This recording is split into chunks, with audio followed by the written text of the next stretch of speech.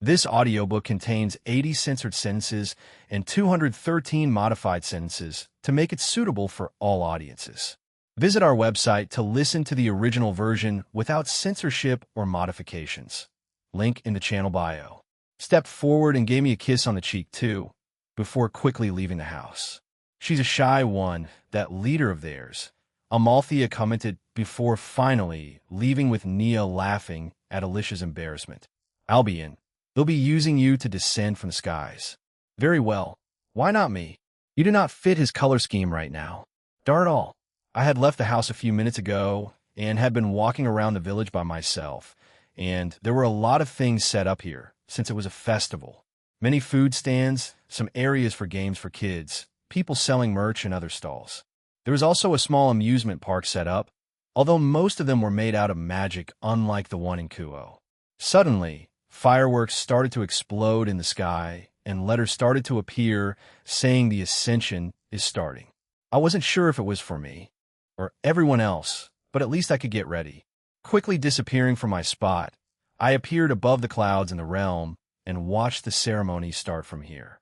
I also entered my divine dividing balance breaker.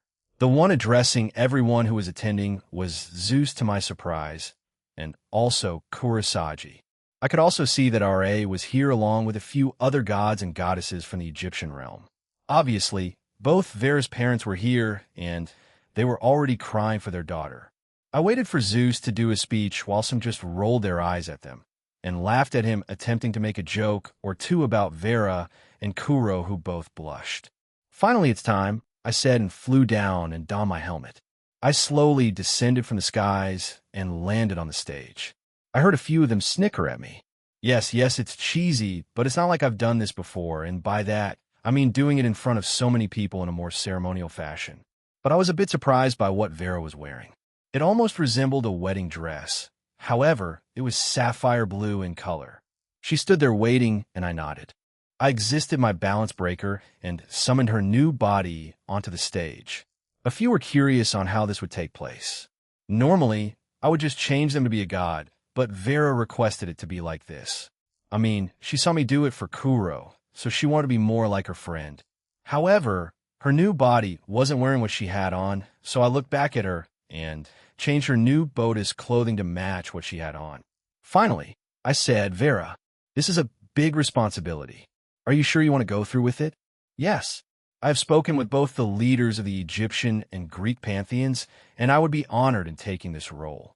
It will be a lot of work, but I swear to do my duties as a goddess of both pantheons, she said determinedly. A fine answer, said Zeus. He was standing to the side looking on at us. I nodded and touched her. Vera suddenly fell limp and a few gasped. However, I quickly transferred her soul and consciousness to her new body, and the process was done in a matter of seconds. Whoosh! A large white and blue light erupted from her body, and during that time, I moved Vera's old body into my inventory. The light quickly died down, and Vera sat up with her new body. Her ears twitched very slightly as she stood up. She then stretched out her wings from her back and looked around. I had already added Ares' divinity to that body beforehand, so I didn't need to give it to her during this. I faced the crowd who watched on silently. It's done.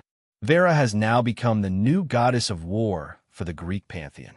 A few more seconds of silence before they erupted into cheers, but boom! A large attack hit the barrier. I turned to see that it was aimed at the stage, and there were a few screams from the crowd. Cuckoo, that was a very warming sight, Dual Dragon. But I think it's time we take her with us, and as well as defeat some of the powerful ones here while we're at it, said a menacing voice. All of us looked up at the sky and saw a few people. One of them was Nagendra. However, as suspected, it was one of his clones. Beside him was a dark blue and purple mechanical being. He had some sort of dark purple gem in the middle of his chest. When I used Observe on it, its name was Thuldruns, and one of his titles was Fourth Shepherd Commander. And behind him was a large mechanical monster. I knew who it was, and they were a lot larger than their other universe counterpart. Tsukuyami, one of the next dolls.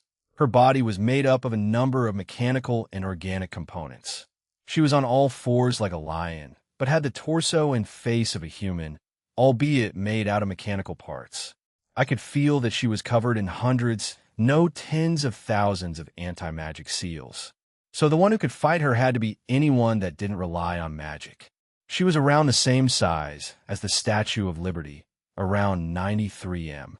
Then the mechanical thing called Thuldruns snapped his fingers, and tens of thousands of magic circles started to tear through the sky and space around them. And out came a multitude of enemies. Cryptids, divine beasts, and that black mech from before.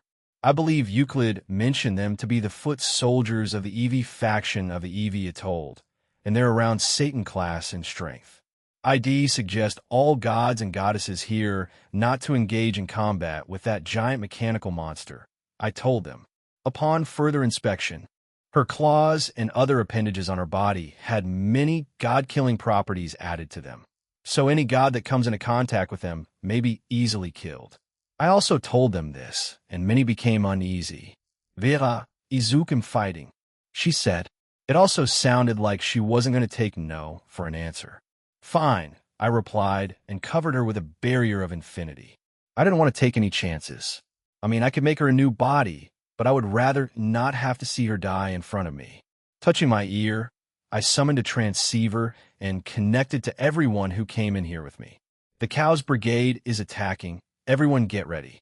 They've brought someone called a Shepherd Commander from the EXC and a god-slaying monster, as well as thousands of EXE soldiers that are at least Satan class plus cryptids and divine beasts. Stop them and defend this realm. I ordered and got a loud yes. In response, I felt that none of them were in Little Olympia yet, so I teleported all of them into the small town. Furthermore, I cast a barrier around it and instructed Sona and the Citri peerage to take measures to protect it. Aaron is still in Olympus with other gods and some of the Citri peerage members. Should we go back down to Little Olympia? Asked Faye. You've been working on your own barrier, right? Go down and add it to mine since it's also compatible, I told her. Very well. Thuldruns grinned at me and summoned small robotic birds around him and pointed at me. They quickly darted towards me, and I put my hand out and disabled them. He was surprised by that, but created more. Kuro, Vera, they'll leave you guys to defend against the EXE soldiers. They'll take care of the balloon mecha Thuldruns and the giant mechanical monster Tsukuyami. Yes. After hearing their answer, I flew towards Thuldruns. Third-person point of view with Reiko Minamoto, no Reiko, was checking the defenses a third time because she was paranoid for Arantul. The leader of the Lamias, Alice had left with Senko earlier. She opted to stay behind for a few more minutes before joining them, however. A sudden explosion alerted her. Multiple Lamias and the shadows who were left to defend the city. Reiko saw a large monster, and she frowned. What is that? It's quite menacing, she muttered to herself.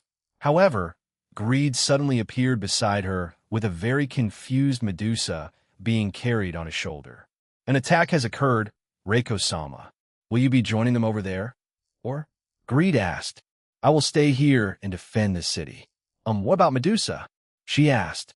I have no idea. What just happened? How long have you been in my shadow? The confused Medusa asked. I have been assigned to you since my king rescued you, he replied. Medusa looked gobsmacked by what she had just heard. However, they didn't have the leisure to have a chat, as many black mecha soldiers appeared all around the city. I can fight, Medusa said, but Greed shook his head. No, I'm under strict instructions not to allow you to fight. You may have some martial arts after practicing, however, your powers are still unstable. You have not practiced with them. Therefore, Greed covered her in a dark purple barrier, and when she touched it, it prevented her from leaving. It was almost like a cage. Medusa wasn't happy about it, but she could not do anything but stand there and glare at Greed. I will go, said Greed before jumping away and towards the mecha soldiers. During his initial attack, a large explosion occurred and many of them perished. Greed jumped, kicked, and sent out a shadow aura punches at the foot soldiers of the EV faction. Greed was much, much stronger than them, so they quickly died at his hands. A large number of Lamias living in the city had already fled to their evacuation shelters. This was designed and made by Kronos, as the Greek gods had agreed that their people would need stronger shelters than the ones they made years ago. So in their combined effort, they created this. However, once the goddesses that went with Aaron to his pocket dimension came back to their realm, more specifically, Hephaestus, she went around to all the shelters and added more defensive spells and barriers for extra protection. So the inhabitants here weren't that worried about a potential attack. Reiko summoned her Djidri Yasitsina from her ring and pointed it at the mecha soldiers who were flying towards her. Sensuredo, in their last moments of life, they didn't know what had happened. They could only speculate that they were beaten in an instant. Reiko then raised her left hand and gathered purple lightning around it.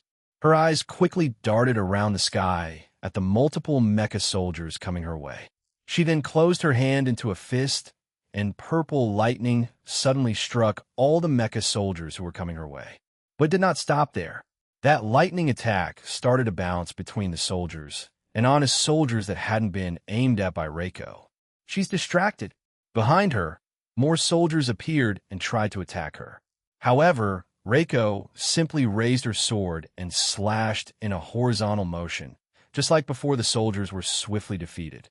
Reiko's master swordsmanship had been taken to a point that she could do attacks like this with very little movement, and these attacks caused very little to no damage to her surroundings.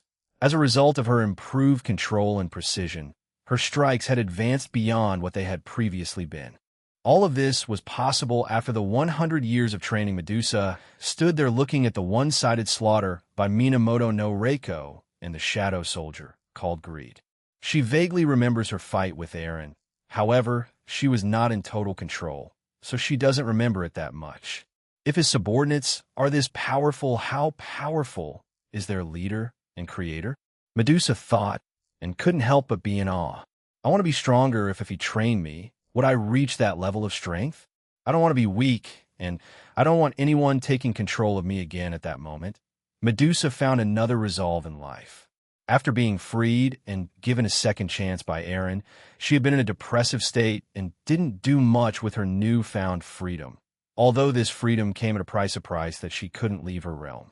Even though previously she didn't leave it much before being mind-controlled by the Chaos Brigade, having this limit to her movements made her much more aware of how small she was, so it bothered her. After all this was over, Medusa would approach Aaron and ask him, Reiko-sama, it appears those were all the soldiers sent to this spot. If you wish, I will stay here along with the other soldiers, just in case they reappear again, said Greed. Very well. I will leave, said Reiko as she glanced back at Medusa one last time. The two of them shared a silent, yet knowing look. That they would meet again soon. However, all of it depended on what Senko and Alice would have to say about Medusa, as well as the gods and goddesses of this realm. With Rosweiss, prior to the attack, had been enjoying herself. Even though she was meant to be here to help defend the home of the Harpies, she was welcomed by them with open arms and also met quite a few of its inhabitants. She was also interested in going to the last island. This was because Griselda and Irina had told her a lot about it after she told them she was traveling to the Harpies' home. She met the queen of the Harpies, Queen Fennel, and the other Harpy, Eola. Rosweiss was also brought to one of their libraries so she could read up on their history and perhaps learn any type of unique magic they had.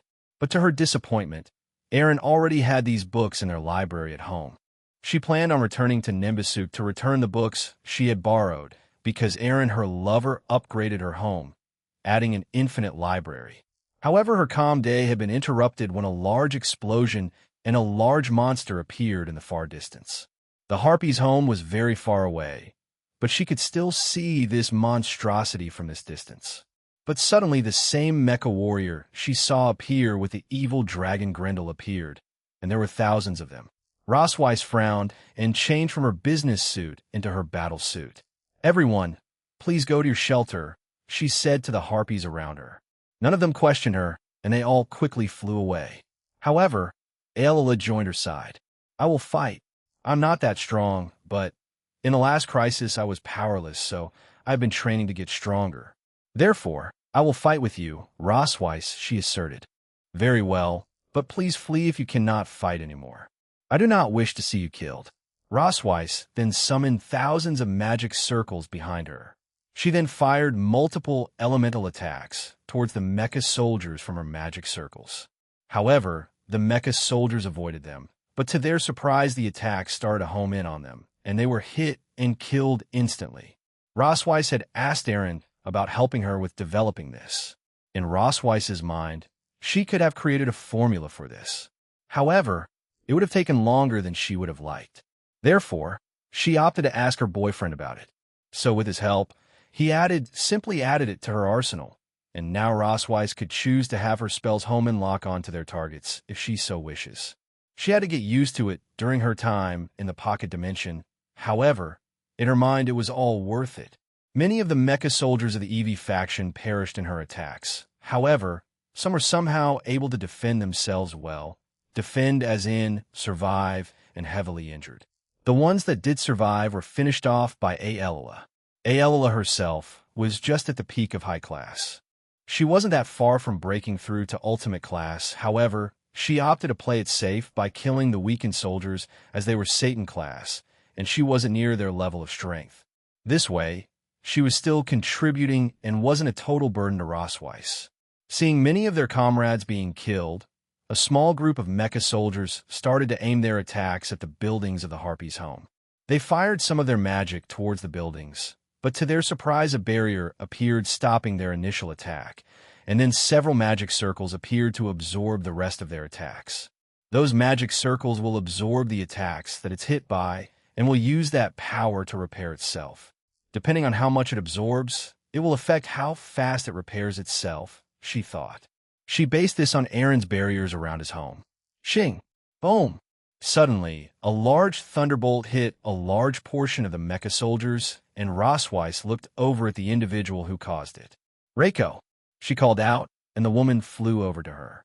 I left the lamiest city to greed. I also stopped by a few settlements and towns to help them. However, most of them had the help of the shadows, so I left it to them. I take it that you were fine here? She asked. Yes, for the most part, she muttered and looked at Aelila, who looked a bit tired as she had to expend a lot of her power just to dodge a lot of the mecha soldiers' attacks. Rosweiss put her hand out and summoned multiple magic circles around Aelila. The first was to heal her, while the others unleashed shadowy tendrils that struck down the surrounding soldiers. A shadow then approached the two of them and bowed. It seems we're done here too. We can join the others in Little Olympia or the Rabbit Village and leave the rest to them, said Reiko, and she turned to thank the shadow soldier who nodded and vanished. All right, Rosweiss then turned to Aelila, who had recovered some of her strength and had flown over to them. The shadow soldiers that serve Jean will protect you and the rest of your home. Please go and rest in the shelter, Aelila. My barriers and spells will also protect you. We must take you, one of the mecha soldiers said before being killed. They were pointing at Rosweiss as she stared at it in confusion and shock. Me? She pointed at herself and looked at Reiko. I don't know, but let's go tell Aaron. Anyway, goodbye for now, Aelila San, and please go seek some shelter. Both of them then left the Harpies' home. With Citri Group Sona and her peerage were outside the barrier, while almost all of them. Both bishops were Momo and Rhea, who were inside the barrier, as they healed anyone who was injured or just put some enchantment magic on their peerage members. Everyone else was outside fighting the numerous mecha soldiers, cryptids, and divine beasts. However, since all of them were stronger than they easily killed them, but they didn't want to become overconfident and get themselves injured. This was beaten into them by many of their teachers during their time in the pocket dimension. On one of the sides of the barrier, both Benia and Rugal were fighting multiple enemies. Come on, is that all? The Grim Reaper asked as she danced around the soldiers, beasts, and cryptids. Even though they were slightly stronger than her, just being hit with her scythe would cause immense pain and potentially defeat her opponents. However, most of the cryptids did not have a soul, so she left it to her partner in crime, Rugal. However, the divine beasts and mecha soldiers, to her surprise, had souls, and she took advantage of that and used her scythe on them. Benia dashed around her enemies and sliced and diced through them with her scythe, so persistent, said Rugal as he used his enchanted power of a rook to pummel his enemies to death. A mecha soldier appeared from behind him and tried to attack his blind spot, but being a hybrid, he used his sense to detect this, and did a backflip to avoid it. As he was in the air, he aimed his palm at the mecha soldier and fired a power blast of flames from his own magic circle. The mecha soldier was hit and was knocked down, but was defeated. Rugal decided to finish it by landing on top of him and focusing some magic on his right arm and punching the mecha soldier's head with it, killing it. "Are you doing okay, big bro Rugal?" asked Benia as she killed another mecha soldier and divine beast. "Yeah," he replied. "This should do it," said Hephaestus as she reinforced the barrier around little Olympia. "Did the other gods arrive here yet? Are they down at the shelter?" she asked Hestia. "Yeah, Aaron did just teleport us all the way back here," she said, a bit irritated by it. "It can't be helped, he's just like that. Didn't you say that he said that giant monsters can kill gods as easily as Fenrir of the Norse mythology? Well, he did, so stop complaining. Even if we're stronger now, there's no guarantee. I think we would have been fine," said Artemis as she came over to them. "What do you mean by that?" asked Hephaestus. "Didn't he change us and cover most, if not all, our weaknesses? So I don't think would be affected by its abilities to kill gods. However, as you said, he's just an idiot who's overprotective," she sighed and looked at the monster who had suddenly fallen. "Looks like it might be over." "Hurrah!" Saji screamed as he struck down another divine beast with a powerful attack. Saji Jinchuru was in his balance breaker, his Malbolge Vritra promotion. Using all his abilities to his fullest extent, he unleashed his blaze black flare to overwhelm his enemies. He also utilized his absorption line to slowly drain the power of his enemies around him. He used his shadow prison to restrain his other opponents to prevent them from running around or escaping, and his other abilities to make his fights easier. Dawn, FWSH. Jin-chan, don't get cocky now," Ruruko said to her boyfriend. "I am not. It's just they're a lot easier than fighting Aurelia-san, Leanne-san, and Scathach-san." He stammered out and punched another mecha soldier to death. Boom! Don't start having a couple's argument during a fight. Tsubasa, Sonus' other rook, said to them. "Cinchureto ha, if Aaron or President saw them right now, they would be in a heap of trouble," she said with a sigh. Blazer Shining or Darkness Samurai Sword. That is Tomo Megurus' artificial sacred gear, gifted to her by Azazel. She currently was killing many of the invaders using her counterbalance, which was named after Kiba Yudo and her boyfriend Gasper Vladi. Its name is Blazing Samurai of Darkness. Just like Kiba's Blade Blacksmith Balance Breaker, Glory Drag Troop, it created 4 samurais out of darkness alongside her and attacked anything she ordered them to attack. However, influenced by Gasper and trained by Tomo, they changed from normal samurais to samurais made out of darkness. Additionally, the sword changed and had a very weak and nerfed ability to stop time. Whatever opponent she touched or injured with it, she has the ability to stop their time. However, it depends on who she faces, and it also uses her stamina. So Tomo saves this as a trump card. "Ora, ora," she shouted as she and her samurai hacked and slashed through their enemies. Tomo jumped back and summoned her wings. As her samurai continued their assault, she aimed her hand at the enemies they were mowing down and fired a large ice attack. The samurai sensed this and jumped away at the last second and avoided being incinerated. Fushi sighed after finishing her own fight. She looked over to her king and queen and saw them casually aiming their attacks at their enemies and annihilating them without trouble. Tomo couldn't help herself but smile wearily at them. "I know we can just do that, but it wouldn't hurt to lower our power and get some extra training in, right? I wonder if everyone else is doing that," she thought. Maybe Gasper? With the Grimory group, holy moly, you guys are amazing.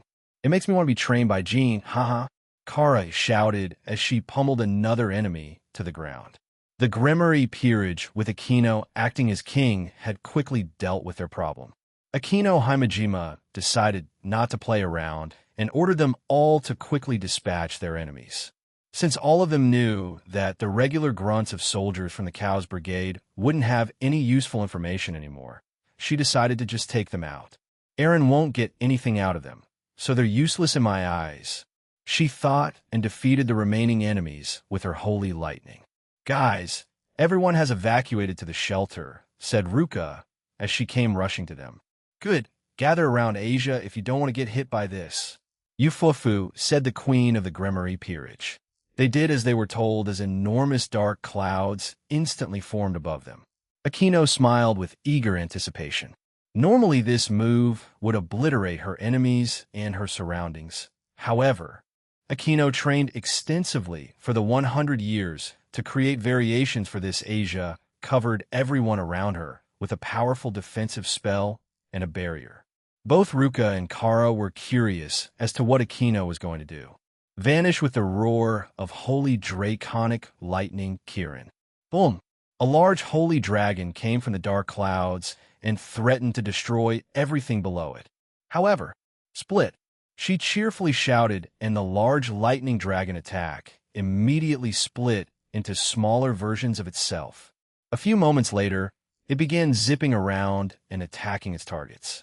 Every cryptid, mecha soldier, and divine beast that was instantly hit by those draconic lightning dragons. They were killed as soon as they touched their body. They instantly disintegrated. In total, the lightning dragon split into 10 and hunted down all the members of the Eevee faction, the divine beast and cryptids, until there were none left. Akino stood there with a smile on her face as she wondered if Eren would reward her for this. Holy Materkara, you guys got this strong thanks to Jean? Asked Ruka. Yeah, Jean Senpai is just like that. You guys do have that hyperbolic regenerative chamber, right? Asked Gasper. We do, but there are so many warriors in this realm that there's a long waiting time for it. I heard rumors that it's getting a capacity increase soon, and I hope it's at least 1,000. If not, can you guys tell Jean to make it around that? Kara asked. I think Jean Senpai said something about increasing it to 200 or 300, but we can mention that back to him, said Kiba. Let's quickly help with some repairs and join everyone back in Little Olympia and the Rabbit Village. Everyone. Akino ordered. Yes, Vice President. They all answered in unison. With Team Slashdog and Aaron Tool's group Kana hummed as she provided everyone in the realm with increased strength and speed. She also played her harp to heal her allies. The lazy way is the most effective way. It'll let everyone hear my music and strengthen them. She thought and smiled to herself. Stick close to me. I know you've gotten stronger, but these guys are still Satan class according to Bro, said Cookie as he stood back to back with Calawarna. I'm not stupid, Cookie, replied Calawarna as she made multiple light spears and threw them at the weaker cryptids. Just making sure. Cookie then dashed around, piercing and shocking the mecha soldiers of Eevee. Boom! Boom! In the distance, and on the outskirts of the Rabbit Village, where the new Team Slashdogs were fighting the army of the Cows Brigade, Shigeon and Po worked together to defeat their enemies as fast as possible. Shigeon used her whip that Eren created months ago to snare and take down her opponents. When she chose to snare them, Po would quickly devour them, leaving nothing behind. Shigeon summoned a talisman and threw it towards a large group of the mecha soldiers. These soldiers, not knowing what it was, came close to it until vines shot from it and wrapped themselves around the soldiers. Shigeon then put her hand out and summoned a magic circle, and sharp wind blades came out of them, defeating the trapped soldiers. Shirguchin, need help, Naya? Asked Barato as she took down another group of divine beasts with her Tuki. Barato, saying no, me and Po are fine. Are you finished with your end? She asked. Naya, that's the thing. Kanachin is going wild over there, she said and pointed in a certain direction.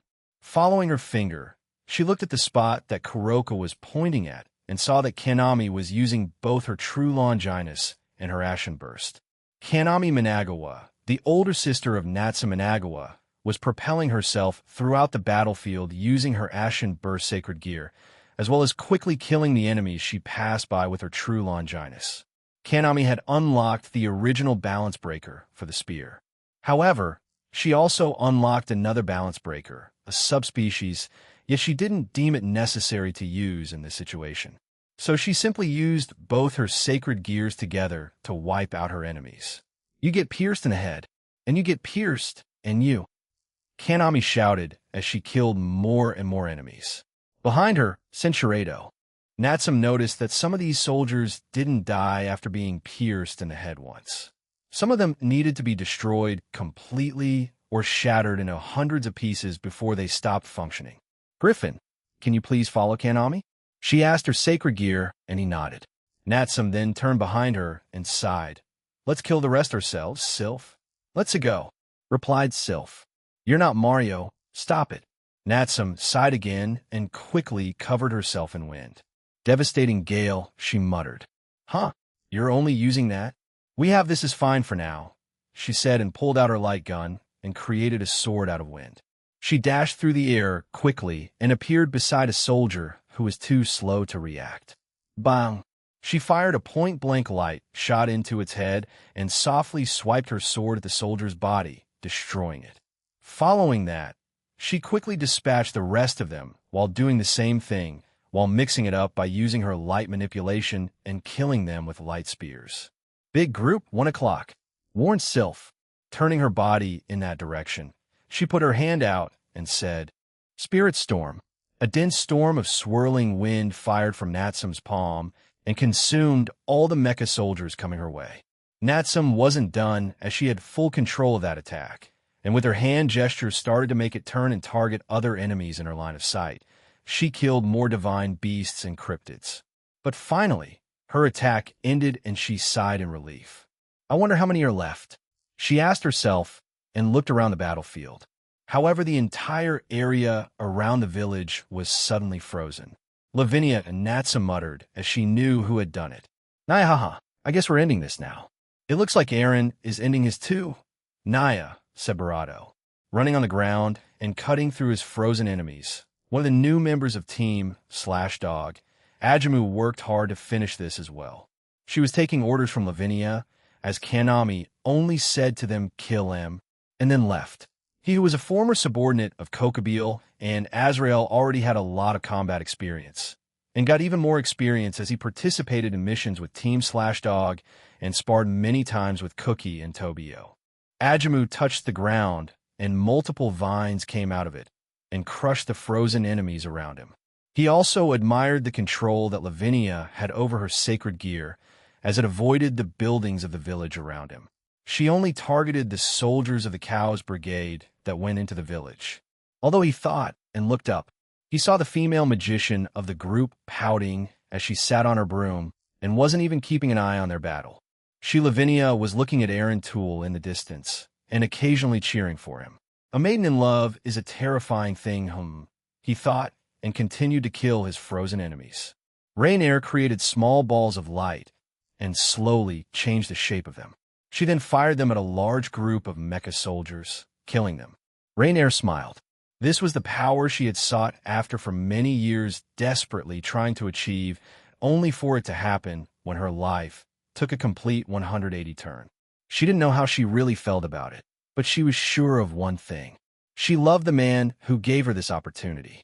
She hadn't found the right opportunity to confess, but she knew time would present itself sooner or later, as she had focused on getting stronger during those 100 years. Rainier dodged many attacks from her enemies, and also proudly presented her 16 jet black wings for them to see. I've only done this in there, so let's see how they take it, she thought, and gathered light on all the tips of her right hand's fingers. Once done, she aimed it at her enemies and fired. 5 beams of white light with dragon-slaying properties shot from her fingertips and quickly pierced through many of the mecha soldiers that were in front of her. She had full control of this, so when they were all dead, she moved her hand, and so did her attacks, killing even more. Boom!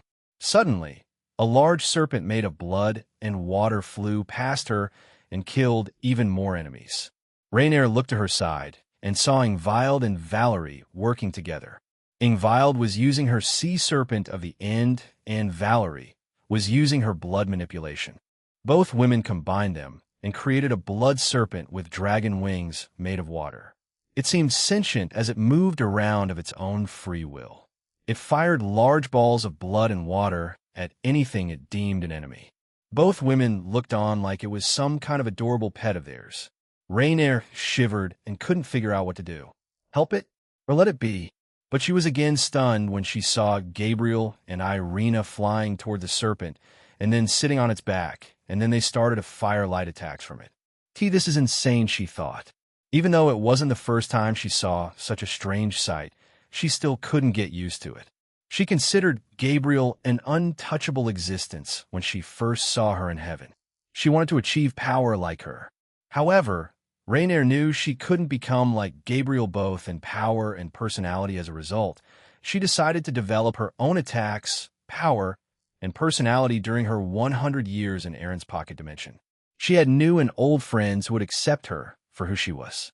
She hated her old self when she thought back to it. She suddenly saw a large bird made out of pure light, and it started to fly around with the bird. Gabriel was the one who made it, and it started to shoot down other cryptids and divine beasts. Rainier saw this and smiled bitterly. Even after all those years, I'm still somewhat jealous of you, Gabriel-sama, she thought, but was also in awe of what Gabriel had created.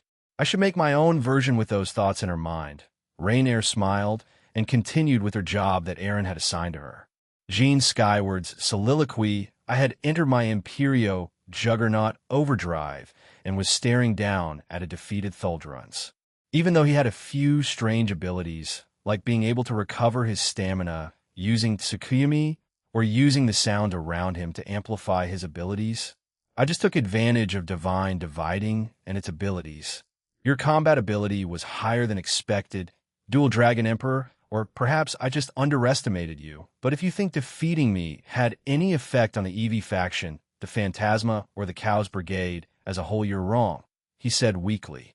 I am but a shepherd. I'm not that combat-oriented, as I usually give guidance to others. Defeating me is like I fired another shot at a soldier and he screamed in pain. I had read his memories earlier, and most of them were just in a dark room, and most of the dialogue was very muddied. It was like I was hearing voices while submerged underwater. So I came to the conclusion that they did that intentionally. I had Kuntuar try to find a solution, and she's still working on it, so I was hopeful. Kuntuar, answer, I am finished. It is nothing significant. All their conversation was about how Lapis single-handedly defeated Melvizoa, Regal Ziva, and Saracelbes, as well as Fumara, Ive, and the 16 Eradicators, although they did mention her looking very maniac during it. So we can assume she's a bit mentally unstable then. I didn't like that. But I could at least say that our theories from earlier were true. Lapis, for some reason, is becoming unstable. Whether that was due to not seeing me or some other reason, I wasn't sure. What will you do with him, partner? Asked Drake. Capture, and I'll leave it to the Alliance to interrogate him. But first I turned back to him and completely removed his powers. Just like Ares, a small ball appeared in my palm. It looked strange, almost like the Decepticons logo. Are you done?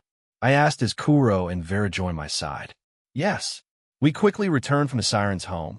Although your shadows did most of the work by the time we got there, Kuro replied sheepishly. I see. Good work, though, I said to them and put Thuldruns to sleep. We have a member of the EV as a prisoner. Hopefully we can get some information out of him.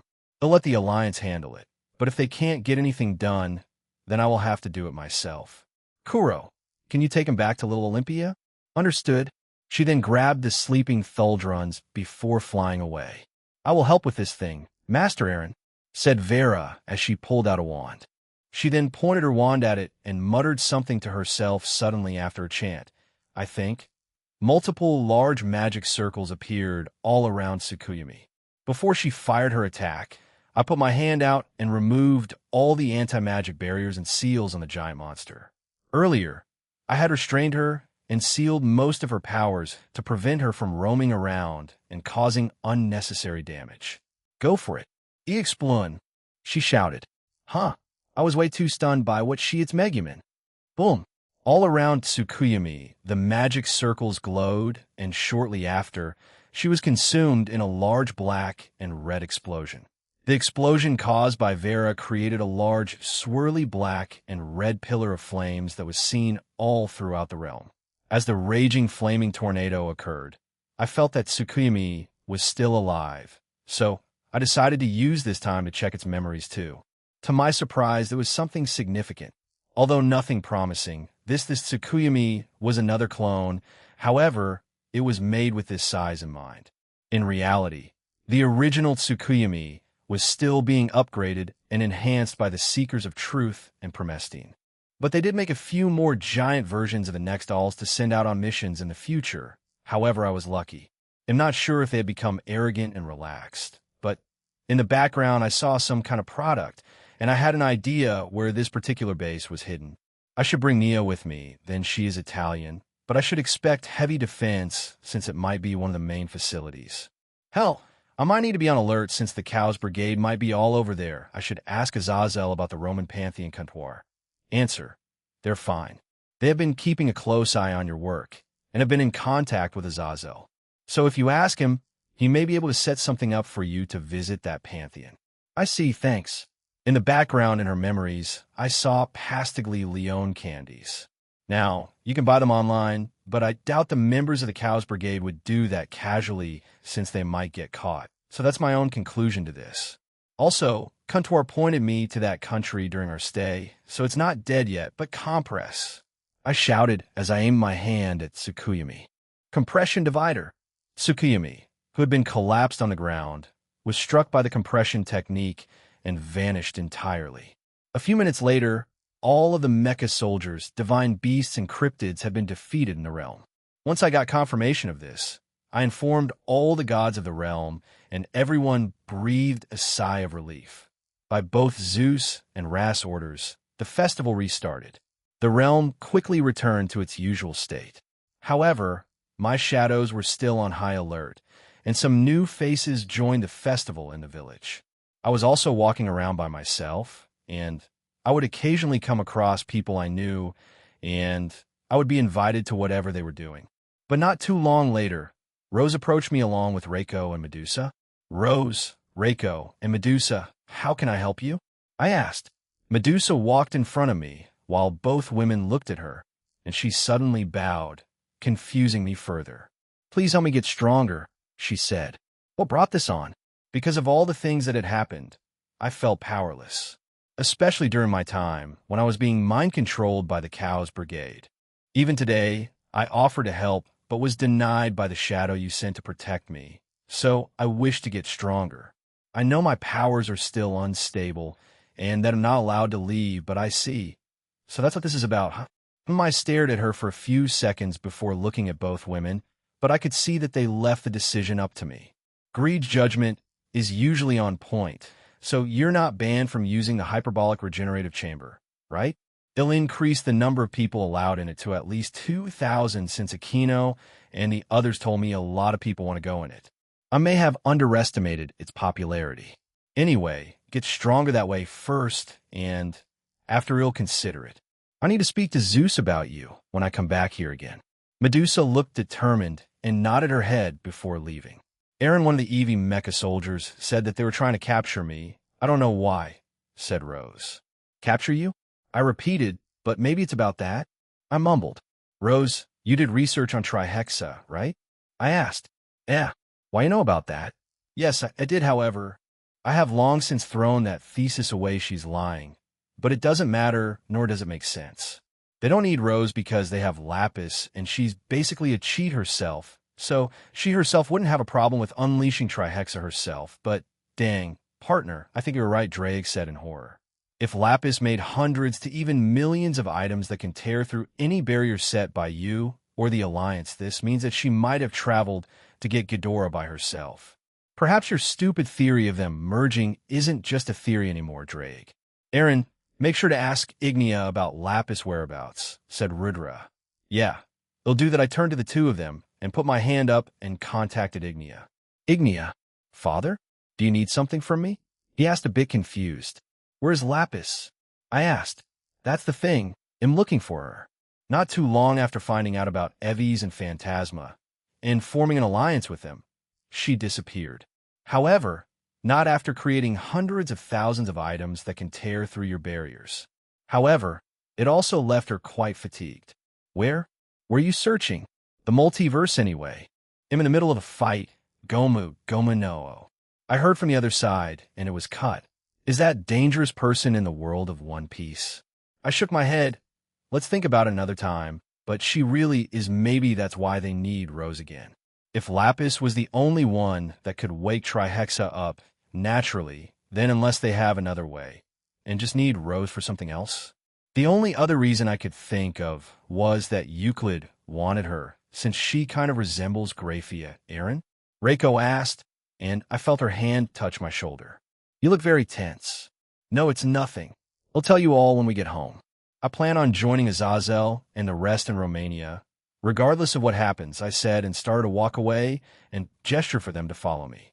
If Rizavim comes to Romania with Euclid, then I can stop both of them. But if I take him out, Trihex's seals might be broken. No, they'll just capture him and prevent him from killing himself in every way possible.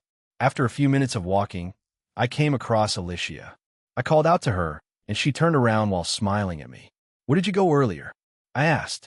I noticed that after the defenses she built weren't destroyed, she disappeared. However, I noticed that she was still in the realm.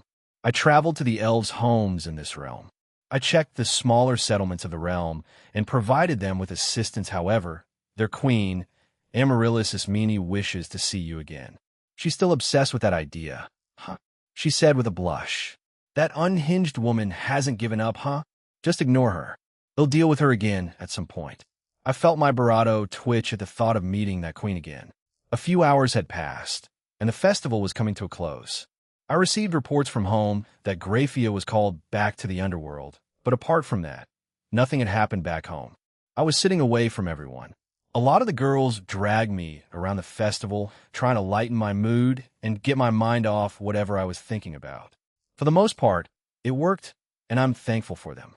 Master Aaron, I heard Kira's voice behind me, and I turned around to see her there in her usual attire with a beaming smile on her face. She and Vera were mostly together during the entire festival. However, at some point, Vera was taken away by many of the rabbit people, including those from both the Greek and Egyptian realms. Oh, hey, Kuro. How was the festival? Did you enjoy yourself? I asked and patted the spot beside me. She nodded and sat down beside me and immediately put her head on my shoulder. I silently chuckled at her as we watched the rest of the people in village celebrate the day. There were a few children running around with sparklers while screaming and laughing. It was a very calm atmosphere compared to the one we had earlier in the day. Thankfully, no one was hurt, and they hadn't attacked again. I had Thuldruns sent to Grigori and had Penemu deal with him. I also instructed her to put her in the most secure cell that I made, so he should be waiting there until Azazel or the other leaders arrive to interrogate him. Penemu offered to, but I told her to just rough him up. Yes, it was wonderful apart from the attack. I believe everyone enjoyed themselves. Master R.A. and Master Zeus are quite drunk now, actually. Yeah, I more or less expected that, I said and sighed. This caused Kuro to giggle beside me, and then we fell back into silence. The sounds of music and, it's Kana. I wonder if she's going to be doing her new original song now. I asked myself. As the new piece began, the entire village became silent as they listened to her play the harp and also sing. I didn't recognize it. The song seemed to be a complete original and sounded like it was sung in the Irish language. Even still, all those who were present were captivated by her voice and the sounds coming out of her harp. Kana herself was beaming and smiling at everyone as she sang her heart out. I felt Kuro hold my hand and squeeze it. It was brief, but Kana glanced at us and winked. Kuro stuttered out, and I turned to look at her. She blushed furiously, and her rabbit ears were drooped and partially covered her face. Kuro fidgeted for a few seconds until she calmed herself and looked at me with serious eyes. I have something to say, she said and took a deep breath. I love you, she squeaked out. I know I could go on and on for why I do, but I think I made it pretty clear during our time in your pocket dimension. So, Kuro waited for my answer, and I sighed. I think she got the wrong idea, as tears appeared in her eyes. She probably thought that my sigh indicated that I rejected her or was annoyed. She started to get up, and I grabbed her arm and pulled her back and kissed her. Michem.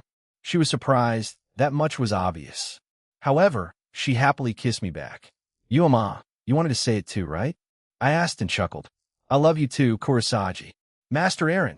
She screamed and tackled me before hugging me very tightly.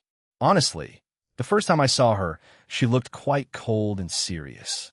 But after helping her with her problem, she turned into this kind of woman. No, she must have always been like this. She just had to harden herself like she said before. Come on, don't start crying. I started to pat her head as she kept on crying. We were far enough away from everyone else that no one heard or noticed what had happened between us. Another few hours passed, and it was in the early hours of the morning. The festival had concluded around 2 hours ago, and I had quickly cleaned up the village along with everyone else. The Egyptian gods and goddesses left first and asked me to join them in their own festivals in the future. After that, the Greek gods, and they also thanked me for giving them another god. Team/Dog also left, though it seems like Cookie and Calawarna are in a relationship now.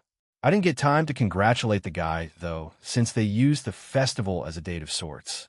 Do you need help returning home, Kana? I can teleport you back, I offered the goddess of music. Earlier, her performance was a huge success, that she was invited to come and play for the gods of both the Greek and Egyptian realms. Kana was more than happy to accept and would be frequently touring these two pantheons in the future to spread her music. Hee, he'll accept your help. T skyward. Thanks, she answered, and I nodded. I summoned a magic teleportation circle beside me, and she stepped into it. She then hit the palm of her hand and said, "Oh," and gestured for me to move closer to her. I gave her a questioning look, but bent down, and she kissed me on the cheek, and I stepped back and stared at her in surprise. However, she left after that while cutely sticking her tongue out at me. I don't understand how you can fall for that, Jean. It's so cliché, said Kanami. I am both smart and stupid, yet I have what is called advanced stupid, I replied. Anyway, let's go home. I have something to tell you all, I said, and teleported Team/Dog back to Grigori. Well, Cookie, Ajamu, and Calawarna were teleported back. The rest came back to my home. Alicia, join us. Yes, Jean-sama. Chapter 5, Part 1, Team Valley and the Jiangxi Lianxi Japan, Kuo Skyward Household Jean Skyward's soliloquy. Once we were all in the meeting room and everyone was seated, I started to tell them what I had found out, or at least the theory that Dreyig and the rest of us thought might be happening, and how it's backed up by Ignia, who left to travel the multiverse in search of her. In a way, she left the EXE and CXB to run wild here with the other factions of the Cows Brigade, which was concerning. I know a lot of them want to go home and are tired, but I wanted to tell them this information. So, with that in mind, stay on even higher alert. As I mentioned earlier, we captured someone from the EV faction, and she has been transported to Grigori. He'll go there in a few minutes to maybe reinforce it more, I said to them. Anyway, you're free to leave, unless you want to ask a question. Not many of them had questions. Most were tired and just wanted to go home or sleep. However, Rose and Reiko stayed behind. Why did you ask me about my essay on Trihexa earlier? She asked. I believe they might try to kidnap you because of it. Besides you knowing what the contents of your research were, I also know, and now the Cows Brigade knows. They are definitely trying to find that beast. Or they have found it, and are now working on attempting to awaken it. Isn't the Trihexa just rumors and legends? Asked Reiko. No, it's real, very real, and also the reason why the God of the Bible is dead. He used a great deal of his powers to seal it, and he rushed back into the Great War very weakened, costing him his life. So, the God of the Bible was the first one to confirm Trihexa's existence, and then promptly sealed it up, I said, and got up from my seat. Anyway, let's rest for now, and wait for Azazel or Rias to message us by tomorrow. If not, I'm heading over there. If one of the Eradicators, or someone below them, goes there, heck, if even someone from the EV faction goes there, and the fact I haven't evolved yet is concerning. Maybe I should speed up my... No, it wouldn't work. I need powers beyond what I have right now. I just need more backup contingency plans, I thought, and headed up to my room, third-person point of view of Etsa. She was walking towards the meeting room for the Seekers of Truth. The hallway she was walking down was dimly lit by blue light. She and her fellow Seekers have been searching for another entity besides the False King. The first part of their plan was to attract the False King to this universe and have it merge with Lapis. Although, the second half of that plan was only suggested by Lapis herself only after the attacks on the DXD Alliance. The second part was to attract the other one, the draconic king of death, Descadora, a being that was born from the false king's own flesh.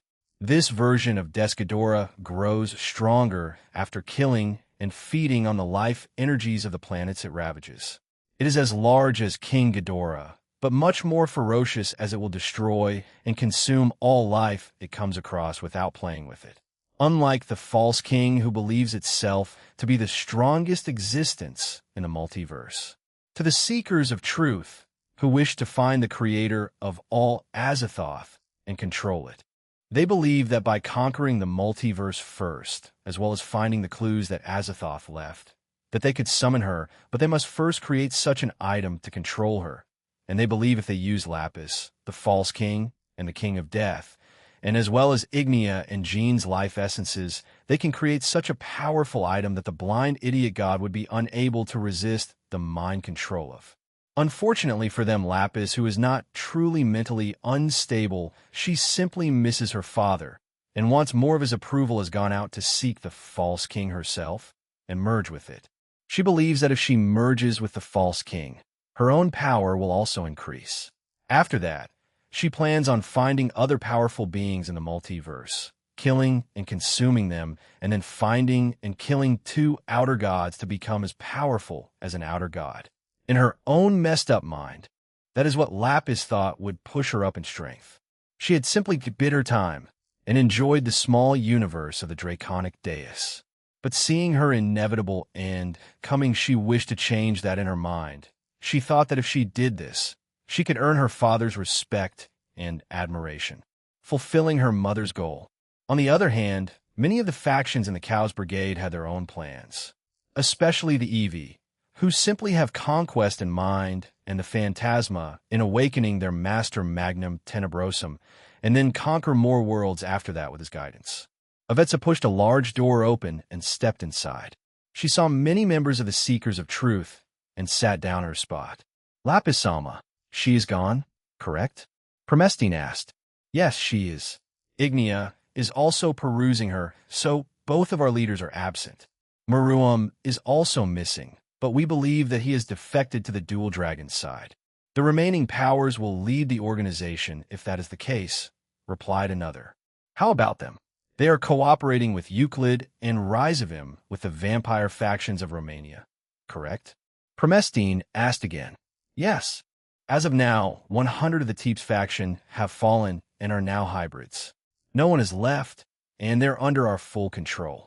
Reports indicate that Azazel, the governor of the Fallen, the heiress of the Gremory clan, Rias Gremory, her knight, the holy demonic sword-wielder Kiba-Yudo, and an unknown man are en route to Romania, replied Nagendra. Unknown man? Asked another. Yes, we believe him to be a subordinate of the Dual Dragon. There are also reports of a base being built in the Dimensional Gap, likely to be the Dual Dragon's base. Observe it, do not attack, ordered Promestine. Unlikely to happen. Anyone who has been there has perished. It seems their range of detection is the size of the sun. As soon as they enter, they die. We only managed to find this out because we added a recording software to the deceased's eyes and recovered it barely. There are also 6 humans, an elf, and some sort of demon in there, not including the giant moth, the beast, the dragon, and the warrior Bellion, as well as other subordinates of the middleman, are currently residing there. Furthermore, another 5 beings are patrolling the entirety of the Dimensional Gap. Nowhere is safe in there. We advise against using the Dimensional Gap to transport our troops, added another. Many of our agents and troops in the human world are slowly being killed off. Reports say new powerful subordinates have appeared and will kill anyone associated with the Chaos Brigade on sight. He must know that the fodder we send out won't have useful information for him anymore, said Avetsa and clicked her tongue. He's severely limiting our movements within this world and its dimensional gap. However, he hasn't ventured out into the universe of the Eevee or the Phantasma, added Glenda. As long as we are unable to utilize the means of our universe, we will just use our newly acquired allies instead. Inform the Melvazoa and Fumara that we will be taking advantage of their abilities and techniques to maneuver our troops around, said Promestine with a smirk. She then looked at Oz and asked, How about you, Oz? Will you proceed with your plans? The plan will continue to be implemented in order to enact revenge on Grigori, Team/Dog, the 5 principal clans, and the other gods. However, I do expect casualties, so we won't be sending all of us into it. Halloween. We found an ancient relic that will amplify our powers during that day, as well as an artifact that I've gave us that will empower us even more. She looked at Augusta and Glinda while smirking. We have confirmed the locations of all members of their families, correct? Glinda nodded. We have made Lavinia, Rennie's parents, into hybrids, and found many of the parents or loved ones of those who belong to Grigori/Dog and the clans. Once we eliminate them, we will also turn them into hybrids. Gayalette, Kalinia, Andrew Baba, Sonadia, Mombai, Locasta, and others that we recruited are slowly getting ready for this operation. The Wizards of Oz will make a big comeback soon. Ufufu, said Augusta. Promesti nodded and turned her attention to Nagendra, who smirked. Black Alice is making her own preparations, although she does want more power out of the EXC and CXP, so that will take time. The same with the Alliance of the Evil Gods, he said, and licked his lips. Alliance of the Evil Gods? Asked another in a confused tone. Yes, they changed their name from the Alliance of Hell to the Alliance of the Evil Gods. It's quite a long name, don't you agree? Well, Hades doesn't seem to mind, Nagendra said with a chuckle. What about on your end, Miss Leviathan? Nagendra asked the original Leviathan, who had been silently sitting in her chair. We, the original Satans, and our descendants will continue with our plans of conquering this world first. However, we will expand our horizons to conquer the multiverse after doing so on this planet. She sharply looked around the room and growled out, however, our first target is the underworld. After that, Grigori, if you haven't ended them yet, then heaven, and finally the human world. The gods and their pantheons will come after, since killing their believers will weaken them. Fufu, you've thought this through, haven't you? Unlike that Lucifer who got injured, Kukuku, said Nagendra mockingly. He is a fool, a powerful fool, but he still has the mind of a child. He needs to think this through instead of letting his own pride and arrogance get the better of him. Beelzebub has learned. However, he's as good as useless, even after receiving that artificial sacred gear, Leviathan said with a scoff.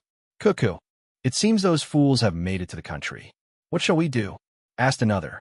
Let Rizavim, Euclid, and the Phantasma deal with it.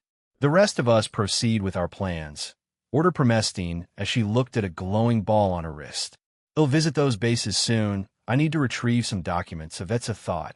Azazel's Soliloquy Romania, 8 days has passed since we entered this country. Even while on this carriage, I could feel that there was some sort of tense atmosphere here. The 2 kids and Akaza also sensed this, as all of us have been on high alert since we entered. However, we did get a small break in all this tenseness since we got the news of Jean and the others successfully defending the Greek realm against another attack by the Chaos Brigade, and we even managed to capture a member of the Eevee faction of the Eevee Atoll. In all honesty, I want to leave and go back to Grigori to start interrogating the guy, or thing. Well, I did order Shimhazai to start today, so we should be underway. I did have Rias contact Surzex, and I with Michael. Although what alerted me was something else. Jean sent a supernatural-wide text informing everyone that the existence of Trihexo was real, and that it may be with the Chaos Brigade now. That in itself is worrying. If those bastards have it, then whatever they have planned for it, though they surely plan on awakening it or unsealing it if it is sealed. Right? I sighed again. At the moment, we were heading towards the Carmilla faction of vampires here. God, I wish it was a lot simpler like the vampires of Ireland. According to Jean, they're not in a civil war or fighting each other, although they're not best friends. It's a lot better than whatever is happening over here, Rias. Why so serious? We're not even near it yet, though we are on a carriage from the Carmilla side, and on our way there, Cuckoo, I try to lighten the mood. Even Mr. Knight of Grimory looked very serious. Even that man Akaza has been exuding some powerful aura since we got here. He may be just telling any potential enemies not to come closer, or else they will die. He also lost his disguise since we came to the supernatural side. Azazel, aren't you the oldest one here? Wouldn't it be appropriate of you, to take this seriously? Rhea said and glanced at me. I was just trying to lighten the mood, geez. But yeah, I will, well, sooner or later. I mean, we're still around 4 hours away from their town, so we don't need to be that tense. Also, since Laredo, I was planning to go with Rias, Kiba, and Akaza to help with the negotiations. However, as we began to make our way toward the castle, Rias stopped me and asked for a favor. Would you let me handle this myself? Huh, why? I specifically came here to help with the negotiations. I know, and I know I'm asking a lot, but I want to do this alone.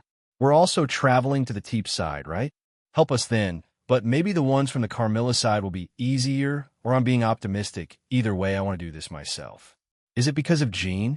You do know the reason why his alliances go over extremely well is because of his reputation he built, his achievements that were widely known, and the power he has displayed, right? Yes, and I know all of that even now. I think he's getting further away. I wanted to stand by his side as equals. So that's why I've been desperately trying to do a lot of things myself, improving myself in many ways. So maybe if I do this right, I'll get closer. Fine, you guys are strong enough. But if you mess up, no one will be there to help you, Rias. I know, Azazel, and thank you. To stand by his side, huh? I repeated and sighed. I had randomly picked out a restaurant and walked in there. Before Rias left to go to the castle that housed Queen Carmilla herself, she gave me some money. I said some. But it was around 72,224,273, or 500,000, or around 529,212. In terms of the supernatural, this is pocket change. However, for most humans, it's a lot of money. But in terms of our trip, it should be enough. Heck, if I wanted, I could even gamble at least half of it away, and it would be fine. But she did say that it's mine, and I could spend it however way I like, so I'll just spend as much as I can while here, and then keep the rest for my sacred gear research and other research and funding vampires like living in middle-age Europe-style buildings, though I can't judge much since devils do the same thing, with their own buildings and architecture. However, like the devils, not all their buildings are like that. Some are quite modern, but the pure and older vampires are the ones living in the old-style buildings. Though I looked at the window, and it was covered. Hell, most buildings in the town barely have windows. Well, at least they picked an appropriate spot to build this town. Surrounded by mountains and a lake, at least the atmosphere is good if we ignore the constant fog around it to prevent humans from finding it by accident. Also, the fog prevents the sun from reaching them, since it is one of their weaknesses. Right now, as I said, I was having lunch, so it was around no one. Most of these bloodsuckers are sleeping. However, to the ones that are awake and out and about, they're wearing a lot of clothing to protect their skin from being exposed. There's even some traveling by modern car or the carriage we came in earlier. The Teeps faction's territory isn't too far from here, but something fell off. Although they do have a boundary line to which they don't usually cross, but as mentioned before, a civil war was currently happening between the two of them. However, we hadn't come across any fighting so far, nor could I feel any kind of magic ability being used. Bored and full, I muttered to myself. Earlier, I ordered and ate some lavish meal that cost me 2,500. It didn't even taste that good, or am I just spoiled by the food that I sometimes get from Jean? Darn, that brat is making me. I sighed and took a sip of my tea. Thankfully, it wasn't blood. Now, after Rias left earlier with her group, it didn't take them long to send me a text saying that Queen Carmilla was in a meeting, and instead of coming back, they opted to stay and wait. Normally, I would split up with them and go to the Teep side. However, my gut feeling was telling me not to, and Jean told us that one of the Phantasma or the Eradicators might be there. Well, it's not like I'm alone, I thought, and glanced at some vampires that had been looking at me. They were sent here to keep an eye on me, so I wouldn't do anything unnecessary, you know? I'm pretty sure Ria's group has some too. But suddenly, the ones inside the restaurant and the vampires who were keeping an eye on me had fallen asleep. I knew what this was inside. That other little brat sure does like doing things like this. So, what do you want from me? It has to be something of importance, right, Valley? I asked and turned my head to the side. I saw Valley and his current team of Arthur, Biko, Calantha, and Fenrir. Kuroka left the team before his announcement of joining the Cows Brigade, and Lufei was sent to Jean's home because they were planning to try to travel to other universes, but were promptly caught by Jean, then scolded by Lavinia. Heh. Well, I also got an earful from her for some reason. Valley, along with his team, came over to my table and sat down. Valley sat across from me. Well, I sensed a presence nearby that I was familiar with, so I came over here, he said. Hey, Governor Biko greeted me with a friendly wave. I haven't been here in a while. I didn't think I would come back so soon, Calantha Vordenberg said with a sigh. Arthur and Fenrir said nothing as they sat down in their seats quietly. Biko, did you put them to sleep? I asked and pointed at the sleeping vampires. Biko just gave me a cheeky smile and left for the kitchen. That cheeky Yukai brat is going to eat everything. He also probably used some form of senjutsu to put them to sleep. I sighed at Biko and looked back at Valley, whose eyes had been closed. He opened them and said, Yes, it's about the evil dragons. The ones you came across? I asked. Only one, although he was with 2 other people. I guess they were from the other 2 universes. Anyway, it was Azidaka, and he was insanely strong. The strongest dragon I've fought since Aniki, but I look forward to the rematch, he said and clenched his fist. This battle maniac also, 2 other people? Who were the 2 others? I don't know. They were covered in robes, but they were powerful, and their aura was quite literally out of this world, almost like Aniki. Aniki, that must be Jean. He has been referring to him like that, like how he sometimes called Lavinia Nachon in the past. After her insistence, of course. Of course, he was the newest one we came across, he added. We fought Grendel earlier and came across Apophis. Both also had either machine-type things with them or other powerful individuals that had strange energy coming from them, said Arthur as he looked at the teacup in front of him. Well, Jean, his group, the Grimmery and Citri peerages, also fought against Grendel, according to Sona. Jean killed Grendel and a soldier from the EXC, although according to his own theory, the Grendel he fought may have been a mass-produced one. Jean said it may have been at least a Dragon God class clone. And recently, he captured a shepherd from the EV faction of EXE. He's currently in Grigori, and I have Shemhazai, Barakil, and Penemu keeping an eye on him. Jean might go there to reinforce and add more barriers and protections to the cell he's in. That was in the Greek realm, right? I heard that Aniki made a new goddess for them, said Valley. Yeah, a new goddess of war, that rabbit girl Vera. It's to replace Ares, the one he killed not too long ago. Heh, dual dragon Sean. Fought Thor, killed both Azrael and Kokobil. Killed Ares and made 2 new goddesses. It makes me wonder if he's some sort of god. Calantha Vordenberg asked while looking at me. Ah, right. She might not know about Jean being a hybrid or the creator of the Omniverse. Though, I doubt he'd tell anyone about it willy-nilly. I certainly won't say it right now. Anyway, the resurrection of the evil dragons. Can we assume that it was due to the Sephiroth Grawl? Or maybe Lapis might be responsible for it? Or do they have another way? Asked Valley. It's normal to have questions like that. I can probably guess that Valis group, after Kuroko left, had trouble finding information before they left and were hunted down. Though it's as he said, it could be the Grawl, Lapis, or even something else they found. Perhaps they have the other gods of those 2 universes help with the resurrection? It's an unknown right now, but Jean said he suspected both, or something else, or maybe combining all 3. You normally would require the souls of those individuals to resurrect them. So either going into 3rd heaven where the souls of the dead are. That place is connected to purgatory. After all, also, there are other places, so the evil dragons and the other descendants that were resurrected, as well as the original Satans, they all may have been resurrected in different ways? He asked while narrowing his eyes at me. More than likely, unless Jean manages to get new information and tell us, I replied. But, Valley repeated. You also noticed too, right? The Teeps faction, something seems off about it. And not entirely sure as to what, but Valley closed his eyes for a few seconds before he nodded. Yeah, when we were passing by earlier, something fell off. I myself am not sure what it was, but it just felt eerie or creepy. The Carmilla faction knew of their circumstances, well, partially since according to their envoy, they might have received help from the Phantasma. So, I don't like that look you have. Valley, what look? He asked with a grin. This idiot, he doesn't plan on charging in there and asking to fight whoever is from the Phantasma, right? We don't even know what it is. Earlier, Jean sent a small text about the Eradicators too, and the Satans got a report from Sona. They're insanely strong, and most should be considered on par with Ophis and Great Red, or even higher than them. Valley, I don't know who's in there, but I then proceeded to tell him about the Eradicators, though it backfired since he looked even more pumped up. Maybe I shouldn't have told him.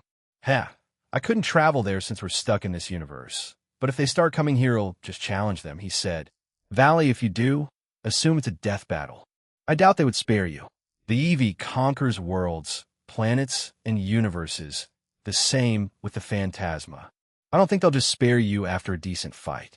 Also, you don't have full control of your Imperio Juggernaut overdrive, right? Your stamina drains way too quickly, those guys. If they figure that out, I know. I'm not dumb, he said in a dissatisfied tone. But that won't stop me from trying to fight them. I still have my balance breaker and my normal Juggernaut drive, Azazel. I was about to say something to him when Biko came back out with some food and placed it down in front of all of us. Everyone started to take something, and I just sighed. You guys are that hungry? What do you eat on a regular basis while adventuring? I asked. Cup noodles, or after we beat up people, we take their money to eat ramen. And well, I guess LaFay usually cooks for us, but since we drop her off at Jean's house, we have to turn back to cup noodles and ramen. Calantha is useless at cooking. She's pretty incompetent at it, replied Biko. Hey, at least I try. Valley actually appreciates it. She quipped back, looking angrily at the monkey brat. Oh, Valley likes her awful cooking? I looked at Valley as he had his eyes closed, and didn't give a reaction. Did Jean influence him? If he gets together with Calantha Vordenberg, though, I would feel bad for Dimenchan. Wait, I'm not, he said plainly. Multiple admirers, I see. So you're finally following after your Niki. I said and howled with laughter. Dimenchan won't be sad then. Valley just gritted his teeth, blushed, and glared at me. I just laughed at him and then looked at Fenrir. He had a plate put in front of him with a bunch of different types of meat, and he was silently eating it. He's a lot smaller than when I last saw him, but he has a mysterious aura around him. Who would have thought that the god-slaying wolf would be like this? Though when looking at Team Valley and comparing them to Jean's group, where Team Valley is eating like beggars or near homeless people, the Dual Dragon Emperor, is eating proper meals 3 times a day made by his devoted group of companions. It's like night and day, comparing both of them, not including power-wise. Now that I think about it, they were looking for more members for their team, right? I think they traveled to China for it. Hey, what happened to recruiting new members to your team? I asked Valley. Oh, we met very interesting individuals over there in flashback Nanzendu realm, Chinese alliance, Jiaochen, main capital city Valley Lucifer's soliloquy upon entering the new realm of Nanzendu. We were greeted by the sight of a new city that the new Chinese Pantheon Alliance were currently residing in. Just like the Gaelic Alliance, they call it the Jiangxi Lianxing. In the back were large castles, where I believe the government officials and higher-ups of this realm live. Below it is a large and massive town. In the middle, I could see an enormous pink tree. Around the city were also small to medium-sized trees of different colors. There were canals that connected to a large river that ran around the entire city. Beyond them were large mountains that I could feel many auras from. My team, Team Valley, are currently looking for 2 new recruits, the descendants of Sha Wujing and Zhu Beiji. The current generation of Sha Wujing and Zhu Beiji, I want them on my team since we need more Yukai after Kuroko left. You are aware of the sacred beasts of the 5 principal clans, correct? Lin Chong asked. Yes, I was involved with them in the past. Why do you ask? I replied. Not many people know this, but those 5 beasts also reside here. The vermilion bird, Juke, the white tiger, Baihu, the black tortoise, Xuanwu, the yellow dragon, Huanglong, and the azure dragon, Qinglong. They occasionally go to Japan, but mainly stay here. That is how those 5 families gain their manipulation powers, as these 5 beasts work together with the Shinto chief god, Amaterasu, she explained. That was the first time I heard of it. Even Suzaku Himejima, one of Aniki's close companions, did not explain that in the past. Although I doubt she knew, perhaps Suhimejima knew of it, but they, along with the newly formed alliance and the Dragon King of our pantheon, give us protection. Dragon King? Like the 5 Dragon Kings? Asked Biko as he spun his staff and looked in front of us. Yes, Lord Long Wong, the Dragon King, together with Lady Ningguang and the rest. He helps to ensure that the realm is protected. I am among those. As one of the 8 divas that Lady Ningguang created, she said and started to walk away. You won't be asking for our assistance with those problems you mentioned, are you? I asked. Lady Ningguang may ask you to help with one. She may use it as a way to turn the cheek for allowing terrorists to roam our realm without arresting them, she answered. I see. We would have been attacked as soon as we entered this realm. That woman Lin Chong must have alerted the rest of the realm since as I walked down this road. Many of the people here were giving us questioning looks. Are we heading to one of those castles? Asked Le Fei, who was on her broom. Yes, we are. Lin Chong answered plainly. As we walked down the road, we finally arrived at a small bridge. There were guards there, but they simply looked at us without saying anything. These two were at least high class in power, not bad. We walked through the streets of Jiaochuan. There were many shops here, children running around, and people walking around doing their normal daily activities. However, I could also sense a large mass of auras in a certain direction. Perhaps that area of the city was a training place? If so, I want to see it. That place is our training barracks. With how the supernatural world is right now, White Dragon Emperor, it only makes sense, said Lin Chong. I see. I answered and looked back in front of me. What will you do, Valley? You and your team are still seen as criminals. You may be forced to do a job when you meet their leader, Ningguang, said my partner, Albion. If we can freely roam around the realm, and potentially speak with the current generation of Xiao Wujing and Zhu Beiji and maybe the Dragon King Long Wang, I don't care. It would be better if they also accepted my challenge, I said with a grin. Very well. If that is what you want, however, I will warn you that I have heard many tales of Long Wang, the Dragon King of this realm. He is boasted to have been on par with the heavenly dragons of the past in my prime, the same with the red one and the other white one. If that's the case, then I would like to fight him even more, I replied. That was back then, Valley. It would not surprise me if he trained while most dragons don't. There are exceptions, remember that. We'll keep that in mind. As we neared what seemed to be another inner wall that divided the rest of the city from the castles, we saw another individual there. She had scarlet hair tied in a low-end ponytail and had red eyes. She wore a Chinese battle outfit with crimson red ornaments. Wu Song called out Lin Chong. Oh, Lin, are those the terrorists that came here? The woman named Wu Song asked. Yes, has? Wu Song nodded and said yes. Everything should be fine, and they've been clear to go in. She then turned to us, White Dragon Emperor. I suggest you don't do anything suspicious until you speak with our leader, Lady Ningguang. All the higher-ups and prominent figures in our pantheon have been informed of your arrival. You will not come out of this realm alive if you choose to cause trouble, she said rather threateningly. We have one goal only, and that is to have the current generation of Xiao Wujing and Zhu Beiji join our team. So we won't be too rowdy, I replied. The woman named Wu Song just squinted her eyes at me as Lin Chong started to walk past her and into the inner part of the castle walls. I smirked at her as I passed her by, and once I stepped into the inner part of the city, it mostly looked the same. However, most of the homes here were much more luxurious. The largest castle is where Lady Ningguang resides. Follow me and do not fall behind. After saying that, Lin Chong sped up her walking speed, and we did the same thing. I glanced back at my teammates, and they were quite fascinated by the place. The further we went into the inner part of the city, I could feel more power auras of many different people. They're all powerful, it makes me itch. Valley, I know. I won't do anything like that. Have a little trust in me, Albion. After walking through a few courtyards, we saw some mini training areas there. I saw young children training, and they looked quite determined. Some gave us quick glances, but said nothing. Is the training here strict? Yes, it has to be. As that woman said, the attacks by the Cows Brigade have been increasing, and this definitely prompted them to do this. Hey, Nachon, were you trained like that? Biko asked, and pointed his head at the children.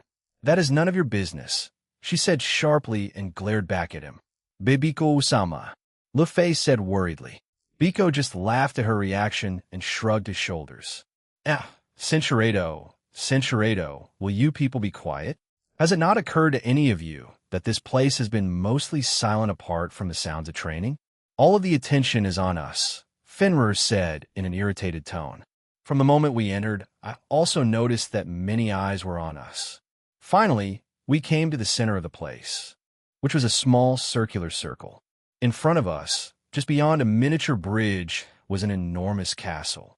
Lin Chong stopped, put her hands together, and murmured something to herself. After that, she started walking again. It seemed like she said some sort of chant or prayer to herself. It must be something personal. Hey, did you just pray or something? Asked Biko. I looked back at him a bit dumbfounded. I wasn't the only one, as everyone on my team just stared at him. What? What did I do? Biko, just shut your mouth, chastised Arthur. Biko grumbled something, but decided to press the issue. However, Lin Chong did not react, as she continued to silently walk forward. Finally, we arrived in front of an even larger door. She tapped it, and the two large doors vanished. She stepped through, and we followed. While the exterior looked quite traditional, the inside looked semi-futuristic. If Azazel were here, he would be over the moon. Floating holograms, they're colored in white and gold. There were what seemed to be both human and android workers doing their jobs around the entrance. I did not think the Chinese pantheon was this advanced. Perhaps it was due to their leader? I glanced back at Lu Fei, who was in awe of the place. I heard of rumors that their leader Ningguang wanted to advance their technology while still keeping a traditional aesthetic. But this is beyond what I thought, she whispered high enough for us to hear. As we walked through the hallways of this enormous castle, we could see many parts of it that were, as Lu Fei said, a mix of both traditional and futuristic. What intrigued me were the multiple strong auras around this place, and my fighting spirit wanted to test them all. After going up a few futuristic-looking elevators and teleportation pads that were within this place, we reached a large door near the top of the castle. A large golden dragon was carved into it as a design, with many other creatures around it. There's a lot of defensive magic on that door, and many barriers around the room as well as seals, commented Lu Fei. Yeah, even I can tell. Talk about overkill, said Biko. No, it makes sense. The most influential figures of this realm congregate here. So having this many protective spells and barriers makes sense, Arthur said, and fixed his glasses. We stopped in front of the door, and Lin Chong turned around and said, "Mind your manners." That's all she said, and put her hand on the dragon before it briefly glowed and opened. We stepped inside the room and could see it was even more lavish than the rest of this place. Immediately, I could see many maids and butlers working around the place. However, the middle of the room was a large rectangular table, and at the very top was... That must be their leader, Ningguang. Ningguang is a tall and very elegant young woman with fair skin and red eyes. She has long, straight hair, half of it being tied into a wide bun resembling a bow, and the rest is left to flow into two individual divided sections. Her hair is white and reaches her knees, where it fades into an ashy color. Her bun is accessorized with a black hairpin, and she wears a red tassel decoration atop her head that lies between her eyes. Ningguang wears a white, high-necked sleeveless qipao dress with elegant side slits. It is decorated with a fur neck wrap around the collar, yellow patterns with gold banding, and black lace along the edge of the dress.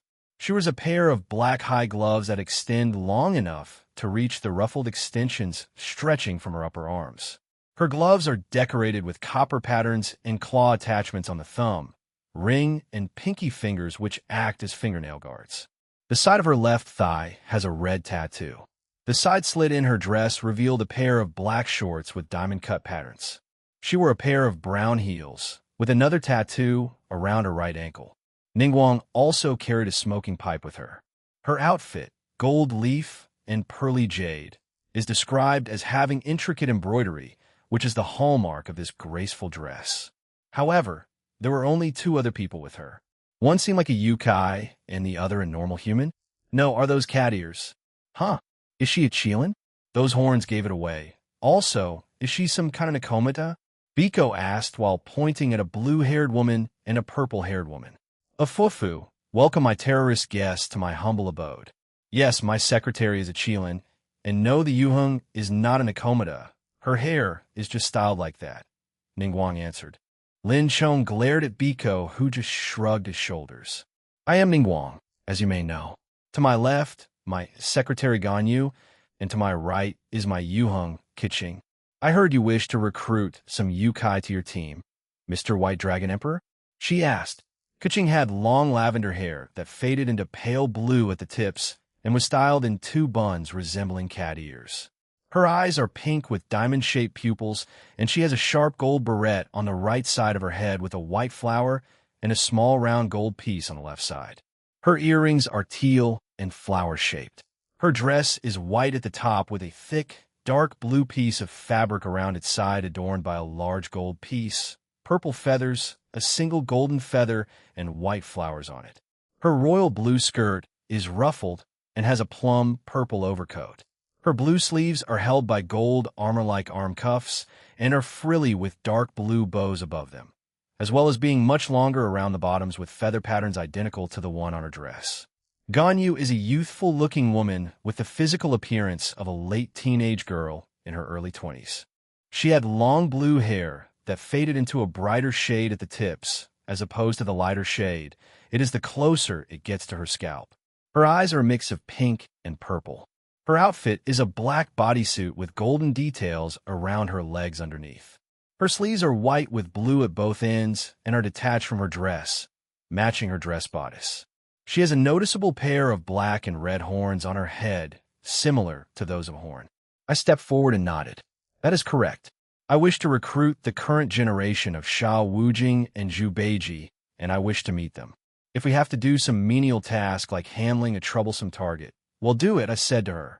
A fufu. At least you're quick in understanding your position. Very well. I could tell that you were not lying.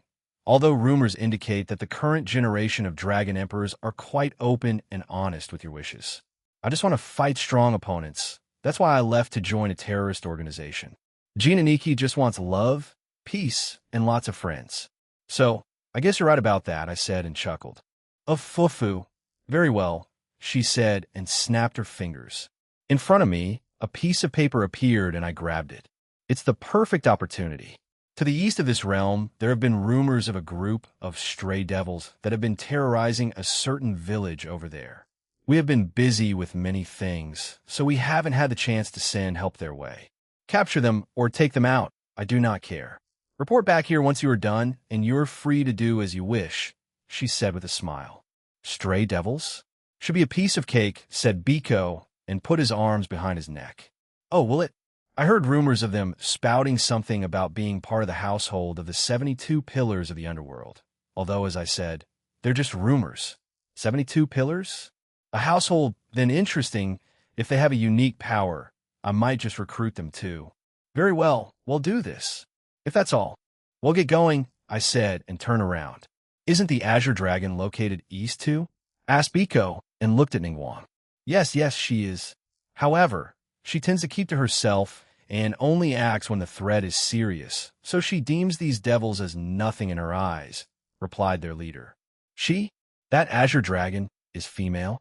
Asked the confused Lu Fei. That she is. As you know, most historical documents made by humans are almost never accurate. Some males are females, and vice versa. Out of the 5 sacred beasts, the white tiger of the west and the yellow dragon who is in our city, although beneath us are the only males, the rest are females. The white tiger, Shinra clan, and the yellow dragon, Nakiri clan, are both males, while the vermilion bird, Hamijima clan, black tortoise, Demon clan, and the azure dragon, Kushihashi clan, are females. I did not hear about this from anyone before, although I never asked. I should have asked Azazel, since he's usually knowledgeable about these things. So we're meeting a Nachon or an old hag then, Fufu. That'll be interesting, said Biko casually and then shivered. She has very good hearing. She may have heard you already, Monkey Yukai. Fufu, well, not that it matters. Off you go now. Ningguang dismissed us and we left. All right, let's go, shouted Biko. Growl, maybe after we eat? He asked while blushing a bit. We don't have money right now, Biko, said Arthur as his own stomach growled. So we have to leave and do this mission on an empty stomach. Biko then looked at Lu Fei, who gave him a weary smile. If we come across anything edible, I will make sure to cook it for our lunch, Biko-sama, as expected of our magician and cook. All right, let's go. Biko shouted and ran off. After a few minutes of travel towards the east, we should be nearing the village that where these devils are located at. The terrain on the way here was mostly trees, open fields, and large bodies of water. There was also a large bamboo forest where many beasts and animals lived in. Hey, is that it? Asked Biko as he sat on his Jindo-yin. He pointed to a medium-sized village that was surrounded by mountains. Most of the architecture was the same with brown roofs. However, there was a large waterfall near it, and near the small river made by the waterfall was a small rice field. One building stood taller than the rest, which may be the home of the elder or leader of the town. Although, I felt a very faint energy that resembled a dragon. Valley, I feel a dragon from that large building. You do too? Perhaps that's where the Azure Dragon resides? She is certainly powerful. She may be close to my prime, as is the case with the red one. The prime of Albion? Huh? So she's at least Heavenly Dragon class, the same as Long Long, the Dragon King. We quickly landed in the center of the village, and many people stopped for a moment to stare at us for a few seconds before ignoring us. They were probably alerted to our presence, said Arthur. Let's go, I said, and started walking towards the large building that we saw earlier. As we walked through the village, it only had the necessary buildings, a medium-sized marketplace, a small hospital, and the rest were just homes. However, as we walked up the small village, we got a few glances, but nothing more. I guess their leader's word is very trusted. As we arrived at the large building, there were no guards. I half expected someone to be here, but there wasn't. However, now that I was closer, I could feel a very strong aura from within, specifically underground. She has to be here, right? Asked Lu Fei. I can feel a powerful aura underground. Lei Lu Fei, said Fenrir. Yeah, she's probably down there. Let's go ask No, Biko, and Calantha go scout the area. If you find anything, contact us, I ordered them. Gotcha. I better be rewarded for working with this monkey here, she said and huffed. The two of them left while bickering with one another. I turned to face the building again and walked towards it, and once inside its baron, whispered Lu Fei. Well, it does have those, said Arthur as he pointed to small statues of an Easter dragon and a few portraits on the walls. There are some stairs over there. Lu Fei pointed to our right, and we made our way there. There doesn't seem to be anything that prevents someone from entering, as she muttered. So, she's that confident in her fighting ability? Interesting. Let's go, I said and started descending the stairs. As we traveled deeper and deeper underground, it was mostly pitch black, with Lu Fei making a fireball to keep us illuminated. At some point, there was a very heavy and intimidating pressure that was bearing down on all of us. Arthur had to shield his sister as well as Fenrir. I was using my own power to push back, and it was working, although I had to use quite a bit of it. This dragon, the Azure Dragon, was quite something. Is this how both the Vanishing Dragon and Welsh Dragon felt in their prime? Indeed, it makes me feel a bit nostalgic. However, now, the red one and the other white one, I cannot feel their strength. They are currently beyond me, beyond us. Using my powers, and the other two helping, we eventually pushed forward and arrived in front of a large entrance. It took us around another 15 minutes, while also pushing against the pressure. Beyond the entrance was a large cave. The entire cave was illuminated by glowing blue crystals. In the middle, a woman sat on a large rock. The woman had long silver hair, multicolored horns on her head, purple eyes, and mostly wore a white dress and was barefoot for some reason. Her eyes were closed, and as we stepped into the cave, she opened them and glared at us. You are the Azure Dragon, Qing Long, right? We're here to ask you a question, I said to her. You are here for those devils. Ningguang said as such. She said in a monotone voice. A Lucifer? Well, it doesn't matter. They are north of here. I sense your teammates are making their way there. You are stronger than them also. The current generation of Sha Wujing and Ji Beiji are south of the city of Jiaochuan. South, that's where the vermilion bird is, right? I asked, and she silently nodded. It seems like that's all she's going to say. One last thing, will you fight me? I asked. No, she answered plainly. We stared at each other before I sighed. Fine. I turned around and left with my team. Those eyes were telling me to beat Aniki first before I could challenge her, or at the very least get stronger. Even though she was suppressing her powers, I could still feel as she was definitely at heavenly dragon level. Perhaps even stronger than I was in my prime. I doubt we would win if we used our Imperio Juggernaut Overdrive, Valley. Well, it'll reach that level soon, so I can ask her again. No, not just her, but many others. I grinned, and we finally reached the surface after a few minutes of walking. As soon as we did, a magic communications circle appeared beside me. What is it? We found M, Valley. Calantha is heading back to get all of you, said Biko. All right. As I answered, Calantha arrived, and she gestured for us to join her in the air. Around a minute later, we arrived at a heavily wooded area with a few bamboo trees too. There, in the middle, was an abandoned home. It was quite large and had many of its windows broken and much of it decaying, but there were a few auras in it that I could feel. They weren't anything special. At best, the most powerful were high class in power, while the rest were middle class. I was a bit disappointed by this. We could see Biko on top of the house while in bird form. He waved his wings at us, and I looked at my teammates.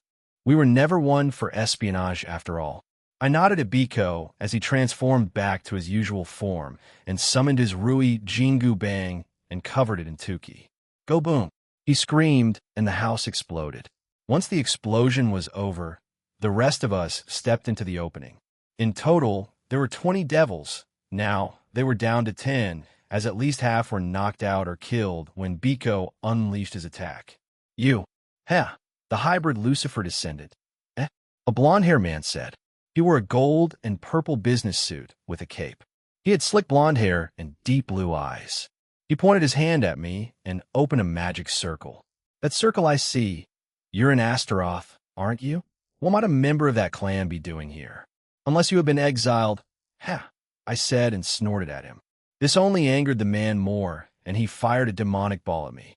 I simply slapped it away, making him even angrier. I was a follower of Diodora Astaroth. He was going to be the man that would change the underworld and lead the Astaroth into a new age of power and wealth. Yet, his face turned red and he got angrier. Censurado, you're all too weak. Do you seriously think you stand a chance against him with your low power? I asked and shook my head. Even I, a miracle existence, the strongest white dragon emperor in history, can't beat him no matter how hard I keep pushing myself. To me, no. Maybe to everyone he considers his friends and rivals, he is an unclimbable mountain, a place we can't reach, yet we desperately try, and that makes it even better and exciting. How far can I push myself? Will it even be enough? I doubt it, but at least it shows progress, at least in my opinion. Balance break. Vanishing dragon balance breaker. Donning my white armor, I stood there and stared at the man who became shocked. I did not believe a hybrid would actually have one of the original 13 Longinus, but this makes it even better. If I defeat you, my name will spread far and wide. He grinned, and a dark demonic aura covered his body. He thought the sacred gear I possess was a rumor? He's stupider than I thought, though he is a devil that follows the old ways. He failed to evolve with the time's dawn. I appeared in front of him and elbowed his stomach. His eyes bulged out, and then he flew backwards and crashed into the ground. The rest of his followers were dealt with by my team, struck down by Arthur, blasted by Lu Fei's magic, overwhelmed by Fenrir, and undone by Calantha's power, and killed with martial arts and Tuki by Biko. This is the team you made to conquer the underworld? They're pathetically weak like you, I said and put my hand towards him. Divide, divide. Having his power, he looked at me weakly with fury. A terrible hybrid like you. I was meant to join the newly formed True Satan faction of the Cows Brigade. We can't rely on that weak new heiress to bring our clan back to glory. A hybrid of Astaroth and Agars. Truly disgusting, he said with disdain. Latia Astaroth, if Aniki heard him bad-mouthing her. He may have already heard him. There were rumors of her being conceived by 2 devils that came from the clan of Astaroth and Agrias, hence why she could use the power of time that came from the Agars clan. On Aniki's behalf, I will eliminate you for bad-mouthing his lover. I can act like a responsible sibling from time to time, right? I said to myself and snorted at what I said. Darn you! He screamed as I fired a demonic attack at him. Boom! Once the exile Barado of the Astaroth clan was killed, I undid my balance breaker and looked around us. There was no one important, so I doubt they had any useful information. I wanted to fight someone at least powerful. Let's go back then. And once we're done, we'll head south to meet the descendants of Sha Wujing and Ji Beiji. You're going to ask to fight the Vermilion Bird, aren't you? Arthur asked me. It is worth a shot, though I expect to be rejected. All of you go to the main city. I will stay to speak with the Azure Dragon one more time. I have some questions to ask it. They looked at each other before agreeing. However, Calanthus stayed. She really does go against my orders. It's nothing unexpected. I just sighed and let her come with me. Why have you come back? The Azure Dragon, Qing Long asked.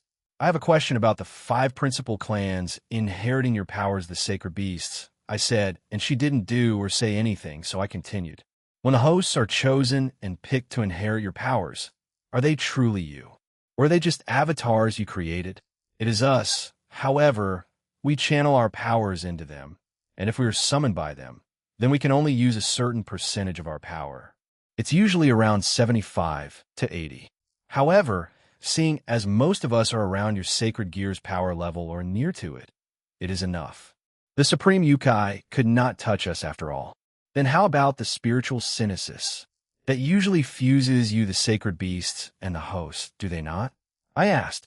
As I said, we regulate the power, so if they do fuse with us, they won't be killed. The ones we choose usually have the aptitude and are the most talented to become our host. Hence why, when they use the spiritual synthesis, they won't be killed. You have seen it already, haven't you? She asked. Yeah, I have. I saw Byako Shinra use it with a white tiger. I still have questions, but I think this is as far as I can go. She seems quite irritated already. As we turned to leave, she called out, The dual dragon, will he come here? She asked. Aniki? He'll definitely form an alliance with all the pantheons of the world, so he'll eventually come here, I said, and didn't ask why she wanted to know. I see, she muttered. Is that a maiden in love? Calantha asked very excitedly. What? Most supernatural beings know of Aniki and probably want to see if those rumors are true or for some other reason. Love is literally the last thing on their minds. They've lived longer than most, even him, I replied. TCH, you're so dull at times anyway. Let's go. Calantha clicked her tongue, then hugged my arm. I didn't like this, and I will never get used to it. Even if Lavinia did it a few times to me when I was still younger. We arrived in the middle of the town of Jiaochuan. My team was waiting there for me, along with Lin Chong and Wu Song. Their attitudes have not changed at all, but you have been given permission to roam freely in our realm. But I interrupted Wu Song and said, We're only here for those that I mentioned earlier. Once I get confirmation that they will join, or if they won't join, we will leave. We have other things to do after all. She glared at me, but I ignored it. So do you guys have some sort of pass or item to indicate we're okay? I asked. Here, she said, and threw something at me. It was a small wooden stick that had some magic in it and had the Chinese symbols for pass written on it. Everyone in the realm has been notified. However, for the ones that haven't, they will immediately know that you have been given freedom to roam our realm with that. Do not lose it, and once you leave, it will be destroyed, she explained. I see. TCH, let's leave Lin, said Wu Song and dragged her teammates away. What about food? Biko asked. Don't worry, Biku-sama. When you were kicked out of the castle earlier, we received some money from Lady Ningguang after asking for it, since she wanted to reward us in some way. We can have some lunch first before going. That's all right, Valasama? Lu Fei asked. Yeah, I'm hungry too. Let's grab something to eat before going. Arriving at a small restaurant, we ordered our food and waited. I had asked Lu Fei how much we got from their leader, and according to her, we should have around something that equates to 34,062,251 or 250,000, which I think was too much for simply killing a stray devil. But she's quite rich, so I won't complain. We should be fine with food expenses for a while with that. Once our food came, we immediately started to eat. However, like earlier, we had many looking at us briefly, but then ignored us. Hey, Valley, are you going to ask the Vermilion Bird to fight? Asked Biko. Right? He wasn't there when I answered Arthur. I simply shook my head. There are various reasons, one of them being Suzaku Himejima, the Himejima clan, and her being one of Aniki's close companions. I would rather not be scolded by Lavinia for an extended period of time. If I do fight the Vermilion Birdham, then what about those two we plan on recruiting? Well, if they refuse or say we need to fight them before they join, then I would prefer that. We quickly finished eating and left to go south of this city. Over the course of 30 minutes of travel, we passed through many terrains and small towns. In the distance, there was a large body of water. Holy cow, those boats are flying! Biko shouted and pointed in front of us. True to his word, there were boats that were flying. There was a floating continent surrounded by mostly water. However, there were a couple of islands with buildings, and there was one that was very prominent as it was taller than the rest. The roofs were green, and some had points where light was emitting from them. Where do we even land? He asked. Over there, to the left, there seems to be a platform to land on, said Lu Fei as she pointed to the very far left of the island with the large castle structure. Upon landing there, we were immediately surrounded by guards. However, as one started to say something, another pointed to my hip where I had that wooden stick, and they all looked at it. So I brought it up and showed them. So, you're the ones that Lady Ningguang warned us about. You are here to speak with Xiao Wujing and Zhu Beiji, correct? One of them asked. These guards range from humans to yokai, and they wore a blue armored uniform. Yeah, we are, I replied.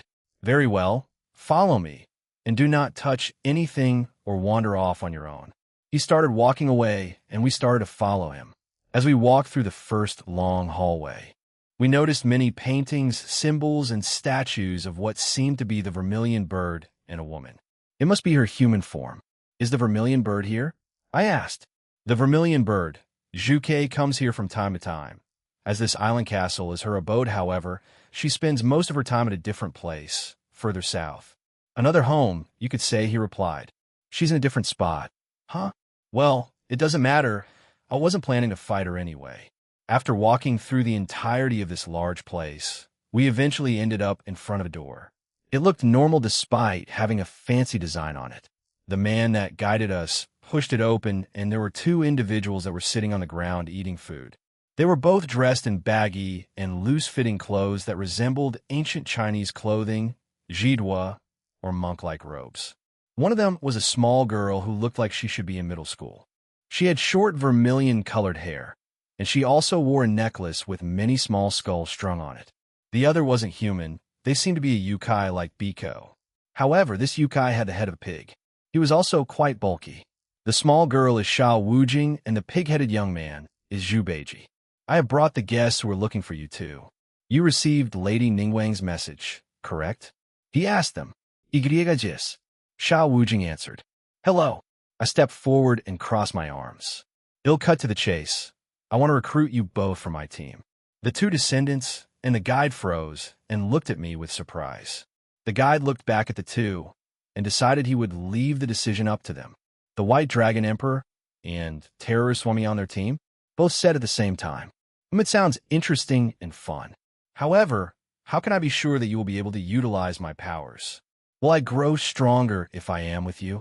Asked Zhu Beiji. I'm in training, but if I go with you, they'll become even stronger. Right. Both Dragon Emperors of this era are known for their unusual growth, especially the Dual Dragon Emperor. Xiao Wujing said excitedly. Ha! I'm already in a new rank of power. Of course, if you go with me, you will surely grow stronger.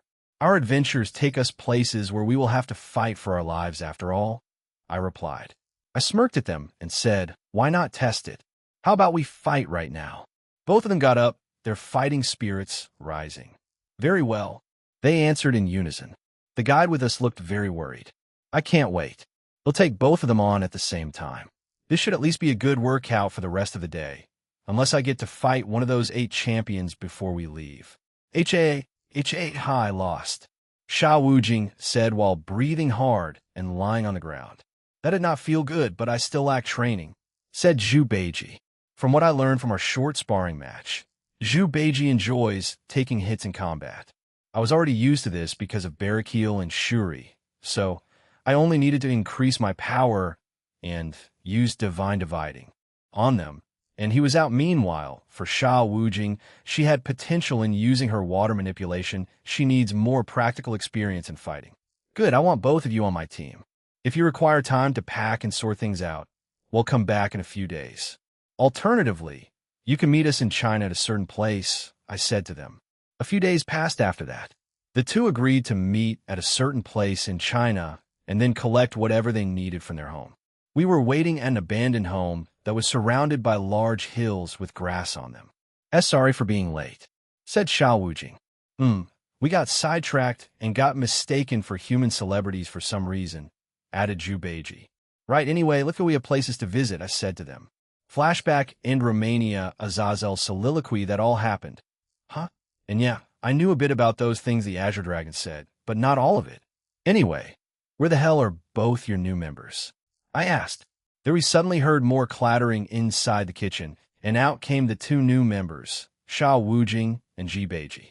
They certainly were an odd pair, but they definitely fit into this group of misfits. Anyway, we'll get moving, Azazel.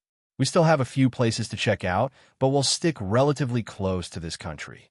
This way, we can see if I can fight those related to the Phantasma over in the Teeps faction, the White Dragon Emperor said with a smirk, and got up. Let's go, he said to them, and they slowly left the area. Once they did, the spell that Biko put on the vampires lifted, and I shifted back to leaning against my chair. They gave me strange looks, and then we heard a scream in the kitchen and cursing. The chef came out and started saying how much of a mess was made and how some of the food was stolen. They all turned to look at me. Why blame me? Darn it, Valley. Rias Gremory's soliloquy, we have been waiting in this room for the last couple of hours. Queen Carmilla of the Carmilla faction has been in a very long meeting. Even though we weren't too far from the room that they held their meeting in, we heard them shout many times. Originally, we were going to split up. Yudo, Akaza, and I would go to the Teep side and see if we could find a resolution there. And Azazel would be on the Carmilla side. However, at Akaza's insistence, we all decided to stay here, and I would be the one to negotiate on Aaron's behalf. However, to our surprise, the outside of the town we were in a few moments ago, it was sunny and quite warm. But it suddenly started to snow. Akaza, who had been sitting with his eyes closed, suddenly opened them and stared out the same window as we did. He didn't say anything, but his guard was increased as if he was about to go into a fight. I glanced at Yudo as he was also staring at Akaza. We only met his recently added Electa a few times while in the pocket dimension. Most of the time they were in his ring, or he was having meetings in his office with them. He seemed to be making plans for the future with them. I asked a few of them, and Shala was the only one who cracked. However, all she said was, Centuredo when Ravel went to check. Shala was just getting a playful scolding from Aaron. President, you seem worried. Why not call Aaron Senpai? Yudo suggested. But he am sure he'll find time for you even if he's in school or in his office, he added. All right, I will. I was already a bit worried after the two incidents that happened, so I took out my phone and called Aaron on it. It rang a few times before he picked it up. Hey, Aaron? I called out his name a bit uncertain. Oh, hey, Rias, hey, hold on a second. I'm busy with something right now, nya. We heard chaos on the other side, with Kuroka screaming her lungs out. I looked at Yudo, and he had a troubled smile on him. What on earth is happening over there? Is something wrong? I asked. Nah, all good. Just Kuroka being Kuroka, you know? He answered with a chuckle. You're not in school? I sent a clone, so I'm home with the ones that don't need to go anyway. Did you need something from me? Or did you miss me that much already? He chuckled again at the end, and I felt myself blush. Well, yes, I did, although I told him what we had experienced so far, and he fell silent. Akaza, you're there, right? He called out. Akaza stood up and kneeled in front of me. Yes, Aaron Sama? Go search the Teeps faction. I will send another to guard Kiba and Rias. At once. He answered and disappeared. In his place, a very eccentric dragon came. Fuhahaha. It is I. God Serena, he said in a loud voice and did a pose. Anyway, just wait for Akaza to come back, and whatever he finds, well, he'll just go and join you guys. Probably with some backup, he said, and hung up. I didn't get a chance to speak to him about other things after a few minutes. God Serena was just in a corner of the room doing poses, writing down things on a notepad and letting his aura pulse a few times. Looking out the window as the snow began to pile up outside, it reminded me of it. Sure does bring back memories, doesn't it? Especially on days that do snow, I muttered. Ah, yes, it is. The day I met you, President, he said in a nostalgic tone and looked out the window. Chapter 5, Part 2, Episode Kiba Yudo's soliloquy a few months ago, before everything happened. If someone asked me if I was blessed, I would have had a hard time answering that question. At the time, I was content with life, the new life gifted to me by those around me, especially my king, Rias Gremory. She, along with many others, including my master Okita Suji, gave me the strength to keep on going with that. However, at the time all I wanted was to get revenge on those who made me and my past comrades suffer. Revenge once I attained that, then what? At the time, I didn't think much about it. However, in the back of my mind, I knew that I would lose most of my remaining life and the will to live. Though meeting these people now, the things I have gone through, it makes me want to keep on living. For myself, my past and current comrades, and most importantly him. He, along with my king, changed me, and I can never truly repay them for as long as I live. It sure does bring back memories, doesn't it? Especially on days that do snow, she muttered. Ah, yes, it is. The day I met you, President, I said in a nostalgic tone and looked out the window, right to a time where my name was still Isaiah. No, I had no name back then. A few years ago, I want to live. Those were my thoughts as I lay dying in a quiet and snowy forest.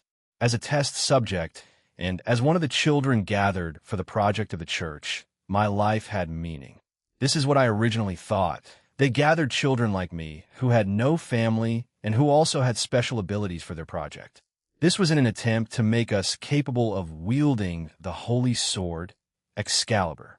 Every day after day, was just endless days of experiments. We were hurt. It was a harsh experience. Many cried, many shivered at night, and some were close to breaking. But since we were told that we would become a special person, a special being that would be chosen by our beloved God, my comrades, and I put aside our worries and fears and faced these experiments head on. However, one day everything changed, and they suddenly came to dispose of us. We were forced to gather at a certain location, a medium-sized room, and we were killed. My body stiffened, my legs stopped moving, and I felt overwhelming pain. I felt my entire body begin to give out.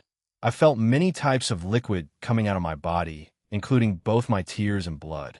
The only thing I could feel was constant pain.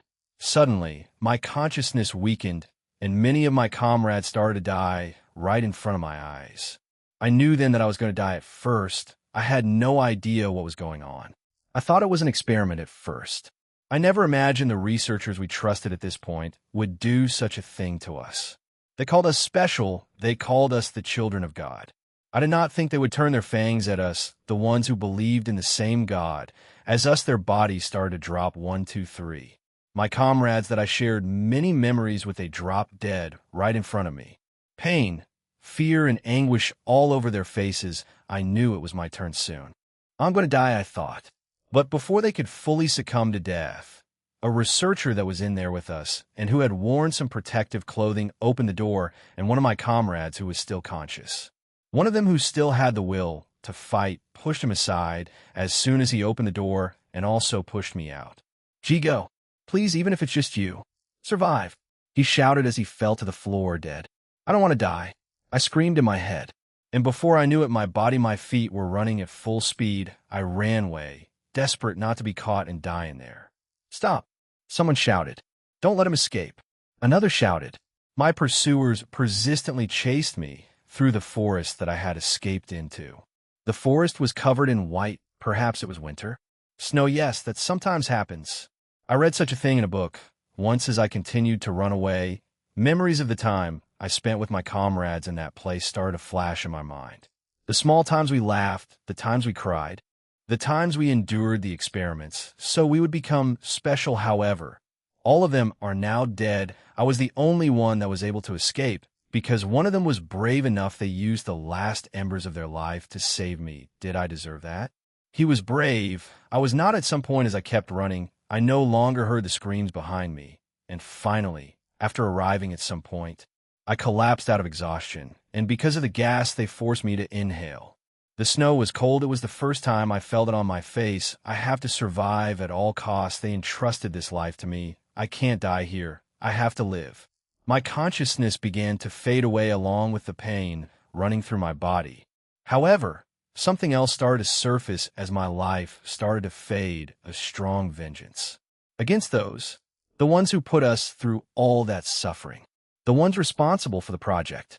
The Excalibur. There is no way I would ever forgive them. In the end, my stamina and consciousness finally reached their limits. I couldn't even move my fingers now. All I could do was look up. Snow slowly and quietly drifting down in front of me. It was beautiful to think something so simple would be this beautiful. I simply wanted to live. As my consciousness finally started to fade in front of me, something appeared. A crimson color appeared as I moved my eyes. A girl with crimson-colored hair was there. I could see her smiling through my blurry eyes. "What do you want out of life?" she asked me while she held me. That was my first meeting with my master, Rius Gremory. I could not answer her, as everything turned black. When I opened my eyes, I was confused. I thought I had died. I was in a room in a house. I was looking at a ceiling, and I was lying down on a bed. I was confused. I then started to panic. I was on the floor of a snow-covered forest. But before I died crimson, a person appeared in front of me. While I started to try to remember any details I could, the door to the room opened, and a small girl with a basin came in. She had cat-like ears growing from her head, but she also looked very sad. "Is she a monster here to kill me?" The girl noticed me looking at her. She noticed that I was awake.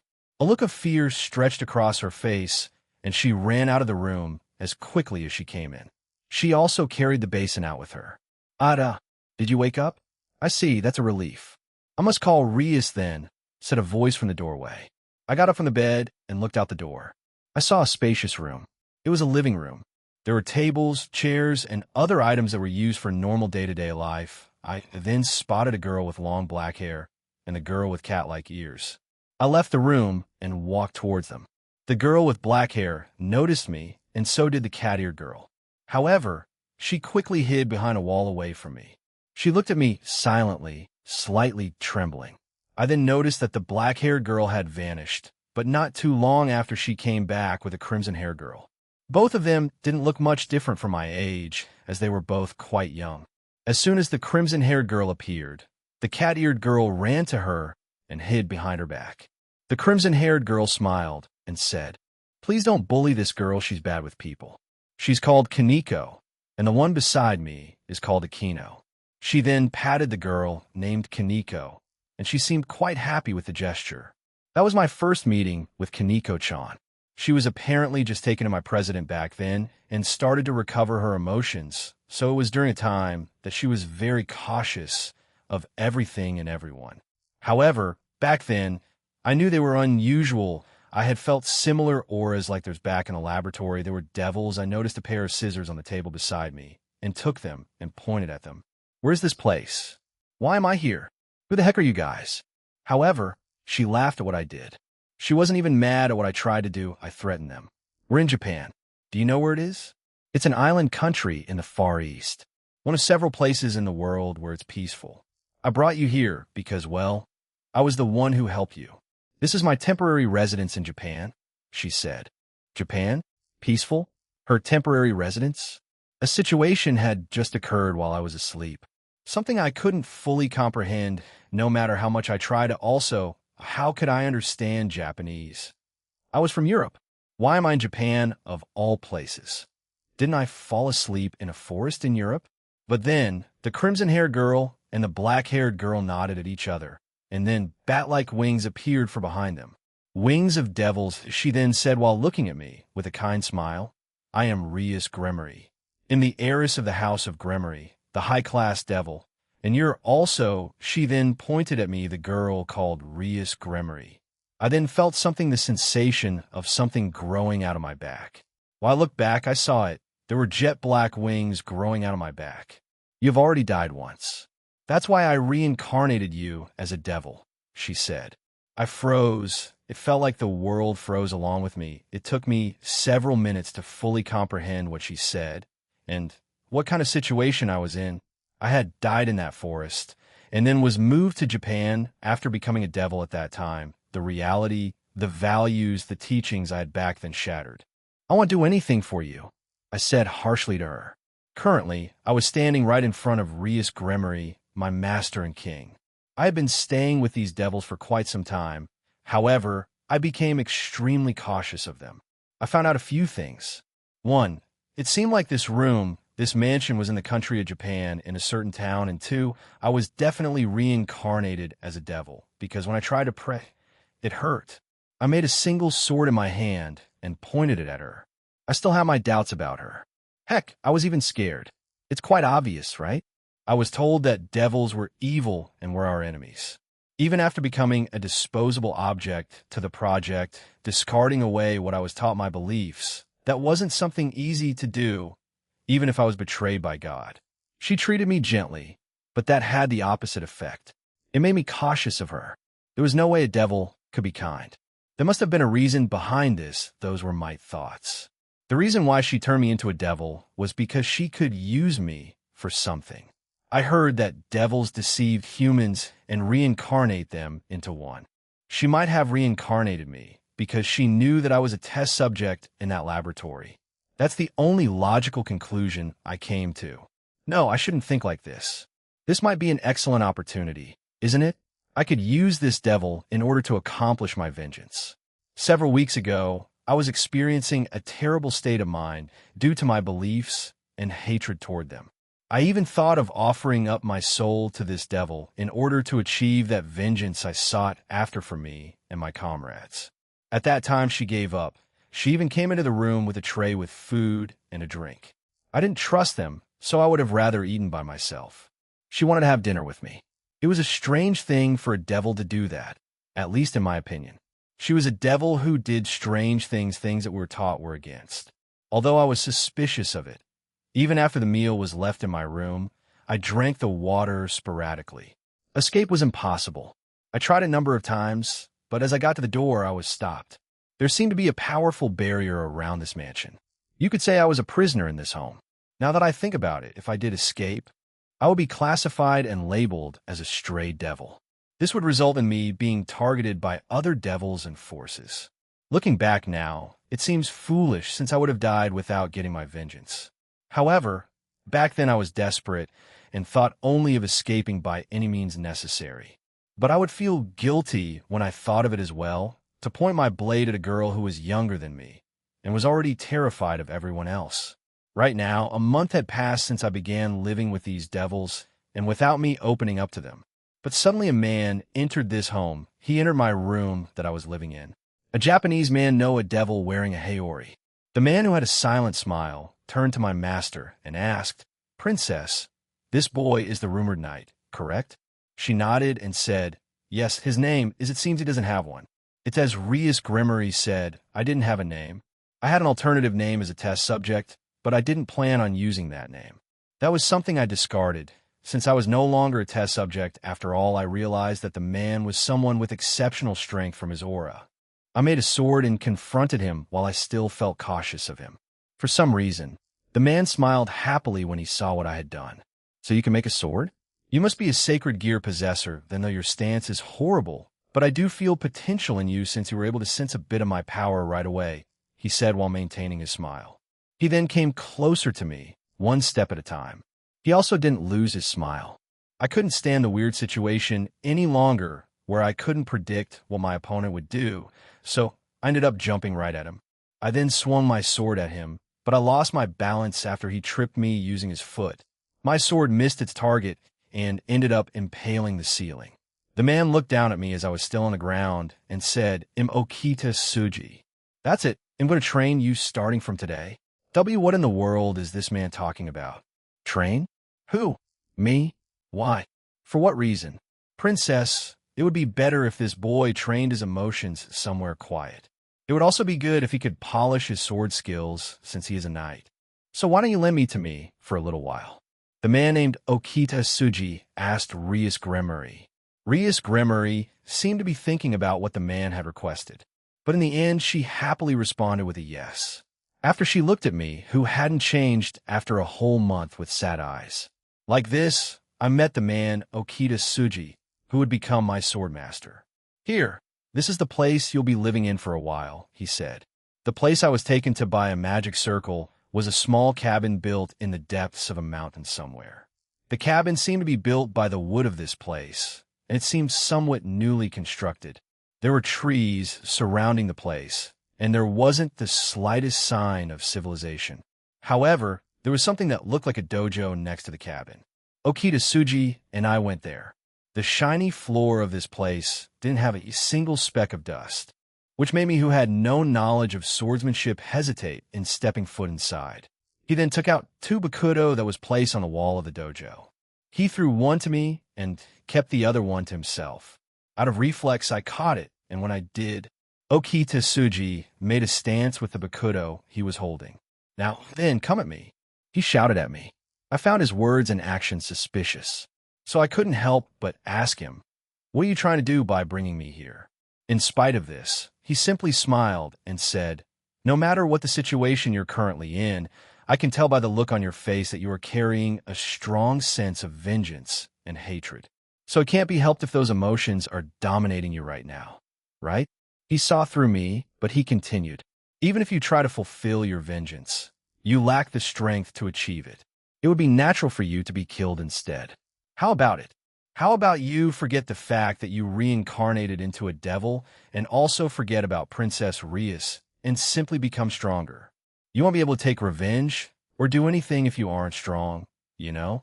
For me back then, those words were enough to wipe out the obsession I carried back then. It was more than enough to move me in one direction. By the time I realized it, I was already moving towards Okita Tsuji with my bakudo. "HAAA!" I screamed. I didn't have a proper stance, so I simply headed straight for him. I didn't even know how to properly hold a sword back then. Even so, Okita Tsuji, my master, took each of my strikes head on. My obsession, which had dominated my soul and body for so long, disappeared as I swung my bakudo. I gradually started swinging it desperately. Listen, the point of swinging your sword is how you can overcome your opponent's guard using technique rather than just using brute strength. For that reason, it's better to polish your techniques even if you lack strength, he said to me. He taught me earnestly as I just swung my sword in desperation. My master didn't teach me the Tenin Rishin Ryu that he personally used. He instead found the appropriate swordsman style that was just right for me.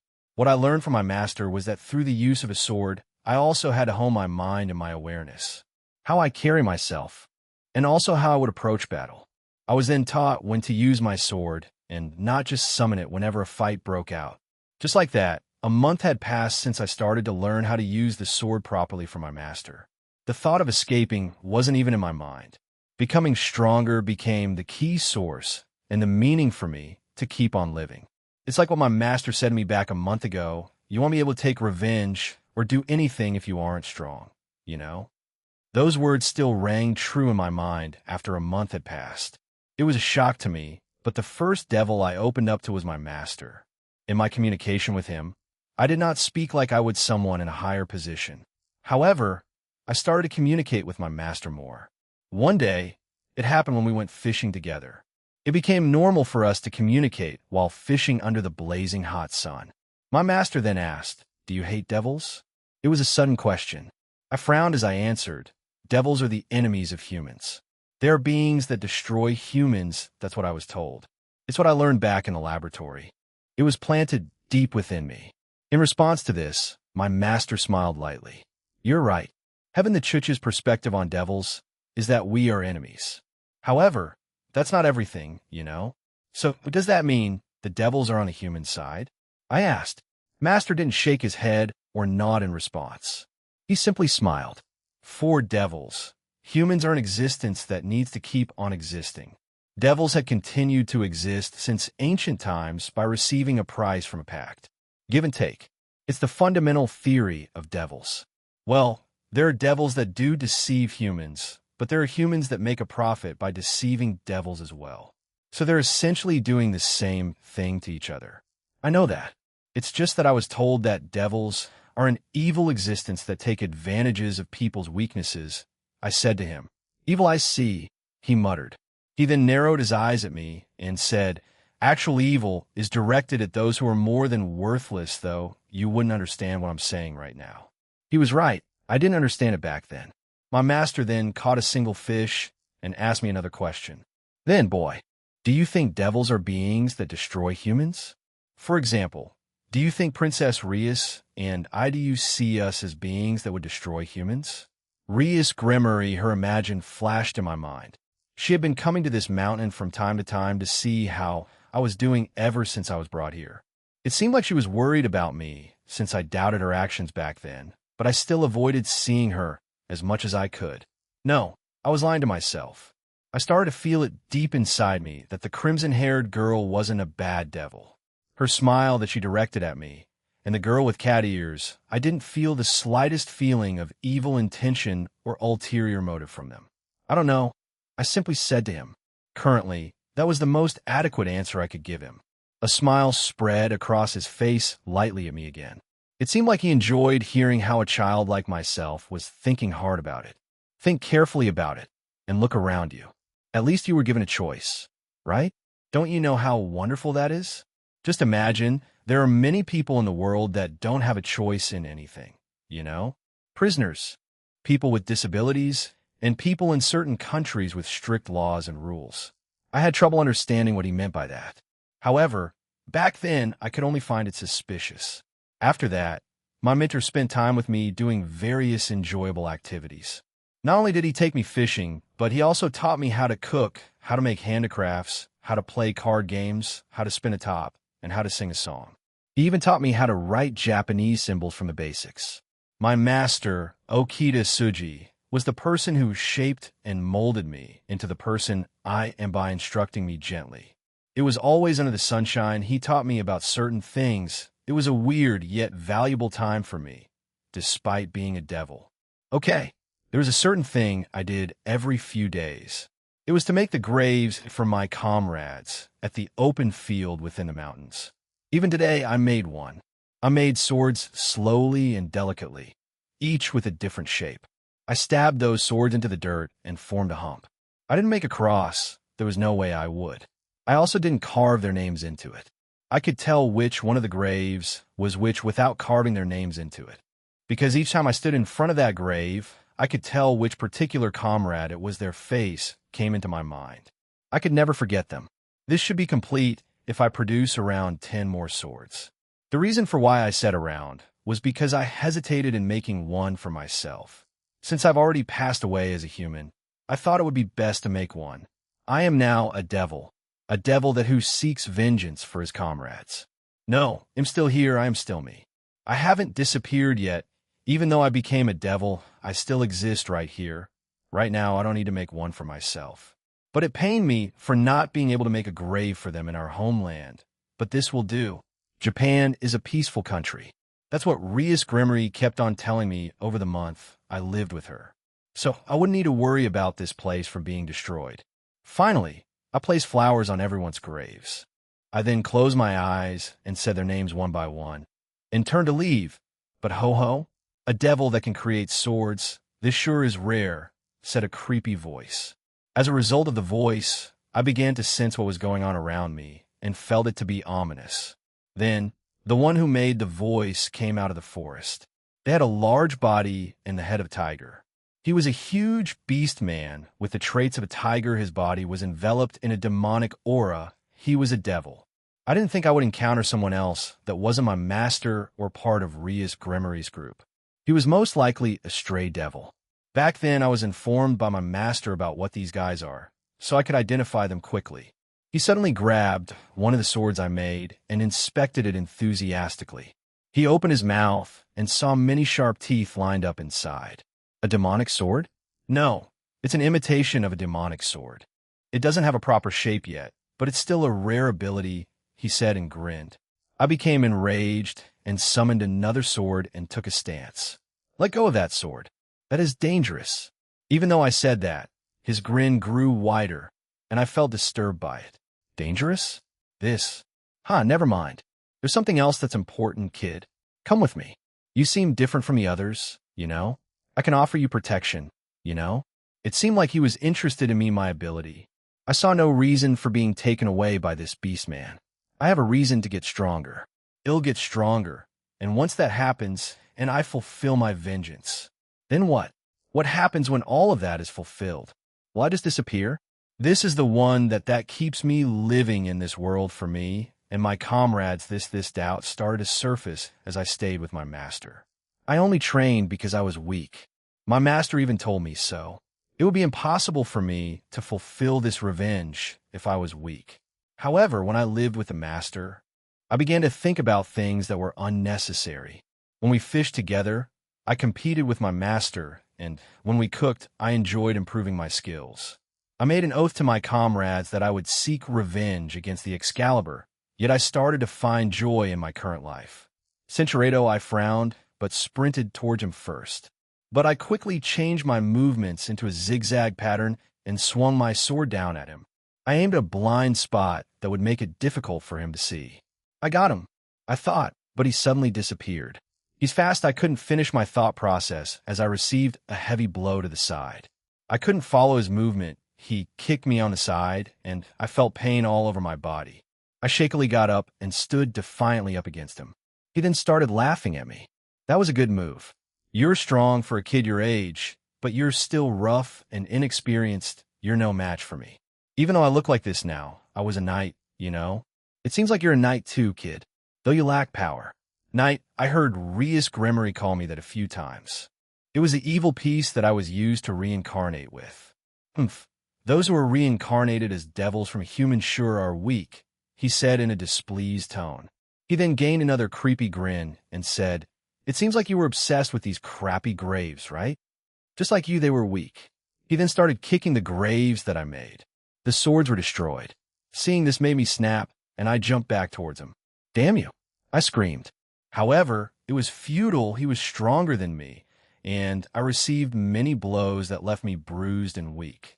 Even though he kept on kicking me back down, I kept on getting back up. For a child like me who had no battle experience, he was an opponent who I could never defeat. As I lay there, I started to think back on my life. Why did I want to get stronger? Was it for me? My comrades? For revenge? At the start, it was for them, but now it looks like you have finally accepted your fate, he said and took a step forward. Take another step towards that child, and it'll end your life, said a familiar voice.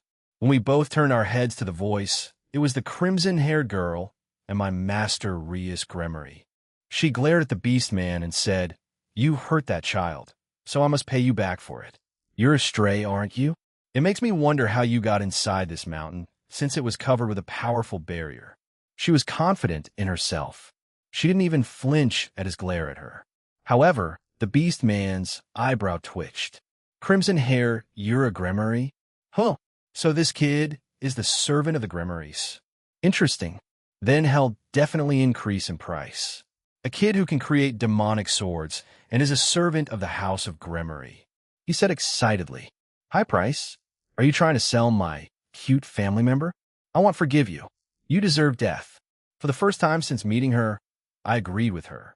This beast man did deserve death for trampling on my comrades' graves while enduring the pain coursing through my body. I slowly stood up again. It doesn't matter who wins or loses right now. I don't care if I was sold or not. I want to be stronger right now. If I can beat this crappy tiger bastard then. The graves of my comrades shouldn't be disrespected like that. I have something I have to do, and I need to get stronger. I can. Lose here to the likes of you. I screamed. As I shouted that, something happened. An intense amount of demonic aura erupted from my body, which also spread around the surrounding area. Suddenly, many swords of different shapes started to appear. They all had different attributes too. All of them were demonic swords. I grabbed one that was enveloped in darkness. The sword that devours light. I'll name it Holy Eraser. I charged the beast man again, and as I did so, I grabbed another sword that he kicked aside. It was a demonic sword that had flames as an attribute. I slashed down at him. Cinceredo, the point of swinging your sword is how you can overcome your opponent's guard using technique rather than just using brute strength. He had let his guard down out of frustration. So with my foot, I kicked him on the side of his stomach. He groaned in pain, and with my other sword in hand, I struck him hard in the face. He cried out in pain and fell to the ground, covering his injury. Technique over power. I think I understand what my master was trying to tell me now. Hearing my words, the tiger man became even more enraged and shouted, I don't care about you anymore. I'll destroy both of you. He then brought out sharp claws and slashed at me. I had already expended a lot of my stamina, and I couldn't dodge this. A stray that didn't realize that this was my territory. No wonder you were so weak. You didn't even realize the difference in strength, a familiar voice said. I kept you waiting, boy, he said and stood between me and the Tiger Man. What happened to the Tiger Man? I asked myself. Centuredo, I was fixing the graves of my comrades that were destroyed by the Beast Man. My master was also there to help fix it along with my master Rias Gremory. He then said this to me quietly, boy. You said to me before that devils were beings that destroyed humans. That was a while back. I said that to him while we fished. I was the same back then. I also thought hard about it when I was reincarnated. It was on my mind to quit being human and become an entity representing evil instead of being a human. During that time, my master Surzex said this to me. I would like you to think about that on your own. I simply gave you a second chance at life. How you live and how you spend that time. That is something for you to decide. Except, would you help me with my job from time to time as my servant? I believe that swordsmanship is something necessary for me. However, if you were to become a threat to humans, then I would be forced to exterminate you as your master. But, I would like you to remember this. The devils, the humans, the angels, and other beings. There isn't a being in this world that should be terminated. I think we all serve a purpose. He then added, becoming a devil that would destroy humans would be up to you. But obviously you, Princess Rias, and I are clearly not that kind of devil, right? Back then, I still had a hard time understanding what he meant, but I started to believe in the crimson-haired girl that was fixing the grave really hard beside me. After a little while, we were walking down the mountain since we finished preparing my comrades' graves. While we walked down the mountain, my master turned to Rias Gremory and asked her a question. By the way, Princess, did you decide on this boy's name? Yes, but I'm not sure if this boy would like it. The girl stared at me gently and said the name Kiba. I thought long and hard about it. What do you think? I smiled at her suggestion and nodded. Yes, I think it's a good name. Seeing my reaction, they also smiled. For now, I will smile for them and live for them. I still need to get stronger and achieve that revenge, but for now, this is enough. Many months have passed since then, and I have slowly begun to open up to everyone. Even Kaneko-chan started to get comfortable with me.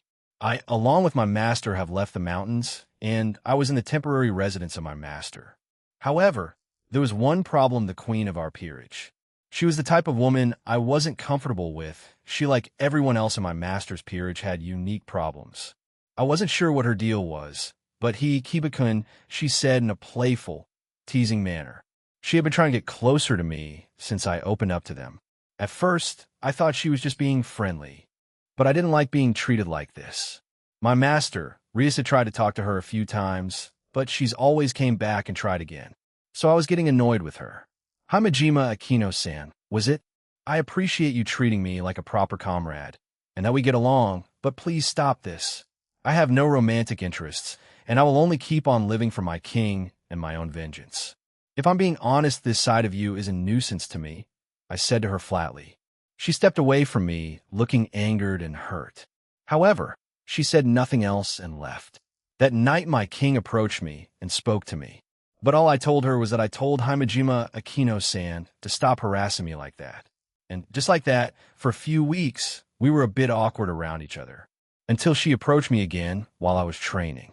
Kiba-kun, I'd like to apologize for my actions up until now, she said and bowed. No, it's fine. I should apologize for saying that harshly to you. I know we all have our issues, so I'm sorry too. After that day, we made up, and I started to refer to her as Akino-san, and she called me Kiba-kun. Not too long after that, we gained another member to this peerage. He was a very skinny and feminine-looking boy. This is Gasper Vladi. For various other reasons, he has become part of my peerage now. Treat him nicely, okay? Said our king. Gasterkun, Advamtiv. A half-human vampire hybrid, he also apparently possessed a sacred gear like me. I wonder what it is. However, Gasper himself was quite shy and was basically afraid of the outside world, and due to a certain incident, he had to be locked away. After that incident, we learned that his sacred gear was quite powerful and was called Forbidden Baler View. Apparently, a deceased evil god of the Irish pantheon was sealed in it. Over the years that I stayed with my king, Rias Gremory, she and many other servants in her home taught me how to behave and act like I was part of a noble family. I learned that the Devil Clan, the Gremory, were one of the few in the underworld that treated their servants like family. In a way, I was both thankful and relieved that I was reincarnated by my king. If it were any other clan that didn't have the same practices as this family, I may have already become a stray devil and been killed. It went on like this until we moved to the human world permanently, and we had to attend the high school division of a school called Kuo Academy. By the time my first year started, I had changed quite a bit as a person. However, I never forgot my goal, the one thing that kept me living. But during my second year and my king and queen's last year in this school, our lives know everyone lives in the supernatural world would be changed, some for better, some for worse. One day, we were having our regular meeting in our club room. That was until our queen, Akino Himejima, came in looking a bit flustered and carrying a bag. It smelled quite good, President, she called out to our king. Ah, Akino, glad you could make it. Everyone is here now. How about you explain your day to us? She said. What do you mean, President? I asked. Our lives had some kind of status quo, and it hadn't been broken in nearly a year. After listening to our queen explain herself, we were intrigued. However, so, you went on a date? Rias Gremory asked, and Akino-san immediately blushed. She changed the subject, and we tried out the food that was given to her. If I was being honest, it tasted beyond anything I had made. Even our king said something strange. However, this was just the start of a series of strange and world-changing things Gene Skyward-san would do to this world. After a series of events that unfolded, me and Gasper-kun learned that Gene Senpai was the current middleman and Red Dragon Emperor. I always found it strange that Akino-san was quite attached to him, but now it makes sense. He was a bit sheepish right now after explaining it to us. Well, at least why you're making up with President. All right, Kiba-senpai? Asked Gasper timidly. Yes, I think it's fine, Gene-senpai. Although, I do hope you're a lot more honest with us, I said with a chuckle. Yes, he's the person that's been training us. If he was hired by Surzex Lucifer-sama and had Graphius-sama beside him, I think he isn't a bad person. I mean, his current achievements, even if they're quite questionable, are quite impressive, right? Peace and uniting everyone. I believe Astri-sama said something about peace and uniting the three great powers once when she was drunk. I think Surzex-sama wants that to happen in the future. There are leaders, so I will go along with it, but I still want my revenge. Although he has helped me focus that hate on something else, someone more practical, Valper or Galilei. Incredible. The thought of Gene Senpai creating such a place is astonishing. He called it his pocket dimension, and we would get a full year's training, while only a few minutes would pass outside. I think the heiress to the Agrias clan, the Archduke, their ability was called time, and they could do something to this effect. All right, go wild, he said to us, and we all ran away. This is a good opportunity. I can grow even stronger like this. I felt giddy inside, a new chance to get stronger quickly. It was a real blessing to have someone like this in our lives. Dang, bang. I clashed with Gene Senpai as he used a sword he also created. He wasn't a swordsman, but he looked like a veteran when using that sword. He had no openings, and it really felt like I was facing off against my master again. He had that kind of atmosphere, even after saying he was a beginner. Though he was still filled with many mysteries, I believe he is opening up to us, and I was doing the same for him. I failed, I was defeated even after that huge confidence boost after winning our first rating game. I lost to an unknown person. They also had one of the holy swords that I despise so much. However, keep your guard up starting from now on, Gene Senpai said quite seriously. Even though my consciousness was fading in and out not too long after that, we met some warriors of the church, and it seemed that Gene Senpai had met them while he was out on one of his jobs. Irina Shidu, Zenobia, and Griselda Corda. I had heard of them, but to think someone as powerful as Griselda-san was here, it had to be serious. Perhaps my vengeance was about to take place. Those were the kind of thoughts running through my head, but I got an opportunity to fight them, the two warriors of the church, and they were disappointing. Even though they used the Excalibur pieces. I'm crying again. There will be a lot of ridicule from Jin Senpai in being so uncool right now. I ignore the crazy ramblings of Kusuk. I wipe my tears away and look forward with a new sense of purpose. I will become a sword. My comrades who have merged with my spirit. Let's overcome it together. The feelings we couldn't say back then, the wishes we couldn't fulfill back then. Right now, right here, I shall become the sword of Rias Gremory and my comrades. Please respond to my feelings now. Sword rebirth. My sacred gear and the spirits of my comrades mixed. It started to align and formed a shape. The demonic power and the holy power were combined. Yes, this feeling, my sacred gear, my comrades, are telling me this sword gave out an aura of both demonic and holy properties. Balance breaker, sword of betrayer. This sword is endowed with both the powers of light and demonic powers. Have a taste of it, Kusuk. I ran towards Kusuk with all I had while also using the trait of night. My Godspeed will evolve. Gianting. Gah. I struck him hard in the midsection because he failed to react on time. He staggered back, grimacing and bracing himself with one hand. A sword that has both properties? Impossible. Don't toy with me. Even as I fought that man, I felt very blessed at that moment in time. The new friends and comrades I made pushed me to this point. I felt invincible at that point in time, but something changed in Jin Senpai not too long after. I felt my skin crawl as I watched on as Jin Senpai silently stood up and killed those two enemies in front of us. I had never seen him this angry before. No, this was what the heck is happening? Saji Koen asked while trembling. The rest of Sona Citra's peerage were equally confused and horrified at what they were witnessing. No, everyone else was the normally bubbly and smiling Jin Senpai was now like this. None of us were used to it. It pained me to see him like this. At the time, I didn't think head started to change into a different person, although I didn't know if it was a good or bad thing.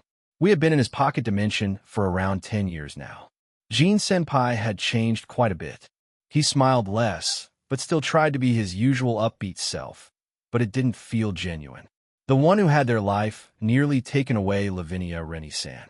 She and Jin Senpai had grown even closer than before. He also made new subordinates for himself, as well as more shadows. I think he's become a bit paranoid about our safety and brought us here to get stronger so he can have some peace of mind.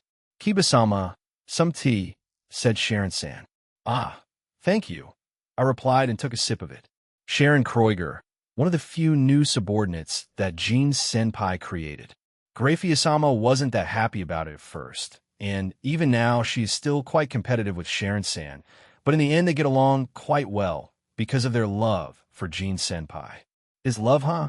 I had strange thoughts recently as I watched him from a distance, and even more so when we speak to one another and sparred.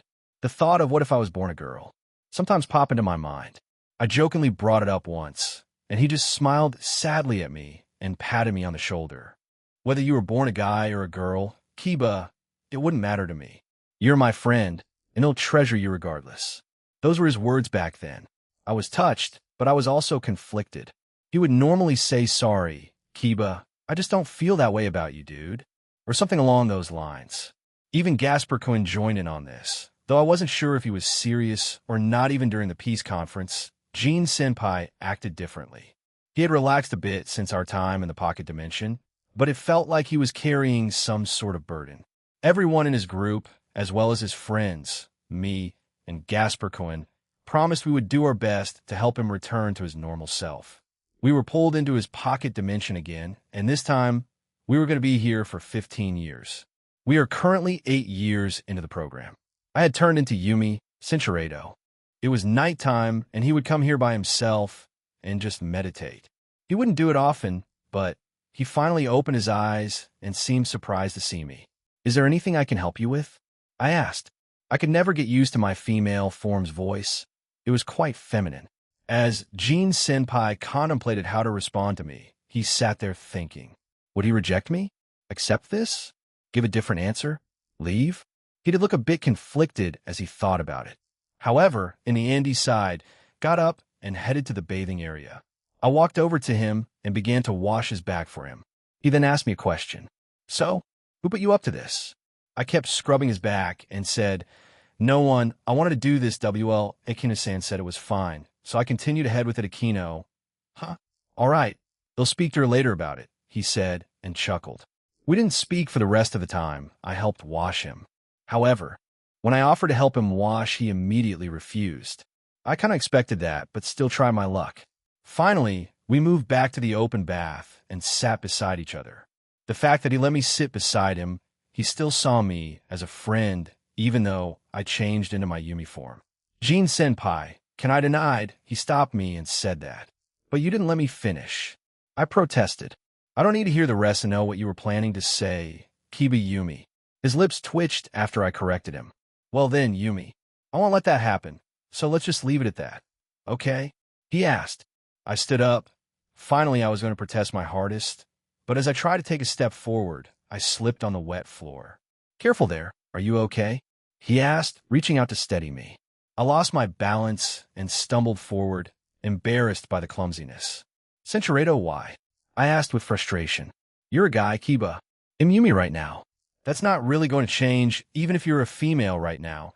I've known you for the last couple of months as Kiba Yudo, the male knight of Rias Gremory." "Not Yumi," he said and sighed. "Senchurado. But in the end, I don't know. I tried to imagine it, but Jin-senpai, you idiot," I said and left. I felt like this was coming out of a rom-com anime drama. I wasn't really angry, but when I got to the changing room, I sighed again. What am I doing? Did I really just say all that? This feels less of a joke. Senchurado, not just us, everyone in this stadium was affected by it. That large pillar of light was very warm. It felt like a very comforting feeling. I believe we could all feel Jin-senpai's feelings from it when it occurred. It was almost as if he said that he was okay now.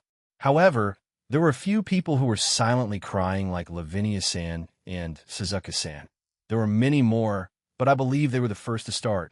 Jin-senpai was quite close to them after all. Jin-senpai and Sarorg-san's brawl began, and even the crowd was screaming their names out.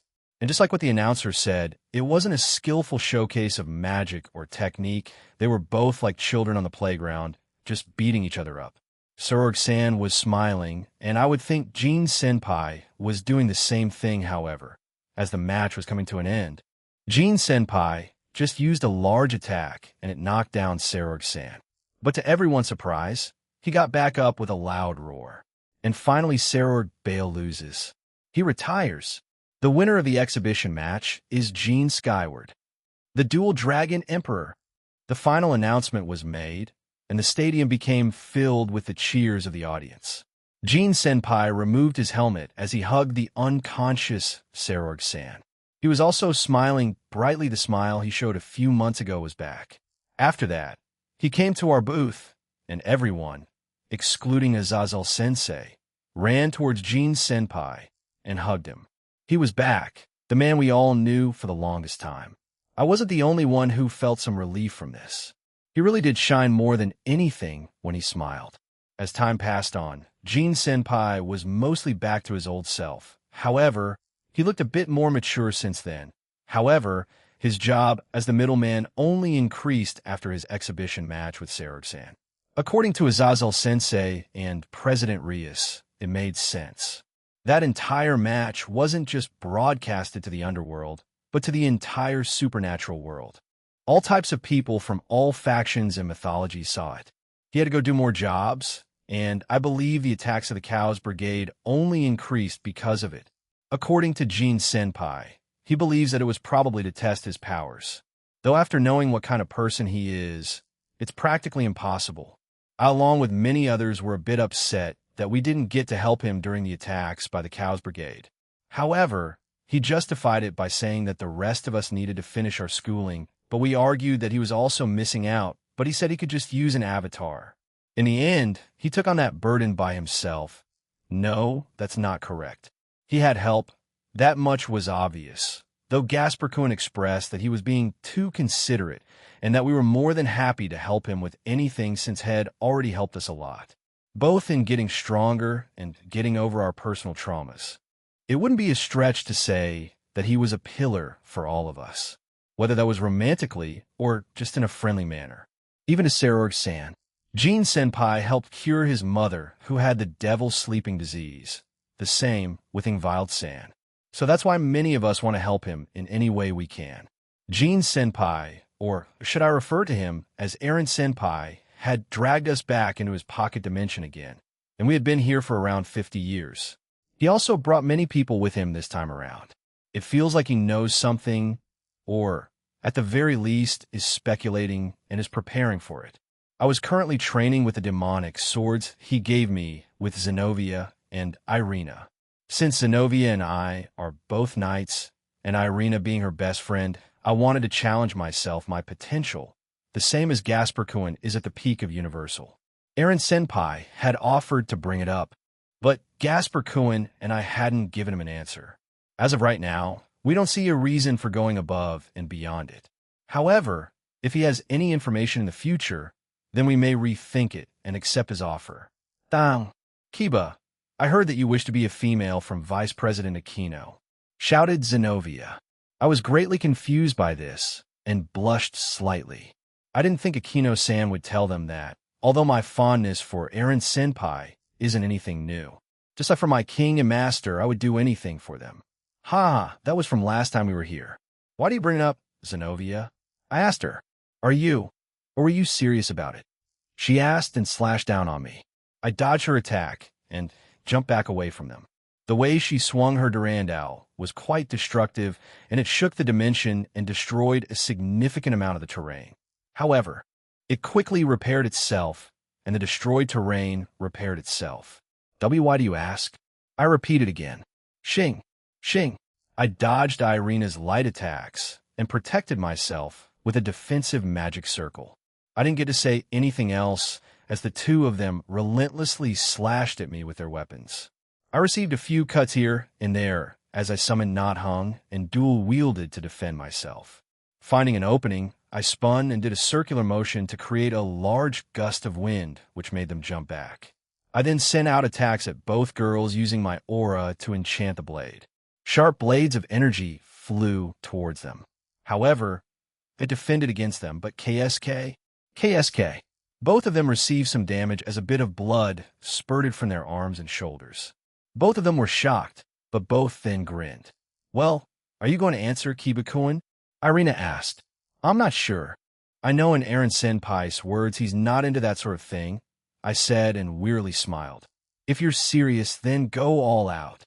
Zenobia shouted and brought out Carnage Incarnate, Grand Chariot. Yeah, why you're using that? I shouted and she grinned. Grand Chariot. She shouted and was consumed by blue light. Once the light was gone, she was covered in blue-black armor. With Durandal in hand, she said, if we win, you try again. That a bit unreasonable, I replied. No excuses. They both shouted and charged me. I managed to draw with them while using my demonic swords and my Blade Blacksmith Balance Breaker Glory Drag Troop. It was a tough battle, though, and it raged throughout the pocket dimension, even gaining the attention of Scat Hack, or as she's known by Shish to many. Bam! Later on that night, I was dragged away by Zenobia and her group. Zenobia kicked the door open to the men's side of the bath.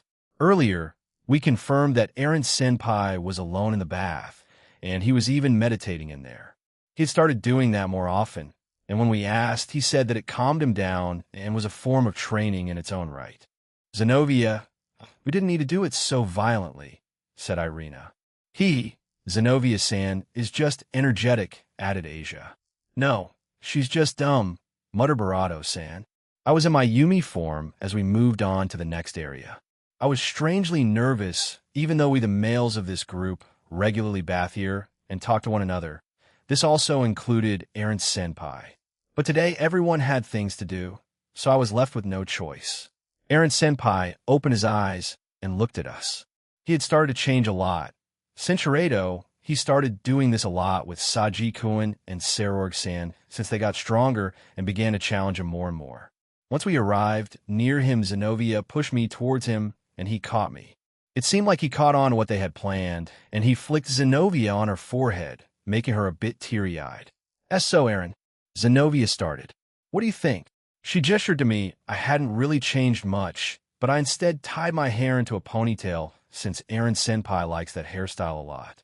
And since I'm Yumi right now, he glanced at me and patted my head. Yeah, it looks good on Yumi. But did you guys force him into this? He asked them. They were found out, and both Zenobia and Irina immediately froze. Both Asia-chan and Rainier-san just quietly giggled to themselves. Again, instead of his typical reaction, he just smiled at them, gave him a small lecture, and left it at that. You don't need to comply with their every whim, Yumi, he said to me. Or is it because of that fight you guys had earlier in the day? Could it be a bet? He asked. I'll pee partially, I replied. I for some reason stuttered. So what do you have to do? He asked. KKK-kiss, I said, while stuttering. He gave me a troubled smile. I then leaned in and thwack. He flicked my forehead. I covered it with my hands and looked at him in shock. That won't be happening, but nice try, he said and chuckled. I knew that this was going to happen, so I didn't have much hope and laughed with him.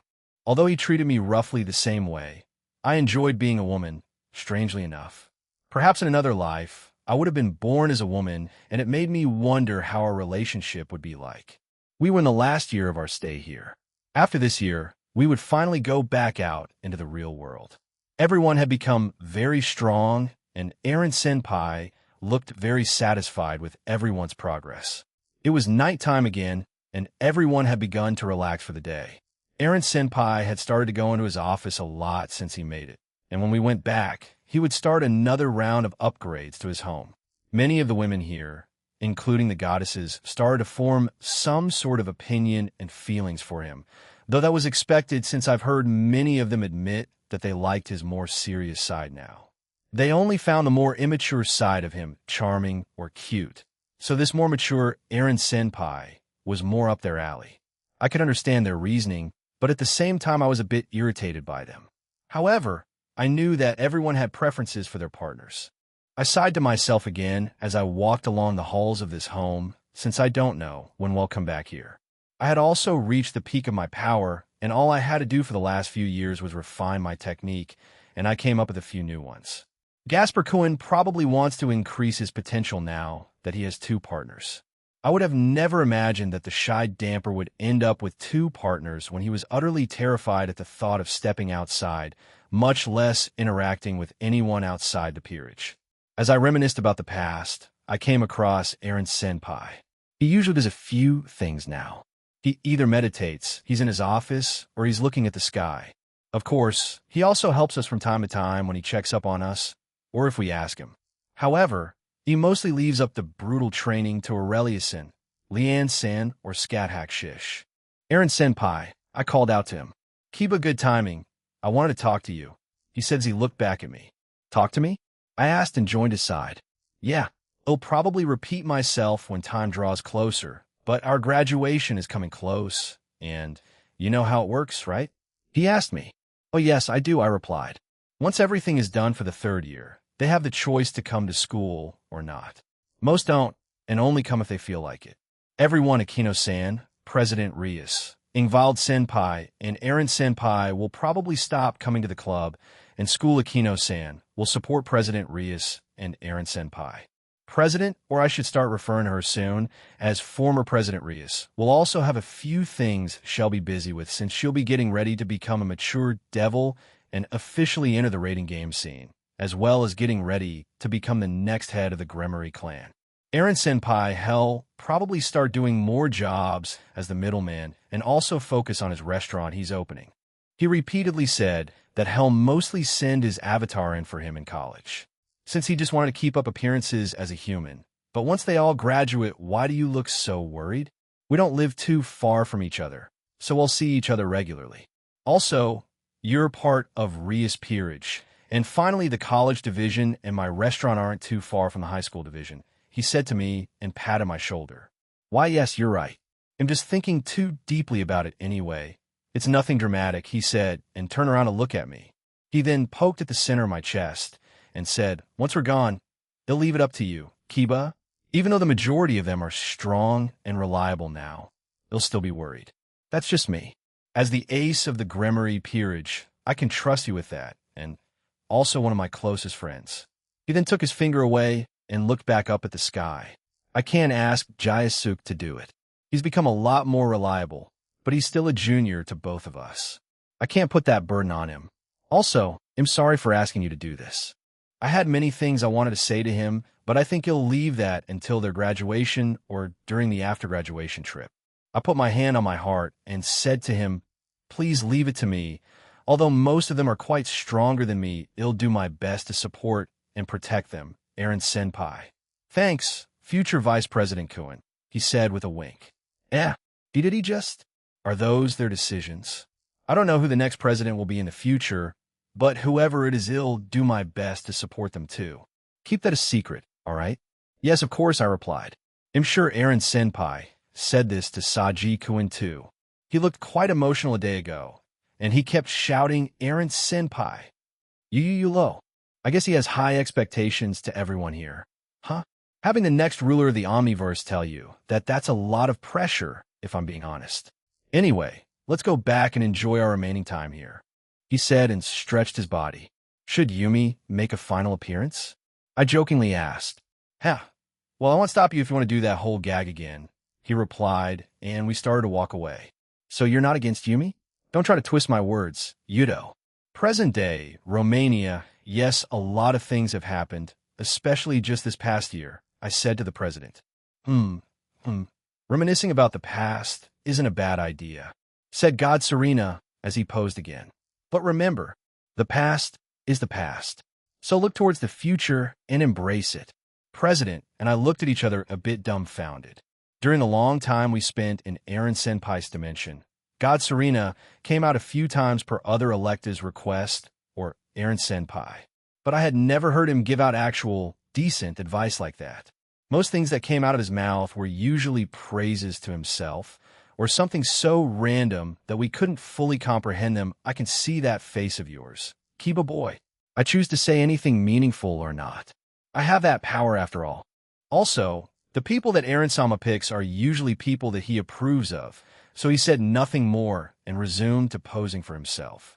I don't think Aaron Senpai knew about the people he associated with beforehand, but suddenly, we felt it. Even God Serena stopped posing and looked at the door. We felt two individuals enter the castle via teleportation. We didn't recognize the two auras. However, they were clearly those are powerful vampire auras, said President. Correct, but does not feel like they are here to cause trouble, God Serena said and went back to posing again. The door then opened, and one of the vampires from earlier bowed and said, Queen Carmilla and some special guests have come. Please come with me. We all looked at each other and followed after the vampire. They looked like they wanted to ask who God Serena was, but they probably chalked it up to Aaron Senpai replacing the guard we had.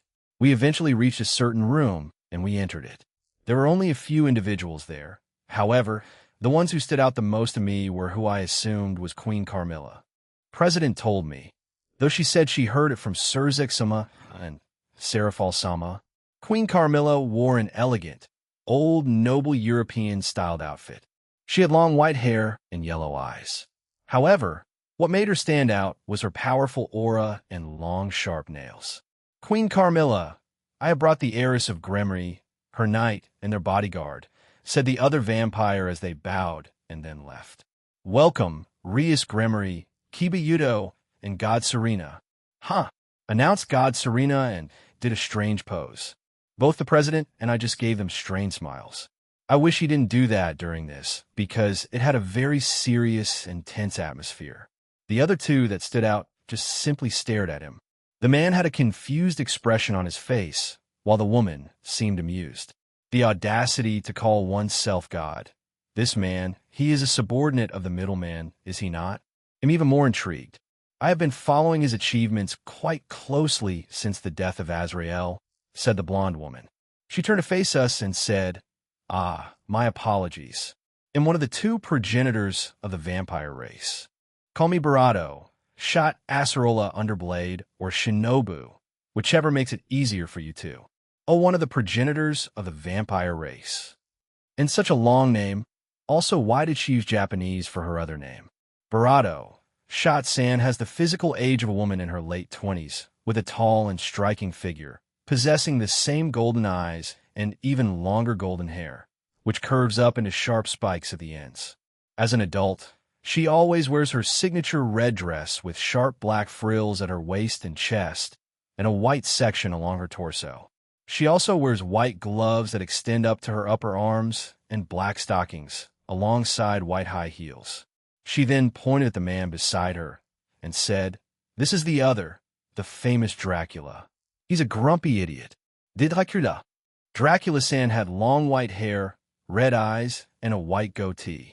He wore a very old and noble-looking black Victorian suit, as well as a black and red cape.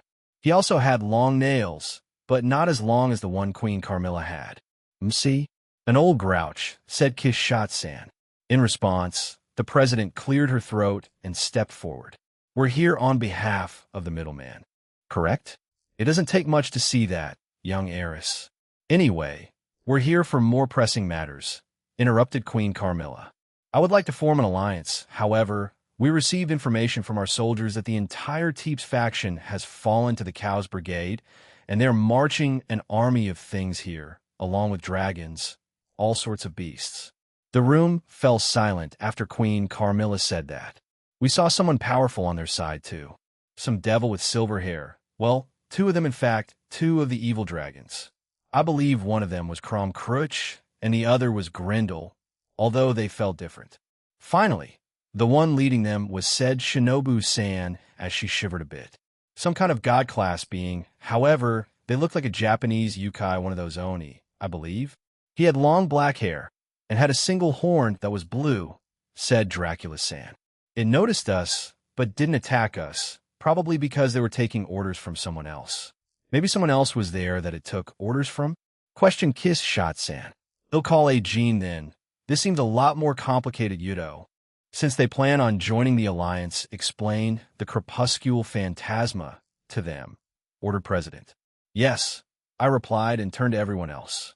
So Chapter 5, Part 3, Gasper Baylor and the Son of the Morning Star Japan. Kuo-jin Skyward Soliloquy. It hadn't been long since I spoke with the group in Romania, and things seemed suspicious over there.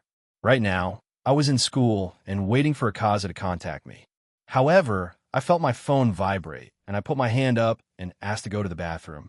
Luckily, it was Ross Weiss teaching us, and seeing my seriousness, she let me leave. I quickly made my way to the bathroom and answered my phone. "Hello, Aaron. Something strange is happening here." So it was Rias again, and she proceeded on to explain what she just found out from the two progenitors of the vampire race. Someone from the Phantasma, it may be one of the Eradicators or another group below them. And also, the Teeps faction completely fell. I wonder if anyone there survived? What about Gasper's dad? He's a piece of work, but he didn't seem like an asshole, even if he had trouble treating his son like that. "I could take charge for now and wait for you to arrive with everyone?" she asked. "Stay alert. I'm going to alert the Alliance and do a few things. We'll join you guys shortly." "Oh, and tell them I'm going to be skipping the formal part of entering their realm," I said to her. All right, they'll let them know the phone call ended. I wasn't going to move yet. I wanted to wait until Akaza contacted me and give me an update. So for now, I checked the time and saw that we were nearing lunch. So they'll have everyone gather in the Occult Research Club room. As I left the bathroom, the God of Luck was with me as I came across Sona. I ran up to her and patted her shoulder. She turned to look at me. "Oh, hello, Aaron. How can I help you?" she asked. She had left for the bathroom earlier, so she didn't see me run out. Our timing was impeccable. Bring your peerage to the Occult Research Club room. They'll have Rose bring the relevant faculty too. Something big is happening in Romania. They'll contact the Alliance leaders as well. Her eyes widened, and she agreed to do that. Lunch was around 10 minutes away, so we could afford to wait, but I quickly sent a text out to Surzex, Penemu to alert Shimhazai, and others. He'll include them in our discussion. We arrived back in the classroom, and the lesson proceeded normally.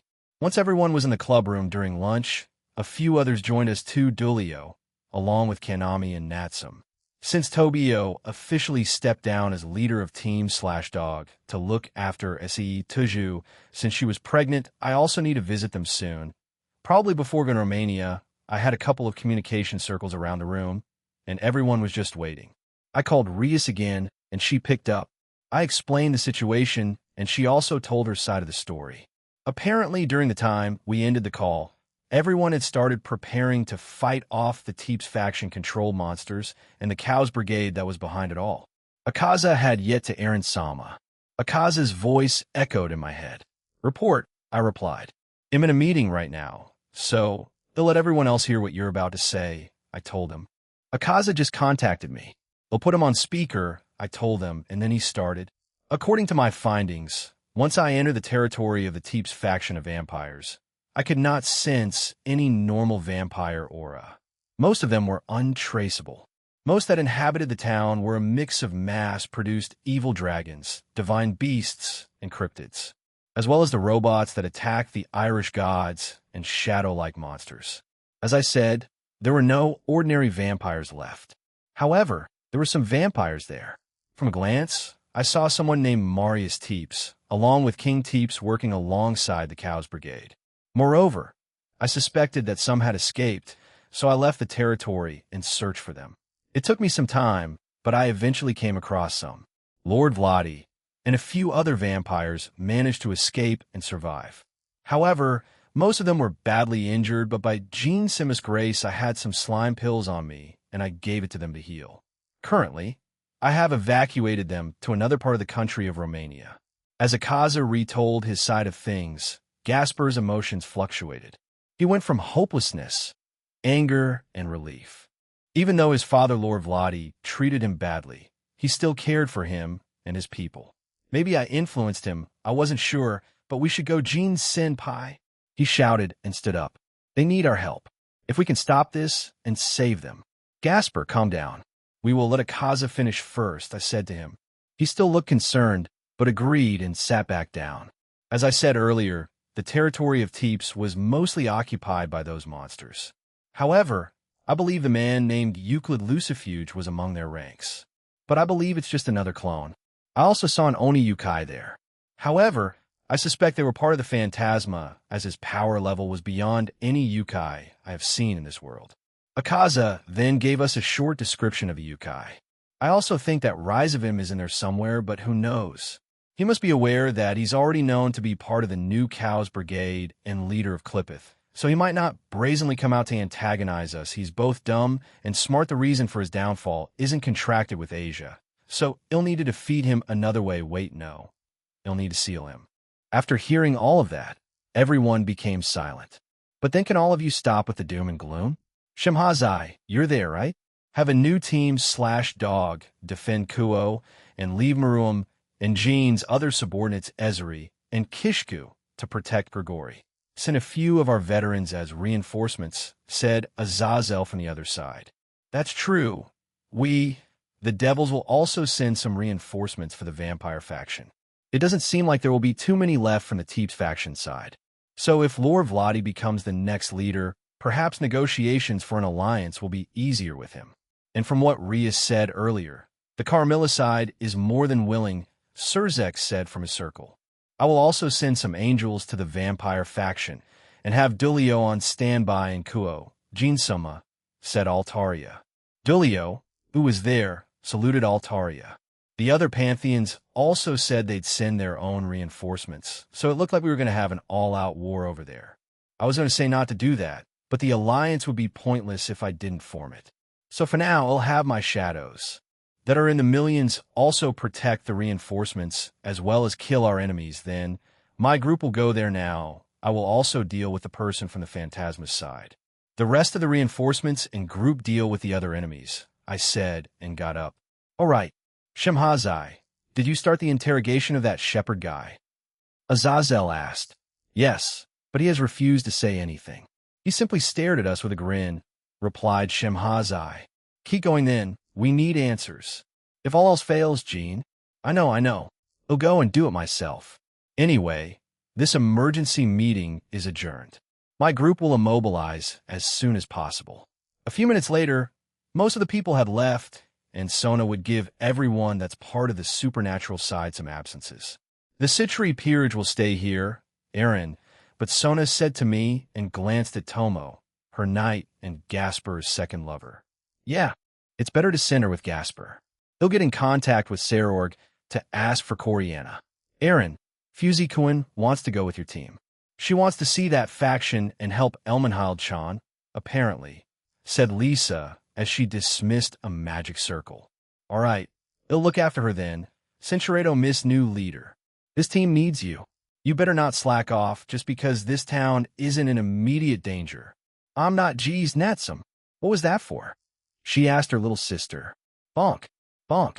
I chopped them on the head to stop them from arguing. I then looked around and nodded. Everyone here get what you need. We'll be heading to Romania shortly. You two head back to Grigori and get your team ready. Since they're on official business, Team/Dog was required to be back in Grigori, so both sisters huffed and teleported away. Everyone had mostly left after I said that, so I also teleported to Grigori for a quick visit. Underworld Grigori, why do you follow us? Natsum asked. He misses you, replied Kanami. Well, I didn't need to come here for some personal business. But yeah, go ahead and assemble Bam. Aaron, I turned around in time to catch Lavinia. She probably sensed me and came running. Both sisters smiled at Lavinia and left saying something about getting everyone else ready. I'm not sure what the situation is with Calawarna and joining Team/Dog, but should they even keep the name? I mean, it was technically based on Tobio and Jin, though he's just temporarily stepping down since SAE is pregnant. Maybe he'll join in some missions in the future when everything settles down. He'll be a father at that point, though. So is something wrong, Aaron? She asked while looking up at me. No, it's nothing. I'm about to visit Tobio and SAE and give them some protection and gifts. Want to join? They'll tell you what's up and what's going to happen. She nodded, and we started to go towards both SAE and Tobio's room in Grigori. They were renting an apartment in the human world since they were still attending college G's, being pregnant while in college. Huh? I wonder if they'll drop out? I mean, Tobio earns enough money from being a field agent for Grigori, right? Supernatural money and human realm money, they're worlds apart. They'll find out in the next few minutes. After around a minute of walking, we arrived at their room. I knocked on the door and heard Tobio say to come in. I tapped the door and it slid to the side. Once inside, the room was quite spacious. In all honesty, it was more like a studio apartment more than anything.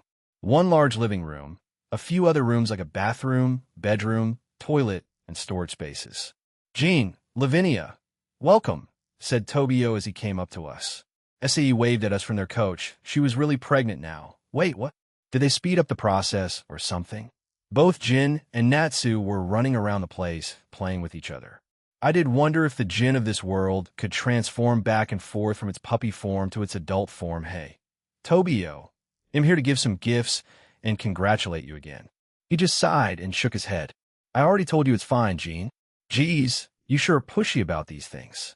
Anyway, come in you too. He gestured for us to follow him, and we entered into their apartment-style room. We quickly arrived beside SAE, and congrats again. And also, my stomach is as big already. She replied, and caressed her belly. I crouched down and asked, may I?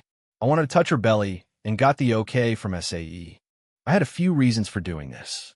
The primary reason was to increase a couple of rates for their unborn child.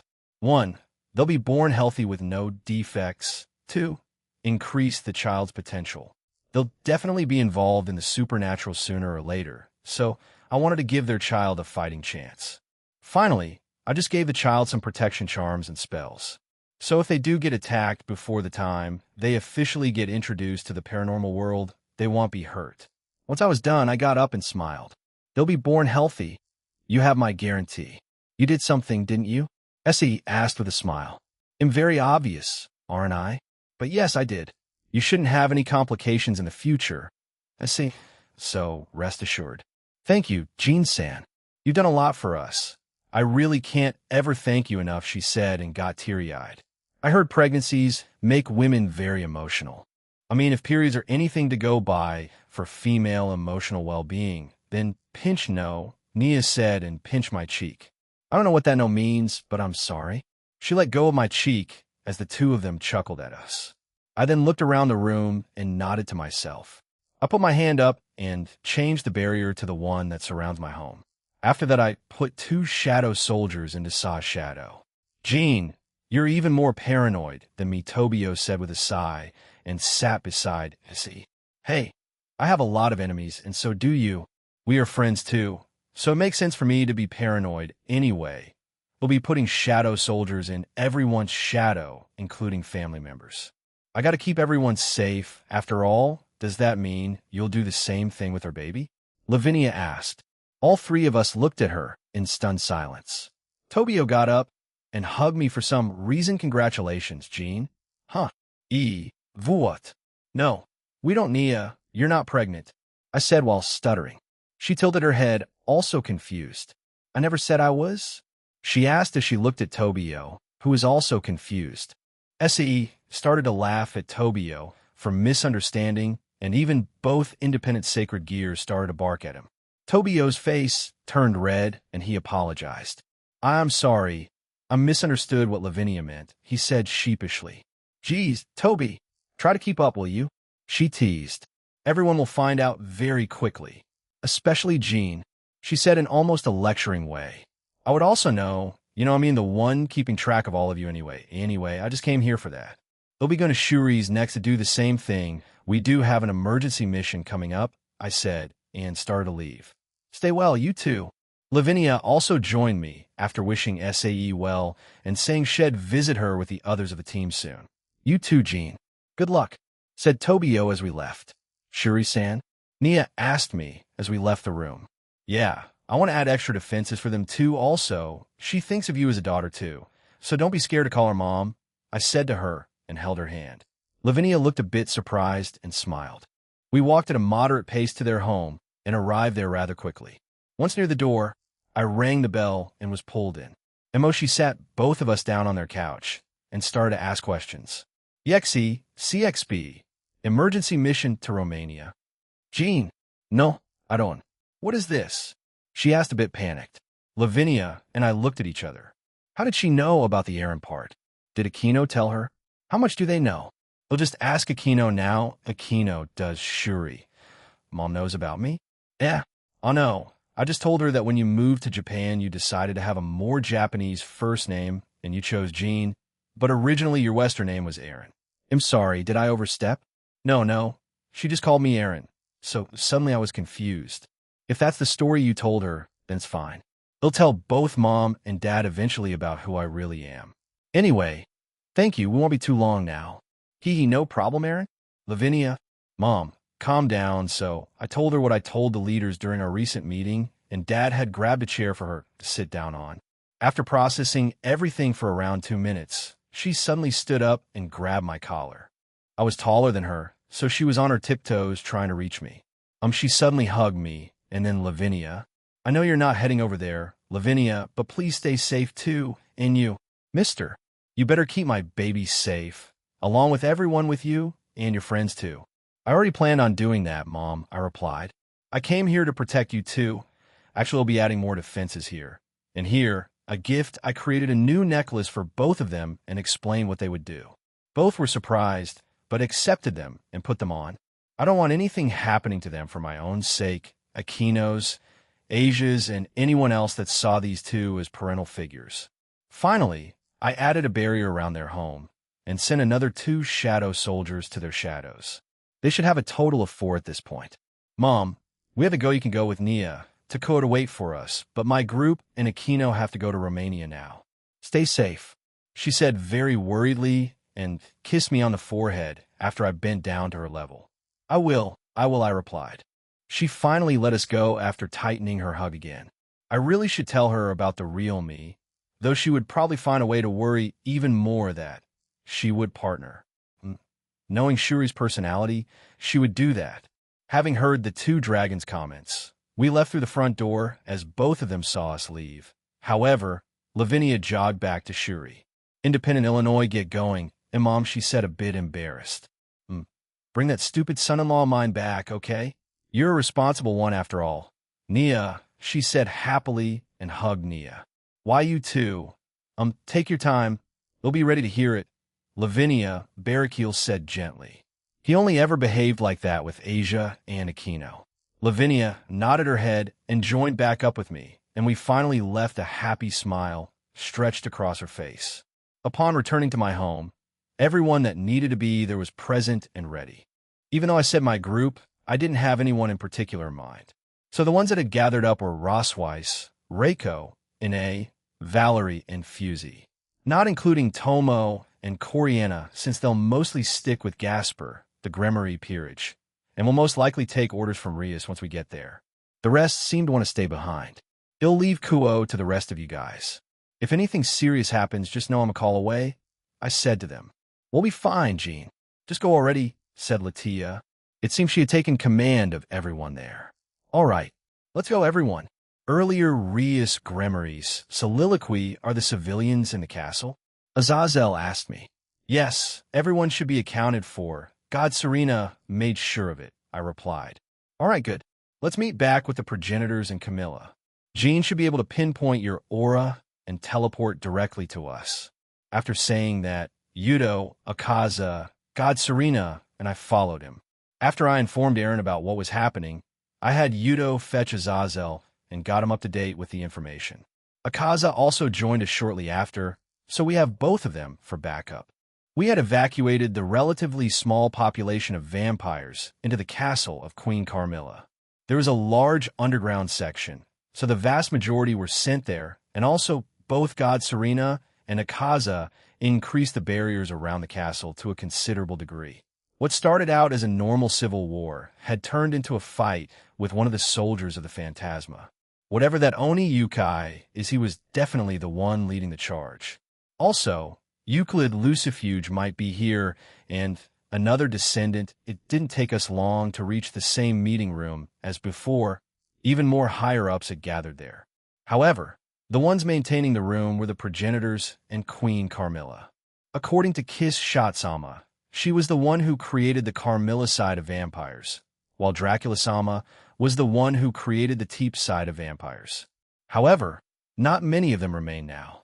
I looked at Akaza, and he nodded. Excuse me, I have some information regarding the Teeps faction and survivors, I said to them.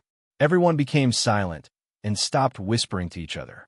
Akaza then stepped forward and told them what had happened. Dracula-sama seemed quite relieved upon hearing that. Even if he didn't show it much with his face, his tense chest had lightened a small bit. So there are survivors, and it seems there were some from each house. That's reassuring, however, Kiss Shot-sama said, and looked at Akaza again. They're still advancing and are getting closer to the border between the two factions. I will take action and personally delay them. Jean-sama, along with reinforcement from the DXD Alliance, should be here shortly, said Akaza as he vanished from the room. Will he be all right? Asked Dracula-sama. Yes, he will. We should shing. However, I was stopped from speaking when a light emanated from behind me. I felt a familiar aura, and when I turned around, Aaron was there along with my peerage and a couple others.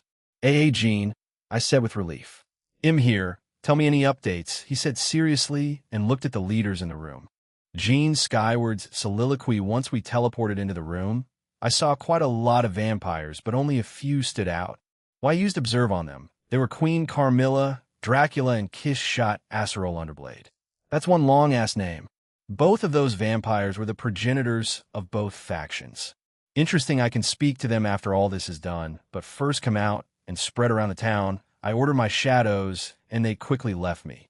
Quite a lot of them were alerted by this and became tense. I shook my head and touched Ria's cheek. She was a bit startled, but didn't stop me.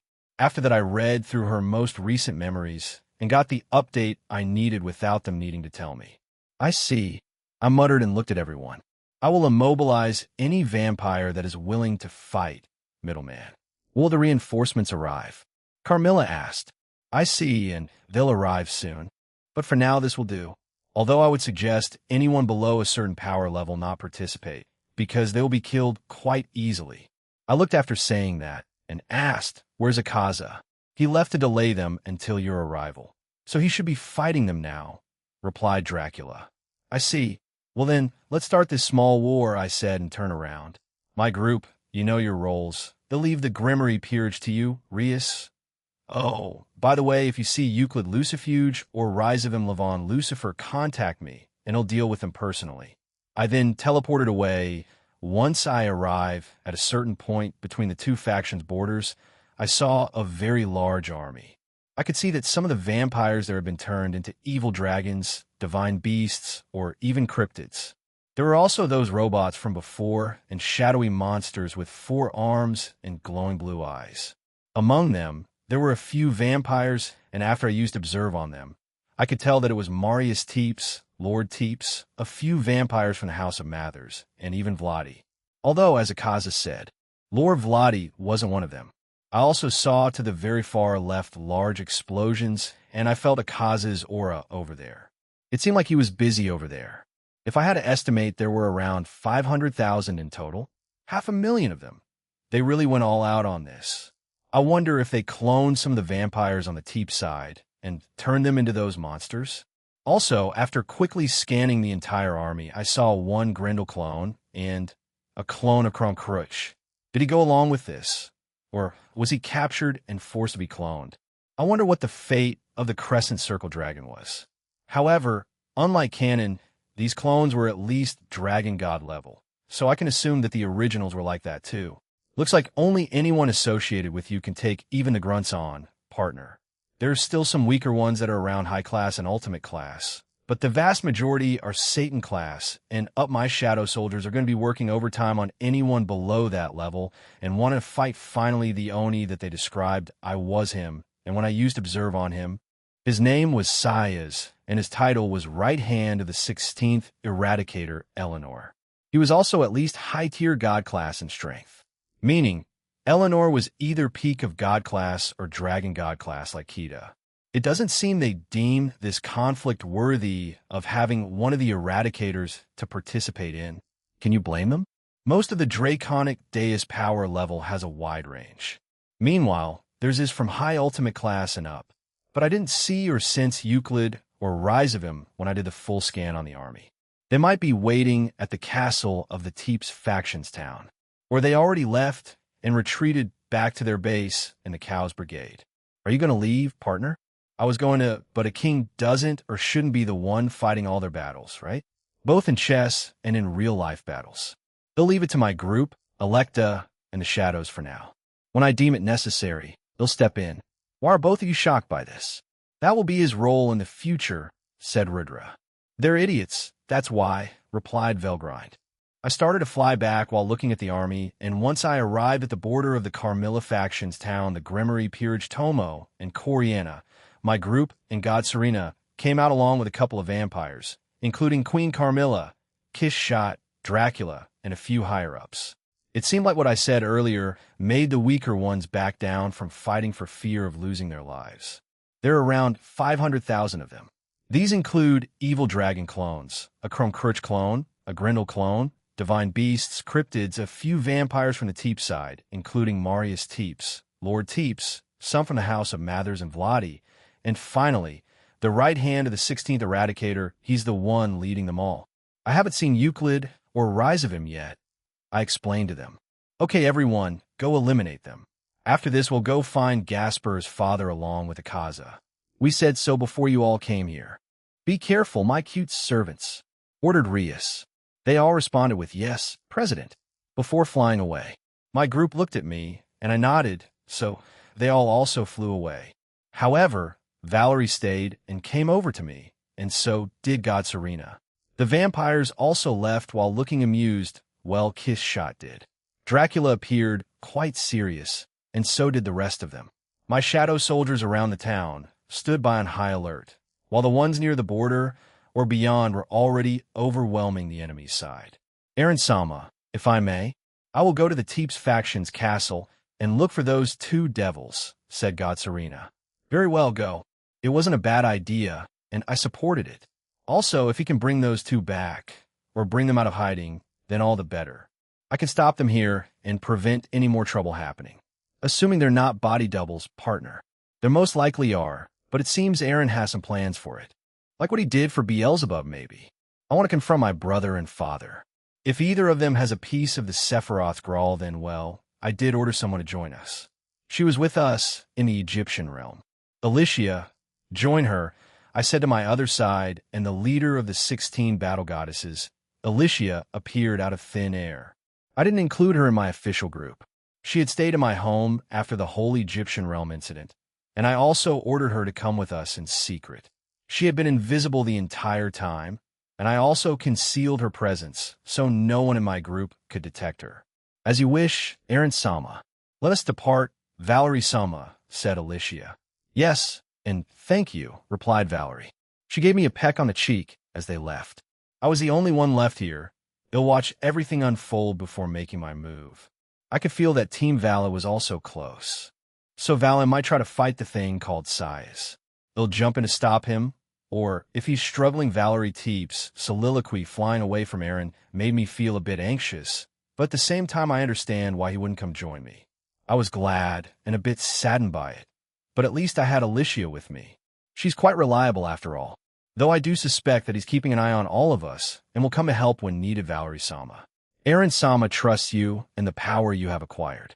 He wishes to come with you, but as you know, said Alicia. I know. He's trying to be more of a king, right? I understand that, but I kind of miss his approach of he'll rush in first and kick their ass and be done with it, kind of thing. Although he did do that for the earlier incident in the week. Maybe it's because this is on a larger scale. He's trying this strategy out. I asked myself and Alicia, not including the fact that he started to change again. But if it's for better or worse, I don't know. But I hope it's for the better. Yes, I believe that is the reason too, she replied. As we flew into the air, I scanned the area and finally saw my brother, Marius Teeps, and father, Lord Teeps. They were leading a small group of vampires and some evil dragon clones. They suddenly turned in our direction and smiled. Ah, my Valerie, my younger sister. How I missed you. I do wonder how you left our territory. However, it seems that you're well. Unlike your previous appearance, he exclaimed cheerfully. My father, Lord Teeps, simply and silently stared at me with no change in expression. I had conflicting feelings. They did all those things to me, but I couldn't find it in me to fully hate them because they're still family. A family is made. Just because you're blood-related doesn't mean much. Valerie-sama, said Alicia next to me. Take Aaron-sama, for example, Aaron. It's true, he doesn't remember his mother's name or his father from his past life. He knows what they look like, but doesn't remember them fully. He made a new family through everyone in his large household, and with both Shuri-san and Barakil-san. He started calling them mom and dad too. I'm also sure he said something like that in the past. I took a deep breath and sighed. I looked back at them and said, you're going to cause trouble and hurt even more people. So we'll stop you even if you're my family. Stop us? My brother started to laugh, almost maniacally, and it was quite disturbing. He put a hand on his face and continued to laugh. However, he pointed his finger at us, and many of the monsters flew towards us. Alicia went in front of me. She pulled her sword out, and with a calm, horizontal swing, the divine beasts, cryptids, and evil dragons that came towards us quickly vanished. My brother Marius stopped laughing and had a look of shock on his face. Even my previously stoic father had the same expression stretched across his face. What is the meaning of this? Who is that woman? My father asked. We can assume it's one of the middleman's subordinates. It matters not. Before we deal with you, allow me to share with you something, my dear sister. Do you know what happened after you suddenly vanished? He asked. I didn't answer, but Alicia kept on killing anything that came towards us. So we could speak like this. I was approached by a certain devil, Rizavim, Levon, Lucifer-sama. He, along with Sayaz-Cohen, gave me more information about your sacred gear, which further my research along. Additionally, they approached me about reviving certain people. I obliged since they helped with my research, of course. An evil grin spread across his face, and he said, Your little friend, what was it? Gasper Vladi? Yes. Did you know that he's a thing that's not supposed to exist? An existence that wasn't meant to be during his birth. He directly caused his mother's death. Yes, and no, you didn't. I shouted back at him. The realization hit me, and I felt anger rising within me. You're quite smart, as expected of my sister. Even if you're a hybrid. He then smiled at me and grinned wider. That's right, my sweet little sister. Gasper Vladi will be forced to fight his newly revived dead mother. He said it so cheerfully that it made me feel sick. Gasper, he's already suffered enough in his life. And he's finally found two people who love him even more than life itself. As well as new friends. I won't let you make me sick, I hissed at him and formed a spear made out of blood in my right hand. Gasper blamed himself for the death of his mother, and he was told that on a near constant basis as we lived in the same place for many years. He would sometimes come crying to me, or he would just hide in a box and cry to himself. Even though he never knew her or met her, he admitted he still loved her because she brought him into this world, and he met many wonderful people. The spear made out of blood left my hand, and it then started to duplicate itself into thousands of others. There was a slight frown on my brother's face, which previously had smirk. Humph, quite a show. However, it won't matter, he said, and formed several layers of defensive magic circles. I then pointed my finger down towards my brother, and Father the spears quickly flew towards them, and they slammed into the defensive circle. Initially, it didn't seem to have worked, as the magic circle stopped it, but the grin on my brother's face quickly faded as his defenses were broken by my attack, striking him across his body. He was badly wounded and struggling to stay standing. Yet his smile never left him the same with my father, who was also hit by my attacks. Both their bodies quickly began to heal, and they grinned at me. "Is this my... I did not think you were this powerful, my dear sister. That hurt quite a bit, you know? I can see you're confused. It's because of your lovely sacred gear," he said, and pulled one of the pieces of my Sephiroth Grawl. "Immortality, or something near it.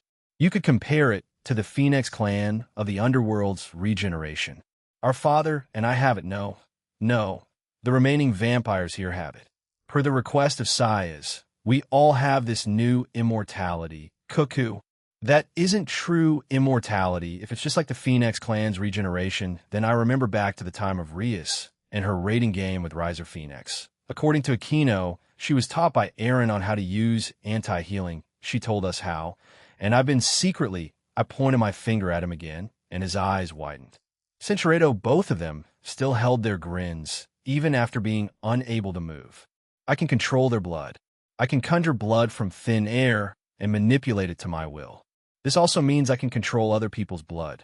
Aquino jokingly called it blood bending, and we ran with that name for a while. I don't have a name for it since I rarely used it, since Ingvild called it cheating. However, I prevented them from moving by manipulating their blood. I've already started to slow down the blood that's also circulating around their bodies, but it doesn't seem they've caught on yet. As my spears hit them, I also imbued them with anti-healing, so they can't regenerate or heal anymore. My brother's body was hit hard once again. He was badly wounded, yet he kept smiling. "But why am I not regenerating?" "You will die," said an ominous voice. When I turned around, along with Alicia and my family, saw some monster made out of darkness. However, that feeling, that aura, felt very familiar. "G. Gasper?" I called out with uncertainty. The 5-meter-tall beast that looked like a giant dragon made out of darkness with multiple wings and glowing red eyes looked at me and seemed to smile. "Valerie, Alicia-san, let me end this worthless existence's life," he said. "He did too many evil things and does not deserve to stay in this world." Earlier, Gasper Vladis' soliloquy. I, along with my peerage members and my 2 companions, were flying to a different section of the areas of the Carmilla faction. My king and master Rias Gremory let me, Coriana-san, and Tomo-san leave as a team. We were going to defeat a bunch of these invaders and meet up with the rest later. "Let's go all out," I said to them. "With moderation, Jayakun," replied Tomo-san. "That's right. If we go all out, we might accidentally destroy this country at best, and at worst, the majority of our universe," added Coriana-san. I think I became a battle maniac, partially thanks to our time in Aaron Senpai's pocket dimension. I gave them an apologetic smile and agreed. "All right, my bad." We quickly arrived at our destination, and I shouted, "All right, Cinchereto, in addition to Coriana-san, Tomo-san has begun to eliminate them as well. Coriana-san and I were both bishop pieces, so we excelled at magic, while Tomo was a knight and used a samurai sword sacred gear, so she was on the ground slashing away at the frozen enemies." "Gwahaha!" A familiar voice laughed our way. When we turned our attention to it, it was another Grendel. Increasing my speed, I flew towards it and landed a kick on its face. This sent him crashing to the ground, but he didn't stop laughing even while his face had a strange dent that made him look deformed. "Great hit. Let's keep going. Vampire friend of the dual dragon." He screamed at me. What a strange title, but I didn't mind. I covered my body with 10k and flew towards him. In the many years I spent with everyone, I also mastered my 10k and got better at hand-to-hand combat. I landed in front of him and sent a straight punch towards his stomach. I was much faster than him, so he couldn't dodge. Grindel took it, coughed up blue-colored blood, but he kept on smiling, but he didn't falter and lunge back at me and try to bite my shoulder. I easily dodged him and followed it up by kicking him in the stomach, launching him back into the air. Both my companions saw this and aimed balls of demonic aura at him. Boom. Boom! A large explosion occurred in the air, and I summoned a giant spear made out of darkness and threw it at him. The spear was around 20 m wide and 50 m tall. Gah! He cried out. The giant spear made out of darkness pierced him and then exploded. A large explosion of darkness covered the sky in this area, and when it started to disappear, Grindel the Crime Force Dragon was destroyed. Eren Senpai said they were clones and were at least Dragon God class, but were they always that weak? Or are the clones just that weak? I asked myself, but shook my head. No point in asking. I was suddenly alerted by a malicious presence, and when I turned around, a woman covered in darkness and had dragon-like wings and tail floated there. She also wore a robe covering her face. She seemed even more intimidating than the evil dragon we defeated. Why does this woman? She suddenly launched an attack at me. I deflected it, and when the attack hit something, a powerful explosion consumed it, leaving only a large hole in its place. Who are you? She said nothing, but then unfastened her heavy combat cloak and let it fall, revealing the reinforced armor beneath. My heart skipped a beat. No, imutarat.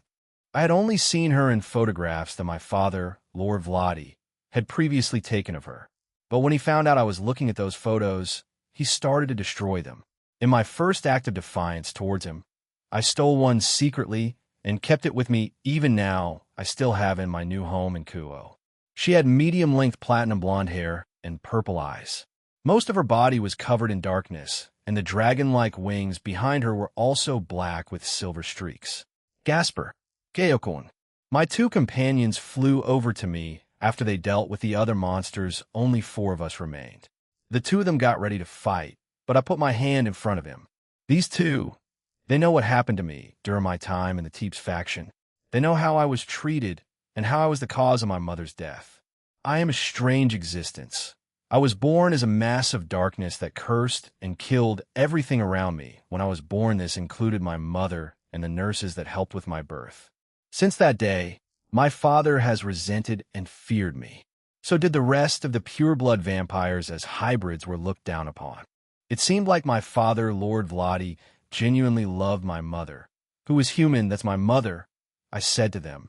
They? Tomo said in a trembling voice. How sickening, said Coriana. I will confront her. Please let me do this alone.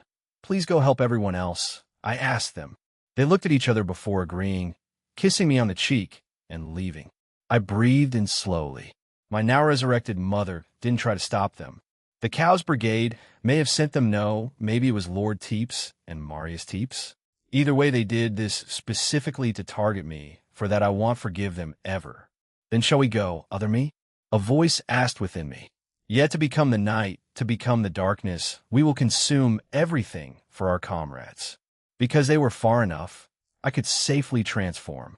I did this a long time ago, I believe around the 40 to 50 year mark in our stay in the pocket dimension.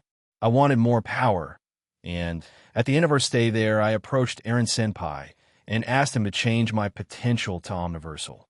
I wanted strength to protect my new friends and family. I delved deep into my sacred gear, Forbidden Baylor view. I found out many things. I also met some of the past hosts of this sacred gear. However, none of them were able to come close to what I had achieved at the time. But they too, like the boosted gear, had souls in them that resent many things. But I also found out that a small portion of the evil god Baylor was in this sacred gear. A small portion of his consciousness and power. We had a long chat after that. While we butted heads a few times and even disagreed on several things after a long time of being together, we came to an agreement. Just like Eren Senpai, Even if it's just my small circle of important people, we would protect them. He saw everything through my eyes and felt the things I felt. An evil God who did evil for most of its life, a single person started to make him change. As we watched Eren Senpai, he too wanted to try doing good chance. Even if he still has some evil thoughts, I will stop him and ask Eren Senpai to take me down if I become berserk. I thought it was strange for him to change, but maybe after spending a long time with me, especially while we were in the pocket dimension, he might have had a change of heart. But who knows? He never told me the real reason. If it's for my friends, allies, and new family, I would do anything for them. Because we are one and the same, we are Gasper Baylor. Dum. FWSSSHHH. My body was covered in darkness. I started to transform into a creature akin to that of a dragon. I had multiple wings, a horn, and red eyes. I was around 5 meters tall, and I felt like I could do anything. Forbidden invade, Baylor the Beast. It's a balance breaker, but also not one at the same time. It's a combination of my sacred gear and the power of Baylor from within me, we said to the woman. Right now, both me and Baylor combined our powers, the darkness I was born as, and his powers from back then. Even if it's a small portion, it gave me a significant boost. Let's go. That we shall. Mother, please forgive me. I covered both of us in a large ball of darkness, closing us off from the world outside. Once inside, I ordered the shadows to restrain her. You're doing that. The other me, Baylor asked. Yeah, I replied. I want to see if I can remove this darkness from her. Maybe, when I do, I can release her from their grasps. We can just combine our powers. Other me, said Baylor. I know, but please let me try on my own. Very well. After we had an agreement, I rushed toward her and appeared beside her. She didn't have time to react as I slammed her to the ground. But to my surprise, she only received some damage as the darkness around her protected her. But it seemed like she wasn't expecting that much power from me. She put her hand out, but nothing happened. Within this sphere of darkness, everything is under my control, especially the darkness, so she can't use her. She tried again and again and again, but her powers didn't work.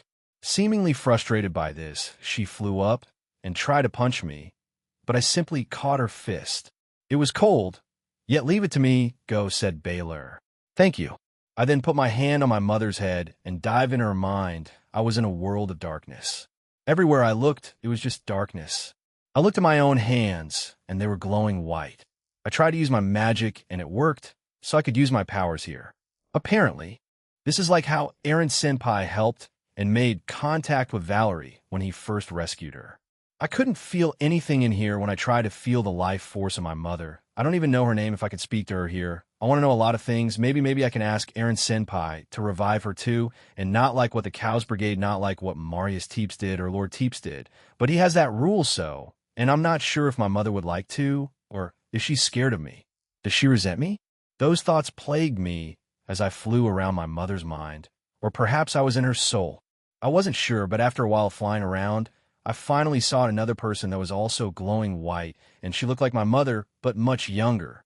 I quickly flew over to her. I wanted to shout her name, but I wasn't sure if she would be happy to see me, so I hesitated. Once she saw me, she reacted the opposite way. She smiled at me. Gasper? She called out my name in an uncertain way. I felt many emotions well up in me, but I nodded my head in the end and floated in front of her. Mom, she grabbed me and hugged me, stopping me. I never thought I would see my own child all grown up, she muttered softly. I felt tears hit my face as she silently cried while hugging me. But I couldn't help but ask her, don't you hate me? Don't you resent me? I killed you when you gave birth to me. She stopped hugging me and made me look at her. She was frowning at me while still crying, which made me feel horrible. No, why would I? I have loved you since the day I found out I was pregnant with you. I have always wanted to be a mother, so when I saw you being treated like that, especially by your father, however, I can understand why it's in their culture. It was taught to him and drilled into him. She seemed and sounded angry with my father. But Gasper, your father loves you, but he cannot show it.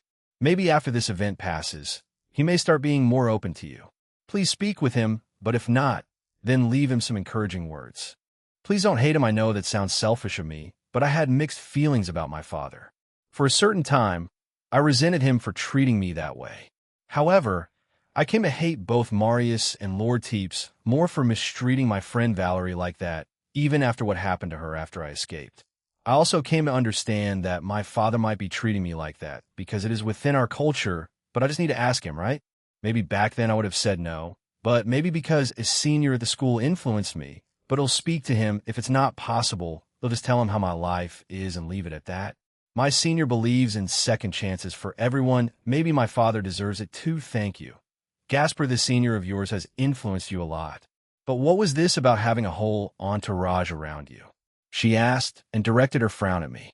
Oh well. That's why is she asking me this now? Though I'm a bit glad. I want to tell her about them. Foo-foo. I'm teasing you. I'm aware of the customs of the supernatural. As long as you treat them well and love them equally, I don't mind, she said kindly, and I heaved a sigh of relief. Mom, I can ask that senior to revive you and not have you controlled like this, I said to her, but she shook her head and said, once you defeat me or destroy my body, my soul will shatter and I cannot be brought back to life. I felt my heart drop. No, why? I heard that you need your soul to be intact in order for a resurrection to happen. However, I'm not aware of what they used to resurrect it. It may have been one of those sacred gears or something else entirely. However, as I said, whatever it was, upon death, my soul will be gone from this world. She started to stroke my head as I felt tears drip down my cheeks. Don't cry. Gasper, I'm glad we could speak like this. Even if it's for the first and last time, I just want to say that what you've done and what you will accomplish in the future, I am and will be proud of you.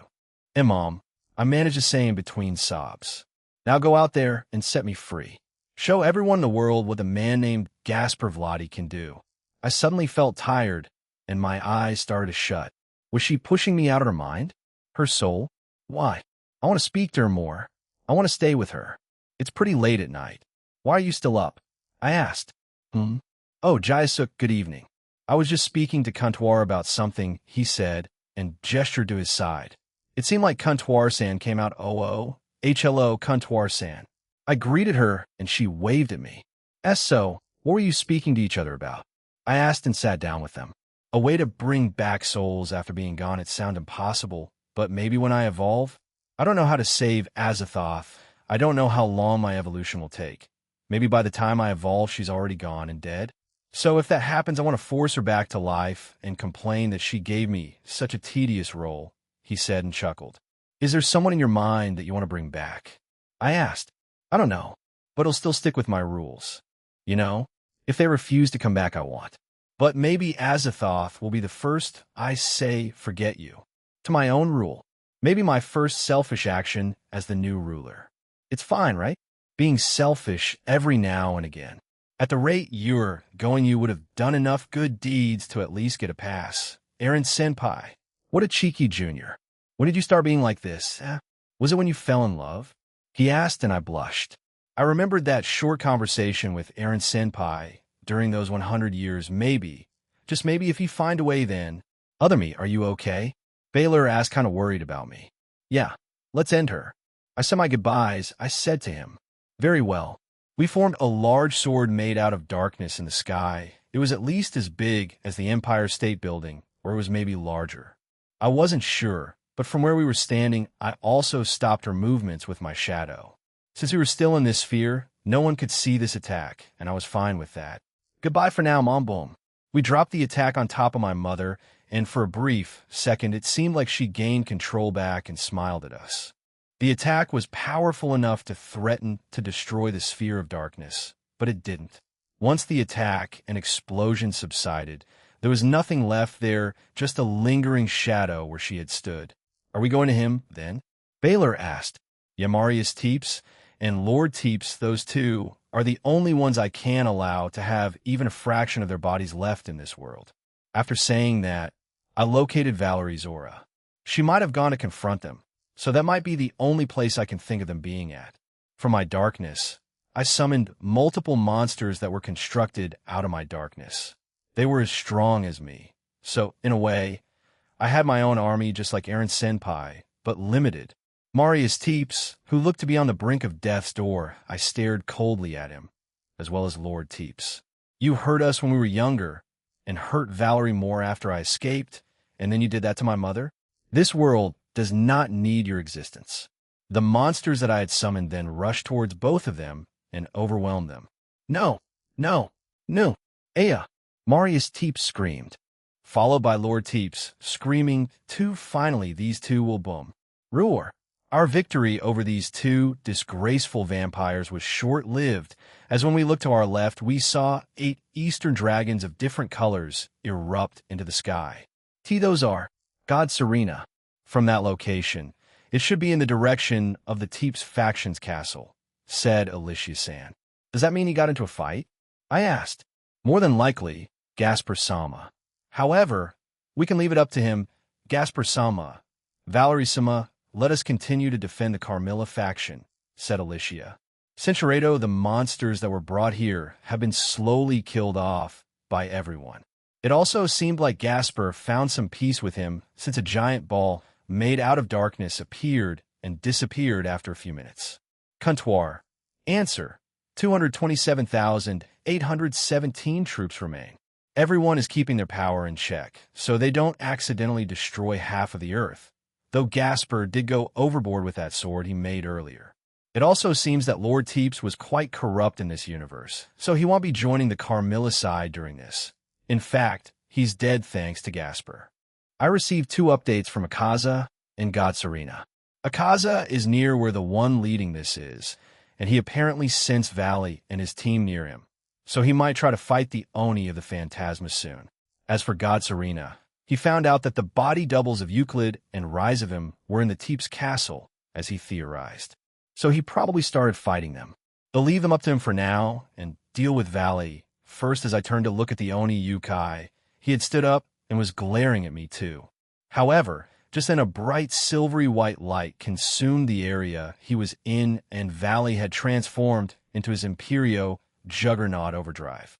Well, I promised Lavinia I'd look after him, so I won't let him get a hurt. Well, maybe I'll let him get beaten up a bit, then save him. I mean, he and Issei did get stronger after each fight and near-death experience.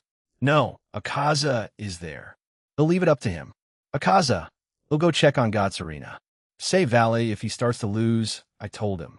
Yes, of course, Aaron Sama. I nodded to myself and finally joined in by teleporting to God Serena. Everyone seemed fine with the monsters.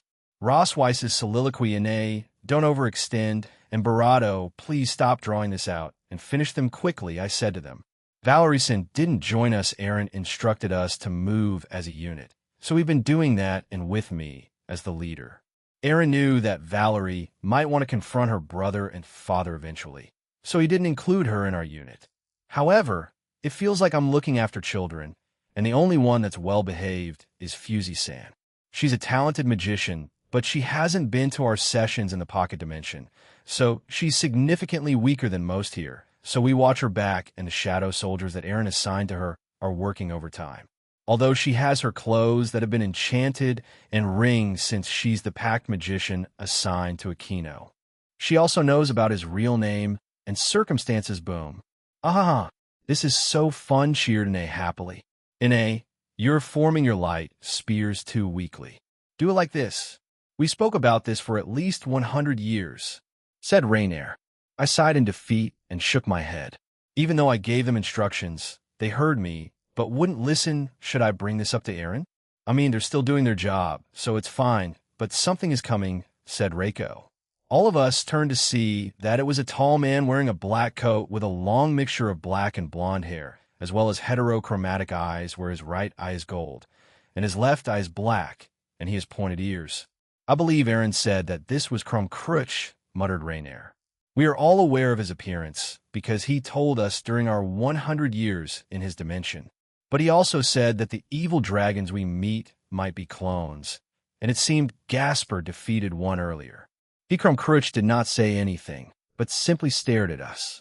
Cinceredo, even Crumb-Crutch, the evil dragon, stood there waiting for them. At least he's courteous? After a few games, Crumb-Crutch got fed up and said, "Both of you fight me then." Fine. They both screamed and summoned a light spear each and threw it at Crumb-Crutch. His eyes widened in surprise.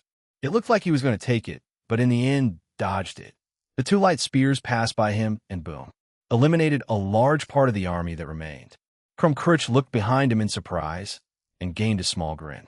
It seems this fight might be more exciting than I thought, he said, and quickly flew towards the two girls.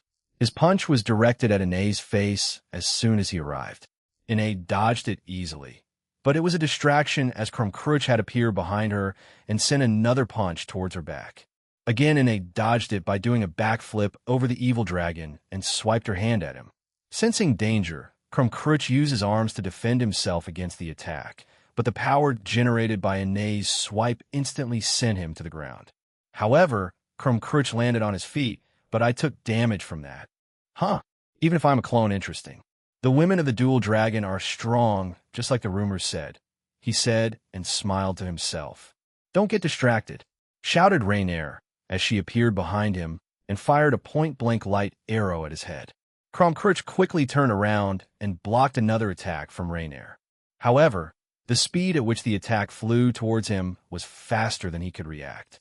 Therefore, he was hit on the side of his shoulder instead and was sent away again. He recovered quickly and steadied himself. He looked at his own wound and the light arrow that was stuck on him and pulled it out. Another grin spread across his face. I like it. More. Show me more, he shouted. According to Aaron, Krumkrutch, while a calm and quiet dragon generally, he's also a bigger battle maniac than Vala Lucifer.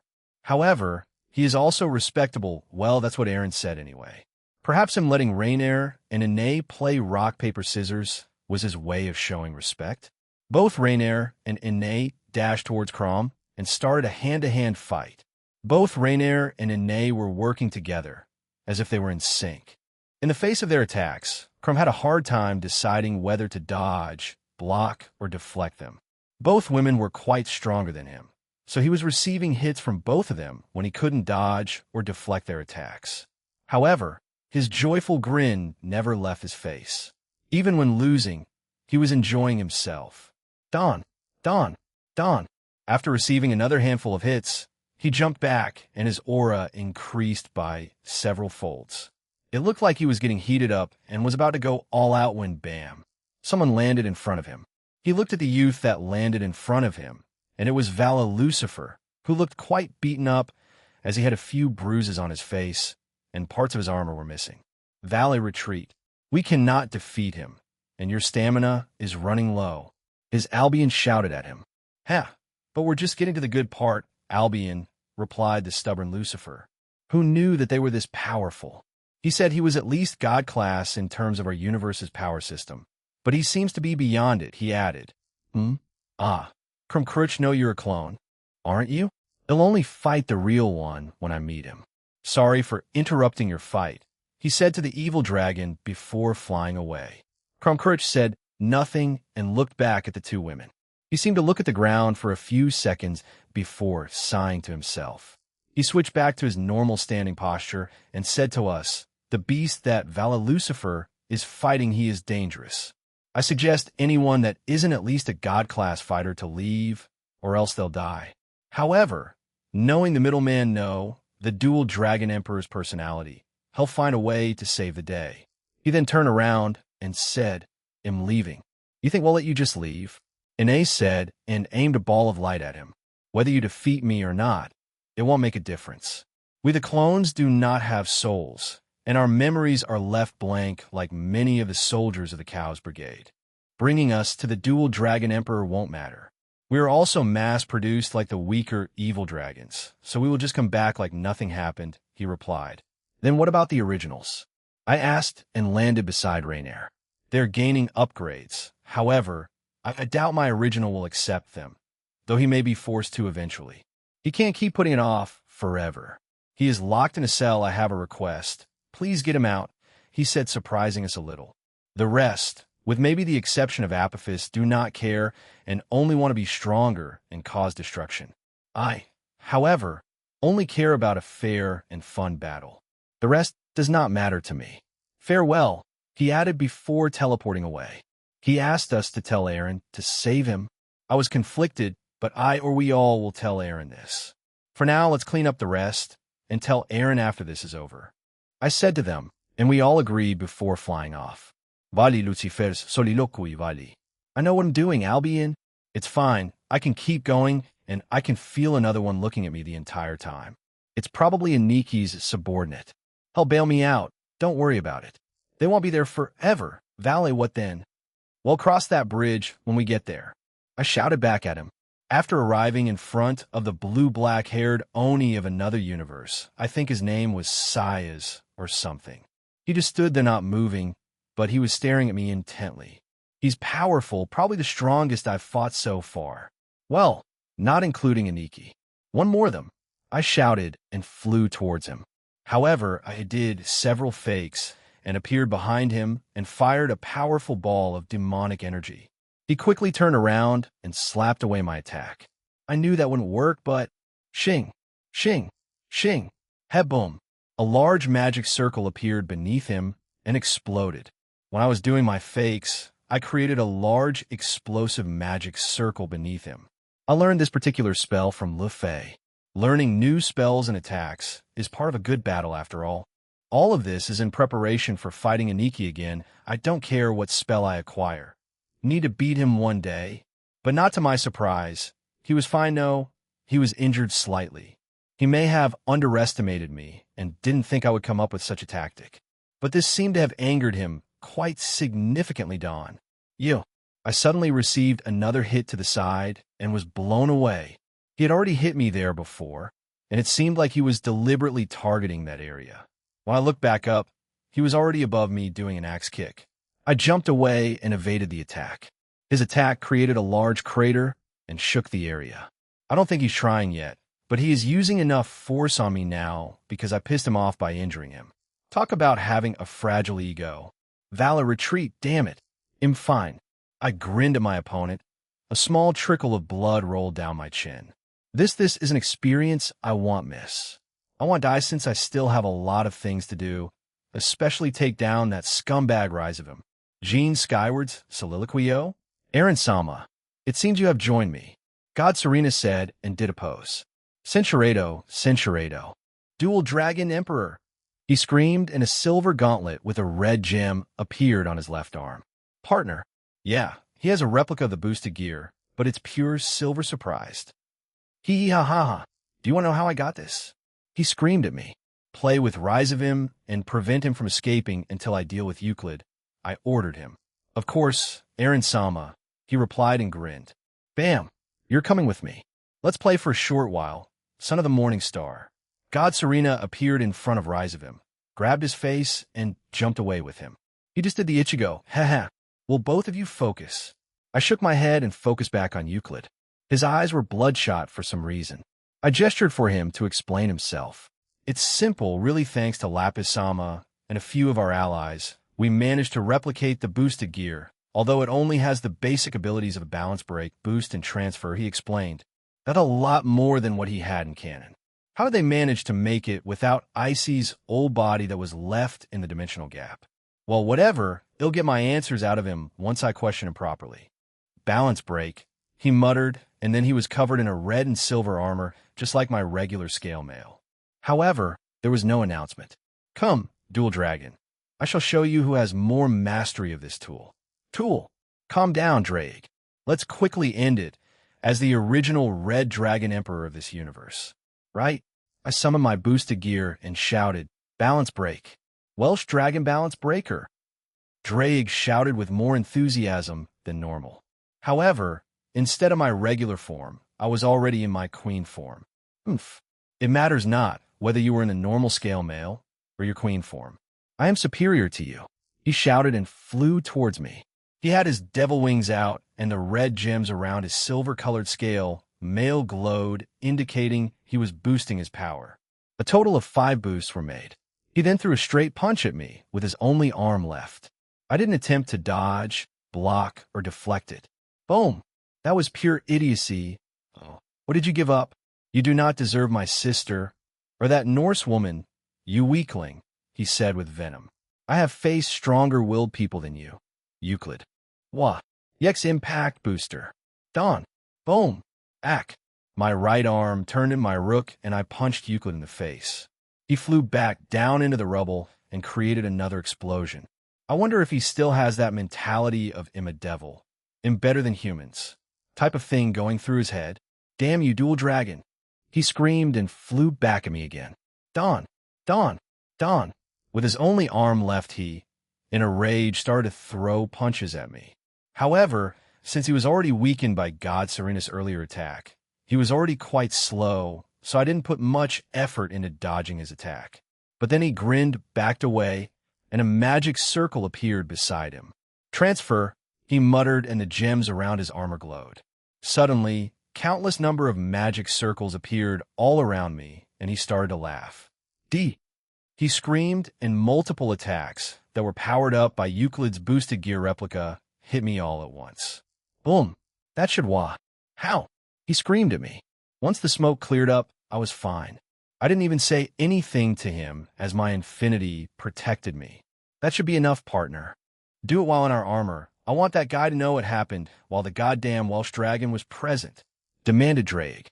Very well, I replied. I appeared in front of Euclid, surprising him. He tried to punch me, but I froze him on the spot. I then covered my right arm in a certain energy rook-esque gauntlet and punched him straight in the stomach. Euclid coughed up blood and temporarily blacked out.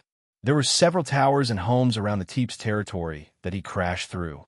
Much like the Carmilla faction, they had the same architecture, but it was mostly night here, and it also snowed lightly.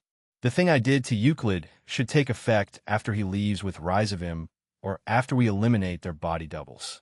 What did you do, Aaron? Albion asked. A little something that will speed up the process of them making stupid decisions and going after me personally to try to stop it. You could say I'm messing with their minds after that attack, I said to Albion and grinned. What? A small preview, Sir Albion, said Drake. Euclidano will have constant nightmares of partner betraying him in his sleep. Graphia and Rose will be taken away from him in his dreams also. He will suffer a painful injury that cannot be repaired. You have to ask partner for help. And, well, I guess being constantly killed in their dreams, preventing any sleep, can do it too. This will happen for Rise of Him too. You're a damn sadist, Aaron, but that will definitely work on them. If you constantly attack them mentally and emotionally, they will eventually crack and do something foolish. I see. So you're going this route with them, huh? I will eventually take down all of the members of the Cows Brigade. Well, I'm hoping this works on all of them. If it doesn't, it'll deal with them by force. Anyway, let's finish off Euclid first. I teleported to where I saw him crash too, and he was still unconscious. I formed a ball of draconic energy and reinforced it with extra power to break through his defenses. I launched the ball at him, and everything nearby was incinerated. Euclid Lucifer's body double was no more, and he should suffer permanent damage to his soul and entire body after this. All that's missing is the mental attacks he'll receive until we meet again in the distance. I could hear some explosions, so I followed it to find both God Serena and Rise of Him engage in combat. However, it was clear that God Serena had the upper hand as Rise of Him was bleeding profusely. The look of anger was also stretched across his entire face. God Serena noticed me and quickly punched him on the face, sending him flying to another building and flew to me. Aaron Sama, I assume you have finished with Euclid? Yeah, what about Rise of Him? Did he say anything? I asked and looked at Rise of Him, who got up slowly. It looked like he had stopped the bleeding on the side of his stomach, so he wouldn't die so quickly. He's a lot more vulnerable in this world since they didn't make Ophis finite and created Lilith, the spawn of Ophis, so he doesn't have her as his bodyguard. I do wonder if that Sias guy was supposed to be his temporary bodyguard. Yohaya, if it isn't the famous Dragon Kuin. Yo! He waved to me cheerfully, anger still evident in his face. I didn't think you'd send one of your subordinates after me. Even more so, he's a rare one, you know? Being able to casually use Dragon Slayer magic. He looked around and seemed to try to sense Euclid, but sighed. You already killed Euclid-chan. To be for him, huh? Well, you'll probably see him again soon enough. I should leave too. Yohaya, hey, did you know? We already made friends with 2 other worlds. They're really strong too. I can't wait to use some of their techniques and abilities because of how strong they are. Yohaya, that laugh of his is really annoying, you already know, right? You probably informed everyone in your little alliance too, that Trihexa, 10k-15kThis is real, and yes, we have him as our pet. He's quite cute, you know. I think someone from the EV tried to get close to it. Yohaya. He then grinned and pointed behind us and said, "My silly grandson might die, you know, if he keeps recklessly charging at Sayas-chan. He's powerful. Even more than me, I would say he's on par with the god of destruction. Shiva-kun. Well, I would like to be the one to end him as his loving grandpa. He's fine. You don't need to worry," I replied and landed on the ground with God Serena. "Oh ho ho. Do you have another subordinate babysitting him? My little Valley is so spoiled." Yohaya. It's Sidon. Bam. I didn't want to hear him talk any longer and hear that stupid laugh. Therefore, I punched him in the gut and put the same curse on him as I did with Euclid, since I doubt he'd care about the relationship part. I just made his demise a bit more unpleasant, and they were mostly carried out by dragons. If Fafnir, the Dragon King, was the one responsible for it in the original timeline, then he'll be the one to plague your dreams, Rise of him. From this day onward, you won't be able to have a good night's sleep. Let's see how long you last this time around. Drag, I called out to my partner. Right? From my jewels came out multiple small red wyverns came out of my jewels and my armor and flew around me. Rise of him saw this and was surprised, but didn't have enough strength to stand up anymore. It seemed he had accepted his fate. The dividing wyvern fairy gathered around me and started to boost. Dual Dragon Emperor, even though I'm no longer one of the main leaders of the organizations, I still hold a significant amount of power and influence, especially after my father was revived. I can promise you this soon. We, along with the EV and Phantasma, will bring destruction to this world, especially to those sacred gear wielders. You guys are the plague of this world, he said tiredly. Boost, boost, boost, boost, transfer. 40 boosts later, they transferred the power to me. It seemed overkill, and it was. I looked at God Serena, and he nodded. He appeared in front of Rise of him, who didn't say anything anymore, nor did he struggle. Nevertheless, he started to laugh in an annoying manner. Yuhi-hi-hi-hi-ya-ya. Just you wait. We're targeting everyone.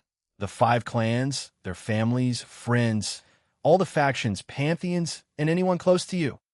He screamed at me after being thrown into the air by God Serena. During that, the chest and stomach portion of my armor opened, along with my wings and cannons for my queen form. The boosts transferred to both of them, and they were quickly charged up. If I can do this with Infinite Blaster and Longinus Smasher, while in Diablo's Dragon God, why not in my queen form with my X-Blaster? And it'll defeat all of you when you do, I replied calmly. Do it. Longinus Smasher Blast Booster. Zabobin. Boom. Ooh yeah. The laughter of Rise of him Levon Lucifer echoed through the area as he was consumed by a large draconic beam. The combined attack of Longinus Smasher and EX Blast Booster tore through the sky, past the Earth's atmosphere and into space and beyond our solar system. I'm sure this phenomenon will be talked about in the media around the world for the next few years. The force of the attack also shook the Earth and slightly pushed the planet back. However, I, along with Kuntuar, moved it back to its original place. Kuntuar. Answer. The other planets near Earth were damaged, as well as any others that your attack passed through. I have already repaired them. Thank you, I said to her and exited my scale mail. What about this territory, Aaron Sama? God Serena asked as he came back to me. He'll repair it later. There are still survivors after all, and they may want to keep on using their original home. Though I will have a talk with them later, but first, Rumble. It seems like that soldier of the Phantasma has started to take things seriously. They'll go take care of him. The entire area shook as a large amount of power erupted from the spot where Valley, Akaza, and that Saya's person were at. Chapter 5, Part 4. New Faction and Team DxD Universe of Crepuscule Phantasma. Third-person point of view on the planet where the Phantasma came from. A lone woman lived in a certain part of their world. She had long hair that was a mix of black and white, lilac-colored eyes, red and purple lipstick, and red earrings. She wore some mascara, and she wore a black and white female business suit and a black and white fur coat with red gloves. On her side, she had a small wand attached to a belt. This woman was one of the Eradicators, the 16th of the Eradicators, and her name was Eleanor. Eleanor knows she could at the very least climb up to rank 11 or 12, but she doesn't. She in her mind believed that the current members of the Eradicators have been the strongest since their inception. So, she stays in rank 16, as most would try to challenge the weakest of the Eradicators, the 16th rank.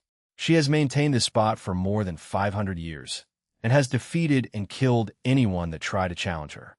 Much like the rest of the Crepuscule Phantasma, she believes that power can rule over everything, and she wants to awaken their original leader, Magnum Tenebrosum, so they can conquer everything together with him.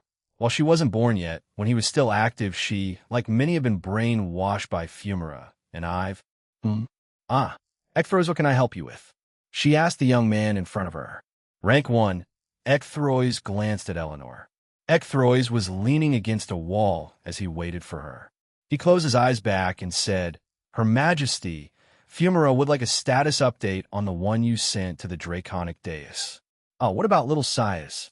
The last time he contacted me, which was around a day ago, he said that he had brought down a certain faction called the Teeps faction and was about to go do the same with the Carmilla faction. I believe they're all vampires. He also brought an army with him, even though it wasn't needed. Fufu, said Eleanor. Army? Why? He can easily defeat them without much effort. I cannot make sense of his actions, said Ecthrois as he opened his eyes to stare at Eleanor. You have heard of that new group that I want to create, yes? He wishes to be part of it, and the requirements to be allowed in the group are quite specific. Sias has most of it. All he needs now is leadership experience. Perhaps he did this to gain some? Eleanor said, while putting a finger on her cheek. I see. By the way, what about those humans, the Himajima boy? Also, that Black Alice, they entered our universe, did they not? Eleanor asked. Ecthrois nodded. Yes, currently they are being guided around as we are allied with them. The Black Alice fellow wishes to learn a specific kind of ability, which is rare. I doubt she can learn it, but we will see. As for the human, he wishes to gain an ability for himself and for his group, so they can easily kill gods. Ecthrois smirked, quite ambitious of him, but well see. His hatred for those gods burns deep from within him. I am led to believe that the rest feel the same, even more so for the clans they used to belong to. Rank, one of the Eradicators, finally turned around to leave, but before we vanished, he glanced back at Eleanor and said, The others have gone to the Eevee faction of the Eevee Atoll. A few nuisances have been happening, so we might have a meeting with all the leaders of the Cows Brigade soon. Rumor says they might change the name to the Cows Order soon. As soon as he spoke those words, he vanished. The Cows Order? They sure do come up with strange names. I do wonder how my little Sias is doing, said Eleanor as she sighed and glanced to her side. Amona, a female with long pink hair with red eyes and wore glasses, showed up. She wore a white hoodie that had bunny ears attached at the top, a black frilly skirt, tights, and a pair of black boots. She also had futuristic-looking equipment attached to her hip. It had a black and purple color scheme. Yes, Miss Eleanor? She asked. Do you know what's happening with little Sias? I'm sure I asked you to travel with him. He said that he wanted to do this alone, so it would ensure his placement in the upcoming group that will be created. He wanted your approval. Miss Eleanor, she said while looking down at the ground. My, how cute. A fufu. Well then, let's see how it turns out for him, shall we not? In another part of the world, Rank 2 was in her home as she waited for orders.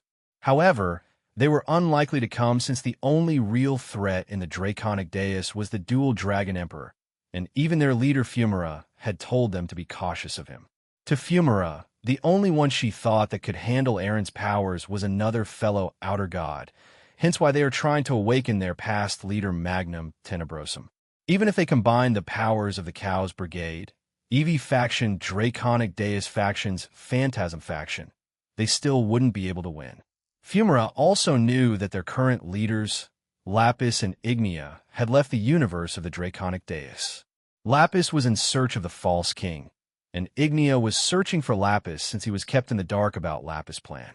Rank 2, Raria was sitting alone in her home. She trained her whole life to be strong. Her world, her universe was harsh, and if you were anything but strong, you would be killed or suffer until you died. She didn't want that. Her parents from the moment she came into this world, pronounced her weak, abandoned her, and left her to die. Fortunately, she was taken in by a strange old man who taught her current abilities as a swordswoman, and then he ordered her to end his life as a rite of passage. Raria, even though her life started out horribly, she had come to see that man, her master, as a parental figure.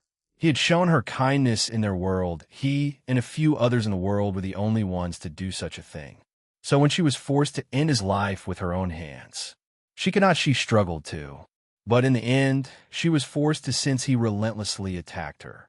She would have died if she didn't.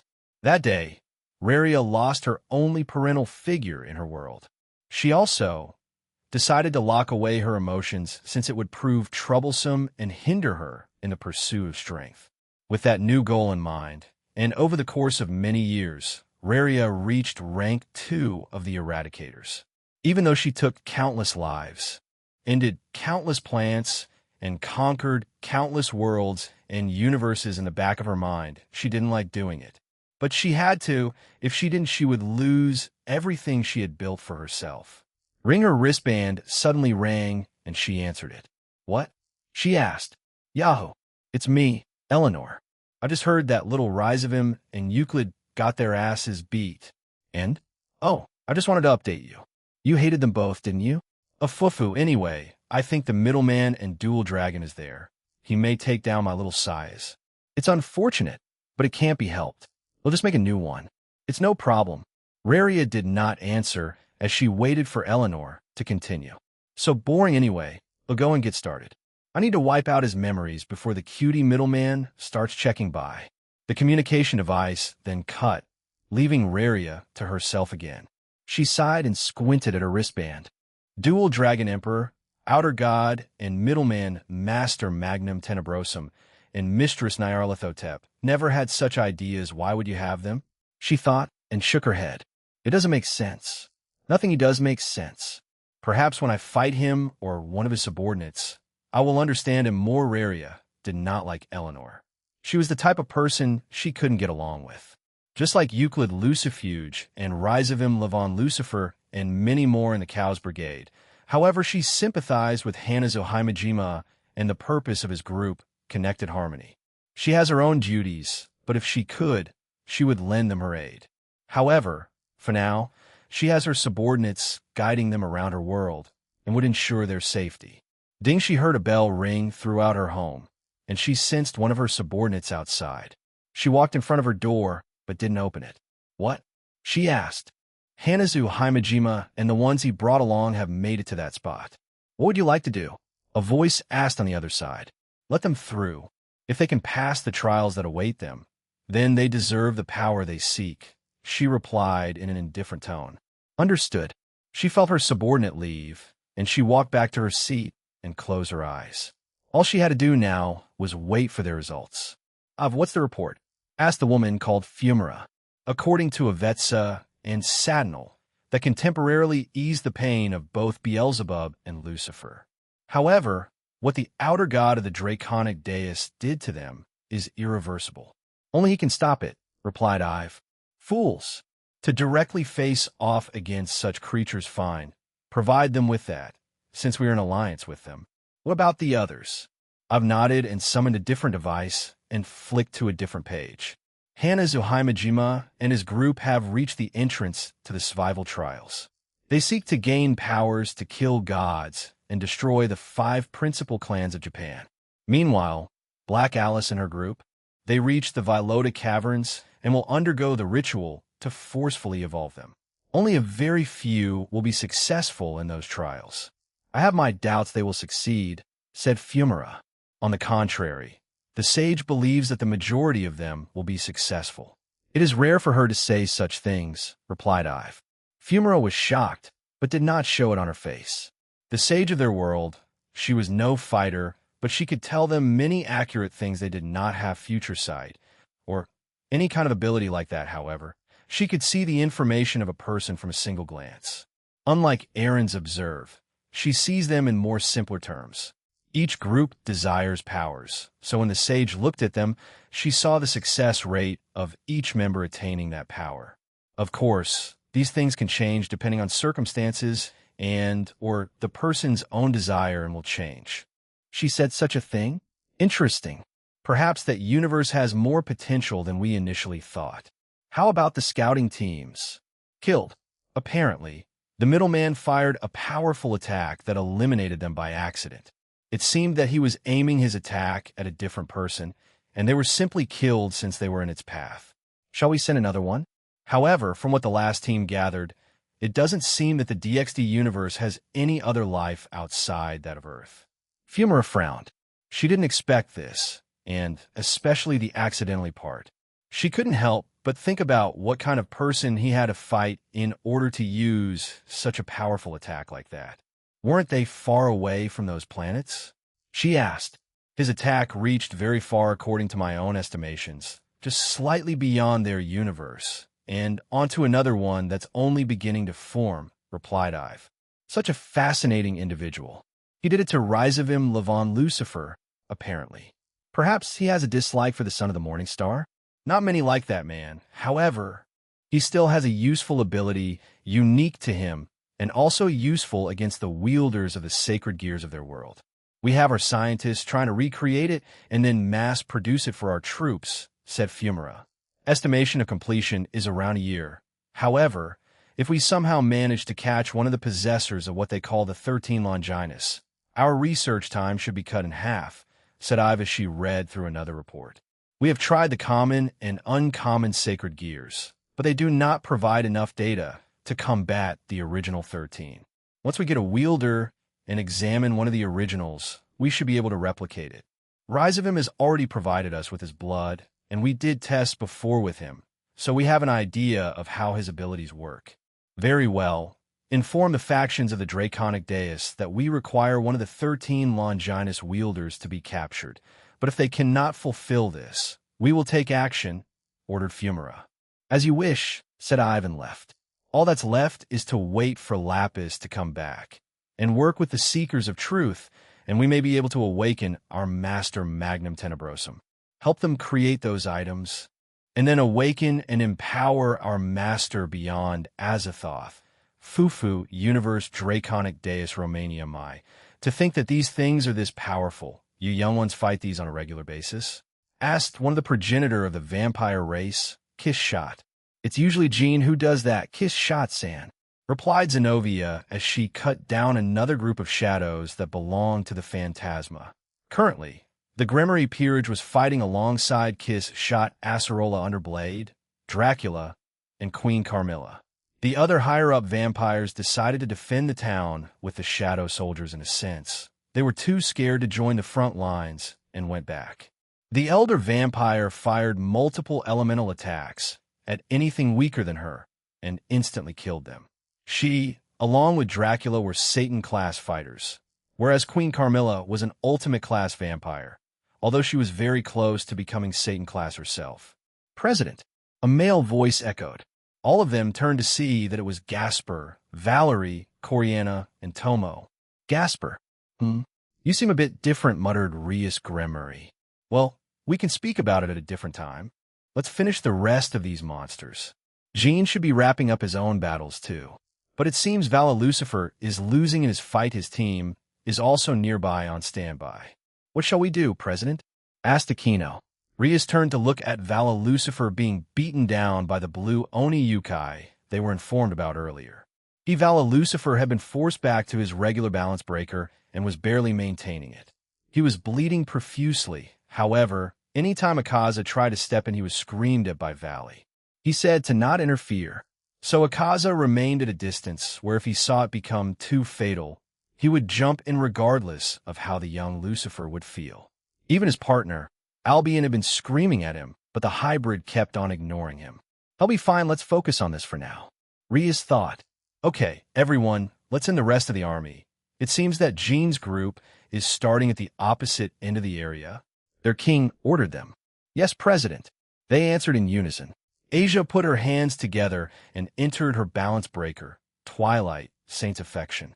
She then spread her protective and healing aura all around the battlefield, only targeting her allies and not the enemy.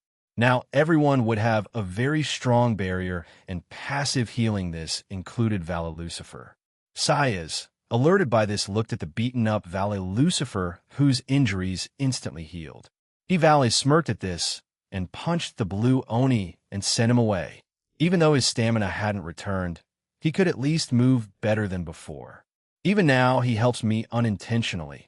How troublesome, said Valet. Vali, now is our chance. You do not have enough stamina to use before Albion could finish. Valet's scale mail vanished, and he was left in his base form. Valet smirked and shook his head. I guess this is my limit.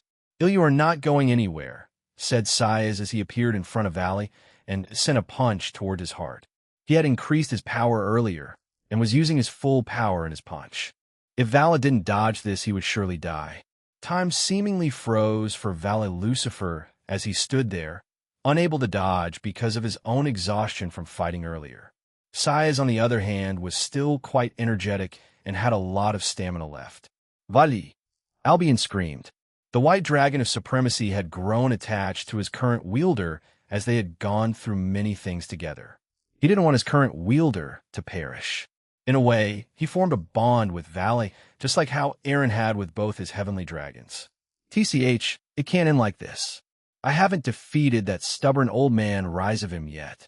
Valet screamed in his head and frowned. Doing.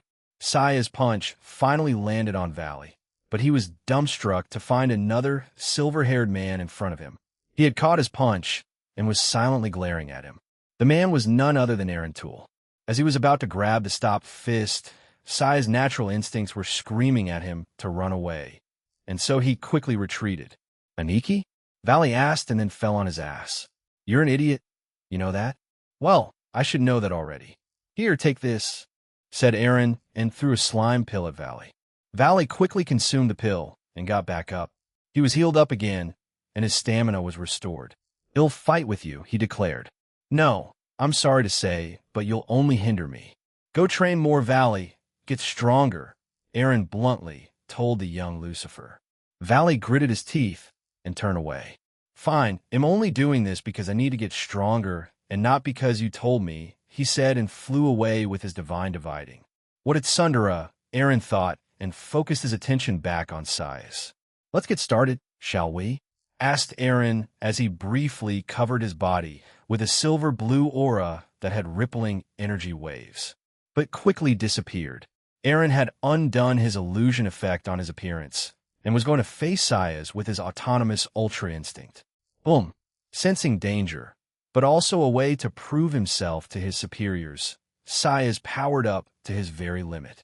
Eren, beforehand, had covered the entire territory with a barrier after his fight with Euclid and Rizavim. Let's see how he fares against Eren with his now form mastery of autonomous ultra instinct, said Velgrind. In 100 years, and him assuming the constant state of autonomous ultra instinct for that time. During the day and at night in his own soul, Eren trained alongside Draig and Albion.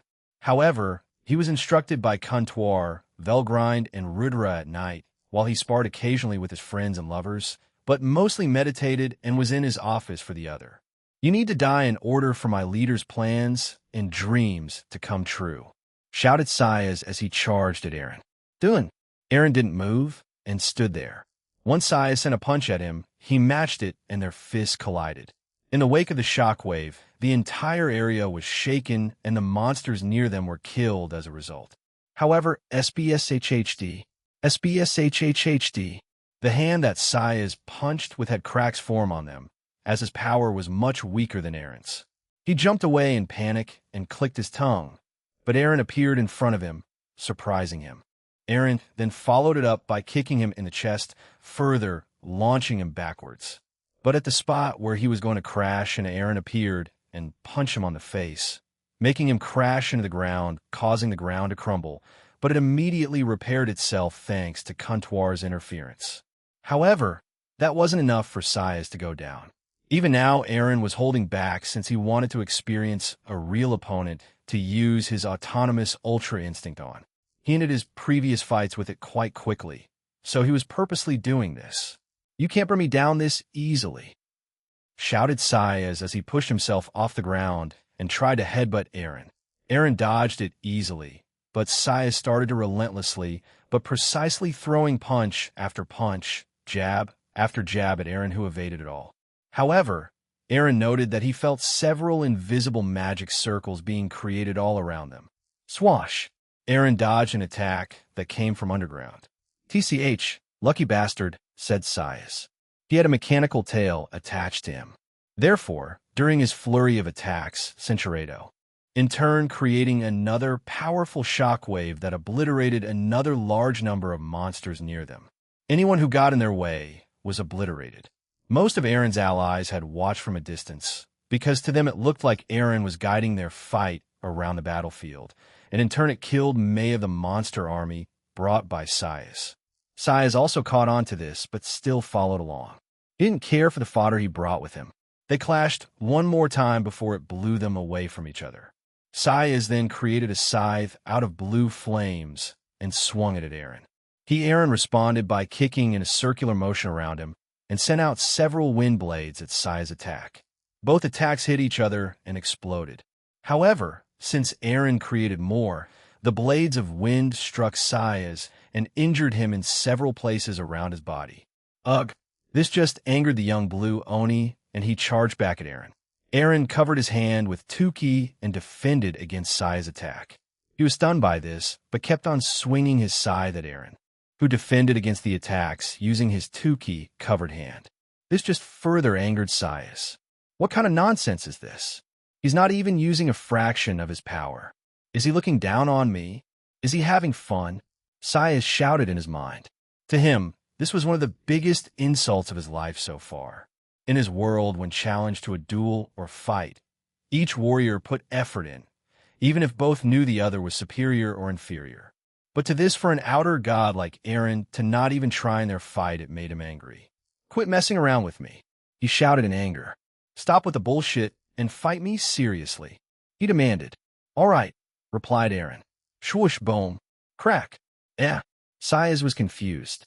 One moment he was standing on the ground, the next he was in the air. He couldn't feel his body. It was like his consciousness was separated from his body, and now he was floating bam, bam, bam, bam. However, for the next few seconds, Aaron kept throwing Sias' body about like a rag doll in the middle of the air.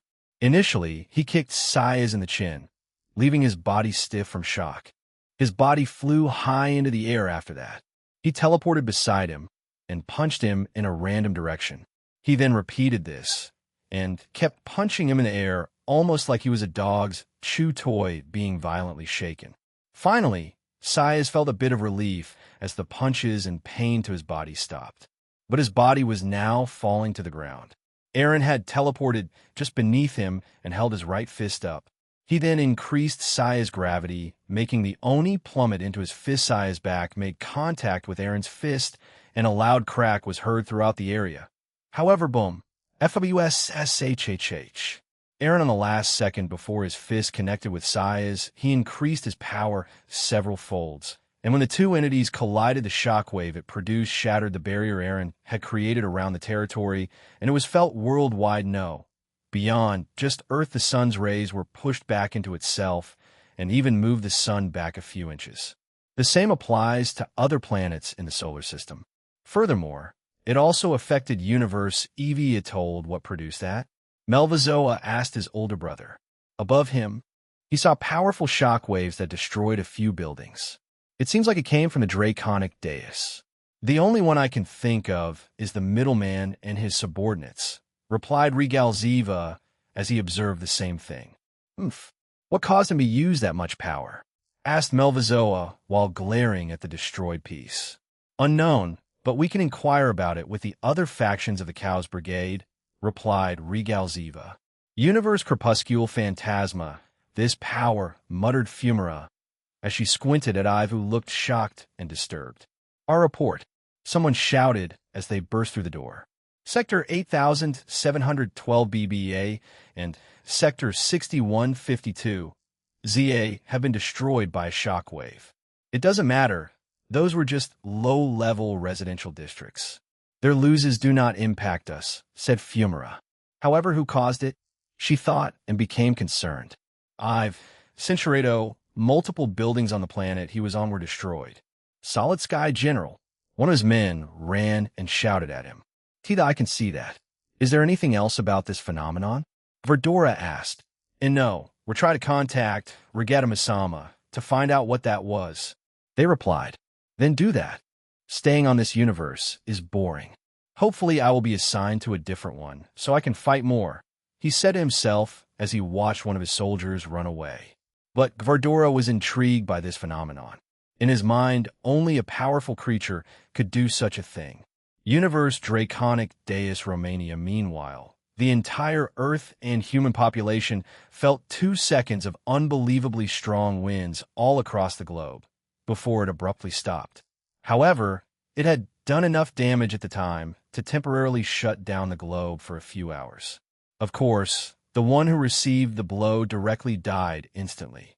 Just like Aaron's earlier attack, this event would be recorded in human history as one of the unknown catastrophes that occurred on that day. Aaron then removed the dead body above him and placed it on the ground. He touched Saya's head, but just like the other fodder soldiers of the Cows Brigade, it was blank. Cinceredo, it seems he was originally a human, who had the properties of a skinma or oni transplanted into him. Advanced robotic parts from the Phantasma also replaced several parts of his body, including his chest, heart, liver, left leg, tail, and right arm. It seemed like not too long ago his memories were completely removed and destroyed.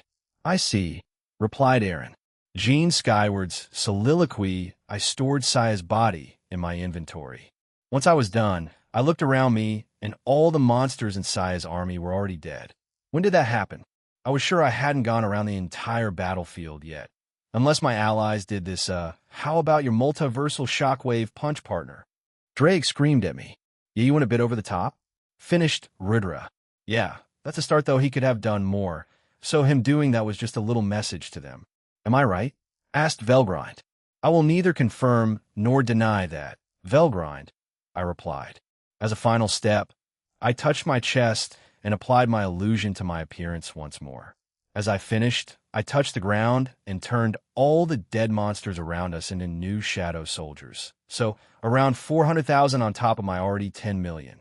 Gene, Aquino shouted. I turned around to see everyone had joined me. The land here was already flattened and only brown earth remained. I only briefly saw it earlier, and it was relatively green, so I stomped my foot on the ground and rejuvenated the land. Trees, rocks, grass, and things of that sort started popping up everywhere. The vampires who were new to this looked at the spectacle in awe.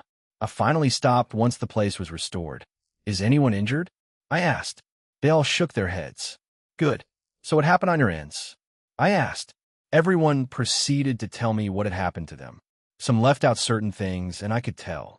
However, I would wait until after the vampires left to address them. Oh, to think that the dual Dragon Emperor had such power. You are aware of the disasters you caused around the globe, correct?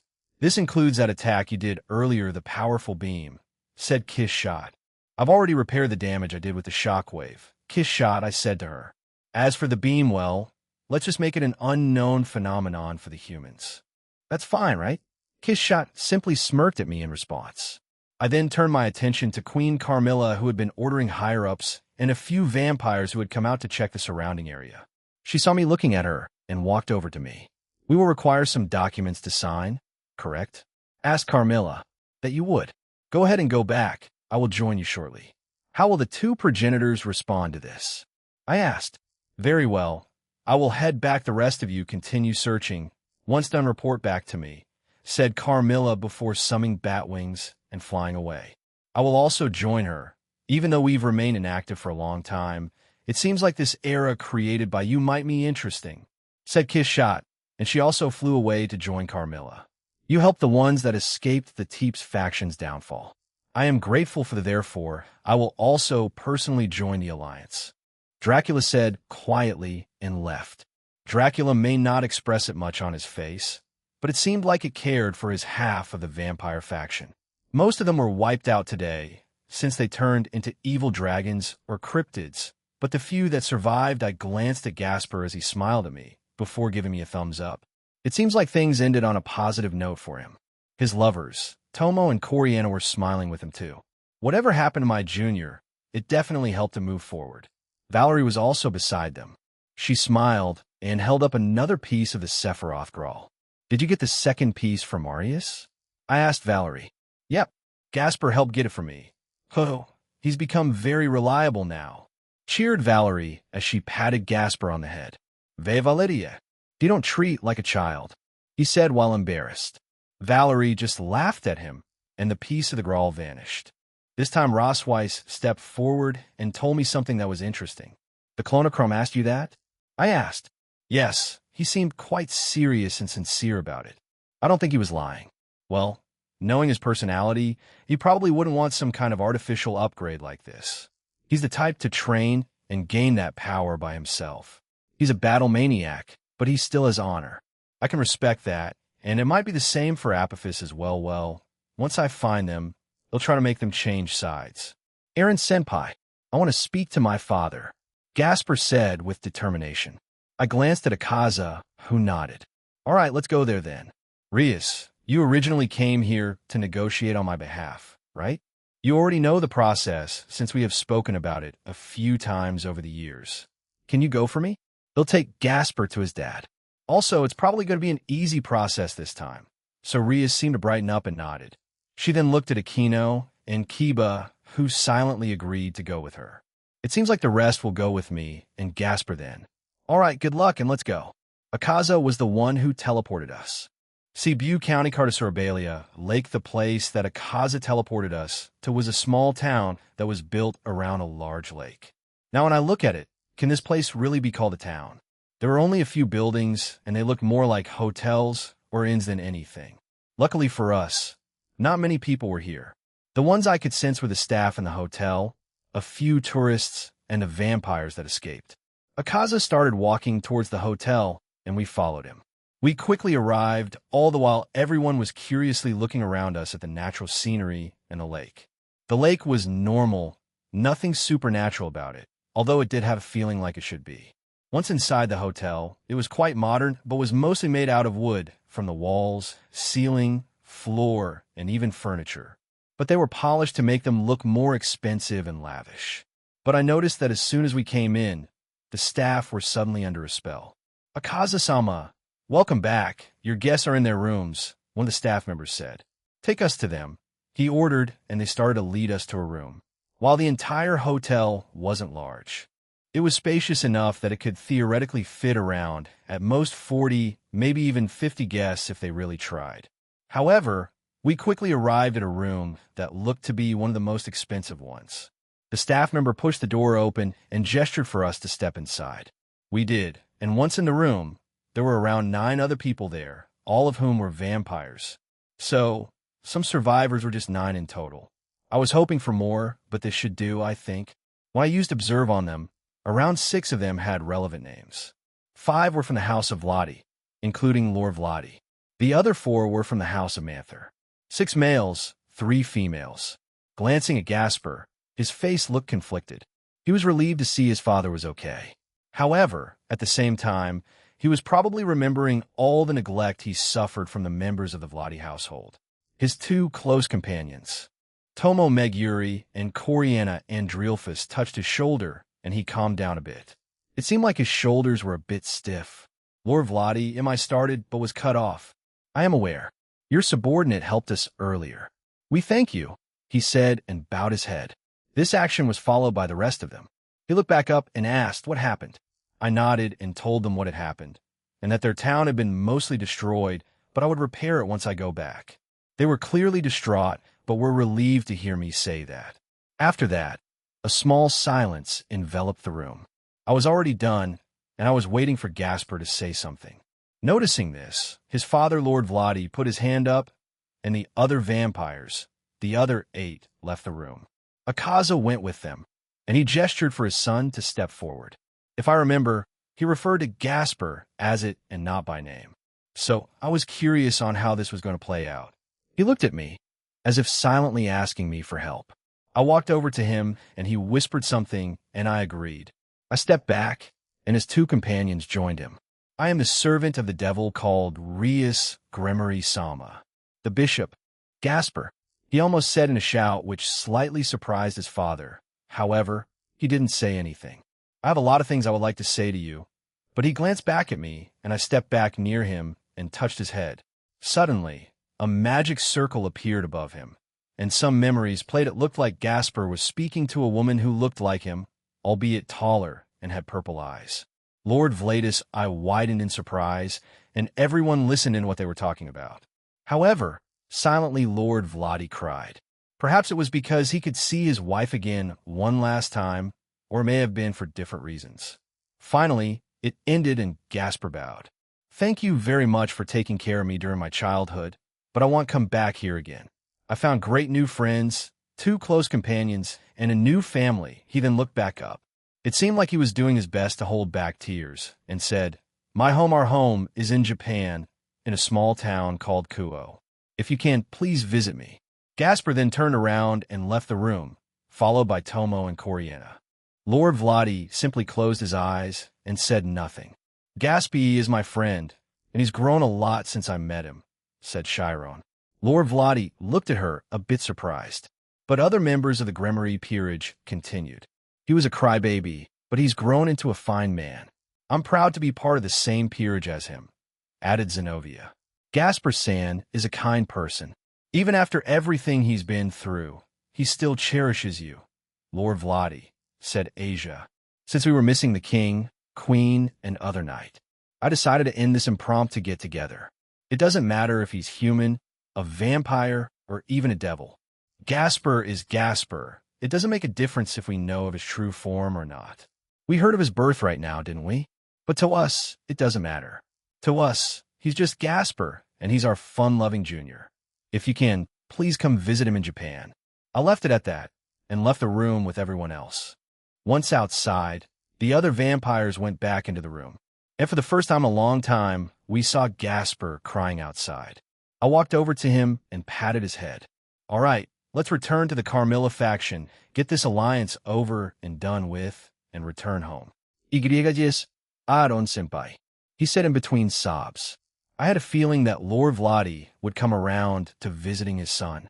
Call it a gut-feeling, third-person point of view, universe crepuscule phantasma. Oh, dear, it seems my little size was killed well. It doesn't matter, Eleanor said in almost a glee-like tone. Eleanor, was already creating a new subordinate in her own workshop. She was basing it on a random person she saw in another universe. I wonder how you'll be like in the future? She asked herself.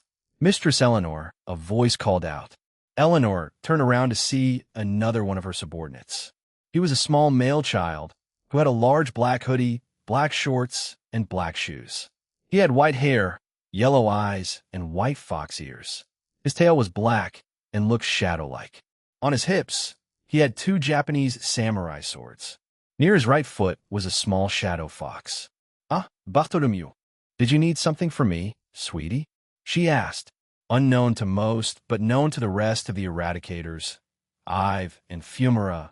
Eleanor had unusual personal motivations, and, unlike Saya's, she created Bartholomew based on her own preferences. He will forever stay like this, and will never grow up. Bartholomew himself hates it. Centuredo, she can if she really wants her to have my permission, Eleanor said, and continued to work on the new size. Okay, he replied and turned around. Ah, right, come back tonight, okay? Okay. Eleanor looked at the new toy she was making and smiled. I wonder how you'll act like. Bartholomew quickly arrived at where Amona was. She was standing behind a large pillar as she watched over the group that belonged to Hanazu Himejima. Hanazu let the others of his group to attempt the trial first. They came here as a group of 10. Out of the 10, 4 have completed the trial and has gained power that they desired. Hanazu Himejima would go last for his group. He wanted to see how many of them could accomplish this. However, a red cross appeared above the door that they were meant to go through, and he seemed concerned. How are they? Asked Bartholomew. One just failed. They'll tell them since he looks confused, replied Amona. Amona stepped away from the pillar they were hiding behind, and Bartholomew joined her. The 2 of them walked up to Hanazu. He noticed them and turned around to address them. You 2 are Eleanor's subordinates. Good timing. What does that red cross mean? All the other times before were green crosses. It means whoever took the trial failed, replied Amona. So then we just need to wait for them to come out? He asked again. Amona shook her head and said, it means they failed and died.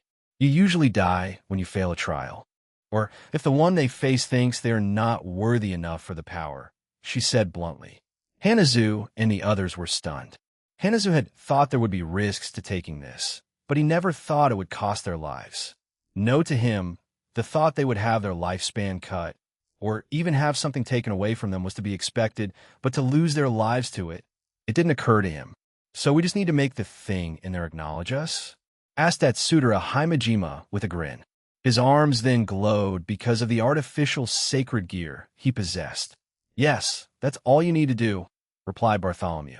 Fine, I'm going next, Atsudara declared, and then the door opened. Bring it, he shouted and ran in. Both Amona and Bartholomew didn't understand why the human named Atsudara was so passionate about gaining power. To them, it was natural, although it was due to them being born with it, or created for that sole purpose. Hanazu saw this and commented, humans are generally born weak. Many of us have to train in order to get stronger. Even then, not many of us can get to that potential we have. He looked at the door and continued. There's a saying in our world that humans have infinite potential. Human potential lies beyond stories and mental constructs. It is infinite because no matter how many thoughts you have, how many actions you perform, or words you utter, they're infinite, more waiting to be expressed. It must be remembered that this is the only definition of human potential that matters in the end, or so I've heard, he added. Both Bartholomew and Amona looked at each other before looking back at Hanazu and shrugging. I do not know what you mean by that, Hanazu, but make sure you do not take more than a week to complete these trials, said Bartholomew. Why?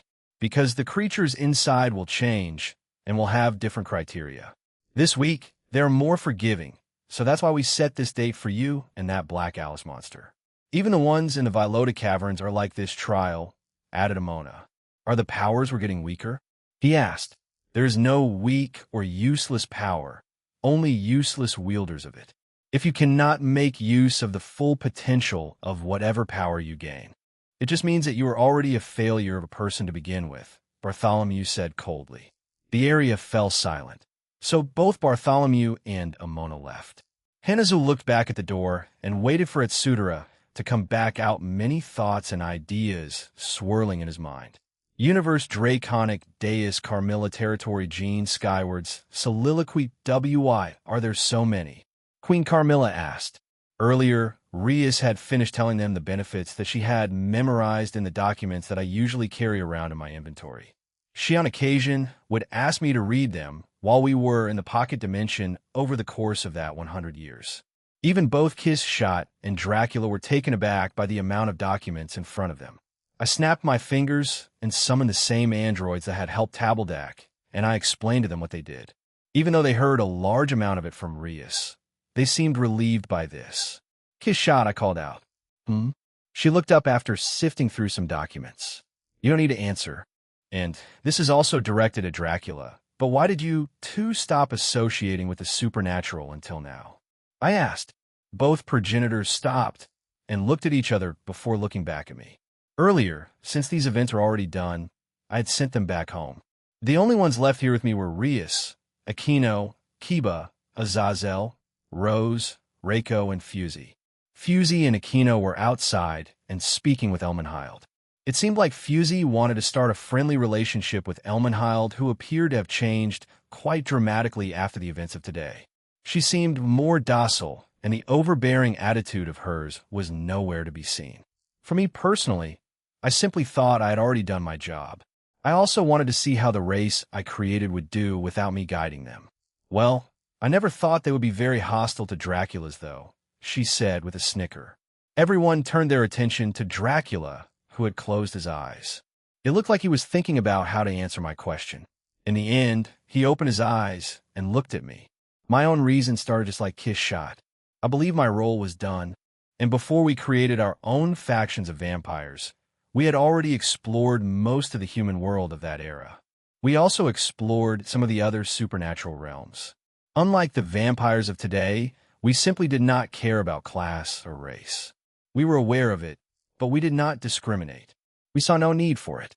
I am rambling to put it simply. I wanted to wait and see how everything turned out. I was frankly disgusted by how they split up and had a civil war. Although I did not take action since I wanted them to resolve it among themselves, however, it got out of hand. He frowned and added, I do not like how they have depicted me in human media. To be CLE, he's saying he's too lazy to run the faction and just ran away from his responsibilities, interrupted Kiss Shot. Dracula's mouth hung wide open in shock. Kiss Shot just snickered at him and continued to read her own documents. So, are you two married or something? I asked. They seemed that way from the way they acted towards each other. Why in the world would I be married to such a foul and brazen mouth? I would rather eat garlic and suffer through that awful ordeal before I even think of having romantic feelings for this heathen. Dracula said, quite loudly. Same back to you, old man. Snap back, Barato. You're boring as heck, and you have no manners. Boom. Boom. Kiba leaned in close to me and asked, how does Barato Sama know so much about Dracula Sama? Dunno, I replied. I was equally and morbidly curious. We traveled together for many years. We visited many hot springs and bathing houses along the way. Barato said, apparently she heard Kiba's question. That's quite impressive. I'm very proud of that too. Dracula shouted back. Cinceredo, but we started to hear and feel vibrations outside. I cast a spell that allowed us to see where they were, and they were fighting. Both were unleashing powerful attacks on each other, making the area around them shake. We decided to ignore those two fighting, and I, along with Rias, answered any questions they had about the documents. But after around half an hour, and Queen Camilla and the higher-ups were around halfway through the documents, I decided to leave and let Rias handle things. Rose and Reiko came out with me. It also looked like Aquino, Fusey, and Elmenhild were still speaking to each other. They noticed us, and we walked over to them. Once we arrived, Jiao. Aquino tried to call my name and hug me, but I stopped her, pinched her cheeks, and also stretched them. I didn't do it hard, but she looked at me with confusion and teary eyes. You know why I'm doing this, Aquino, I said to her and let go of her cheeks. She didn't try to deny it and hug my arm. It looks like you two are making up? I asked. Yep, we had a good long chat, said Fusey. I apologize for my behavior prior to this, added Elmenhild, and bowed deeply. Don't worry about it. Just learn from it and grow as a person, I said and waved her off. See? Even during the short time I lived with him, I knew he would say that, said Fusey and smiled my way. It makes me wonder what they were talking about anyway. I'm heading over to the Teeps faction's territory. I need to repair the place. I did promise Lord Vladi. I think they'll stay at that hotel for a while before coming back. Aquino nodded, pecked me on the cheek, and joined up with Rias inside the meeting room. I then teleported away with Reiko and Rose. Teep's territory arriving back in the territory, I noticed a few things. Earlier, I was mostly focused on Euclid, God Serena, and Rizavim, and I didn't notice every intricate detail about the place. But as I mentioned before, it's perpetually nighttime. It was done by magic, and a powerful one at that. Is it possible that Dracula did this a long time ago? Or someone from the Cows Brigade did it? Either way, I won't mess with it. It's better to reverse time here, right?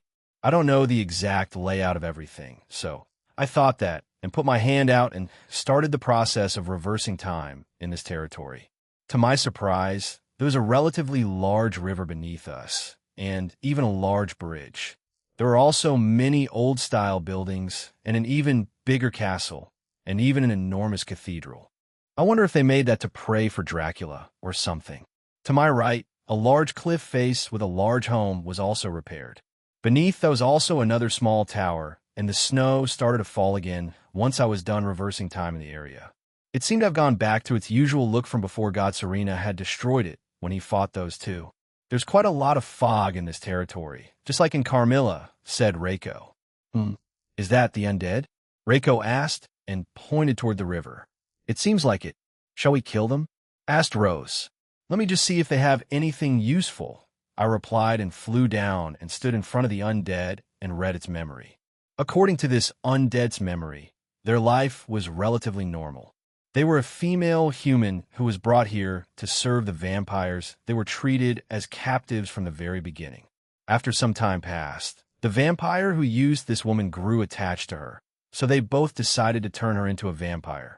But just like in man cases, if that particular human has low tolerance against vampires, and after being bitten, they either turn into a vampire or turn into an undead. And unfortunately for her, that other vampire, she was transformed into the undead. There were a few other undead here, so I'm guessing these are the ones that survived with Lord Vladi, one of the males in that 9-man group. The undead can be gotten rid of if they, the undead, are slain or if the source, the one who bit them, dies. I checked the other undead, and it seemed like it was one of the Manther vampires that was with Lord Vladi. What terrible luck, it seemed like he had grown attached to these women and tried to turn them into a vampire, but that didn't work out for him. "Let's end your miserable existences," I muttered and swiped my hand, killing them. Both Rose and Reiko joined me and asked what I had found, so I explained to them, and they felt a bit of pity towards those undead. "At least they can rest now," said Rose. "Yes, it's better than being left to rot here, in a river of all places," added Reiko. "Let's go back." This was quicker than I thought. Carmilla territory, a few hours had passed since then, and I had handed Queen Carmilla the last document to sign. In the meantime, I had Akaza bring Lord Vladi here and explain the situation to him. He who had lost his home and most of his people agreed to join the Alliance while being given aid by the Alliance, me, and the Carmilla faction. While many would still be against joining hands with the remaining Teep survivors, they also knew that the majority of the Teep's vampires had lost their lives, and the ones remaining were more or less in favor of joining the DXD Alliance. I took the document after Lord Vladi also signed his name and signed it myself. "With this, you're part of the Alliance. The reinforcements joined us when I was fighting that blue Oni, so they should start bringing in supplies to aid your faction." I had someone from my group inform Sona and the other leaders. I said to them, "We didn't receive too much damage, but Lord Vladi and the remaining Teep's vampires will need your help." "Jean," said Carmilla, "I will take over and be the temporary leader of the Teep's vampires. We will need to start bringing humans over to their side and turning them into vampires." "Also," Dracula said and looked at Queen Carmilla, "the youth, who are more impressionable, have volunteered in moving to the Teep's territory to start families," Carmilla added. "In the time I was gone, they apparently signed a treaty between the two vampire factions of Romania. Both factions would join hands and would build a brand new territory in the area that I had repaired after the battle. They don't know what to call this treaty yet, but the temporary name is Joint Vampire Treaty. Both progenitors would be leading this new faction of vampires, while Queen Carmilla will help behind the scenes. In a way, she will be the queen for them as a face, while both Kiss-Shot and Dracula will be the real leaders. Though, it feels like me repairing the Teep's territory was useless now, but them staying there will be just temporary, since the Alliance will help with the construction of a new faction of vampires here. In Romania, we thank you again for your help." "Jean," said Carmilla, "you're more than welcome to come back here," she added. "Yeah, I'll try in the future. But for now, goodbye. We'll be heading back home," I said and turned around while throwing the documents back into my inventory. "Finally, I can shower," shouted Azazel, who seemed exhausted. "Oh, that's right. They'll come visit Japan soon. I'm quite interested in it. I mean, I do have another name that's Shinobu after all," said Kiss-Shot. "We will welcome you with open arms. Come visit Kuo if you have a chance. This brat will open a restaurant there after all," added Azazel. So the rumors were true. Ho ho, very well. After Kiss-Shot said that, we finally left for home. Japan, Kuo Academy. 2 days have passed since the incident. The ones within the DXD Alliance had sent out help and packages to help restart the new joint faction of vampires in the Romania. Another thing happened. The vampire faction within Ireland, the one led by Sorlaith Ni Sluid Hadhe, Dirge Du Queen, had joined the Gaelic Alliance, and in turn, the DXD Alliance. All that's left is for the male-dominated vampire race in the Irish pantheon to join the Gaelic Alliance, and they're set. Scathack said she and Afe would try to convince them along with Danu. Another thing is that the underworld is on high alert, and also search teams have been sent out to try to locate and capture both Euclid Lucifuge and Rise of Levon Lucifer. They think they might still be in the underworld, but I doubt it. Even the four great Satans don't think so, but the older devils insisted, and they started sending out search parties to look for him. I also sent my Electa to upgrade the hyperbolic regenerative chambers to increase the size to 2,000 people. And according to some of my shadows that I placed in those realms, there had been a large influx of people flocking to them because of it. Currently, it was lunchtime, and I was on the rooftop of the school on my own. A person stepped out of my shadow and said, "Aaron-sama, it seems a certain incident happened in the Shinto realm, which will be your next destination, but it also seems like Azazel may ask for your help soon too." "I see, thanks. Go wait for me in the Shinto realm then," I ordered her. She nodded and left. "No rest for me, huh?" I said and started to stretch my body. However, as if on cue, a magic circle appeared beside me, and I heard the voice of Jin through it. "Jean? Hello, Jin. How can I help you?" I asked. "A certain indecent happened in our realm. We would appreciate any assistance you may be able to provide. However, it's not too serious, but don't worry, I take any request, so you'll go there in 3 days, the weekend starts then." "Is that fine?" I asked. "Yes, it's perfectly fine. However, it involves Takamagura, the main realm, Yulgana, the Kitsune realm, and finally the Tengu realm, Shifengu. How do I say this? That a certain individual has run amok all throughout them, and we explain when I get there, Jin. It would be better that way, right? Also, they'll take that time to fight Raijin too. So tell her that," I said to her. "Very well, and thank you in advance, Jean," she said through the communication circle before it disappeared. One would think that the supernatural world would be in more chaos and unrest, but they aren't. Even after the actual confirmation of Rise of him being alive. I mean, I did tell them, though I guess they took it more of a speculation. Even after Euclid basically confirmed it too, however, due to the new Cows Brigade and the confirmation of Rise of him being alive, more and more factions and pantheons were more open to joining the DXD Alliance. They've been contacting the three great powers, as well as the other pantheons that are closer to them. This also meant I was flooded with texts and calls from many of the leaders. To me, it was a good thing the places that Kuntwar gave me about possible bases where I could find and capture Vetsa were among the pantheons and countries I was meant to go to. But they started to wipe out their memories from them. Partner, wouldn't a woman like Vetsa try to wipe her own memories too? Especially if she's captured, she might just have some kind of emergency plan for it. If she has a fail-safe mechanic set up that will erase her own memories, then I just need to be ready, but the first place I'm heading to is Italy, and Nia is traveling with me. I got that from one of their memories after all ding-dong the bell for lunch sounded, and I rushed back to my classroom.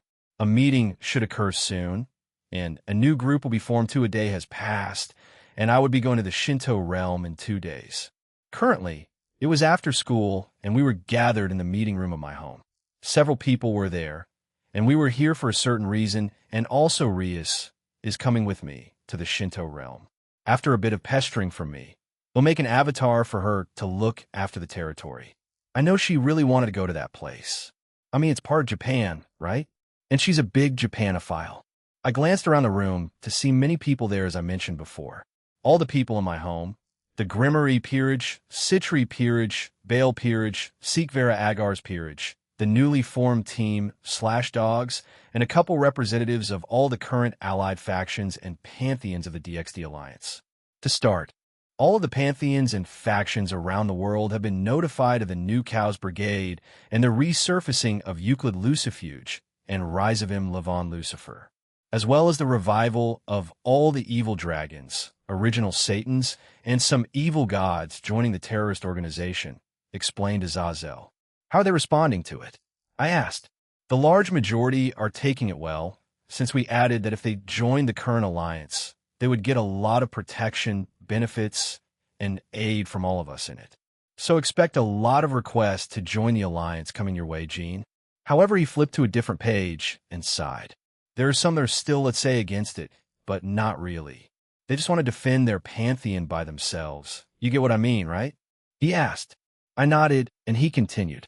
The new Cows Brigade, which is now known as the Cows Order, thanks to a new declaration they made yesterday over in Australia, a large part of Sydney was attacked. but thanks to Jean and his shadows, the damage was very small, and he also erased all the humans' memories of the incident. But it still counted as a terrorist attack in the human world's media. So they're also on edge. They think it's due to Vortex Bunch, whatever that is. They're appearing now. Also, why attack Australia? They didn't launch a large attack, only a few mobs throwing random magical attacks at night. I was still awake at the time, so I joined and stopped them. But still, we also believe they're targeting other universes in the multiverse and not just our own, though we don't know that. So, Jean, your thoughts? As far as I know, they're not well to the ones I know of, but they might be. I just need to send one of my subordinates away to investigate, I replied. All right, so we can put a question mark on that first then, said Azazel, and used a pen to write on the document he was holding. Next, we believe they plan on taking control of the Beast of the Apocalypse, Trihexa 666. For what reason? Probably to use for universe destruction and domination. Griselda put her hand up and said, Altaria-sama, along with Layla-sama and Michael-sama, are going to some mythologies to negotiate them joining the alliance. They wish to ease the burden on Jean. I'm also doing some light negotiations on your behalf, so don't panic too much. I'm pretty sure Surzex and Seraphal are trying, but they're swamped with the aftermath of Rise of Him. So currently, they can't, added Azazel. Finally, to the main point of our meeting. Because of the increased terrorist activity and also the new Chaos Order trying to invade other universes and take control of them, or even destroy them, the current leaders of each faction of the DXD Alliance have proposed something. Azazel then looked at me. Well, he's also included too. Oi! He ignored me and continued. The factions and pantheons that are not in our alliance, yet are feeling nervous. So this brat proposed to create a counter-terrorist team that consists of the strongest fighters of the current generation, announced Azazel. Is that why you were absent for 2 nights in a row, Jean? Asked Aquino. Yeah, pretty much, I replied to her. This team can act freely in any of the factions and pantheons of the world, even the ones we're not allied with. The ones chosen for that team are here today, while mostly all of us, some couldn't make it, I added. Seems reasonable. I'm all for this counter-terrorist team, said Rias. I don't see a problem with this, added Sona. I have no objections. I also agree, although it seems most of us will play a supporting role. Sigvera and Sarorg also agreed.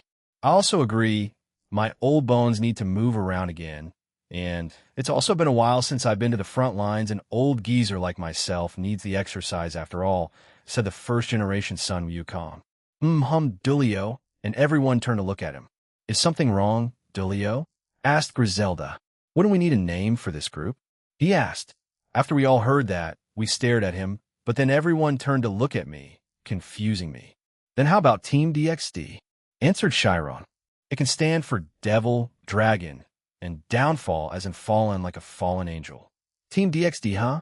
I don't see a problem with that. As far as I can tell, the 3 dragons of our universe are the strongest. Irene and Ophis, who are with Jean, and also the dual dragon emperor of this generation, said Azazel. If it's not weird, I'm fine with it, chuckled Dulio. He'll leave the naming to the youngsters, added son Yukon. So who's the leader for it? You know, the face of this upcoming counter-terrorist team? Asked Danu. Everyone chuckled at the goddess, confusing her, and then they all turned to me. What? I asked. It's a bit obvious on whom the team leader is, said Rias. Jean-senpai is the one who started the whole, I want peace, I want alliance kind of thing, right? Added Saji. It's only appropriate, added Griselda. The dual dragon who wanted peace. I think you're the only one who fits this category. Unless you don't want it, then let's choose Dulio, added Griselda. Ia, Emmy.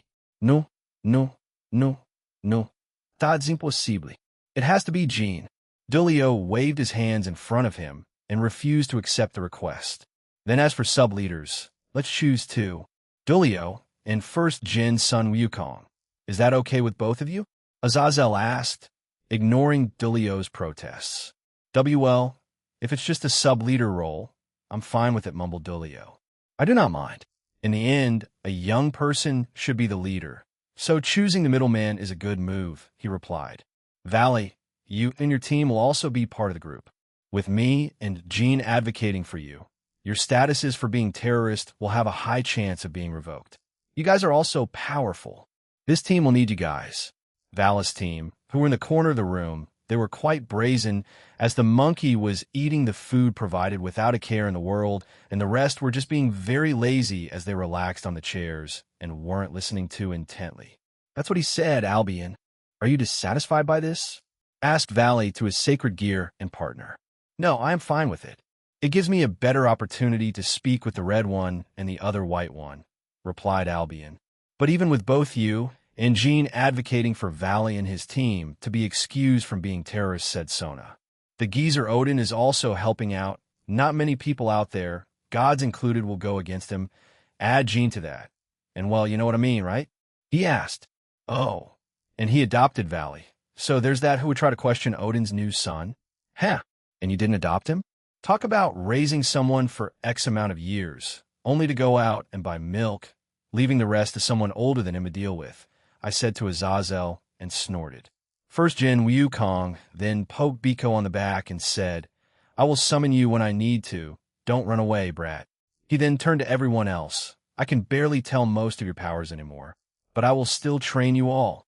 We're a team, so it's my role as a sub-leader to train you young ones up.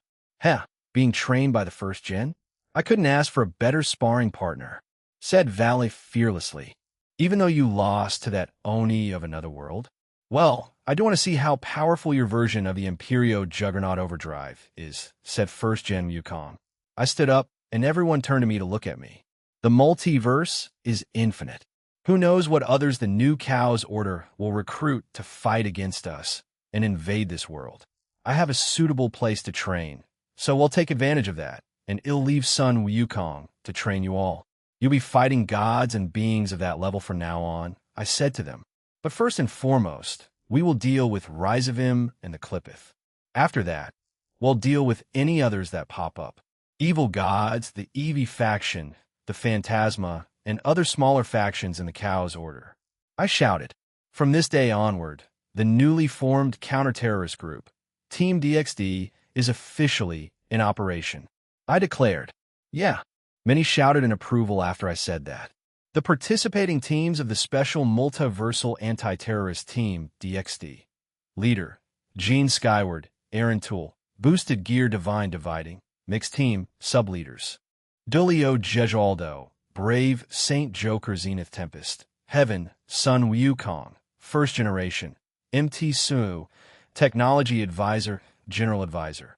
Azazel, Fallen Angel Governor. Grigori, Participating Teams. The Electa Shadow Soldiers, Stalwarder Nocturnes, Pleiades, GOB Guardians, Various, Jean, Rias Grimoires Group, Devil's Multiple Sacred Gears, Underworld, Saror Bales Group, Devil's Regulus Nemia Others, Underworld, Sona Citrus Group, Devil's Multiple Sacred Gears, Underworld, Seek Vera Agars. Group, Devils, Underworld, The Brave Saints, Angels, Heaven, Team/Dog, Humans, Four Fiends Absolute, Demise, True Longinus, Grigori, the Five Principal Clans Group, Human Sacred Beasts, Grauzauer, Human Magicians Mephistopheles, West Yukai's Group, Various Yukai, the Irish Group, Gods Others, Irish Pantheon, the Greek Group, Gods Others, Greek Pantheon, the Norse Group, Gods Others, Nose Pantheon, the Shinto Group, Gods Others, Shinto Pantheon, the Egyptian Group, Gods Others, Egyptian Pantheon, the Slavic Group, Gods Others, Slavic Pantheon, the Great Red, Irene Belsurian, Jean, Dragons, the Dragon God of Infinity, Ophis, Jean, Dragons, the Welsh Dragon Drake, the Vanishing Dragon Albion, Jean, Dragons, the Chaos Karma Dragon Tiamat, Jean Benefactor, Dragons, the Mischievous Dragon Yulong, Sun Wukong, Dragons, the Prison Dragon Vritra, Saji, Dragons, Temporary Members, Team Vala Divine Dividing, Mixed Team, The Vanishing Dragon Albion. Chapter 6, Part 1, Dampier's Love and Grigori Shenanigans Japan, Kuo Skyward Household Gene Skyward's Soliloquy. This is the training facility that Team DXD can use, and these are the functions it has. I told them what it could do, and the ones that didn't know were shocked to say the least. Wait a damn second, you brat. Is this how you got these guys so strong? Asked Azazel. Yeah, though this is a much more nerfed version of the one I use. I just make a brand new dimension, and we spent at least 100 years in there a few days ago. Anyway, most of the Grimory, Citri, Bale Peerages, and my group can take on the majority of the threats in the multiverse. But before you ask why I didn't just make one like this for the other Pantheons, I couldn't guarantee that not a single person would abuse this. Power makes people intoxicated with it, and if given to the wrong hands, it could be disastrous. I trust the leaders, but the thousands to millions of people in the realm, it's another thing, I told Azazel. Azazel sighed and rubbed the back of his head. Fine, but you said this was a nerf version. What did you mean? The maximum ratio is 10 minutes outside will pass for 100 years. In the one I make, it's 10 minutes for any number of years inside. Theoretically, I could take everyone there for 1,000,000 years and come back out. But who would want to? Not everyone here is a battle maniac. I explained and looked at Valley, who turned his head away. Anyway, the hyperbolic regenerative chambers will still do their job because I added a small function to them when I had my Electa upgrade them, I said and grinned. And what would that be, almighty Skyward Sama? Asked Azazel in a tired tone. Let's call it a small boost once they beat each other up to a pulp, or come close to the limits or completely drain themselves, they'll receive a slight boost in their overall power. In simpler terms, get close to death, become very exhausted, get a small power boost. In a way, it's like something like the Zenkai boost from the Dragon Ball universe, although very nerfed. I think it would do good to power up the general soldiers of each faction and pantheon.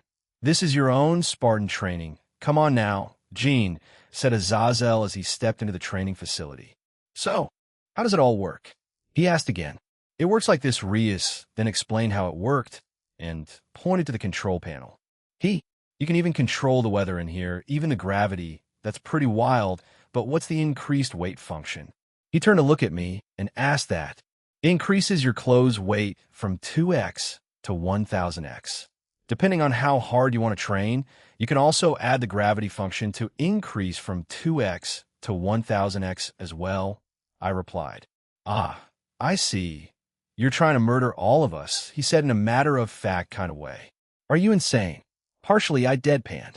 All he did was facepalm and looked over the control panel. Hey, what's this monster function? He pointed to another one. It summons monsters for you to fight. Once you kill it, just like an RPG video game, you'll absorb some of its powers and you'll grow stronger that way. Azazel's eye twitched at hearing that.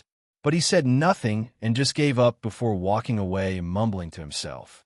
I turned to address everyone else. If any of you want to use this now, then go ahead, but if you want to use the ration function, ask someone from my group to do it. Otherwise, you might mess it up and end up staying in there for 10 minutes while 100 years out here will pass. When they heard that, they shivered. No one would want that to happen by accident. Therefore, they seemed to just not use it for now as they went in there and someone activated the monster function. Those will spawn in from the weakest person's power level all the way up to the strongest. So the ones in my group, so you'll be facing monsters that have the power to wipe out universes. If you come across one, run, you'll die. I shouted at them and then heard a scream. It was Biko, who was running away from a kind of large piranha with legs and tentacles for arms. It was at least Dragon God class, so he stood no chance. But Valley and Arthur were trying to attack it, but since it was much stronger and seemed to have powerful regeneration, they weren't doing much to it. Boom! Naya, looks like you guys are weaker, Naya, said Kuroka after she killed a monster with a small Tukiora bullet. TCH, so you were getting this kind of training here? Huh, Kuroka? Snapped Biko. Naya, Kuroka just laughed at him, and he tried to hit her with his Rui Jingu Bang. But Kuroka dodged it while still laughing at him. The other representatives for the Pantheons started to fight the monsters or each other in it. It looked like they were very eager to get stronger. I guess this was the unofficial start of the training portion of Team DXD. It was around 9 at night now, so it should be fine, but I'll have them at least wrap up by midnight. But the official start of training is tomorrow, so I will keep watch, Aaron, said a familiar voice. My attention was drawn to it, and it turned out to be Alicia. I thought you left earlier to go back to your spot? I asked. Centurado and Scathack and Aurelia seemed to be busy training them all, she said, and I turned to see both women hunting down a bunch of people. It looked like some PTSD kicked in for Saji as he ran away while screaming his lungs out.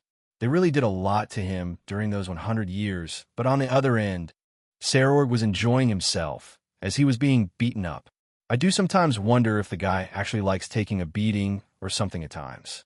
Silvatila looked like she was the one calling the shots in the relationship between the two of them. Redchan, our agreement for that is going ahead.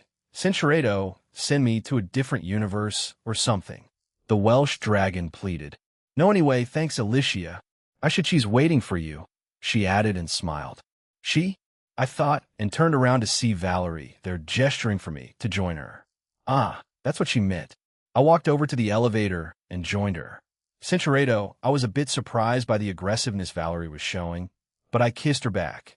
But after a few seconds of intense kissing, we separated and she looked at me while smiling.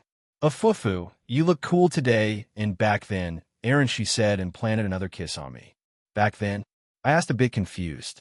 When you fought that Oni person. Also, Gasper grew to be the man he is because of you and everyone's barato.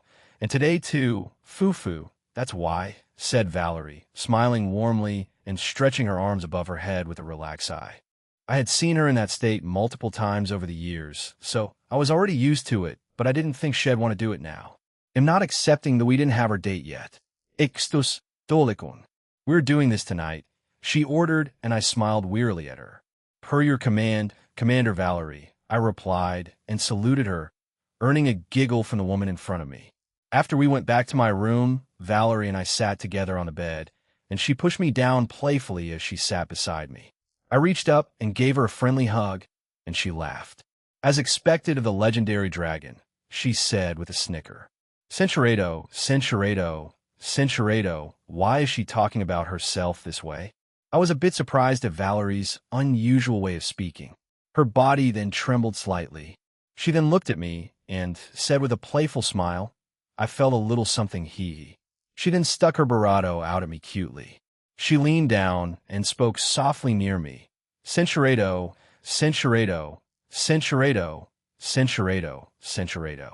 She was clumsy and a beginner at it. However, it seems like her conversations with the other girls weren't for naught, as some of the techniques she was using were regularly shared among them. After trying for a few seconds, Cinchuredo, this made Valerie laugh a lot. Earlier in the week, I had installed an automatic function on the room. A barrier would deploy if it detected me and my friends getting too rowdy or starting any kind of commotion. So this place was one of the more ideal spots for that. But anywhere else, I had to deploy it manually. Cinchuredo Valerie was behaving in a surprisingly bold way, which was unexpected given her usual reserved nature. Her hair fluttered around her as she began to twist and shake more energetically. I'd stepped back earlier, and Valerie continued moving on her own from that point on. Cinchuredo.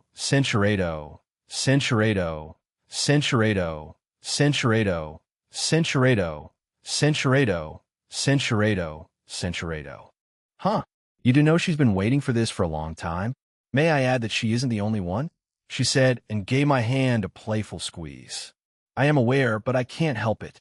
Things happen that prevent me from just constantly spoiling you all, or just living a normal, boring day-to-day life, you know? I replied and gave her a friendly hug, which she didn't pull away from. So? She asked. So? I repeated. I was referring to engagements and immortality when I said that. Who do you have so far? Who are you asking next? Oh, and if you ask me now, they'll say no, we'll make it a little more romantic. I heard from both Suzuka-san and Grafia. Those weren't romantic at all. Aaron, she stopped rushing me and put her hand to her side and stared at me. When in who, huh? I thought about it and wasn't sure. I admit the last few have been said and asked very casually, and thankfully they accepted I've asked some girls to become immortal, but I haven't asked them to marry me yet. I feel like Kuroka has been giving me a lot of hints for me to ask her for both. But I feel like I need to make it a bit more special with her well. With the rest of the girls, nothing overdramatic, but something that fits who well.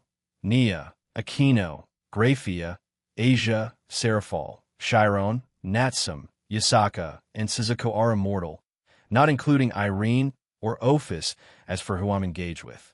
That would be Yasaka, Akino, Suzuku, and Grafia. You sure are taking your time? Huh? You know, most of us would say yes at this point. But I know timing, place, and mood. I need to work on that. I mean, I'll try to do that before I graduate. And when I do, it'll come at all of you with the fury of 1,000 suns. I declared and squeezed my hands, but I forgot I was still holding Ingvild's arm, and she let out a small sigh and lightly tapped me. My bad, I apologized. It's fine, but you better get to it. Some people won't wait forever. Aaron, she said, and left the room. Once she was gone, I looked at Valerie and sighed. I know that, I grumbled. Kuo Academy graduation is nearly here. Huh? Asked Kuda. That it is, replied Najima. I was in school, and I plan on going to Grigori tomorrow, and then to the Shinto realm on Sunday. For now, I asked my other new electa to keep tabs on the Shinto realm, and I know more or less on what's happening over there. Even though it is idiotic, I want to find out why they're doing it. They're troublemakers, not terrorists, and for it to extend beyond their original sub-realm is concerning. So I'll just confront them afterwards. We still have time, and we're going to the same college, so you guys need to chill. Also, the weekend is coming. Do you guys have plans? I asked them. Fufufu ku kukaw what? I asked, a bit grossed out by their weird responses. Keeping the status quo while in school, and my usual personality is kind of therapeutic to me. And spending silly days like this, we have a date, and we're going to have so much fun. They both announced at the same time. With each other? I asked. No. They both shouted back. What is wrong with you? Who would date this weirdo? Snapped Najima. Back at you, balloon head Cohen. Shouted back Kuda. Slam. What are you two screaming about this early in the morning? Sona asked as she came into the classroom with Tsubaki and the Grimory peeraging Wild. Both guys just froze and looked at Sona nervously. Well? She asked them again. And nothing, President Sona, replied Kuda. All right, we're all good boys and men here, added Najima. They both them quieted down and huddled closer to me. What's wrong with President? Asked Najima. Period? Theorized Kuda. Shing. Hi. Both of them quietly shrieked as Sona directed her cold gaze at them. I admire the energy these two have in the morning. It's almost every day, too, though I can understand why. It is Friday after all. I sighed at both of them as they sheepishly sat back down in their assigned seat. Era, it seems your two friends got scolded, said Akino as she quietly giggled to herself. And it seems President Sona is giving you leeway and not scolding you, she added. I looked at Akino as she winked at me, and at Sona, who saw me look at her, and she turned away. Sunrat, Sue, don't you dare, Rudra threatened Velgrind. All I heard was a nervous chuckle, and no one else said a thing. I feel like Rudra, who is coming closer to his end, is just playing along with whatever Drake and Albion do in there.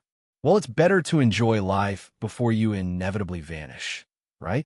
I wonder, I replied to Akino, who just giggled at me more. Slam. All right, losers, we got school to do, Azazel said as he came into the room. What about homeroom? Asked another student. He froze, looked at his schedule, awkwardly chuckled, and left. Did he just serial shut up, Gene? He popped back in to say that and left. A few students looked at me and snickered.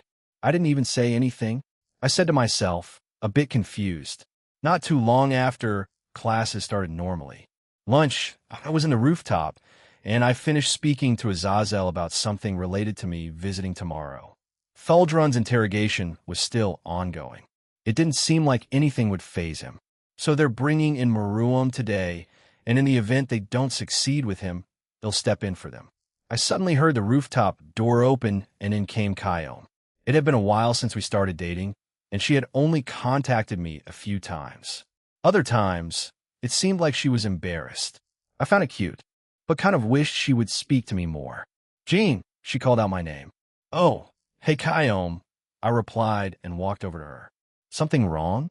And no, she shoved a lunchbox towards me and said, Hira, it's been a while since you made me lunch. Thank you. I took it and opened it. We walked over to our usual spot, and I opened the lunchbox. As usual, it was filled with an assortment of food. After summoning some chopsticks, I began eating the food. I even offered her some, and she ate it, but she wasn't as talkative as before. Something was probably bothering her. After taking another bite of the food, I turned to ask her about it. So, Is something bothering you? The usual Kyom isn't here. You would have at least done a single oh ho ho ho by now, I said and patted her on the head. Pinch, she finally looked up at me and gave me the "Are you seriously bringing that up now?" Look.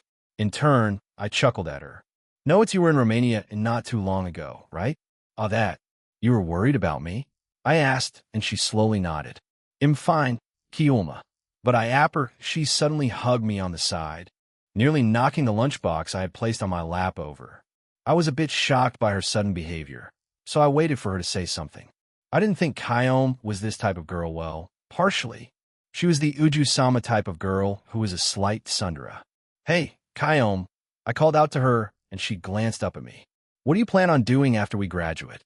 "No, after school in general? Let's say after college?" Where did this come from all of a sudden? She asked, confused. I was curious, I lied. She straightened up and wiped away some tears. I stood close beside her. "I will follow in my parents' footsteps and become a full-time beast tamer. I've always loved doing it, and that won't change.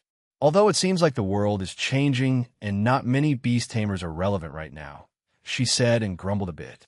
"Then, how about you and your beast come and train at my home?" Actually, I proceeded to tell her about the recent formation of the anti-terrorist group I lead and the truth of the multiverse. I also shared my thoughts with her and showed her everything. At the end of it, Kyom stared at me in shock. She sat there stunned and took the next few minutes to process it all. Meanwhile, I ate the rest of my lunch. "Aaron," she muttered. "Yes, that's me," I replied. "I was worried for nothing then?" She asked, trembling a bit. "Well, I appreciate that you did, but yes, kind of," I said with a chuckle. She suddenly grabbed my collar and screamed, "Give me back my tears!" "Idiot." I was worried for nothing, she then sighed and slumped back at the wall. Saw thee. I patted her head, and she turned her head away in a huff. "How about taking my offer up? While I'm not entirely sure if you'll be added to Team DXD, but if you improve and get stronger along with your beasts, then I wish to join, but mainly in a supporting role. I don't want to be in the front lines. I simply wish to protect Kuo and my home. Is that good enough?" She asked a bit uncertainly. "Well, you'll need to get stronger before the others consider you eligible to join, but I don't think they'll mind you joining as a support. I'm the leader and middleman. I should have some authority over this. If you want, you can move in with me, and I can add an extra floor for your beast to live in. My second floor is a floor of rooms. After all, I can just do the same thing and have a unique habitat for your beasts." She nodded. "I will speak to my parents about it. Also, we'll try to learn some magic that's mostly support-based." "Didn't they say it was fine?" "I mean, leaving with me, that is." Kyom turned red and said, "I just want to make sure they were serious about it." "As you wish, Uju-sama," I replied and got hit on the shoulder. "So you're both coming with me?" I asked. "Yes, I have not seen Auntie and Uncle in a while. So yes, I am coming along," replied Suzaku. It was the next day, and Suzaku came over today. Apparently, Akino told her about me going to Grigori for some business. Also, we'll be meeting up with the others over there. Rainier, Penemu, Asia, and Team/Dogs have already made their way there. "Okay, we'll be back by tonight. Since I am traveling to the Shinto realm again, I will also be coming along," added Suzaku. I know, I replied. "Grigori, I've been waiting for you, Bam." "Ugga, quit messing around." We were stunned to see that as we teleported into the lobby of Grigori, Cookie, who was sitting in one of the circular seating areas with a plant in the middle, said that, and was promptly drop-kicked by Calawarna. "Welcome back to Grigori, Jean-sama, Akino-sama, Obu-sama," said Calawarna and bowed to us. "Excuse this moron for doing something unnecessary," she added and dragged Cookie away. "Excuse us." "Yeah. Glad to be back," I answered, and we watched her drag him away. "What was that about?" I asked the two with me. "Some kind of weird role play?" answered Akino. Suzaku, and I turned to look at her. She tilted her head at us, confused. No. Akino, don't act like what you said was something normal anyway. You two head over to the Himejima household. We'll stop by a few places first. We'll try not to be too long," I said to them, kissed them, and walked away. I heard Akino protest a bit before yelping out in pain. Apparently, Suzaku had grabbed her ear and dragged her away, saying something about not being coddled by me too often, even though she often asked me to indulge her over the course of our long history. I felt her glare at my back when I thought of that. I shook my head and quickly located Kishku and Ezeris Aura and appeared behind them. They were in the same place the prisons and holding cells of Grigori.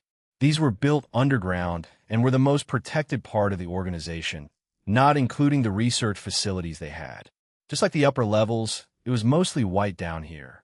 The cells themselves prevented whoever was in them from harming themselves. However, they could still move around in them.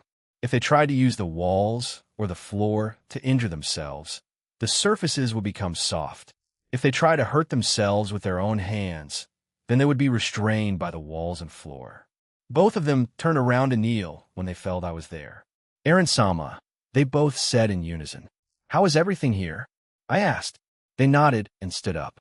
Ezri relaxed and shrugged.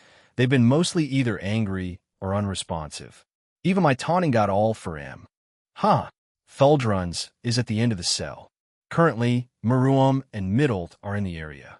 However, Maruam has been interrogating him since yesterday, and he has not said anything. Even after multiple near-death experiences, he refuses to say anything, explained Kishku. I see, I replied.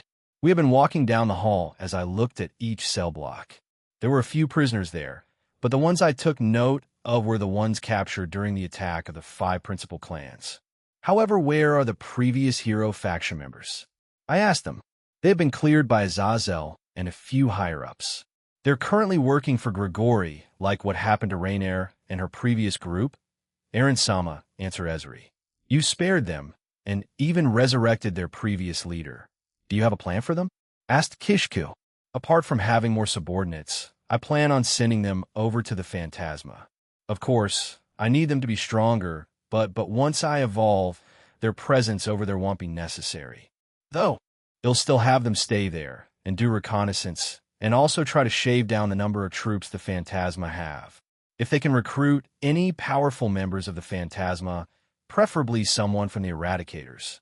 We already have Kita after all. Well, that's for a different time. But yes, they will be useful for future endeavors, I said to Kishku, and we arrived in front of the cell housing Thuldruns. In front of it was Middle, who had a pale face, but once she saw us, she stumbled over and bowed. Jijijin-sama, Ezri-sama, and Kishka-sama, welcome. Sama is still doing the she didn't finish her sentence as the door opened, and out came blue blood covering most of his body. Father, he said, how's it going with the... No progress. He may be very loyal to his leader, Melvizoa, he said with a hint of frustration. Don't worry, he'll take over. It should be quick enough. Can someone fetch Azazel? He should be here for when it happens to save me from telling him. I said to them, and Kishka disappeared and reappeared with a very confused governor. He said confused and looked around. You could have just called me. He shouted, ate his snack and grumbled. So, do you plan on interrogating him yourself? He asked. Yeah, it shouldn't take too long, I replied and entered the room. Keek. Well, if it isn't the dual Dragon Emperor Thuldruns, said while he bled. Here, to try to get information out of me. It's useless, I will not tell you anything. I am loyal to Melvizoa and the Eevee. Oh no, I won't be hurting you. They'll just have you tell me the truth about many things, I said and smiled at him. Are you dumb? He asked and started to howl in laughter.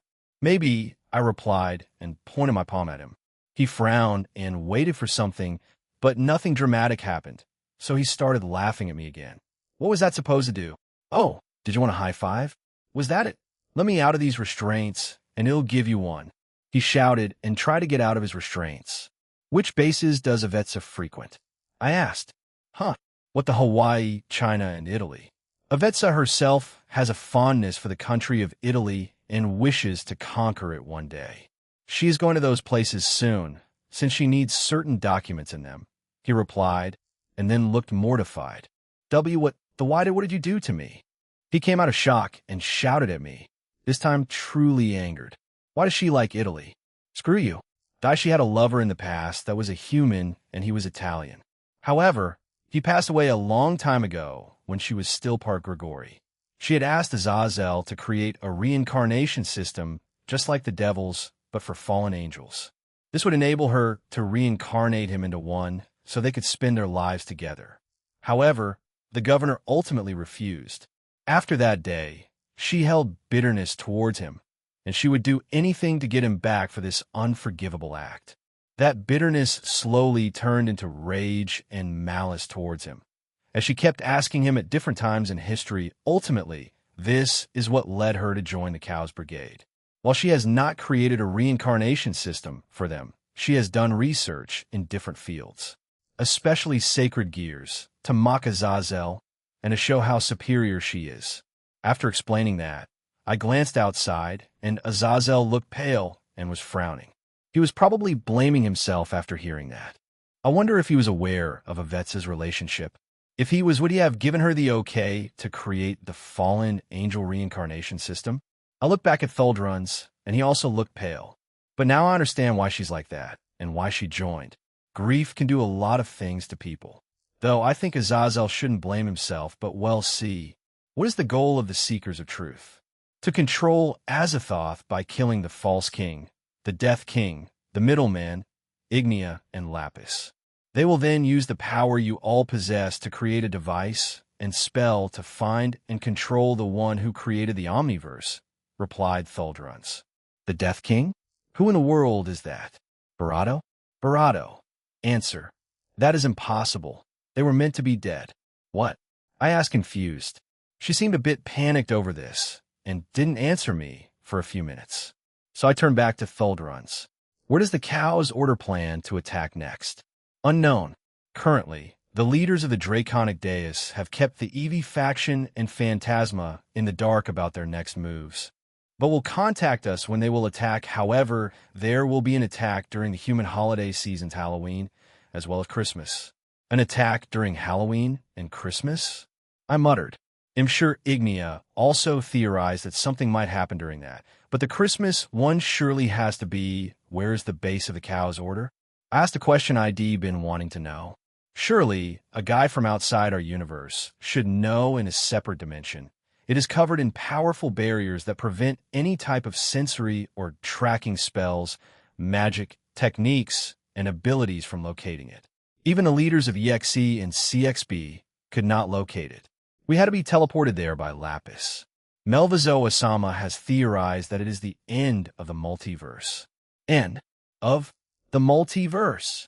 Both dragons were more overjoyed than me. But what on earth does that mean? At the end of the multiverse? Isn't the multiverse infinite, yet it's still in an omniverse? I don't know much about a Barado. Barado. Answer. The best approach would be to send someone to that part of the multiverse, since it's covered in many spells made by Nyarlathotep. They will need to search themselves while they are out there. Then he'll specifically go, said Velgrind. I'm more than powerful enough to go out there, and I can report to you directly like this. You don't need to make more Electa right now. Leave it to me, Aaron. What? What? Is it that strange that I'm offering this to my future husband? She shouted at them. Did you hear that, White One? Indeed, I did, Red One. I'll murder both of you when I meet you, screamed Velgrind. Ha! You called him your future husband? Huh, Velgrind? Asked Rudra rather cheerfully. Ugh, I'm leaving. I'm going to find it, darn it. Velgrind's voice then vanished. How about other bases around the world? I turned back to Thuldrun, whose eyes were bloodshot and who looked at me with murderous intent. He'll destroy you. There are few around the human world and realms made by gods. Previously, Rizavim held the body of the mother of all devils, Lilith, in a certain facility in Cocytus. However, that has been moved. Other ones are spread around the world and in other pantheons.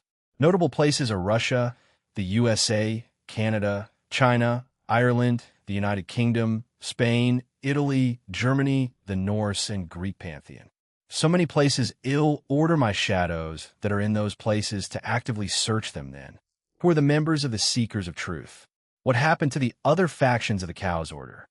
I personally only know 6 of them. The leader of the group is Promestine, and the second in command is Oz. The others I know are Nagandra Yukai, Glinda, and Augusta from the Wizards of Oz faction and the original Leviathan. There are more members, but 12 of them have gathered to lead them. The Alliance of Hell faction evolved into the Alliance of the Evil Gods. Many evil gods of this world have joined hands to eradicate humanity and especially sacred gear wielders. They plan on attacking heaven in the future to destroy both systems. To them, the sacred gears, especially the original Longinus, were a threat to the multiverse in them. The Malebranche are being slowly awakened and are joining the ranks of the new true Satan's faction of the Chaos Order. Once all the wielders of the Longinus, both old and new, have gathered, they will hunt them down for a final battle. The Malebranche, the also known as the Evil Claws, are the devil's own sacred gears. However, they're more like living weapons who have their own personality and mind. They can also transform into a gear-like state. In my previous world, they were known as the demons in the Inferno of Dante's Divine Comedy, who guard Bolgia 5 of the Eighth Circle, Malbolge. If I remember correctly, the leader in this world is called Malakota. The deputy commander is Barbaricia, and the other one released during the war was Scarmiglione. In total, there are 12 of them. 3 have been revealed, but I can speculate on the last ones if I compare them to my last life. Alicino, Cagnazzo, Calcabrina, Siriato, Dragignazzo, Farfarello, Graffiacane, Libicaco, and finally Rubicant. The first test of the Draconic Deus factions started recently. The Monkai Association and Connected Harmony faction have ventured into the universe of the Phantasma. They're there to gain more power. In order to suddenly, Thuldrun's stopped speaking and stiffened. He had a blank look on his face, and then his body slumped down. What happened? I asked and reached out to him, but his body was unresponsive, almost like a rag doll or, as if Barato. Answer: he's dead. Revival is possible, but it seems that he was shut down. Perhaps a fail-safe by the Eevee faction? I will analyze right now. As I said, resurrection is possible. However, it may be a different story from his memories. I stood there, staring at Thuldrun's and waiting for Kuntuar to finish. I glanced outside, and everyone else was also confused. Putting my hand up to indicate for them to wait, they nodded their heads and watched on. Kuntuar. Answer. Analysis is complete. His artificial heart was fried and infected with some kind of virus that is unique to the universe of the Eevee Atoll. Further analysis shows that it is unique to the Eevee, just like how dragons become sick, as well as the likes of the devil sleeping disease. Kuntuar. Answer. This also caused all of his data and memories to be wiped clean from him. It seems this was added to all of them in case they were captured. Although I am confused as to why it took this long to take effect. It may have been because Thuldrun's was trusted by more powerful beings than him. He was the 4th shepherd after all. If he was that high, then he may have some authority over others and more trust. We also don't know where these shepherds rank in terms of the Eevee faction, said Rudra. The next one we capture, we need to use the same power, Aaron. However, try to find out more about the structure of the Eevee faction, and if we capture someone from the Phantasma, do the same thing to them, added Rudra. However, the things you asked weren't bad. You're trying to capture Avetsa, right? Focus on that. Cinchuredo, they must think that Thuldrun's was killed in combat during his invasion. If not, then he has been turned into a spy. They wouldn't believe that he would escape. We just need to make a falsehood that is believable enough. I'll run it by Azazel and have the Alliance play along, I replied to her. But for now I touched Thuldrun's body and stored it in my inventory. I sighed again and left the room, and everyone was looking at me as I stood there. So? Asked Azazel. All right. Hey, Race, what's up? It's a gamble, Gene. But if it works, then we'll have another double agent in the Chaos Order. How about the others? They've given me updates on some things, but nothing too substantial. With the new things I found out, they'll try to get more information soon, probably tonight or before I go over to the Shinto realm. I said to him. I looked at my 2 subordinates, Maruam and Middlet. The 2 quickly left while Middlet caught on and tugged Maruam on his shirt. What? UMP, please come and have lunch with me? She asked him. She must have made the lie on the spot. Very well, replied Maruam, and they left. Once Azazel and I were left alone, I covered us with a barrier and sat on the small bench near one of the cells. He sighed and started speaking. I know I already told you that I want the fallen angels to die with me. And we want to make a reincarnation system, but I had thoughts in the past, especially when she asked me for permission to make one. She pleaded her case, begged me for days, months, but I said no every time she did. Azazel put his hands on his face and slumped forward. I didn't think no. I knew she would break sooner or later. But I remained ignorant and hoped that she would find someone else, preferably a fallen angel, so she didn't need to worry about them dying so easily, you know? Even if it wasn't old age, they could have still died, Azazel. I don't know what time it was back when she fell for that man, but peace was definitely not around like it is now. I replied to him. I know, he sighed again, leaned against the bench, and looked up at the ceiling. Do you like her? I asked. This time, however, he looked at me like I was insane. He'll take that as a no. I don't know, Gene. I spent a long time looking for her on my own, not asking for the help of my organizations or colleagues. It was my own mistake, and I wanted to rectify it. But I never thought she'd leave and join the cow's order, and she's probably aiming to kill me personally. So he's unsure of his own feelings. Cinchuredo.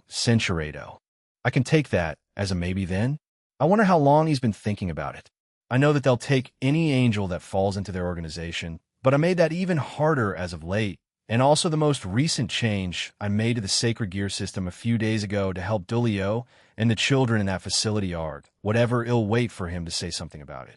Although most of the time, he's decisive about plenty of things, but on this and her, he's not, isn't he?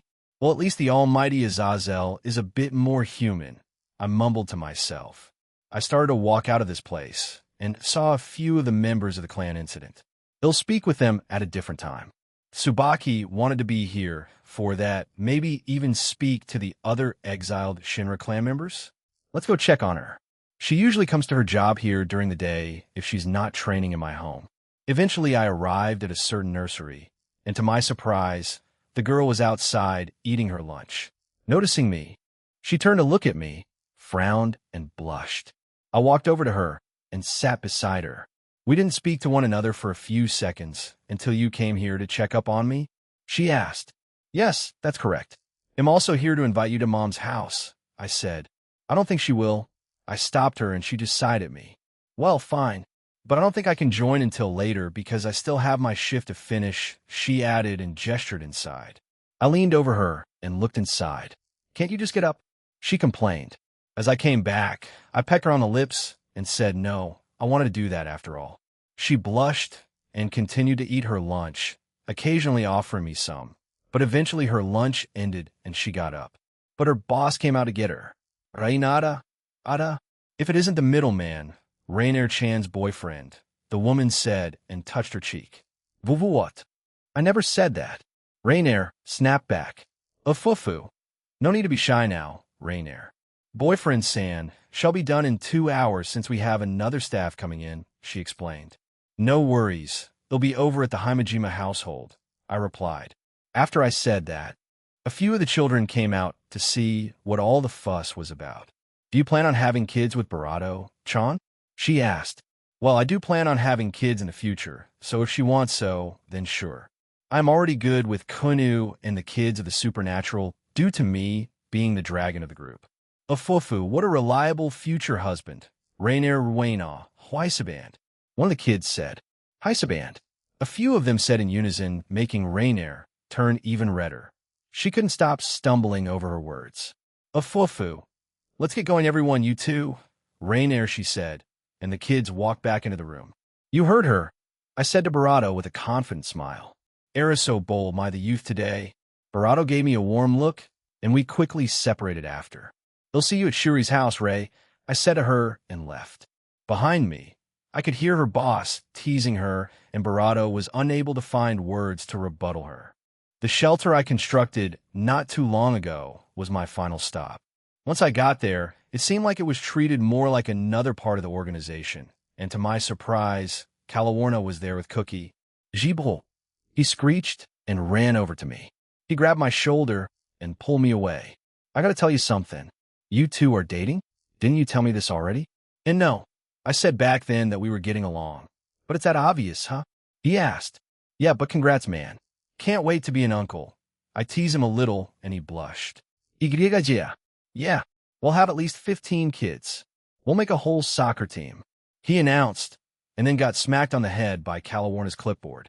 Ahem, welchome, Jin-sama. This part of Grigori you created is doing well. The training facilities down there are being used to the fullest, and we have made it partially into a tourist destination, she explained. That was never the plan, but whatever, it's his organization, so I have no say in it.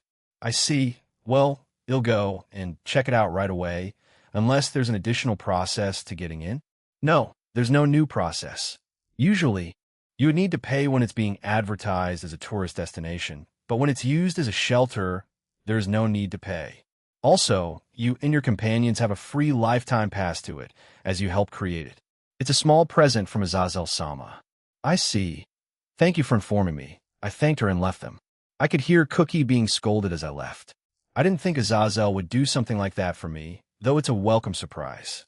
I wonder if the ones in Grigori knew about it, or if Azazel was planning on telling me at some point in the future. Well, it doesn't matter now since I know. He'll guess that I need to not abuse this, or is the fee for when we enter the free part and the rest in here we have to pay. As I walked down the stairs, I saw quite a lot of devils, fallen angels, and angels here. Cinchureto aren't, you still, she stopped me from speaking by putting a finger on my lips. Yes, it's Saturday, and I do my job as the secretary of Grigori. Thanks to those things, I can take it easy, she said, and pointed at a bunch of specific androids I added here. Azazel asked me about having some to lighten the load of work for fallen angels. I got paid a hefty sum after doing so. I guess she's taking a break too. Also, aren't you here to interrogate that blue metal mecha thing? And visit Shuri? She asked. Yeah, I am. Do you want to come along after you're done? I asked.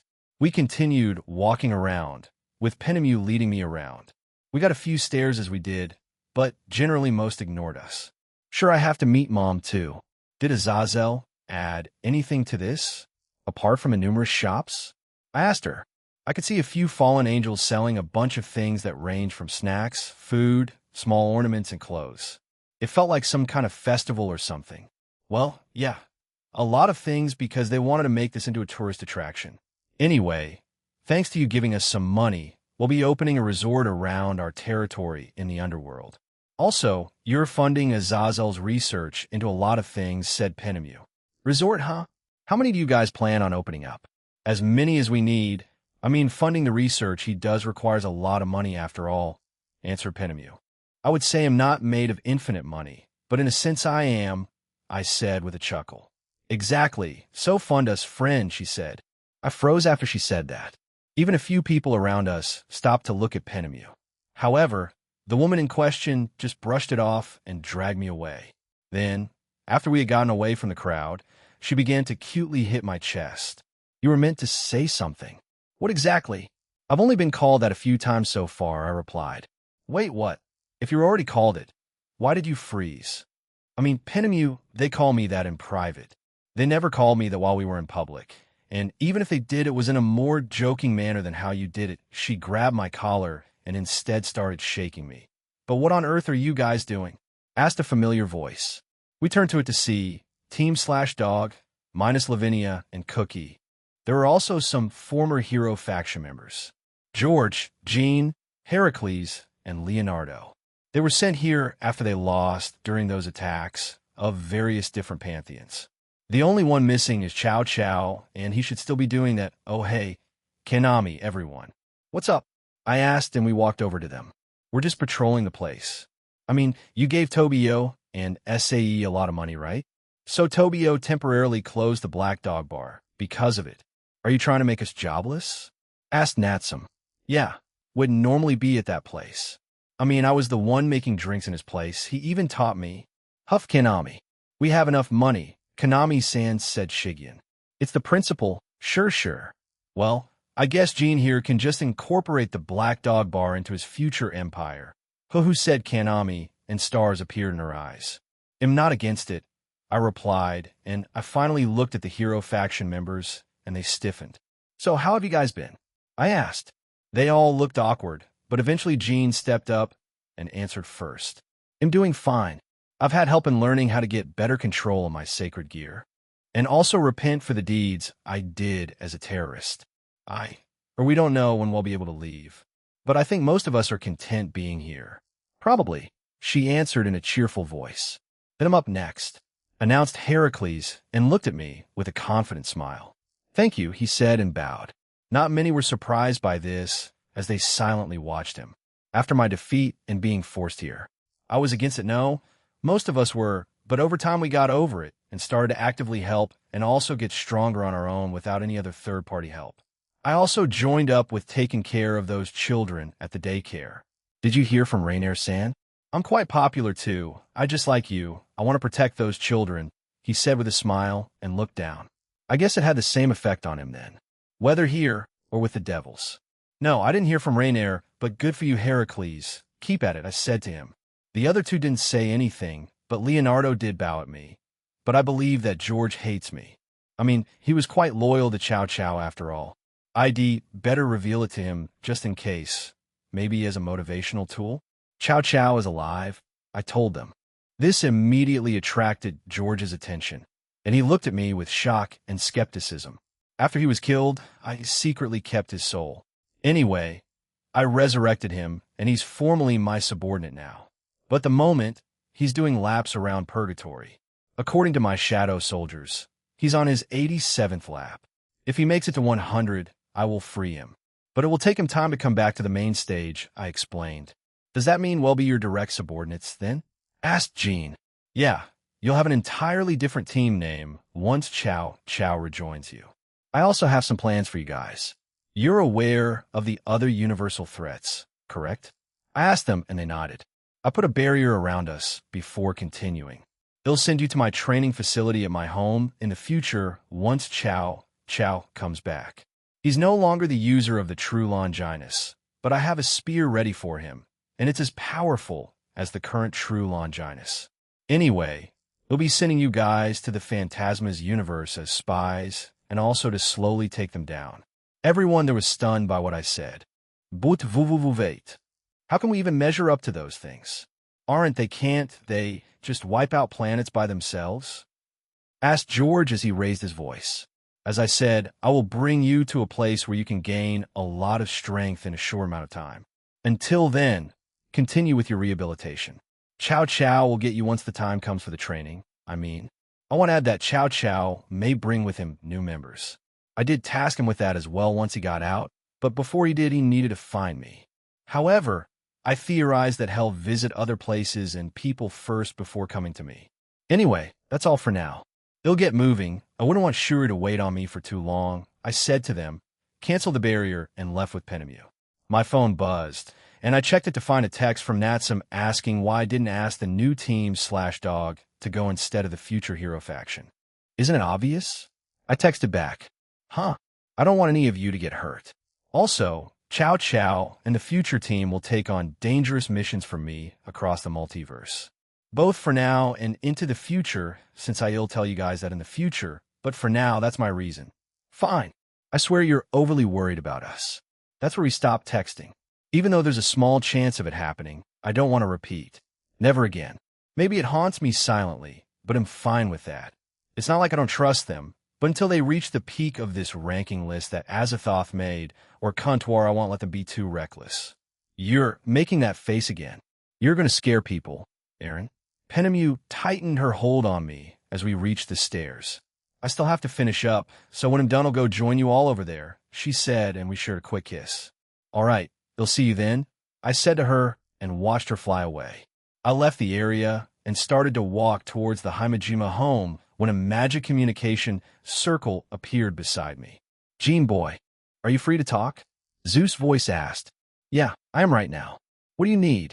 I asked back. I had a vague feeling, but recently Medusa asked me if she could be trained by you. Perhaps she wishes to get stronger after that attack on our realm? Oh yeah, that. She did ask me during the festival. I was going to contact you in the future, but I guess she beat me to it. I don't mind. So what's your opinion about it? I asked back. We've had discussions, and we believe it's time for her to be freed again. A few factors were pointed out during the meeting, but it came down to the future threats of the Eevee and Phantasma, as well as any other factions of the Chaos Order. We need more fighters in our rankings. While we believe the addition of both Kurosagi and Vera was welcomed, and those upgraded chambers you added will help the younger fighters of our realm power up, he trailed off. I get what you mean, so sure. I don't mind. They'll train her and help restore her powers. They'll come over after I finish with my request in the Shinto realm tomorrow. Excellent. Thank you again, Jean Cinchuredo. Spectre. Apparently, she tried to hit Drake, but her attack passed through him, I swear. When I get to your universe, I'm beating you up. Kakik, I like to see you try, old hag. It felt like a shouting match was going to start. So I cut my link with them and appeared in front of the Himejima household. I rang the doorbell and knew I was confused when Asia opened it with tears in her eyes. What's wrong, Asia? I asked. But before she could answer me, Shuri came out with some kind of white dress and dragged Asia away. Is that a wedding dress? I asked myself and stepped inside. On the stairs that led to the second floor was Barrakiel, looking pale and having a defeated look to him. Tears were streaming down his face silently, which further confused me. Dad, are you okay? I asked. He looked up at me and then fell toward me, so I caught him. He then started to cry, which further confused me. My girls, they're growing up so fast, he said in between sobs. Huh? I was still confused, but heard some talking inside the living room, so while I dragged Barrakiel with me, we entered the room, and when we did, I became speechless. Aaron, glad you could join us. What do you think? Asked Shuri and gestured to the girls. All of them Lavinia, who was here, Akino, Asia, and Suzuka. They were wearing beautiful wedding-type dresses. I was confused on how and where she got these from, though I couldn't find the words to say right now. Maybe I was too stunned by this. Every time I tried to open my mouth, no words came out. All of them had makeup done while wearing those dresses. Oh, it seems my handiwork made your future husband too stunned to speak, said Shuri rather proudly as she puffed out her chest.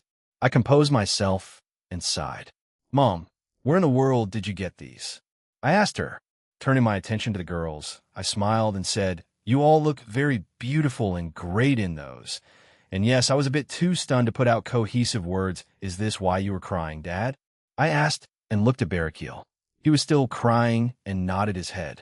So? Shuri asked. So? I repeated, unsure of what she meant. Who are you marrying first? From what I understand, you are engaged to a few women already.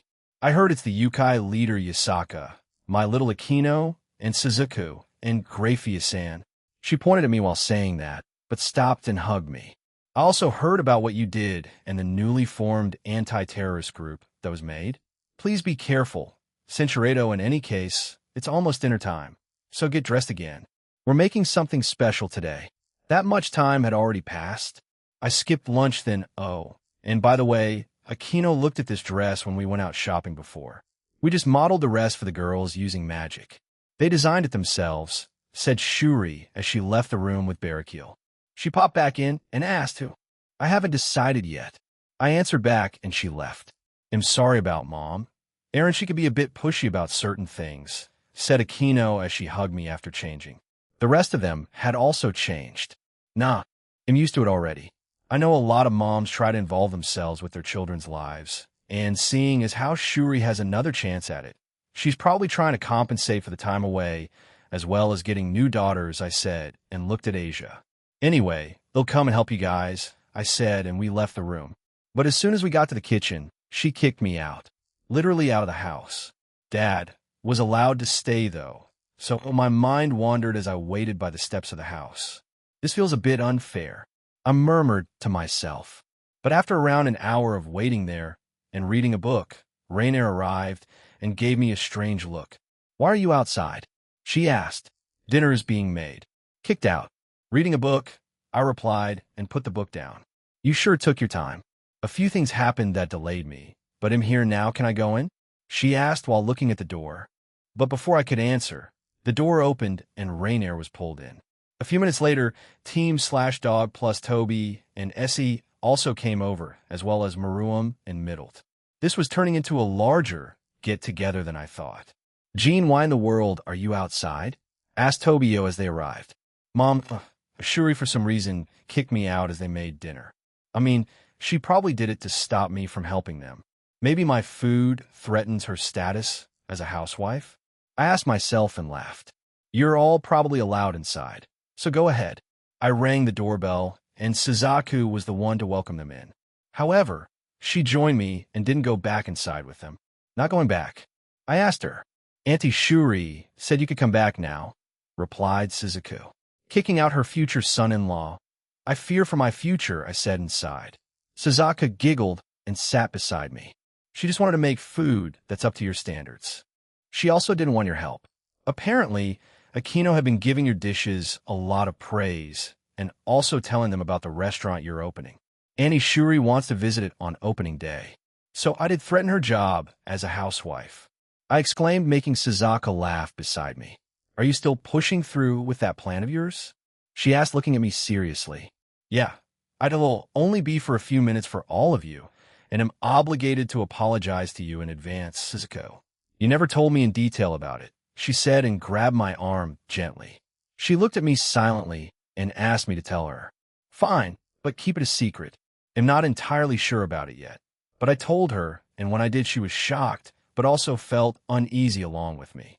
It's easy it could create more messes, but since I'll have absolute control of everything, I can make those messes disappear. That is slow, not instantaneous. Do you believe it will work? It changes a lot of things. They won't even suspect anything until I reveal it. I'll also try not to mess much with this world to prevent any strange occurrences.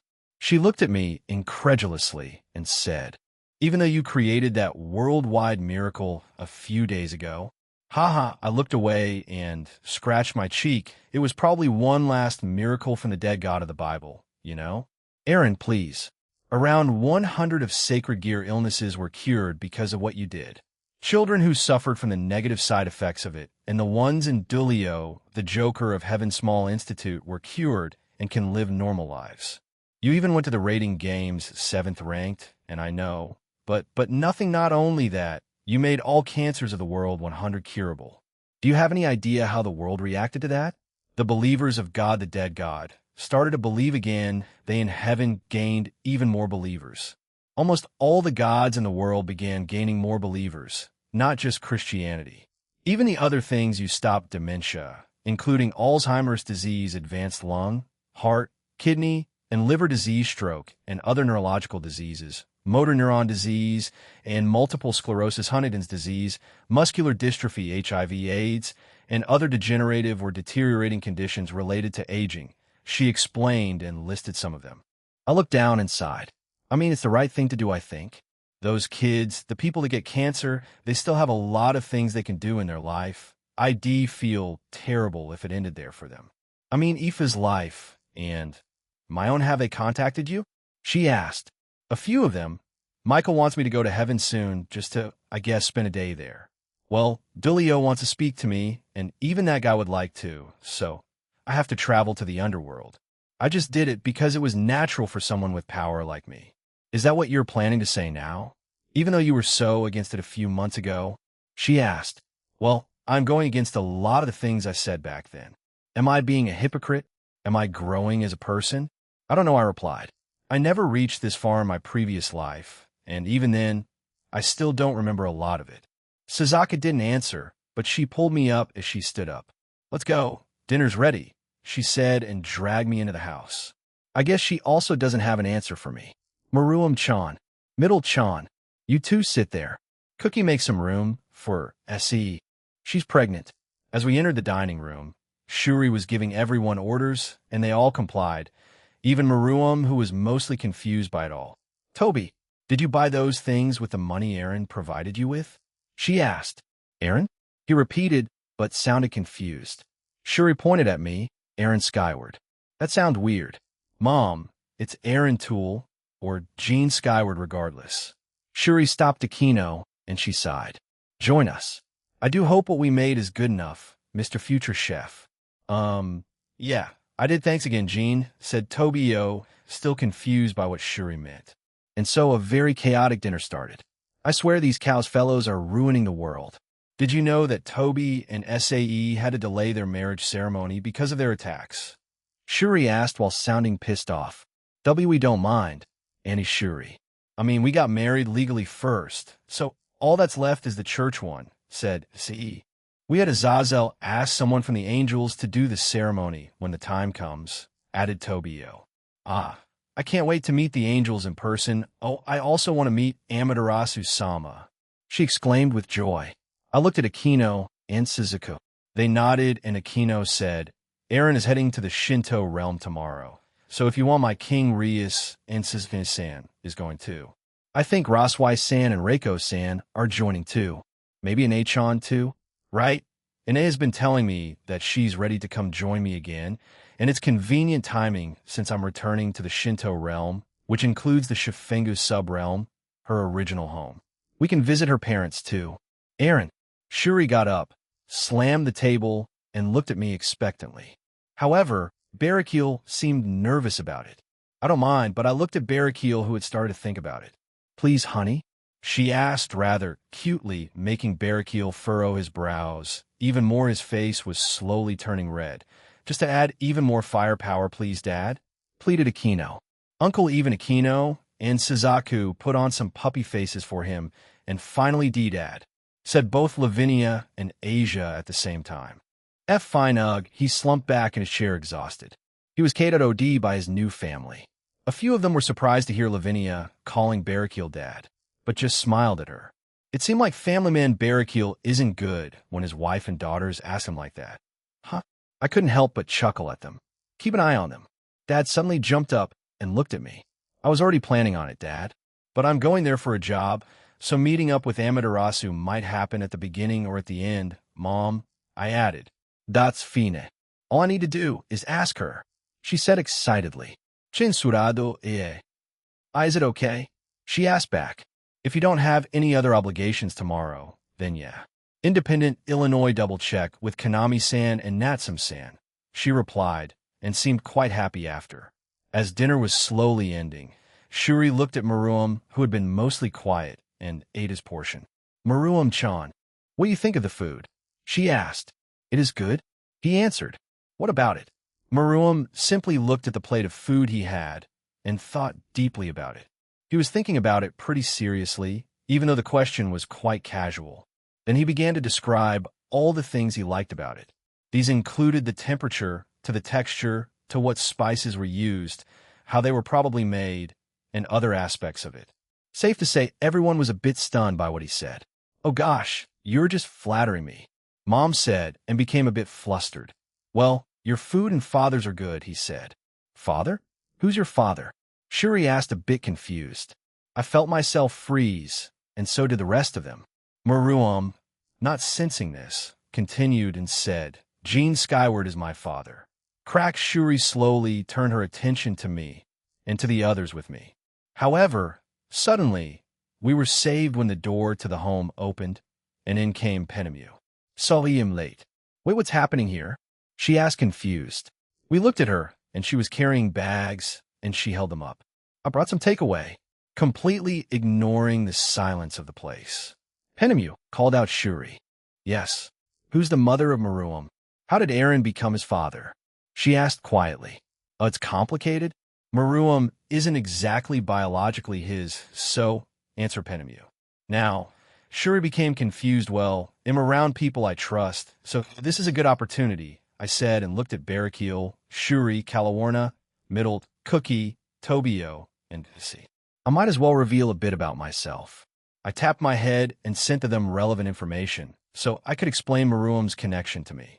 The ones that received the information were too shocked to speak. Middled, in her own way, passed out and was foaming at the mouth. Maruam had caught her to stop her from falling. Baru, you're a what? Can you make money out of thin air and give me some? I ran out of it this month. Cookie shouted and seemed more than excited.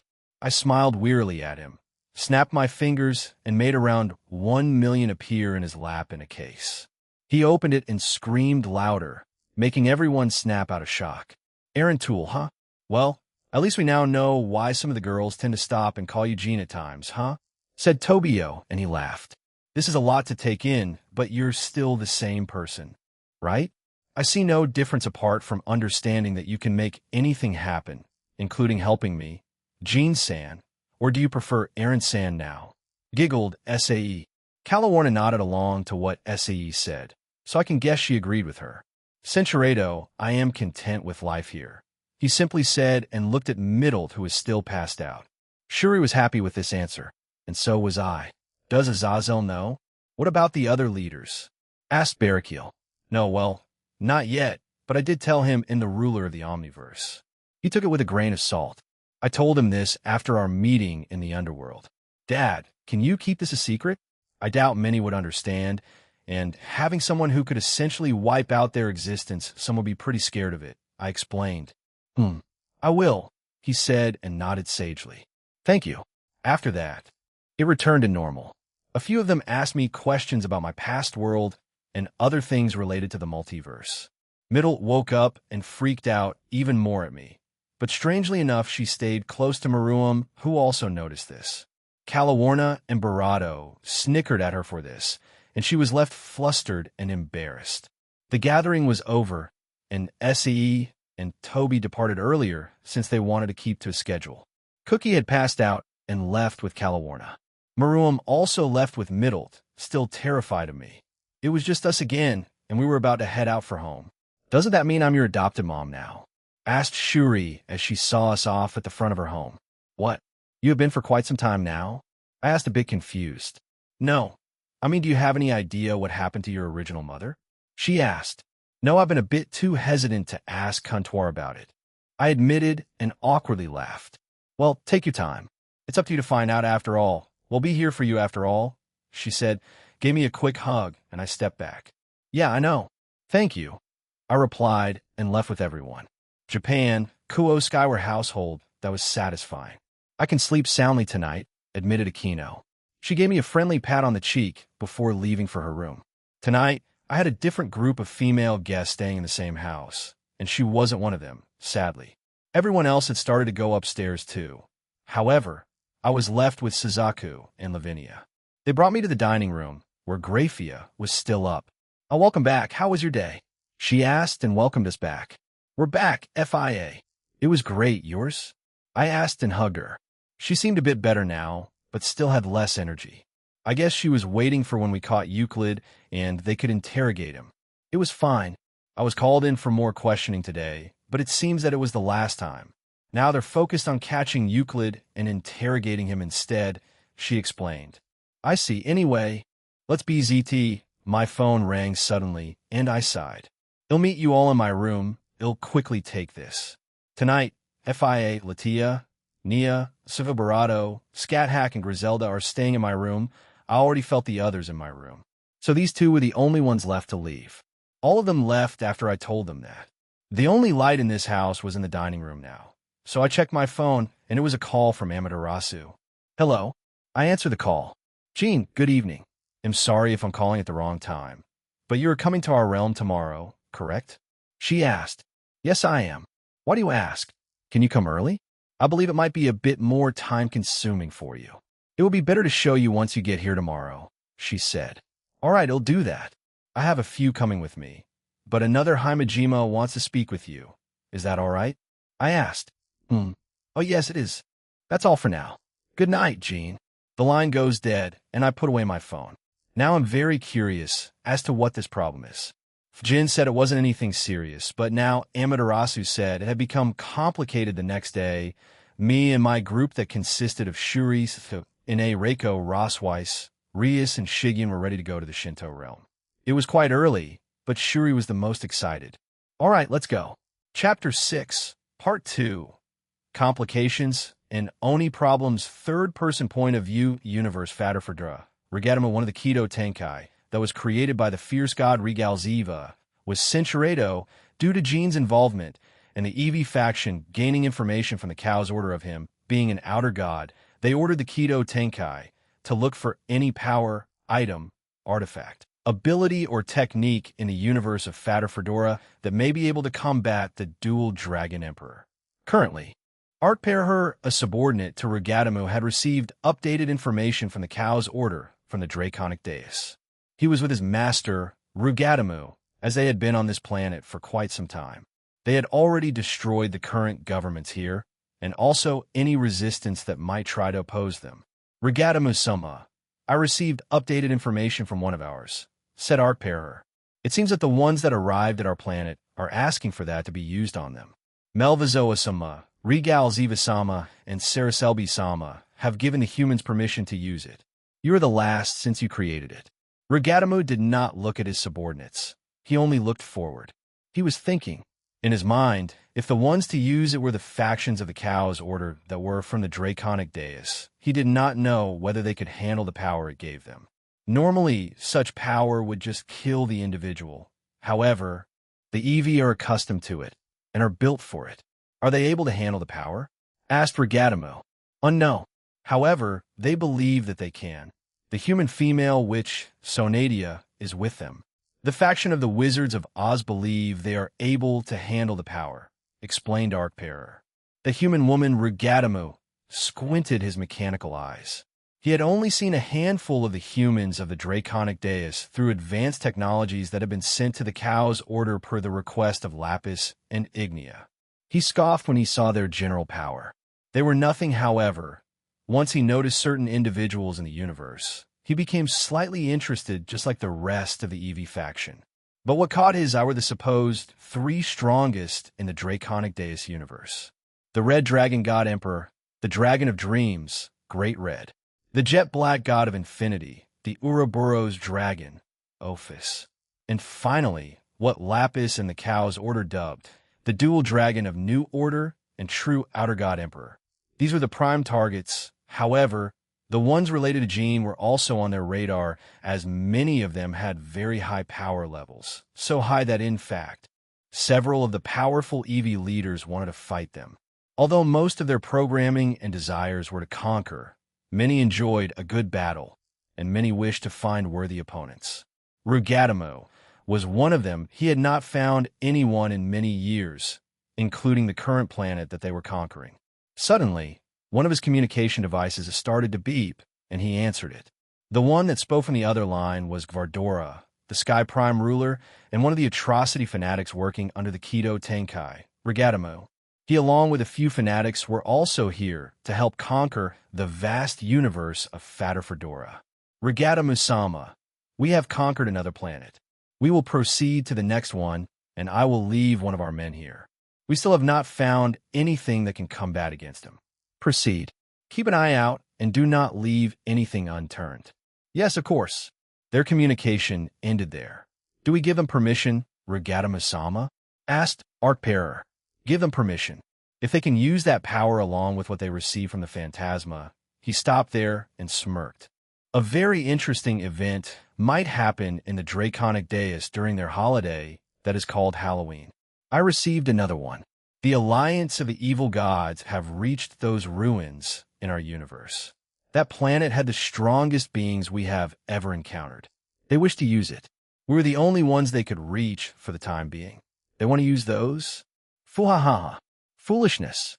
To think gods of another world were this naive. However, he stopped laughing and looked at his subordinate. I do not have sole permission to allow them access to that. They need to contact our leaders, he said to Arcbearer. I will relay this information to Regal Ziva-sama. Then, replied Arcbearer, and he started to send a message to his leaders. The others, the Nilrim, Clippeth, and other minor factions are also using the devices we provided for them. However, many have died because of it. It is up to them. If they are that weak to die from something so trivial and weak, they themselves are weak and deserve to die. Universe Eevee Atoll Faction Resatoris. One of the pillar gods of the Eevee Atoll, also known as the Father God and the leader of the Atoll faction. He has been at war with Melvazoa and the Eevee faction for many years. However, with the recent involvement of Lapis, Nyarlathotep, and the Cow's Order, they have been suffering losses after losses.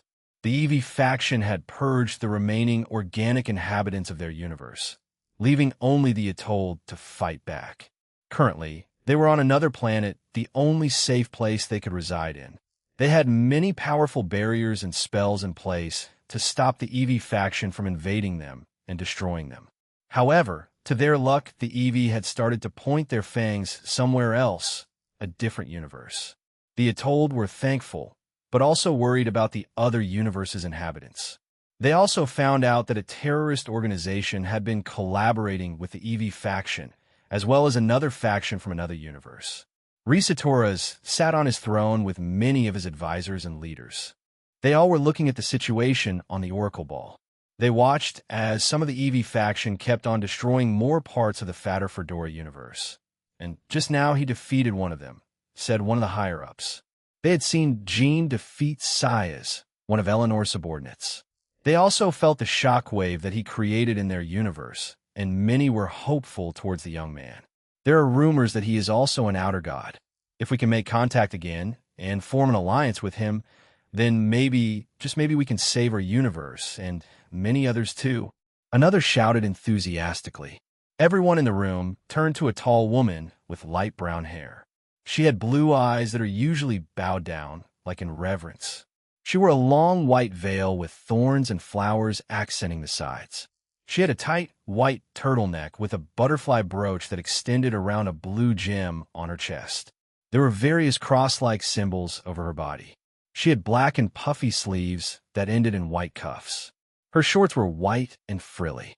From her torso all the way down to her feet, she donned a long black cloth with golden accessories. Connected to her back was a long robe that resembled blue butterfly wings.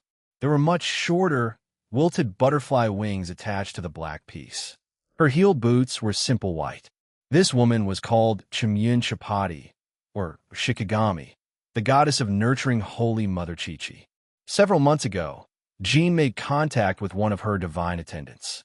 Everyone in the room wanted her to do it again, but this time, Chimyun, you must make contact with that man again.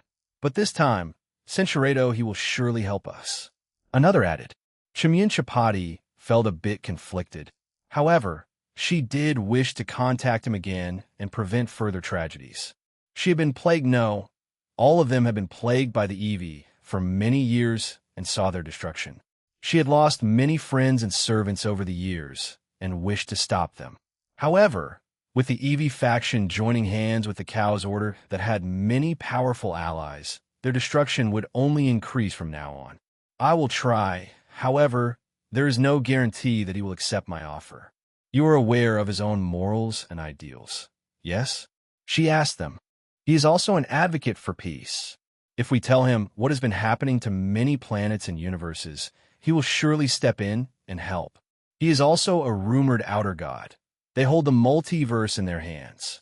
Another higher-up added in. Calm yourselves, said Risa Torres. Chimyun Chapati, what say you? It is true that the outer gods have remained mostly dormant for years. Nyarlathotep was the one who occasionally played with the multiverse. However, if our information network of the other worlds and universes is accurate, then the Phantasma are trying to awaken their former Master Magnum Tenebrosum. If he awakens, then we will have a much larger problem in our hands, he said to her seriously. Chimyun Chapati had more pressure on her now. If she selfishly said no, then it would spell a great deal of destruction to the multiverse. I will try my best, she said to them again. I will go and make the arrangements. She got up and left the room. One can only hope that she is successful. The Eevees are much stronger now. We do not know how, but my own suspicions fall on Nyarlathotep, said one of the higher-ups. She will be successful, said Risa Torres. What makes you say that? Asked another. Do you remember that battle? He asked them. That? That battle, yes. It was one where we dealt a heavy blow to the Eevee. However, after that we could not continue, and we were pushed back. But yes, it was a large victory for us, replied another. The day before, I had a dream that we would win and continue winning. However, there was an interference that day. They had made a breakthrough and made many advances which caused us to lose. However, in my dream, they did not, I believe, another world being interfered during that battle. I believe Nyarlathotep was the one. What are you trying to say? Asked another Barado. If the Eevee or this Chaos Order has the backing of Nyarlathotep and her future successor, then we will need to change fate ourselves. We must succeed in bringing the middleman, an outer god, to our rankings. We must form an alliance at all costs. Otherwise, I fear we may be wiped out in the near future, said Risa Torres grimly. The room fell silent. Many of them were thinking of their own contingencies if Chimyun Chapati failed to bring Jean to their side or form an alliance with Team DXD and the factions and pantheons of the Draconic Dais. Chimyun Chapati walked away from the building that they were having their meeting in. It was a large tree with many facilities built into it. If one were to look from outer space, they would see this large tree jutting out of the planet it was planted on. The world that they currently inhabited was lush, full of life and greenery. Even during war times and their losing state, many of the remaining members of the atoll were going about their lives like normal. However, there was also a tense atmosphere. They all knew that today their leaders would have a meeting, and many were waiting to see how it would turn out. When Chimyun Chapati left the meeting, she had turned herself invisible as she did not want to be spotted. After that, she teleported back to her forest. She stood on top of a hill, looking over her small territory. The planet they were on was at least 20 times larger than Earth, so her small territory was still quite big. Grass and trees were everywhere, and it had a tranquil feeling to it. There were also a few buildings in the distance, as most of the city she had built was underground for more protection. Chimyun Chapati stood there admiring the view before she started to walk towards her home. Many fairies of all sizes started to fly towards her, happy to see her. "Mother Chi-Chi, how was the meeting?" one of the fairies asked. It went well. I will inform everyone now. So please gather everyone in the meeting hall," she told the little fairy, who happily obliged. Chimyun Chapati eventually reached a small crossroads and teleported to the underground portion of her territory. Once there, she had teleported to a library. She had wanted to see one of her subordinates or elite generals. It didn't take her long to find her. The one she was looking for was Elfina, one of her bravest generals. She had long black hair that reached her knees, elf-like ears, and white eyes. She wore a skin-tight suit with a red and gold cape. "Chimyun Chapati-sama," said Elfina, and she kneeled in front of her. "How can I be of service?" she asked. "Elfina, please, we've known each other for a long time. I just wanted to speak with you," said Chimyun Chapati, a bit troubled by her friend's reaction. Elfina stood up and smiled. "I was just teasing you, Chi-Chi-chan. How did the meeting go?" she asked in a friendly manner. Elfina and Chimyun Chapati had known each other since childhood. They had been friends since Chimyun Chapati became known as the goddess of fertility in their universe. Elfina stood by her side as one of her most trusted people. "We may need to make contact with the Elder Dragon once more," she said in a disheartening tone. "His power is needed even more now, and if we don't, I will tell everyone once we are gathered. One of the fairies is doing so." "Let's go," said she, and walked away, followed by Elfina. Chimyun Chapati. "Censuredo, if it's for the sake of peace, I don't really mind," answered another in a tired tone. "What if we offer him a temporary arrangement? Until this situation is solved," another added. Chimyun Chapati stood up and put her hand up to stop them. "Everyone, Gene Skyward is not like that, so you don't need to worry about that. However, making contact with him again is essential." Chimyun Chapati looked at another person, the last Blossom Fairy to speak with Gene. "You were the one to speak with him last time, were you not, Siphenian?" Chimyun Chapati asked the woman. Censuredo, however, once he found out it was me, a Blessing Fairy, he was less enthusiastic, she said and huffed. Chimyun Chapati smiled at Siphenian, but said nothing and waited for her to continue. "I informed him of the coming dangers, and I think he was relatively aware of them, so he will be responsive to our next contact, and this is just my personal opinion, but I think he will provide us with assistance," she said seriously to everyone. "That is the impression you got when speaking to the Emerald Dragon?" asked Chimyun Chapati. "Yes," said Siphenian firmly. Chimyun Chapati turned to everyone and looked at them one by one. Finally, she addressed them. "You heard, Siphenian. Do any of you have any other opinion?" she asked them. Every one of the elite generals and some of the elite fairies and elite guardians were looking at each other. However, none of them said anything. Chimyun Chapati smiled at this and nodded. "In the near future, Censuredo, and only then will we learn what his response is," said Chimyun Chapati, and she looked back at Siphenian. "We will contact him by entering his dreams for the future. Please prepare yourself." "Yes," answered Siphenian. Universe Draconic Deus Shinto Realm Yoshitsune Minamoto's soliloquy in around a day's time. Gene-san will come back to our realm to help with a specific problem.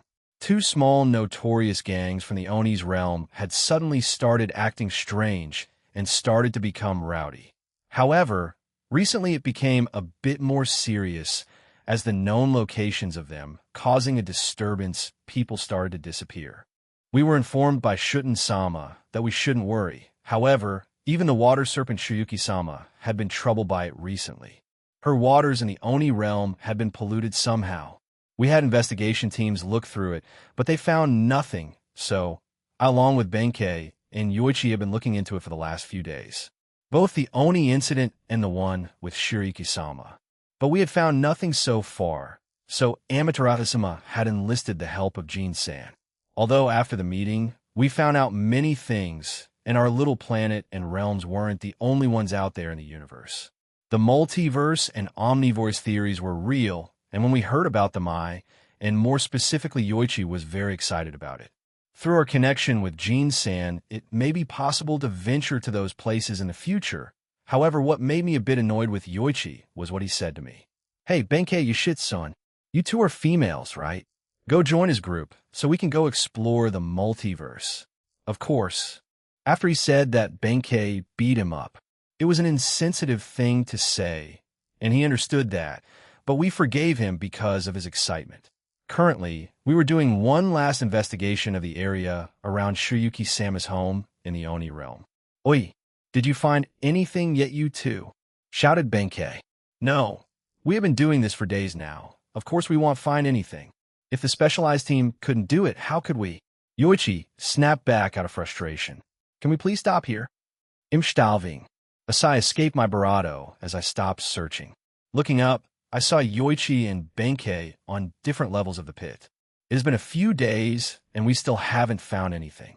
We should leave this to Jin-san. In any case, is the source even here? I had thought of that earlier, but even if Shirayuki-sama said that her waters were polluted, we did not see any indication of it. Perhaps it's a different kind of pollution? We had inquired her about it, but she had been insistent that it had been polluted. Additionally, we equated it to the cow's order, as with the case of the gang. Perhaps they had infiltrated our realm? Maybe that's why Amaterasu-sama had asked Jin-san to come here. "All right, we can stop here. We probably won't find anything at this rate," I said to them. Yoichi seemed quite happy with this and left first, followed by Benkei. He'll just need to tell Jin-san about this. I should be present for his arrival and meeting with Amaterasu-sama. Also, Reijin-sama may also have her duel with him once he finishes dealing with the problems. I left the area and joined my friends at the top. Once up there, I was greeted to Shuten-sama with Rem-san and Ram-san. "Did you have any luck today, Yashitsun-kun?" she asked. "Unfortunately, we didn't, Shuten-sama. We may need to wait for Jin-san to come here to find out the mystery surrounding the contamination that Shirayuki-sama is speaking of," I replied. "Where is she staying for the time being?" I asked her. "Shira-chan is staying at my home. I have made some renovations since she last stayed there. Therefore, there is a small independent zone underground that is large enough to hold her true size," she said and smiled. "I see. Thank you for informing us. We will go back to Takamagara then and report to Amaterasu-sama." I bowed and started to leave, but one moment, "Yashitsun," she called out, and I turned around. "Yes? Will Jean stop him?" she asked a bit uncertainly. "Him? Oh, you mean Ito and Asahi? Surely. I mean, we have Kuki Shinobu's assistance in tracking all their movements down. She will be able to accomplish it with her word and intelligence along with Jin-san, but it does seem like they're being controlled in some way or another," I replied. Good. That dumb Oni needs to be punished once he is captured. I will also take full responsibility. Inform Amaterasu-sama as such," she said and waked away. I wanted to ask why she wanted to take responsibility, but perhaps she felt guilty because she was his caretaker for quite some time after all. They're almost like mother and child, and now the child is causing more than just some trouble in their realm. We also need to factor in Asahi, as he's a rival and looks up to Ito. Both are Oni and are quite powerful, but to whoever is controlling them, it doesn't seem like they want to cause too much damage. Unless they're waiting for an opportune time. All this is speculation. I don't have any evidence to back this up. Yashitsun, stop looking so serious. And let's go back already. I'm hungry, like Yoichi. I nodded and said, You seem excited for Jin-san to come back. Aren't we all? That guy already caused more of a stir because of the punch that shook the world. It makes me think about who recorded it, she said as she drank from her gourd while she talked. Benkei is right. Just a few days ago, there was some leaked footage of what had happened in Romania, a small war with the forces of another universe that had allied themselves with the Cow's Order. However, it was a one-sided fight where Jin-san dominated his opponent, who was rumored to be God-class. Some feel uneasy about seeing something like that the power Jin-san displayed. If his exhibition match was anything to be judged by, then this new and much more powerful Jin-san terrified many, as he didn't show this level of strength back then. But some are relieved that someone that powerful is on our side, the good side. To the masses, it was the fist, the punch that shook the world, maybe even the universe. However, to the ones who know the truth, it was the fist that most likely shook the multiverse. Azazel Dano, the governor of the fallen angels, contacted us when the footage was leaked and asked us to destroy any evidence of it, so as not to trigger a mass panic. But I believe it's too late. People know, people saw, and people are aware. However, it was a mixed reaction, as I previously said. Yes, I think so. Many more of the heroes of Japanese history are going to come to Takamagara tomorrow to see Jin-san himself. I replied to Benkei.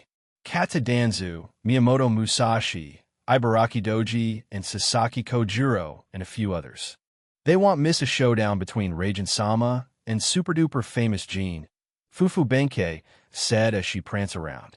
Ah, Jin-san already met Sasaki Dano, I told her. I think you told us that? She asked, confused, and looked at Yoichi. Yeah, she did. You were just drunk half the time, replied Yoichi, and then got hit on the head with Benkei's staff. Once arriving back in Takamagara, we immediately headed for Amaterasu-sama's home. And once we were in front of the door to the meeting room, we heard some hushed voices talking to each other. We were confused, but I knocked on the door and we were told to enter after a few seconds of silence. Once we stepped inside, Jin-sama was sitting on Raijin-sama, and Amaterasu-sama had a troubled look on her face. Is this a bad time? I asked a bit hesitantly. No, it's fine, Yoshitsun-kun. What did you need? Did your investigation pull up any leads? Asked Jin-sama. Unfortunately, no, we may need to wait for Jin-san. However, I have my own speculations, I said to her. Then please do tell. I nodded and told her my suspicions of the Cow's Order being involved in this. But Amaterasu said that she also speculated about the same thing. She also said we may have a traitor among our ranks, which was concerning. But who? Asked Benkei. We do not know. However, we had suspected this since before Jin called for the meeting in the underworld. However, Raijin here used that opportunity to draw out the traitor, and as well as fight Jin herself. So, it's killing two birds with one stone, said Amaterasu-sama. Raijin-sama, who was still being sat on by Jin-sama, grinned and gave us a thumbs up. Personally, I was shocked. Perhaps Raijin-sama did not like Jin-san initially, but eventually got used to him. Then over time, Amaterasu-sama, Raijin-sama, and Jin-sama figured out we had a traitor and used this as a plan. For the time being, you're dismissed. We will tell you our plan for the day later on tonight. It seems like the three of you have yet to have lunch, Amaterasu-sama said with a gentle smile, and Benkei's stomach growled. Yeah, haha. You're right about that, Ama-chan, said Benkei without a hint of respect. I was about to scold Benkei, but she dragged Yoichi and I outside and began to drink from her gourd. I sighed and decided not to say anything. We made our way out and to a nearby restaurant. We should be on alert too, said Benkei rather seriously. Yeah, I don't like having a traitor here. Didn't the Gaelic Alliance have one? But it ended on a good note for them. Who knows about the real traitor here? What if it's a dead hero brought back for malice? Asked Yoichi. I heard they were somewhat close to Jin-kun, so when they stopped her, they managed to bring her back to our side, muttered Benkei. Let's just stay on alert, I said to them. We have been training in the upgraded chambers that Jin-san made. We definitely grew in power, so hopefully whoever is doing this, they'll be overwhelmed by us. Present day, Jin Skyward's soliloquy, Takamagara. Oh, I decided to teleport to the cliff where we had appeared previously. I thought Mom would think the view would be enjoyable, and it seems that I was right. Mom immediately started looking at the city below us from the cliff. It's been a while since we've been here. Not much has changed, said Suzaku as she looked at the city with Shuri, who had taken out her phone and started taking pictures. Rias was also taking it all in, silently, though she still shared the same excitement as Shuri. The same with Rose. Meanwhile, Reiko smiled to herself as she was back to the realm she had been in for so long. The same for Ine. Let's go then. Better meet with Amaterasu now, before so well know about the incident happening, I said to them and started walking down. I was thinking of asking Reiko and Suzaku to bring Shuri around, and he'll work on the problem here with everyone else. If this problem becomes an even more complicated mess, I didn't want her to be part of it. Mom wanted to come here for a small vacation. She had asked Dad to come, but he was busy doing something for Azazel. I felt a tug on my sleeve and turned to see it was Shigen. What's up? I asked her. Will we be staying here overnight? She asked in a whisper. I doubt it. Unless you guys wanna, I said, and turned to them. Overnight stay, Shuri said excitedly. She then looked at everyone with expectant eyes, making them awkwardly smile at her. Let's just see how the day goes first, Mom, I replied, and we arrived at the small bridge. Hello, Mio, Kuroda, I said to the two guards. You remember us? Asked Mio, slightly shocked. Yes. I can assume Amaterasu is in her Jean-san. A familiar voice shouted. When I looked up, it was Yoshitsun with Benkei, Yoichi, and Kojiro. Oh, hey Yoshitsun, Yoichi, Benkei, and Kojiro. I didn't expect to see you guys so soon, I said, and put my hand up. Ha ha. To think you'd, Kojiro started but stopped to look at Shuri. The old man looked dumbstruck and blushed. He then walked over to Shuri, grabbed her hands, and asked, Ma'am, are you single? This left everyone stunned, especially me, so I walked over to him and said, Yeah, she's married with a kid, and she's my mother-in-law, Era. Fufu, the famous Kojiro Sasaki, is asking me out? Era am so flattered, but I'm happily married, she said to him and showed off her ring. Ring? When did she, unless Barricule kept it or somehow found it? I looked at Mom's finger and ring a bit surprised. It looked like Kojiro got shot through the heart with an arrow since he looked like his soul had just shattered. He stumbled away, saying nothing. I honestly didn't expect something like that to happen. Oh, did I surprise him that much? Mom asked innocently. I didn't think she was that direct when speaking with him. Anyway, Amaterasu-sama is eagerly waiting for you, Jean-san, said Yoshitsun. Please follow us. Right, I replied, and we started following them. Suzuko, behind me, started to tell Shuri about everything she knew about the place and who the three that were leading us around. She became surprised and wanted to speak to them. I, along with Rose and Reiko, took the lead, just behind the trio in front of us. By the way, Jean-kun, how many more ladies did you add to your group? How about you, Reiko-san? Asked Benkei, sounding a little drunk. Are you drunk? I ignored the question and asked her that instead. Oh, ha ha. No, I'm like this all the time. She's definitely drunk, I thought, and sighed. I don't really keep count, I replied to her question. Then I offer Yoshitsun-kun to you. Be Benkei. Yoshitsun shouted. We bantered on like this until we walked past Kathleen's blacksmith, and she waved at us. It seemed like business was booming because of the recent events. I wanted to check up on her, and as well as the others back in Asgard. Finally, we reached the two novel shops, Yaes and Kajitsumaru, who both spotted us. Jean, Fufu will try to stop by before I do my business here. But please leave until then, I said to them. Thankfully, they both understood and headed back to their shops. Who were those? Asked Shuri. They own bookshops and sell books. If you want, we can go there after speaking with Amaterasu-sama, said Suzuko. Oh, some books, huh? I'm looking for some new books to read. I've finished reading all the ones in my home. Shuri-san, Aaron has a library in his home, Rose said to her as she turned around and told Mom about my infinite library. He'll make sure to learn some teleportation magic then, so I can visit that library. We quickly arrived at the castle and Sarah greeted us. Middleman, Amaterasu-sama, and the others are waiting for you. Follow me. As stoic as usual. Huh, Sarah? I asked as we followed her. She didn't answer me, and we eventually arrived in front of the door, and we entered it after knocking. I could tell that Mom had become a bit nervous, but was still quite excited. Once we stepped into the room, we were greeted by the sight of the three women of Amaterasu in the middle, Jin to her right, and Raijin to the left. "Hello, I'm here like you asked," I said to Amaterasu. "Welcome back to our realm, Jin. Thank you for coming early to our realm, and I would like to start immediately." Amaterasu then summoned a piece of paper and made it float to me. I took it and read through it.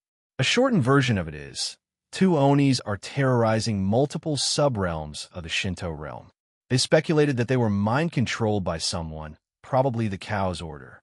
The second problem was the water of the water serpent Shiryuki had been polluted, and they want me to find out the source and purify it, return it to normal. They also speculated that it was due to the Cow's Order. The two Onis are probably Ito and his rival Asahi Sato. They don't know where they are, but I could feel Ito's aura jumping around the place, so I was a bit confused about that. However, Asahi's aura was nowhere to be felt. I grew suspicious of this, so I extended my search from this realm and into Japan, but still didn't find it. Hopefully he didn't do something stupid like join the Cow's Order, so he could compete with Ito in strength. Apparently, Shinobu led the search team since the rest of his gang was also involved, but she was the only one who sparred. You would think that they would mind control the smartest one in the gang first. Also, they think that there's a traitor in this realm. But to whom? They're not sure. Also, the last part, since I'm here, they want me to proceed with my duel with Raijin. I can start with either one. Do you want me to start on any specific one? I asked. Our first request is that you investigate what is causing the water pollution. Shiryuki is getting quite upset about it, said Jin. Afterward, will be the two Onis, and finally the duel between you and Raijin, if that's okay, Jin? Asked Amaterasu. I don't see a problem with that. They'll get on with it then, but first this is my mother-in-law, Shuri Himejima. She wanted to speak to you, Amaterasu. I gestured to Shuri, who waved at Amaterasu. Ah, another Himejima, if I remember correctly. You're the one who was exiled. I also wish to speak to you eventually, she said, and gestured for Shuri to join her. Leave her to us, Jin. We will keep your mother-in-law company, said Jin and grinned. Rosei called out to Rosweiss. If it isn't an issue, I would like to stay with Shuri-san, announced Rosweiss, one of Jin's close companions. Very well. I have a lot of questions for you, Jin again said enthusiastically. Rosweiss was a bit confused, but walked over to them too. So this was my team for the day, huh? Very well, we'll get moving then, I announced and left the room. I immediately heard a bunch of questions directed at Mom and Rose. I think they'll be fine. Jin seemed a bit mischievous, but it should be okay. So, we're heading to the Oni realm, huh? I asked everyone, and then turned to Sarah. Sarah, care to tell me what happened in Shifengo? After I asked that, both Reiko and Ine expressed some interest. She looked at me as we walked away from the room and then back down to the ground. Those two stupid Onis did a lot of damage. They nearly knocked over a pregnant Tengu. However, most of the damage was small, so no one was adversely affected. However, they still disturbed the peace over there. This happened in the Kitsune realm, and here in Takamagara. So, all of the realms then? I asked and she nodded. I wonder why. Reports say they were mind-controlled, whereas Kuki Shinobu, by the way. She is back in the Oni realm and investigating everything in their base, as that's where it all started. Senshiredo. Never mind then, she said and left. What at Sundara, we eventually reached the entrance hallway where the staircase that led to the teleportation pads were located. I won't be coming with you, unfortunately. I will be staying here for extra security, she said and departed for her post. I turned to address everyone when I saw that Rias was shaking. I was confused by this and put a hand on her shoulder. Is something wrong? Imet Almaterasu Shama. It was like a dream of mine. This place, it's beautiful. Aaron, we have to help them all, she exclaimed enthusiastically. I had not seen Rias this excited in a long time. She was acting more like her age, like a teenager. I smiled at her and patted her head. Well, that was the plan from the start, so let's get to it, I said to them, and we descended the stairs. Zyodo, Vidya, we arrived in the Oni realm, Zyodo, shortly after. Rias, still excited about being here, ran down the stairs and arrived in that room before any of us, so we ran after her to catch up. That's how we got here so quickly. The realm isn't going anywhere. Rias, no need to run, I told her, and she blushed. However, She immediately switched back to looking around the building we were in. I turned to Yoshitsun and asked, where does she live at right now? In Shutun-sama's home, she made an additional section just for Shirayuki-sama, replied Yoshitsun. Once we left the building, we were greeted with the same sights from before.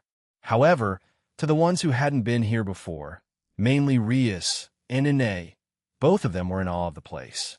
She suddenly clicked her fingers, and her clothes changed. She suddenly wore a crimson and black kimono with a kasa, traditional Japanese hat. Rias-chan, you seem eager to explore the place. It's nothing too special, you know. But I can take you with me. The same with Yoichi, since I know he doesn't want to explore that place again, offered Benkei. Oh, really? She squeaked out, then looked at me and started to fidget in place. Haha, Allicht. Go ahead and explore the place, I said to her and kissed her on the forehead. Oh, look at that affection. Now, follow me, crimson-haired princess of destruction. For I, Benkei, shall show you this little realm, she said and wobbled away with Yoichi and Rias in tow. Yoshitsun, Shigyun, Suzuku, Ine, and I were the only ones left. I asked if Ine wanted to go off and explore the place, but she declined. A serious look crossed her face as she declared, I want to learn about the mystery behind the polluted water. I chuckled at her and patted her head. I see. Let's go to the water pool. We quickly made our way there, and it didn't look any different from last time, but when I looked down at the water, something feels off about it, I muttered, and Reiko agreed with me. Yes, it doesn't feel like the other times I've been here, so it wasn't just me? When I said this to Benkei and Yoichi, they couldn't sense it. Perhaps it was because I had been here many times to speak with Shuten-sama about various things. Even Shirayuki-sama thought the same things, but couldn't tell us why. Yoshitsun said and frowned at the pool of water below us. Suzaku, Shigyun, and Ine were staring intently at the water too, and it looked like they agreed with the rest of us. Well, we better go down then, I said and jumped off. As soon as I grabbed Suzaku, she naturally wrapped her arms around my neck. A small warning would have been appreciated, Aaron, she cutely protested. My bad. We'll try to do it next time, I said to her and landed on the water. Ine flew down, while Yoshitsun jumped off the sides of the walls to slowly descend.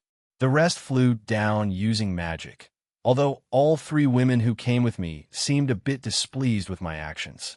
Playing favorites, Ine then cutely turned away after she said that.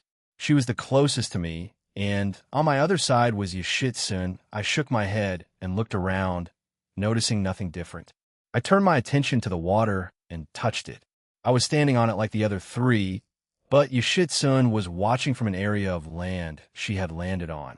I closed my eyes and tried to analyze it myself. After a few seconds, I opened my eyes back up and looked to the right side, at where one of the waterfalls was obstructing the walls of the place. I waked over to it and put my hand on it. Aaron? They called out. Yoshitsun asked, Aaron? Sounding confused, so the girls explained. I see a spell, a powerful illusion-based one, I thought, and dispelled it. The wall that was previously there disappeared, and a medium-sized opening appeared. I glanced back at my comrades and said, let's investigate and check it out. We entered the hole and started walking down it. What I thought would be a quick journey lasted somewhere around 30 minutes. It felt never-ending, and it stayed the same, cramped, damp, and wet with no light apart from the one I created with fire. However, we eventually arrived at a large opening, and I was a bit stunned by what I saw. What is this? Asked a horrified Yoshitsun.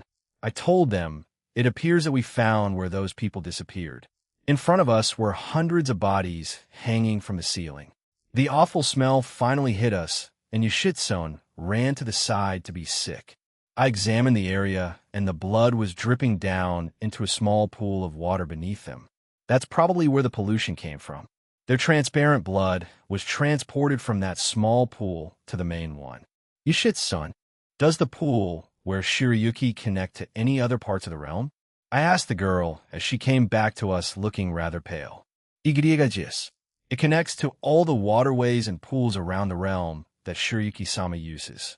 However, it doesn't connect to any of the drinking water for the people, so we haven't drank any of this, thankfully, replied the girl. I'm sorry, I should be used to this, but it's been a while since I've seen something so gruesome. Some are still fresh. When was the last report of a missing person? Just last night she was cut off when we heard a noise, and a bunch of robed individuals appeared. I quickly used Observe on them, and the names that were shown were a few fodder magicians, and a clone of Apophis and Sakata Kintoki clone. Apophis had the appearance of a handsome brown-skinned young male in black vestments. What? Why the no? So he was found and taken in by the cow's order, and now Apophis is here too. Well, a clone of him. I grabbed Yushitsun and put her behind me, confusing her. Ah, the middleman and his lively companions. Greetings, said Apophis. Sakata Kintoki remained silent and silently stared at us. His entire body was covered by the robe he was wearing, so I couldn't see his face. The only one who didn't have a robe was Apophis. Why are you here? Did you do this? I asked them. I had already started to surround them with my shadows and canceled any possibility of escape. There's a chance of me getting some memories from Sakata Kintoki, even if it's a slim margin. This? Me? No, the man beside me. Certainly, with the help of certain individuals in this realm, it was possible to kidnap them all after all, replied Apophis. Why? I calmly asked. The evil dragon Apophis looked at Sakata Kintoki, who didn't answer. However, the evil dragon answered in his place instead. Even if you kill us, there are 2 other clones waiting in this realm. You cannot find us until we attack. Middleman, I should not have said that. Well, at the very least, you're now aware of this very well. I will announce it. We will attack Takamagara, he said calmly. We are also responsible for the brainwashing of a certain Oni partially, he added. He then changed into a fighting stance. And so did the rest, however. To my surprise, Sakata Kintoki took out something and stabbed himself with it before crumbling away into nothingness. He had his own clone? Well, it matters not, he said and burned the remaining ashes. The other magicians behind him also opened some magic circles. Entertain me, middleman, he said, and charged me. Those magicians won't have anything useful for me. Leave the evil dragon to me, I said to them, and quickly entered my boosted gear balance breaker. Dawn, FWSSSH. Our fists collided, and he was pushed away from us, creating a strong pressure around us. I would have liked to take a look at Sakata Kintoki's memories, but that's probably impossible now. I didn't account for what happened to him. Maybe I could try to bring him back? Barato. Answer, impossible. That item had reality warping, soul destruction, and memory erasure combined. Centuredo, these guys are getting smarter and trying to hinder me as much as possible. I punched the dragon in the throat and launched him backwards. I put my left hand forward and summoned a small draconic ball of energy and then punched it with my right. A large stream of draconic energy consumed everything in front of us. I used a dragon shot on the clone of Apophis, and it seemed to have killed him. Looking back at my comrades, they had killed the magicians too. There was a small part of the evil dragon left, and I tried to look at its memories, but nothing. I turned to where Sakata Kintoki was and touched the ground. Also nothing. I clicked my tongue and walked over to the magicians and read their memories. It was also blank. I shook my head and said, for now, let's take these guys down and give them a temporary burial and inform the families. After a few minutes of moving around dead and decaying bodies, we were ready. I had stored them in a newly created item I created and told Yushitsun how to use it. She left first to inform Shuten and then Amaterasu. This has become a lot more serious, asked Ane with a gloomy face. Yeah, also there's more than one traitor, but who? I said and looked at the ground where Sakata Kintoki was. Also, the other row person was Sakata Kintoki. I'm pretty sure Reiko was close to him. He was part of her Heavenly King squad when she was still human. After I mentioned that, Reiko looked utterly shocked. She froze on the spot, not sure how to process what I said. She looked at me and asked, "Are you sure it was him?" "Positive. My eyes and ability don't lie," I said to her. She just remained silent after that. I wanted to try to reverse what he had done, so I put my hand out at where he once stood, and the clone of Sakata Kintoki came back. Centuredo Suzuko, can you tell Shuten about this for me? If Yushitsun hasn't done it yet, I mean. The same with Amaterasu, I said to her. Okay, she said and left, followed by Nae. Shigyun and Reiko stayed behind, and looked at the ceiling where the bodies once hung. Shigyon was affected by the dead in the past, especially during my first request with Team/Dog. Meanwhile, Reiko should still be thinking about Kintoki. When I touched the water that had been the most polluted, I purified it. Once I was done, I also did this to the rest of the realm's waterways since I didn't want to risk it spreading any further. Once done, I walked back over to Shigyon and patted her head. "Let's go," I said, and we left the area and headed back to the pit. I covered the entrance to the cave back up and also made that area inaccessible to normal people. Once we arrived back in the town, I wanted to do a few things. One was to go meet up with Shirayuki and see her for myself. I also wanted to ask Shuten about Ito and maybe about Asai.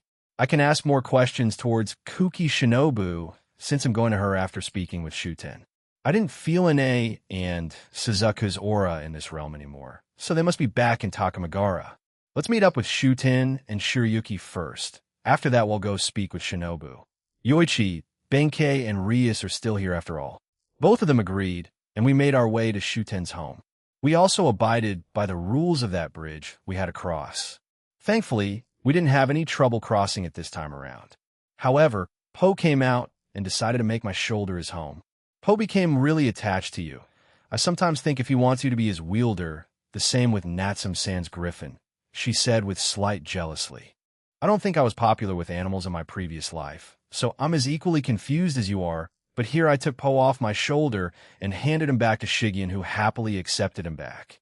Po himself wasn't against it either. "I don't want to do the parkour, let's take the back," I said to her, and we walked over there.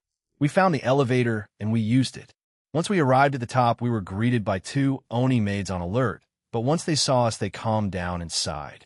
"Middleman-sama, please refrain from using this unless you inform us beforehand," said Ram.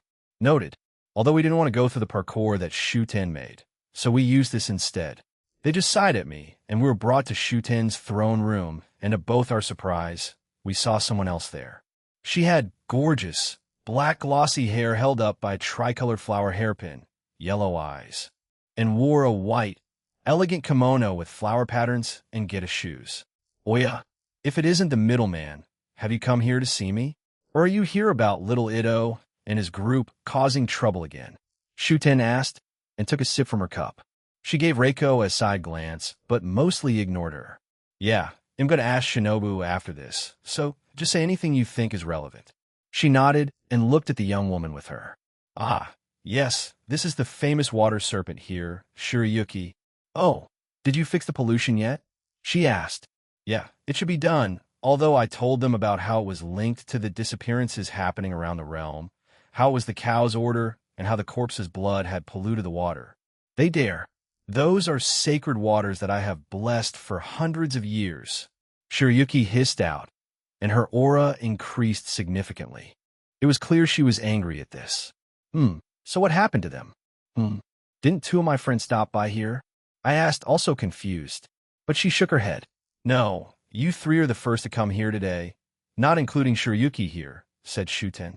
I nodded, turned away, and contacted Suzaku. "Suzaku? Aaron, I'm sorry. We decided to speak to Amaterasu first and tell them everything that happened. We were going to head back to the Oni realm afterward," she said as soon as I contacted her. No, it's fine. We're speaking to Shuten now. I was just worried." "They'll leave that side to you then," I said to her. "Yes, of course. And I'm sorry again." I told her not to worry about it and turned back to Shuten. She gave me a strange look, but I ignored it and continued with our conversation. "Sakata Kintoki is involved in this incident. He may be controlled by the cow's order," Reiko said to Shuten. "Oh, one of your 4 heavenly kings. Was he not in love with you?" "Era, who would have thought that this would occur? A fight between captain and subordinate, and unrequited love?" Fufu said Shuten. She was probably trying to rile up Reiko, but he was in love with her. Huh, who would have thought? I looked at Reiko, who saw me looking at her, and looked away. I guess she's not comfortable speaking about it. I glanced back at Shuten, and she smirked at us. "Well, it matters not. That boy is quite powerful. If he was somehow made stronger by the cow's order, you'll have a problem on your hands is what I'd like to say, but seeing that leaked footage and the rumors, I doubt you'll have problems. Now, back to the topic at hand. About little Ito, well, he did come to me about wanting to know how to cook. That silly dumb ball of brawn wanted to cook for a small group that he got himself. It was admirable. However, that's it. He did not mention anything strange or unusual happening. However, that's just like him, she said. Do you know anything about Asahi Sato? I asked her. Asahi Sato? That's the little Oni that looks up to my little Ito, no? Shuten looked like she was thinking about it seriously. After a minute of thinking, she looked back up. I do not remember when, but one day he just started to follow Ito and tried to mimic him. He was a bit awkward about it, but he eventually became part of his circle, and then he said he would try to start his own gang. But before that, there was nothing about him, she said with a puzzled expression. Nothing, huh? I repeated. It was strange, almost like me. I appeared one day with zero information about myself and started making a fuss in the supernatural world. In Asahi's case, it was on a smaller scale and only in the Oni realm and towards Ito. Thanks. I think you gave me a good idea of what might be happening. We'll be leaving then, I said to them and turned around. Ah, 1 second, Jean called out Shuten. I turned my head and looked at her. If Sakata Kintoki were to try to steal Reiko and make her join the cow's order, what would you say? She asked with a sly smile. Reiko looked angry and shocked, but was also curious of my reply. Everyone in the room was staring at me. I feel like I get questions like this from time to time. I sighed and looked at her seriously and said tell him that she's mine and he can die trying to take her from me. Oh ha ho ho ho. Did you hear that, you cow? It seems like you already won the middleman's heart after a short amount of time with him, Shuten said with a snicker and laughed to herself. Reiko simply glared at Shuten while blushing. Anyway, we'll be going then, I said and left the room. You can say the cheesiest things with a straight face, said Shigyun as she arrived by my side. So did Reiko, although she was still blushing and avoided looking at me. Whether it's cheesy or not, I mean them, you know, I said to her and patted her head. We all know, replied Shigyun. Next up, Shinobu. It seems like Rias and the other two are with her already, so they might have already grilled her with questions. Let's go, I told them, and we teleported to their spot. Once there, Rias spotted us and waved us over. We arrived to see them sitting on a bench, and Shinobu looking troubled. Everyone else looked up to see us. Ah, Devin-kun. Glad you could join us. We had a hunch that you'd try to find Shinobu-kun here. So we found her first after showing the princess here in this quaint town, said Benkei. She seemed even drunker than before we separated. Yoichi looked exhausted as he was slumped over the bench they were sitting on. Yeah, so what happened? I asked them, and Shinobu looked at me. Well, this is what I saw over the few weeks before the boss. The rest of the gang and Asahi went crazy. First, it was normal. Nothing was out of the ordinary. I found it somewhat strange that the boss wanted to know how to cook since the rest, and I did it for him, but he spoke to Shuten-sama about it. But not too long after, he and everyone else started to act strangely. It was like they were possessed like in those horror films. Anyway, they didn't do anything too outlandish after it started, but it slowly escalated from their usual petty tricks to nearly hurting people intentionally. I know they're not like this, so I want them to be stopped, explained Shinobu. They just started acting strangely. Huh? But what does she mean by that? So I asked her to elaborate on the strange part. Cinchuredo.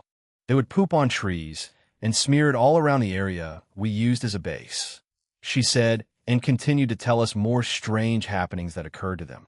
You know, the exception to this is always Asahi. Maybe he's one of the traitors?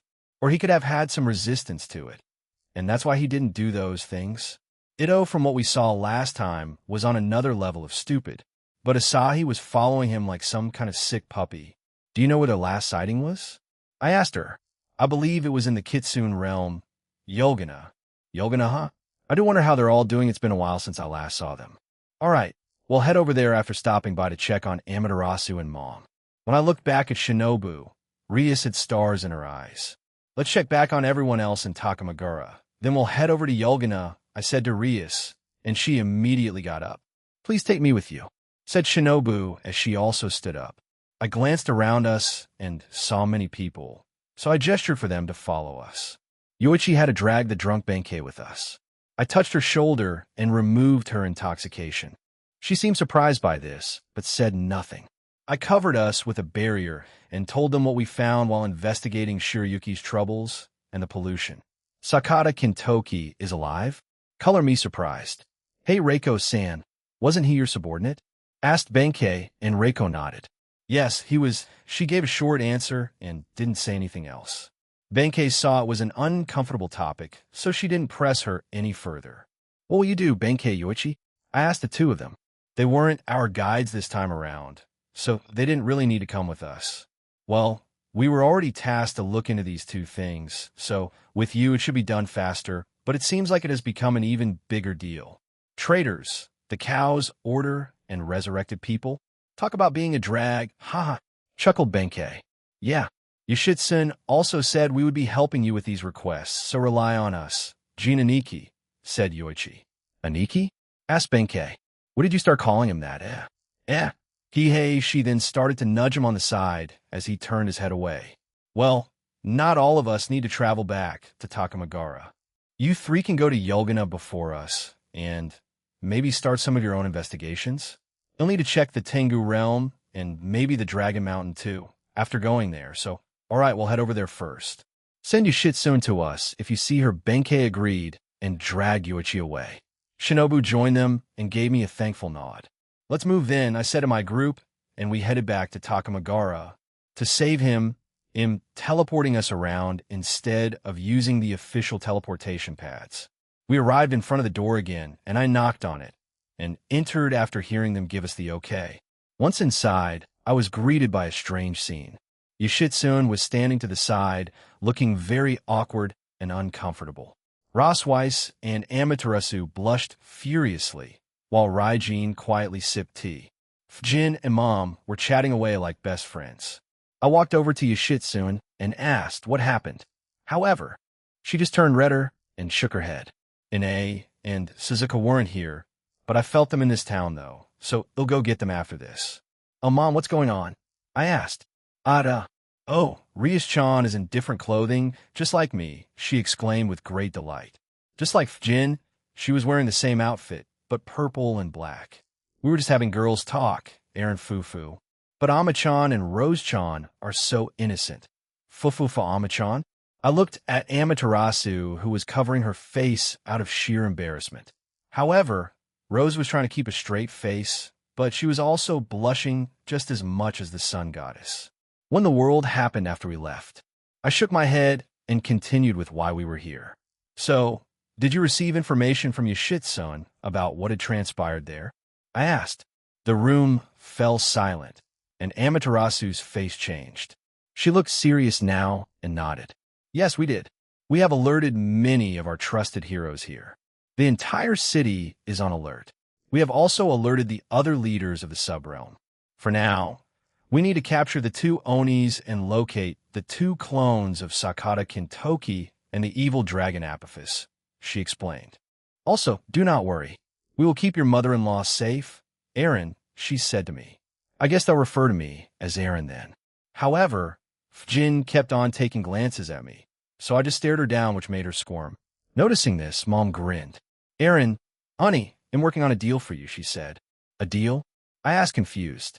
She spread her arms out and happily said, to marry these fine ladies. Excuse me? I asked, even more confused. Weren't you so against me getting married at the start? I asked her. Details, Aaron, details that was then, but this is now. As your mother, I fully support you, she said with glee. The rest of the girls with me were also dumbfounded by what she said. Amaterasu, who previously had a serious face of a leader, turned beet red as she covered it up again. The only person who showed indifference was Raijin. She shrugged and said if he wins the duel, then I do not mind. Our realm needs powerful heirs after all. So, am just a means to an end? I asked myself and smiled wearily. I felt a headache coming on, so I put my hand up to stop her from explaining. We'll talk about this after I'm done with my job, okay? Please stay close to them, Mom.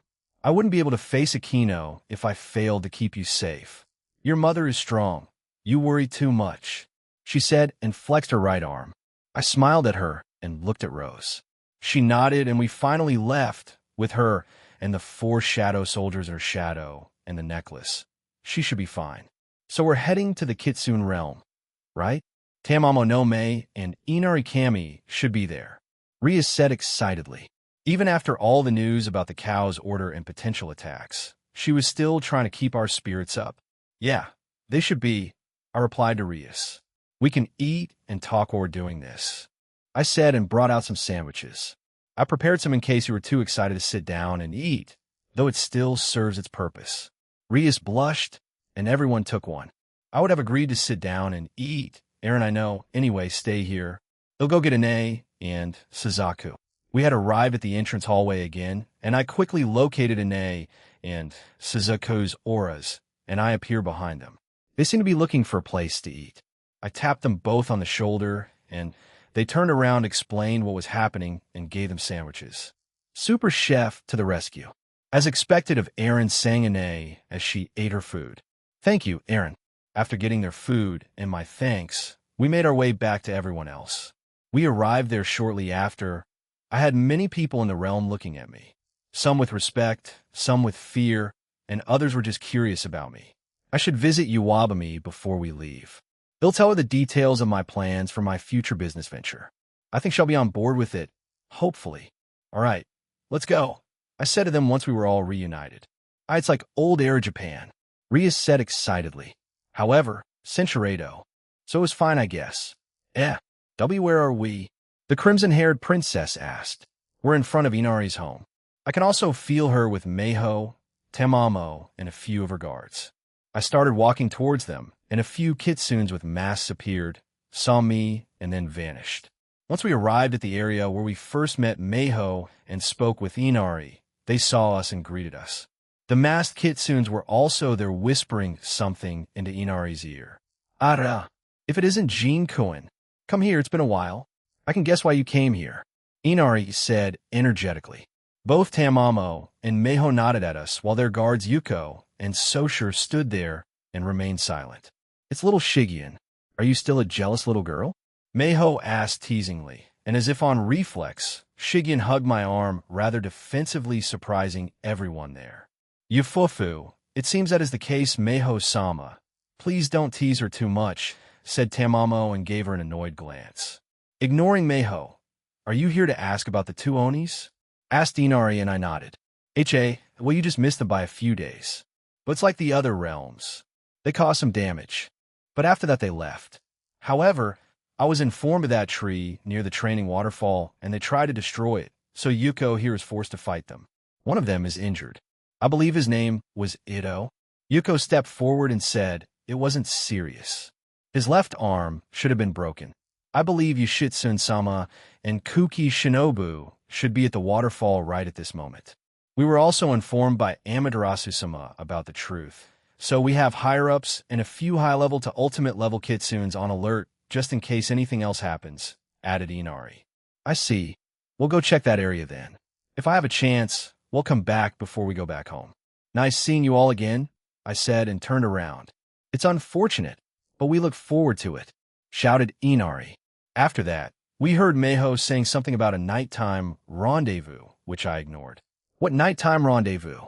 Asked Rias and Reiko. Nothing happened, I assured them, and Shigen told them what had happened. I teleported us to the outskirts of the city, on the side where the waterfall area was. We walked through the short pathway to it, and found Shinobu, Yoshitsune, Benkei, and Yoichi. Jin-san. Welcome back. We were told about how they went through here. There wasn't too much damage done here, but as you can see, Yoshitsune gestured around her, and some of the areas had small holes in the walls or ground, and some trees were knocked over. Thankfully, the tree that Physis made wasn't affected at all. We walked over to them, and I asked, did you find any leads? No, but this tree is very unique, replied Yoshitsune. Yeah, it is. I then told them the real history of the tree while I looked around the area and repaired it. Since finding out the truth, I have been aware of Ito's aura. If the cow's order was involved, then I was expecting them to force the guy to drink some blood, but it seemed like they didn't for whatever reason. But I didn't know he's in Shifengu, the Tengu subrealm. I can assume that the rest of his gang and Asahi are there. They hadn't moved from that subrealm. They were either doing this on purpose or were planning on attacking it again. My other new elected that I had made, I sent them here to keep an eye out on this entire thing. I'm not entirely sure if they know the truth of the matter or if they know about the attacks. However, they hadn't updated me on anything yet, so I was waiting for that. We'll try to speak with them before I go to the Tengu realm. So a goddess of the Greek realm was here? Interesting, Yoshitsune said and touched the tree. I'd like to meet her. What is she like compared to the other women you've been traveling with? Asked Benkei.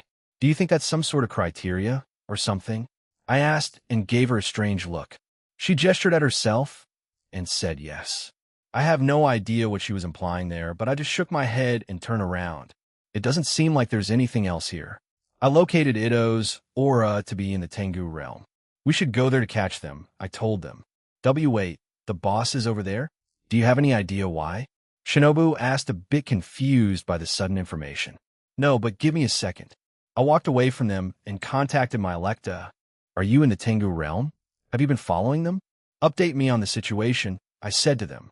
Yes, not too long after those events started to happen. The news of this realm began to interest me, and I followed the group once the destruction began to occur. It was being led by 2 Onis, and there were 3 others following them. However, tell me in person, come to me, I cut them off and told them that. Yes, of course, Eren-sama. I then turned around to face everyone with me, as they stared at me curiously. Suddenly, someone emerged from my back, alerting them. However, they then kneeled in front of me. Is that another Electa, Eren? When did you create her? Rias asked as she pointed at the female in front of me. Not too long ago. Anyway, Yuaning, tell us in detail what you had found out. Yuanting, like Zeno, Shiva, and Elsa were my assassins and spies. They excel at information gathering and missions of that nature.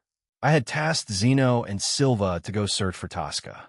Those 2 are currently traveling from one European country to another looking for any traces of Kiba's comrades, since Kiba had no idea where he was taken to for those experiments. He couldn't help me much on that part. Therefore, those 2 were tasked with searching all the countries. Their last update, they had passed through 5 countries so far.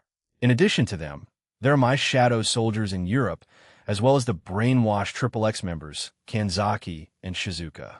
However, they have been mostly silent since then, but I did set up a new system for all the brainwashed people to send me updates through a certain channel, and that is yet to be utilized. I should do it before going on a date with Rias. Unless this counts as one Yuanting is a tall, slender young woman who has long pine green hair that is layered in length, spiked up, and neatly clipped while her eyes are indigo. She wore a black and green cheongsam decorated with a golden dragon and a panda in the middle. The outfit featured traditional styling, and she wore an accessory band that held her talismans. She told us everything she learned up to the point I cut her off, and she then continued. I had been following them for the last few days, and they had been in the Tengu realm for quite some time now. They have used Ine-sama's previous home as their base. The clones of the evil dragon and Sakata Kintoki are not with them. I saw them prior to their demise earlier in the day. However, I repeated, I believe that the other traitors are 2 other Oni. My own theories are that they work for the Monkai Association and have been here for quite some time. I also believe that Asahi Sato is part of the Cow's Order, although I haven't confirmed this yet. Furthermore, I suspect they are trying to eliminate the 2 Tengu leaders. I do not know their reasons, but I have prevented them in secret, especially Asahi Sato. It seems he holds a grudge against them. 2 other Oni? And Asahi wants to kill the 2 Tengu leaders? Most of this doesn't make any sense. I feel like I've been fighting the Oni species a lot lately, from Sayas to Asahi and Ito in the future Ram and Rem. Drake suggested. What? Why? Ideno der Oni. That's racist, whatever. That's my pick. Well, it's not like you know of Asahi Sato's history. Eren, said Rudra. You also said it yourself, he is just like you. You appeared out of nowhere one day and started associating yourself with the supernatural realm to him. It was the Oni realm, Zyodo, Vidya, said Rudra. I see. Thank you, Yuanting. I thanked her and touched her cheek, making the woman blush. I turned to everyone and said, let's go to the Tengu realm then. Chapter 6, Part 3. Unfortunate circumstances, third-person point of view. Asahi Sato sat on a chair in the tower that was far away from the central town of the Tengu realm, Shifengu. He was looking out a small window near the top of the tower as he was waiting for some backup and comrades from the Monkai Association of the Cow's Order. Asahi Sato was abandoned by his parents when he was young. He had to navigate the harsh world of the supernatural by himself. The future was bleak for him. However, he persevered and he managed to make it to where he is now. Most wouldn't see the path he took as an honorable one. The reason why his parents abandoned him was simple: they could not provide for him, and they were also in heavy debt. So to save their son, they abandoned him so he wouldn't be burdened by their poor choices in life. Asahi Sato was a name he gave himself. He doesn't know his real name that his parents would have given him, or he was simply too young to remember the name that was given to him. Asahi Sato traveled the supernatural realms of Japan, as well as its normal human cities. He used magic, yujitsu, senjutsu, tuki, and kasha. Asahi also mastered hand-to-hand combat all on his own, as well as the ability to use most weapons. Asahi built himself from the ground up and flourished. He was classified as a yukai, so he could have simply joined the East or West yukai factions of Kyoto, but he didn't. Instead, he wanted to embark on a different path, one with power, because that's the only thing that has kept him company for many years. One day, on his travels, he was defeated by one of the seekers of truth, Mardgear. Asahi was overwhelmed. He believed that he could take on most people. The exceptions were the Satans, Seraphs, cadres, and gods. Yet, he was defeated by an unknown man. After that, he was invited to join their organization. He was enticed by the promises of being even stronger. At first, he refused the vial of blood that was being provided. However, he eventually conceded, as it was proven to give anyone increased strength. It could also hide them from the middleman's tracking. Before he took the vial, he was tasked in infiltrating the Shinto realm. There were many spies in each realm for the Cow's Order. However, Asahi and two others were given the task in going there. His other accomplices were two other Oni, and they also had the same upbringing as Asahi, but one of them had long fallen into insanity before they joined the organization, while the other only joined because they wanted money. Asahi, as he spent more time in the Shinto realm, specifically Zyodo, Vidya, he started to get accustomed to his fake persona. He, for the first time in his life, was having fun and living life like a normal person of his age. However, he was reminded of his role after the middleman visited the realm. He was thankful that he didn't notice anything strange about him, but equated it to him not taking the vial yet. Asahi at first glance knew he couldn't win against the middleman, so he played along and even gained some trust from him. Asahi knew that he was in too deep to stop now. He also ran the risk of being killed if he decided to leave the organization because of the new changes in leadership and new factions rising and falling. It had become even more tense when he went back there. The alliance with the Eevee faction and the Phantasma. Asahi was offered a chance to go increase his powers while in the Crepuscular Phantasma's universe. However, he declined with the reason of wanting to fulfill his current mission first. Asahi sighed as he realized that his time was coming to an end. He didn't know if his time as a terrorist was coming to an end or his own life, but one or both were, and he knew it. I'm too far into it. I can't back out. I have to push forward even if I don't like it. There are no second chances in life. Even those two know that we can't do anything about it now. Though I doubt the other one cares. She basically lost her mind before she joined. He thought and sighed again. Asahi leaned over and looked down below. Beneath him, on the ground, were the Arataki Ito gang. He had used a mind control spell on them that he had been taught by Promestine. He had to use his friends to cause trouble or enough destruction in the realm. This was for both Sakata Kintoki, one of Apophis' clones, and a subordinate of one of the Phantasma and Eevee faction. This was so they could do their job in peace. Asahi didn't like anyone from the Phantasma or Eevee. To him, they were beyond evil. Even the evil ones from the Draconic Dais he thought were still a bit easier to handle. But to the ones from those universes, it was one of the reasons he refused to go, even if it meant more power. Asahi, a voice called out. Asahi turned his attention behind him as a communication magic circle had appeared. The voice was familiar. It was one of the Oni. What? He asked back. It seems the middleman and his group killed the clones of Apophis-sama and Kintoga-sama. Well, need you to draw their attention in that realm. You need to be a sacrifice so we can finish our preparations, said the voice. I set up some magical cameras around the town of Shifengu. If they track us down here, he'll know since he'll see them, and also he probably went to Ito's right-hand woman, Kuki Shinobu. He said to her. Asahi knew he only had a limited time before they asked the middleman for his assistance. Asahi had no idea what their overall goal here was. He knew he wouldn't contribute much to anything in their grand scheme, but he would still do his job. Do you know why we're here? He asked her. Not really, but I heard rumors, replied the voice. Rumors? Rumors says that King Inma, the Lord of Hell, gifted the water serpent Shiryuki some kind of item or artifact a long time ago. Some defectors of that realm told our leaders, and they are searching for it. That's why they pushed her out of her waterways and home. But like I said, it's rumors. I see. So that's the reason for polluting those waters, thought Asahi, as he looked at the table in front of him. Are they still looking for it? He asked. Dunno, but they said that if they started to set up for the main event, then they probably found it, or confirmed that it was false, and will still continue with their plans. I mean, we're just fodder, you know? We just gotta try to survive the next day, said that voice.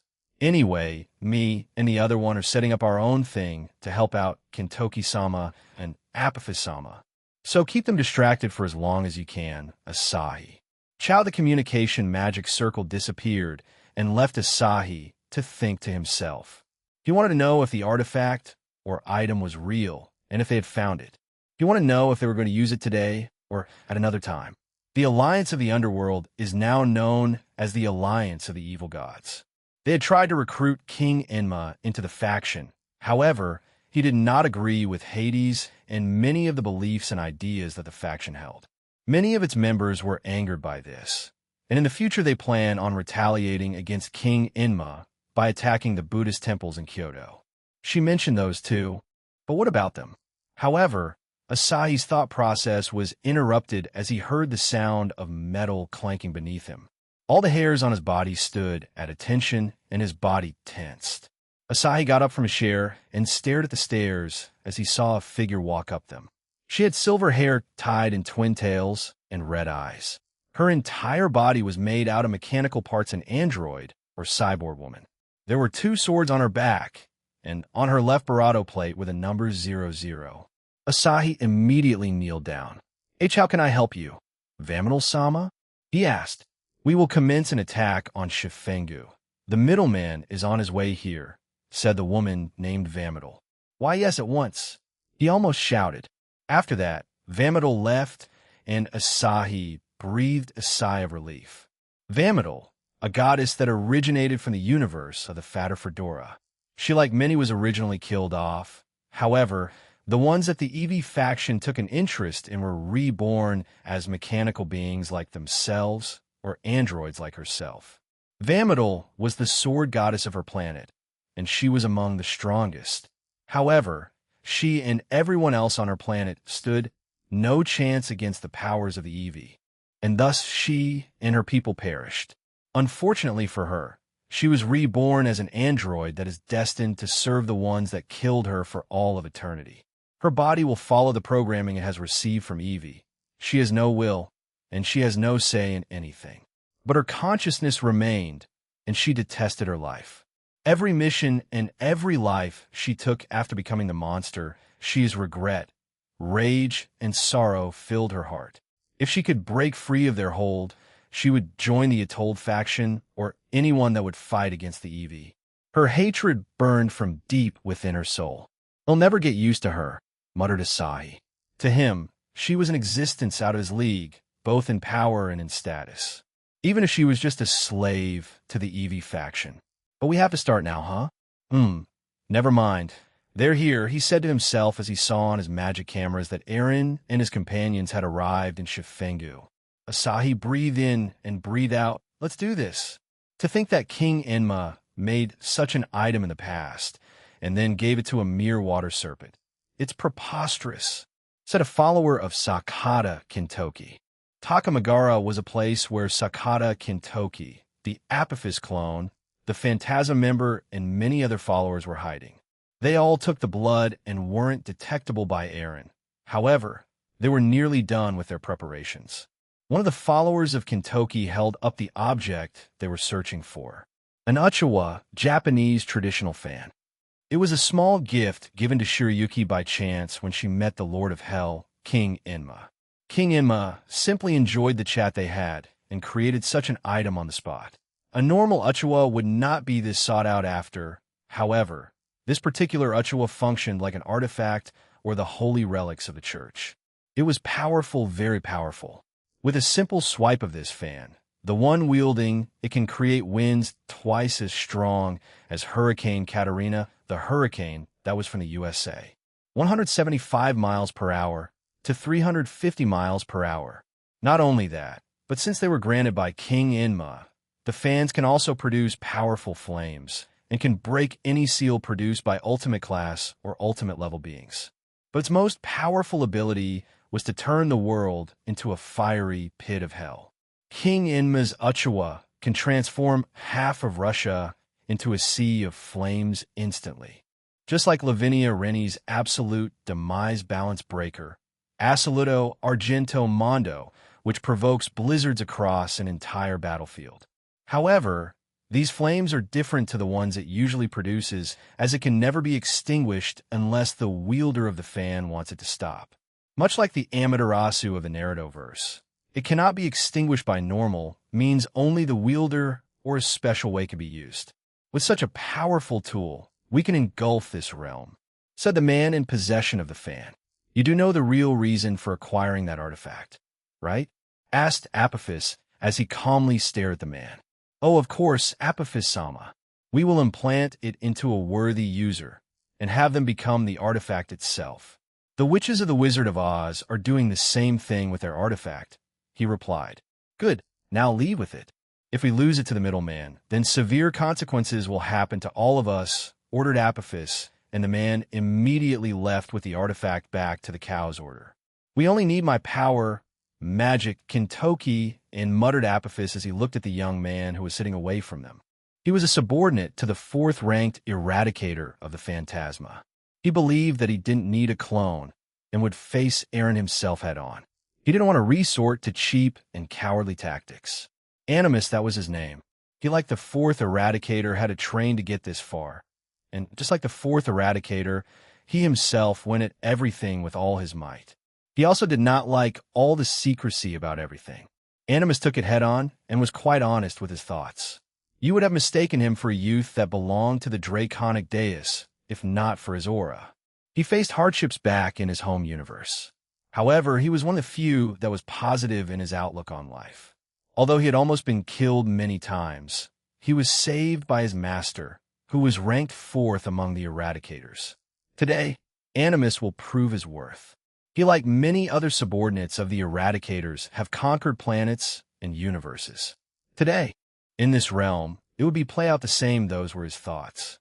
Animus was a young man with long, straight black hair with red fringe at the front. He had sharp yellow eyes and wore black and red armor.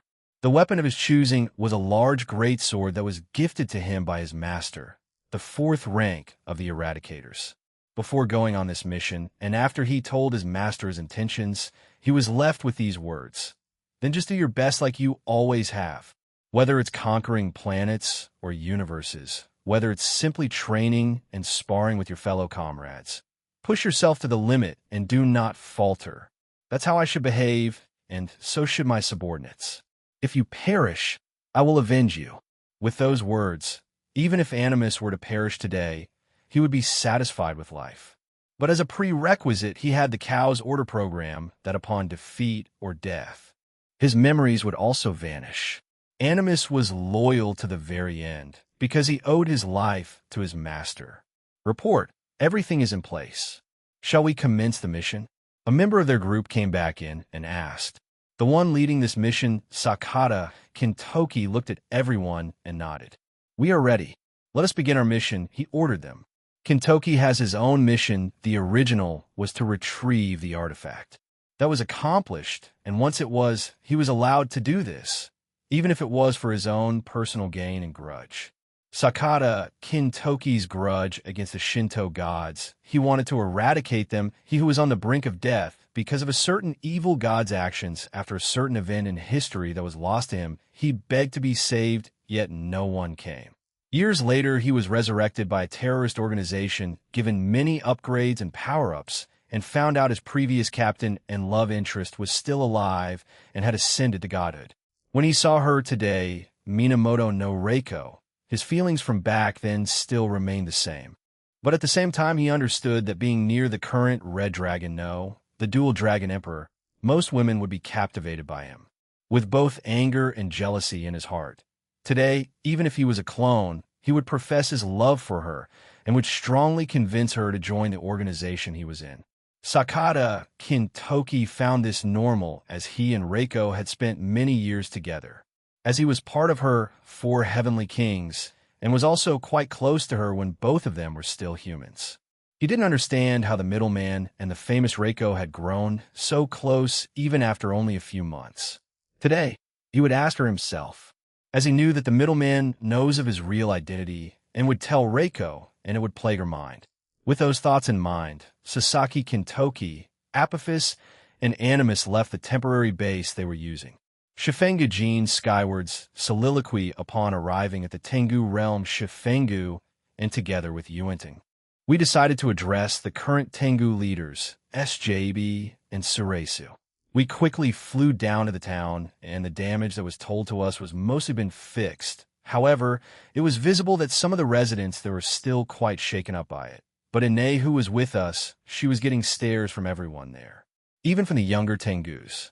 Ine had told us before that the legends of the tower that she used to call home were still quite prevalent in modern Tengu society, whether they were in this realm or the Tengu who chooses to live in different parts of Japan. Ine said nothing, but I could see that she wasn't too bothered by it. She was just bothered by the amount of people just staring at her in general. She didn't care about their opinions anymore, since she decided to live for herself and make a future for herself. "I'm a celebrity today, huh?" she asked and grinned. The few who heard her turned away in disgust, but she shrugged it off. A big one, even though she wasn't bothered by it. Suzuku pampered the younger hybrid by hugging her from behind and letting Ine rest her head against Suzuku's barato as they walked. When I looked back at her, she glowed at me. "Jealous, Aaron?" she asked. Nothing came out of my mouth as I sighed at her. What a troublesome girl she's become over the years, though that a better outcome than becoming evil or constantly depressed. We eventually reached the entrance to the castle and were greeted by Anzu and Sho, the two Tengu guards from before. "Oh, Middleman-san. Hello. Are you here to see SJB-sama?" asked Sho. "Yeah, I'm here to speak to them. If they're available, that is," I replied. "Oh, they are. Go ahead," said Anzu. We entered the building, and this time, Ine was the one to run forward and leave us behind. It seems like she was excited to see both her adopted parents, or should I just say parents? As soon as we arrived in front of the entrance to the throne room, Ine's voice could be heard, as well as the two leaders talking to one another. We entered the room and saw that they were already pampering her, and they looked surprised to see her this soon after only being apart for a few months. "Ah, Dvinkun. Welcome back to our realm. This way be quick, but what in the world did you feed Ine to make her this tall?" SJB asked and pointed at Ine, who looked quite smug. In deadpan fashion, I announced with delicious food and my love. Smack! And I was immediately hit on the head by Rias with a paper fan. I didn't flinch, though, and smiled at the two fathers of Ine. They stared at me with dumbfounded expressions before SJB started to laugh, and Suresu smiled in return. I see. I'm glad our daughter is living a good life in a human world then, but you don't just freeload, do you? You work, don't you, Ine?" asked SJB as he stared at Ine, who started to sweat nervously. I do a lot of work around the house." Jean said that once he opens his restaurant, he'll be employed there. She told them and looked at me for backup. "That is true. I will employ Ine as well as a few others. But for now, she's getting training from one of my fiancé on how to be an excellent cook and person. Sinceredo, we have felt that we have been watched a few times by different eyes over the last few weeks. However, we have not felt anyone try and take our lives," said Suresu. "None of the guards have alerted us, and even if it doesn't look like it, we have a tight and professional security team in this home of mine," added SJB. He gestured with his hands, and some magic revealed several magic circles around the room. "No, The entire building. Yeah, well, we think boom. Why stay calm? I covered this city with a barrier when we arrived. So if that attack didn't come from within, then they should be safe. However, from the sounds of it, someone attacked us from the outside. I told them and sighed. We won't sit still. Whoever is attacking our realm, we will also fight, said SJB. I won't stop you, but don't get yourself killed because of your pride, I added and turned around. Let's go. We made haste and arrived back outside. A few of the Tengus were panicked, but they weren't too bothered as the barrier I had erected protected them from the attack. I didn't know if Asahi would use sneak attacks or just regularly attack us, but it seems to be the former. Above in the sky was Asahi floating using magic. With him were Ito, his gang, multiple EV mecha soldiers, a few monster cryptid hybrids, some fallen angels, and a silver-haired robot woman. When I used Observe on her, it said her name was Vamidal, and she was a goddess of one of the planets in the Fatter Fedora universe. I frowned when I saw this, as she was around the peak of God class in strength, so around Shiva's in terms of raw power. Asahi was at least Satan class in strength, since I couldn't feel his aura anymore. He must have drunk the blood. The rest of them were still the same strength, but I could see that Ito's arm was still broken with no attempts at healing it. "Boss!" shouted Shinobu, but it obviously didn't get through to Ito, who started smashing his body against the barrier. "Shinobu, do you know any healing magic or first aid?" I asked. Yes I do, since they tend to get themselves hurt. I good. Leave Ito to us and his gang. We'll get them back. Just provide support, all right? I said to her as I glanced at her. She nodded after a few seconds of staring at me. "Suzaku, go back to Takamagara," I ordered them. "I do not mind, but may I ask why?" Asked Reiko. "This may be a distraction, so you two go back up to those in the main realm with some of my shadows and rows. They'll deal with these guys here, and then we'll join you guys." "Very well. We'll see you there," Reiko replied. And she and Suzaku disappeared. "Shadow soldiers, spread out and protect the citizens," I ordered them and turned to my companions. "They'll take care of the robot-looking woman. She's from the EV. The rest of you deal with the rest. They'll let you guys choose who'll deal with Ito." After saying that, I removed the illusion around me and kicked the former goddess in the stomach and launched us far away from everyone else. We arrived at the far end of Shifengu. Her stomach was damaged, but I held back enough. I wanted to see if she had any consciousness left. Someone, a goddess that had their planet and people taken away from them by the EV. I wanted to speak with them. "Vamidal, you're a former goddess, right? Why work for the EV faction?" I asked. She didn't answer me as she took out her 2 words and brandished them. And then she changed into a stance and pointed her blades at me. "I am here to eliminate you. There are no other words that need to be said," she calmly told me. However, a small part of her eyes told a different story. It was small and subtle, but I could see she didn't want to do this. "I see." She appeared in front of me and tried to slash at me, but I swiftly dodged her strike. She continued her assault. Each swing of her blades created large energy beams that would have destroyed our surroundings if it were not for me destroying them as they left her swords. It didn't appear that she was taking this seriously at all yet. She must be testing the waters with me, perhaps even calculating my current and potential combatability. Her eyes suddenly glowed, and she swung both her swords at me, and multiple slashes appeared all around me. I dodged them all as she appeared behind me and thrust one of her swords at me. Again, I dodged it, but she followed it up with another swing of her other sword that was imbued with some kind of blue particle. She then split herself into 4, so I was now facing 3 others along with the original. Silently, they all flew at me, and each was just as powerful as the original. They aimed to kill with every swing they made. "Kuntuar, can you make a new body?" "Kuntuar, answer. Do you plan on making her your subordinate?" "If it's possible, then yeah. She's from a different universe, but should have some information regarding the EV faction.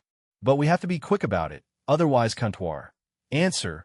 Very well, please give me 5 minutes. I will attempt to create an entirely different body type that isn't detectable by Nyarlathotep. But it will be risky and complicated. Please stall until then. Every advantage is welcomed. Also, can't you do that for me?" "Kuntuar, answer. We can speak about that another time. You are around 80 of the way to your evolution, which gives me the possibility to use certain abilities you were locked away from using. That was news to me, but sure, why not? Wait, does that mean that I always had the powers to use to begin with? They just limited me? If I were to theoretically push myself and use those locked abilities, what would happen? I asked her, but she didn't give me an answer. However, I had a vague idea of what would happen. I dodged another flurry of attacks from Vamidal and her clones. One of them was using some sort of gravity manipulation to slow me down. The other was constantly using some sort of teleporting swapping ability on me to swap places with her, so they would try to catch me off guard. The other one's speed had increased by a significant amount. However, when I deflected some strikes, they were weaker. It seemed like she had sacrificed power for speed, and the original was continuously sending energy slashes at me. I had to do this for at least 5 minutes. It felt more like a hassle than anything. But having her on our side should be good. I didn't know if Contour was using the same body design as the one that Vamidal was in, or if she was creating new look for her. Dodging another attack, I wanted to see the limit of her cloning, so after I dodged another attack, I delivered a sideways kick towards her, and 2 of her clones were destroyed, the one using the gravity manipulation and the one with the increased speed. Almost instantly, she created new ones equipped with the same abilities. But as soon as she made them, I used consecutive normal punches at them and killed them again. I wanted to find out if they were tied to her power or some kind of stamina. But knowing the Evies, they shouldn't give themselves handicaps like this.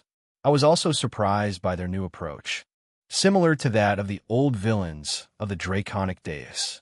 You would think that mechanical aliens who conquered worlds and universes they would just send in their armies to annihilate us. But it has to be Lapis or whatever plans they might have in the background partner.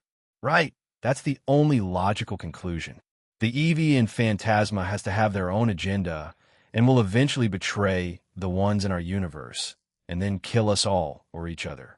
They're not one for cooperation, unless they're preparing for a full-scale invasion. I mean, for both the Phantasma and Eevee, said Rudra. I have my own worries and theories. If they do a full-scale invasion, then they might use their full might as well as using Trihexa, and whatever else they manage to bring here. I shook my head. Let's focus on this and deal with that in the future. I can only hope that I evolve before any of that happens. Third-person point of view, Ine. Can I leave you to defend this town if any of them manage to slip through or break a part of the barrier? Rias asked the young hybrid. I was already planning on doing that. Rias. The young hybrid answered enthusiastically. Great. Shigen-san, please support me along with Yuaning-san, ordered Rias. I will stand by your side. Rias-sama, replied Yuenting. Yes, of course, Rias-san, said Shigen, and Po came out as he stood on Shigen's shoulder. Kuki Shinobu-san, we'll get them back for you. Please do as Jean said. Kuki Shinobu nodded her head and ran towards people that had fallen down during the initial explosion. Yuenteng summoned some talismans and held 2 of her fingers up. Suddenly, the entire town was engulfed in white light. She had activated a healing talisman that would continuously heal everyone that was part of Aaron's group. However, it would provide a debuff to their enemies who decide to step into that light. It would reduce their speed by at least 50, and any type of healing magic, item, ability, or even sacred gear would have a 50 reduction in effectiveness. Yuenting may look like a normal human female, but she was also a dragon much like her master and creator. Aaron decided he needed more subordinates that were just more than normal humans and monsters yokai, so he decided to make a dragon subordinate. In the 8 guardians, he had 1 elf and 1 demon, and the rest were humans. So he wanted to have more diversity in his small faction he was growing. I will use this as support, Rias-sama, Shigen-sama, Ine-sama. Please rest assured and do not worry about the people here. Cinchuredo, before they reached Asahi, he pulled out some kind of object and hit the barrier that Aaron created, shattering it. With that action, the monsters and mecha soldiers that he had brought flew in a frenzy towards the Tengu below. Rias and Shigen trust Yuenting and Ine to focus on their enemies. Shigen first arrived in front of a still mind-controlled Arataki Ito gang. Aaron-san taught us a few things over the years, and changed our bodies to be able to use abilities that we normally wouldn't be able to, so it should be possible, Shigen thought, and looked at the three males with Ito. She brought out her whip that Eren had gifted her months ago and lightly glared at her opponents. Much like Poe, Eren had given this whip the ability to devour anything, and it would evolve alongside Shigen as she got better at using Poe. Poe, support me. Don't let them do anything reckless, ordered Shigen, and Poe made a cute noise from her shoulder. Shigen then aimed her whip at the three men and used the devour effect of the whip. Normally, these three young men would be killed upon being devoured. However, Shigen had trained extensively over the years, and she aimed at the magic, technique, or ability that were used on these three young men. It may sound cruel, but she wanted to try them out on them, as it seemed that Shuten Doji and Kuki Shinobu cared more for Arataki Ito rather than the three humans following him. The move that Shigen used was successful, as the ability that was used on them was devoured, and the three young men were spared and had looks of confusion stretched across their faces. Ashul, W, where are we? One of them asked. Senshirado Ito the Evil, which increased his power by several folds and started attacking Shigen. Shigen, on the other hand, avoided all his attacks. Ito charged and tried to punch Shigen on the face, but she easily maneuvered in the air and used Ito's own momentum to push herself higher up into the air and then kicked him on the head, making him crash into the ground. I don't know what's happening, but boss, what are you doing? That's Shigen-san, who was with the middleman from a few months ago. One of them shouted. Right, please stop, or you'll be the one who gets beaten down next. Another added. Shigen shook her head and quickly explained what had happened to them, and that Asahi Sato might be behind it. All three of them were shocked upon hearing it. No, I knew something was fishy about him, Senshirado opened his mouth, and a large black and white vortex appeared from his mouth and ate the enemies that were coming towards them. Thank you, Poe, Shigen said, and Poe made a cute sound in approval. Come back to your friends, Ito-san, Shigen shouted as Ito had stood back up and was consumed by a black and brown vortex, and Shigen activated the devour effect. After a few seconds, the vortex finally disappeared, and Arataki Ito was left standing alone and confused. Huh, where are we? He asked, and then groaned in pain. Why is my arm broken? What is happening? Shigen, along with Ito's gang, flew down to him, and she explained what had happened, and Ito was quite obviously mortified. Dang it, I caused that much damage. I want to be a gang leader, not some terrorist. Wait, am I going to be charged? He asked in a panic, and his face paled even further. Also that Asahi, I thought he was a fan of mine. Why did he? Ito was obviously distraught about this. Over the few months he had come to know Asahi, he had started to call him a true friend, even if he didn't say it out loud to him or anybody else. They sparred together, ate together, caused mischief together in Ito's mind. He would even call him his brother. Was it all a lie? He asked himself, anger and frustration evident on his face. Boss Shinobu came over and felt pity for his boss, and so did his other friends. Shigen-san, if it's possible, can we not hurt Asahi? I'm dumb, and I know he'll definitely have to spend time in prison or jail after this, but I'm not sure, but you'll need to ask Jin-san about it. It will also depend on Asahi-san's confession, cooperation, and attitude, replied Shigen. All of them turned their attention towards Asahi Sato and Rias Gremory. You can come quietly and surrender now, Asahi Sato. With Jin's help, you can probably have a reduced sentence on you if you cooperate with us. Just tell us everything you know and the plans of the Cow's Order, said Rias. Asahi chuckled to himself and shook his head. If it were only that easy, heiress to the House of Gremory.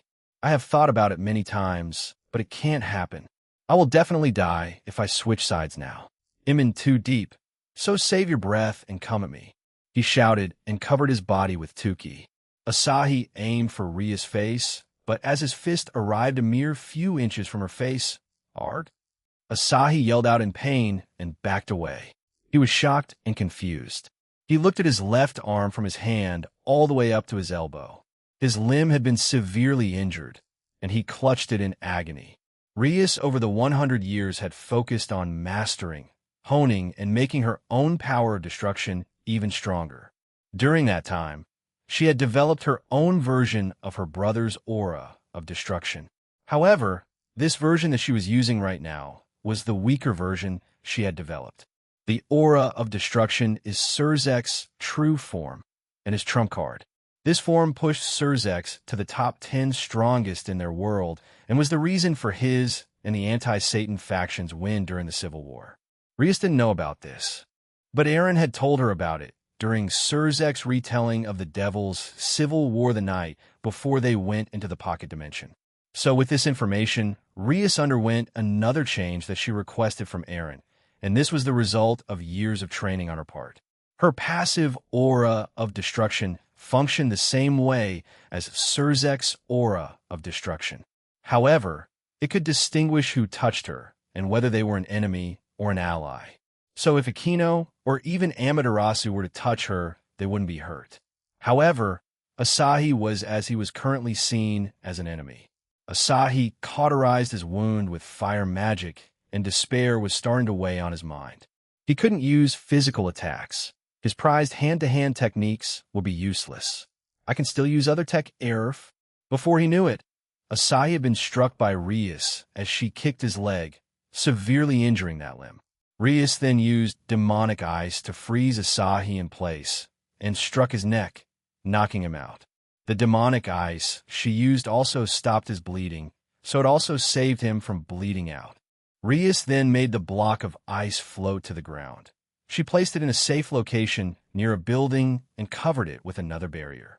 She then turned to the remaining and rampaging monsters and cryptids.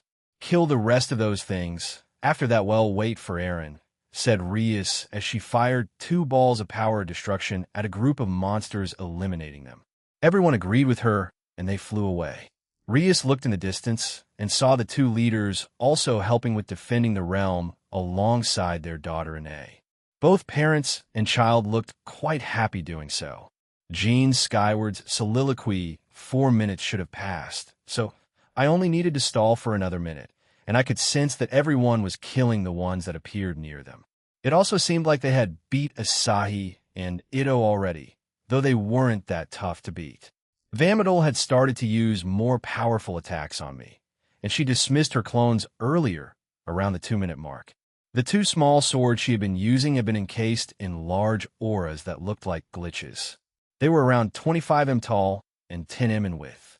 With each swing of those blades, they caused even more destruction than in their normal states. Instead of just energy waves, after each swing, she destroyed part of the space she swung at. I had to actively repair these tiers in space, and she was starting to become reckless with her attacking as it seemed like she was getting frustrated. However, she suddenly backed away and glared at me. Comptoir, update. Comptoir. Answer, 1 more minute. However, Vamadil wasn't willing to wait an extra minute for me. She put her right sword in front of her and the other behind it. She had removed the large aura that covered it before doing so, and suddenly, her power skyrocketed. Seems like she's preparing to use some kind of finishing move. Partner, I can see that. I replied and focused back on the android woman. The swords around her started to emit that glitch-like effect again. However, instead of expanding and growing larger, it became denser around the swords. Not only that, her entire body started to produce that effect. The realm also started to shake, and I could see parts of it starting to erode and break. This woman was determined to stop me, or end this realm trying. I'll have to end it now. I just hope Barato has everything else ready after creating the body. Hey, can I ask you a question? I asked her, but I got no response, so I decided to use Observe one more time and inquired, do you not miss the title of being called Goddess of Swords? That made one of her eyebrows twitched. It seems like a big enough stimulus from the past made her react. So we'll stay with the topics of swords then. I like them too, swords I mean. I had an outstanding teacher after all, though I'm still an amateur in his eyes, and I also feel the same. I said to her. I started to blabber on about my time with Rudra in my soul and how he trained me. And for some reason, she held off, unleashing her attack. Comptoir. Answer. It's ready, along with everything else. Nice timing, I said since I was out of things to say, and she looked like she was about to attack as well. I put my hand out and disabled her movements. Hopefully this works. Increasing my speed, I reached into her heart and quickly separated her soul and consciousness from her current body. And Barato summoned the body she had prepared beside me, and I transferred them into it. Barato, answer, influence of the virus, and any other programming on Vametal has been removed. The body, created by me, also has the same effect that Nyarlathotep's blood has on the ones that drank it. They are undetectable to those associated with her. Only you and your allies can feel Vametal's aura. Kuntuar, you have a general idea of their base, right? I asked. Barato, answer, yes. I understand, do it. I grinned and also felt Barato grin. The threat in front of us was overwhelming. So, with both of us working together, we third-person point of view universe EV told in a certain facility, one of many in the EV faction's bases. Many of the scientists and researchers were working on new technologies, techniques, abilities, artifacts, and spells. Whatever they plunder and salvage from whatever planet and universe they conquer they use. As long as it provides them with more power and an easier way to conquer planets, the EV gods will use it. However, today they were going to be set back a bit. One of the researchers was working on an artifact that they had found many years ago, and he was close to a breakthrough. However, suddenly the body of a female robot appeared beside him. While he himself was classified as an ultimate-level mechanical life forms, such a sudden thing left him off guard, and he didn't have enough time to react. Boom! A sudden and large explosion occurred on that certain planet. None of the Keto Tenkai, Rigo, Shircho, Shepherds, Atrocity Fanatics, or other groups were near this base and planet, so none of them could prevent or reverse the damage on time. But at the same time, both Aaron and Kuntuar added a little something that would prevent them from reversing it altogether. Report. We lost more than half. The facility estimated damages are around 87. One of the other scientists that survived the blast reported immediately to another base. Can it be reversed or repaired? A voice asked. Negative. There is some kind of technique preventing us from doing so. Understood. Move to a different base and continue research there. We will send the second of the Shepherds over there to investigate, along with one of the Vescula Hivica. Universe Draconic Deus Gene Skyward's soliloquy Kuntuar. Answer. A success. Good. Now then I looked at the body that Kuntuar had prepared. I had zero idea who this body was based on, or if it was based on anyone at all. Vametal has pale skin. She has long black hair and dark blue eyes. Furthermore, she is wearing a white uniform with a white coat over her shoulders akin to a cape, a tight blue knee-length skirt, and blue high heels. Censurado, Censurado, she declared and floated by herself. I pointed at the ring on her finger. She looked at it for a moment before nodding and summoned upgraded versions of the swords she had previously wielded. Both had different colors. The one on the right was mostly crimson, while the one on the left was azure.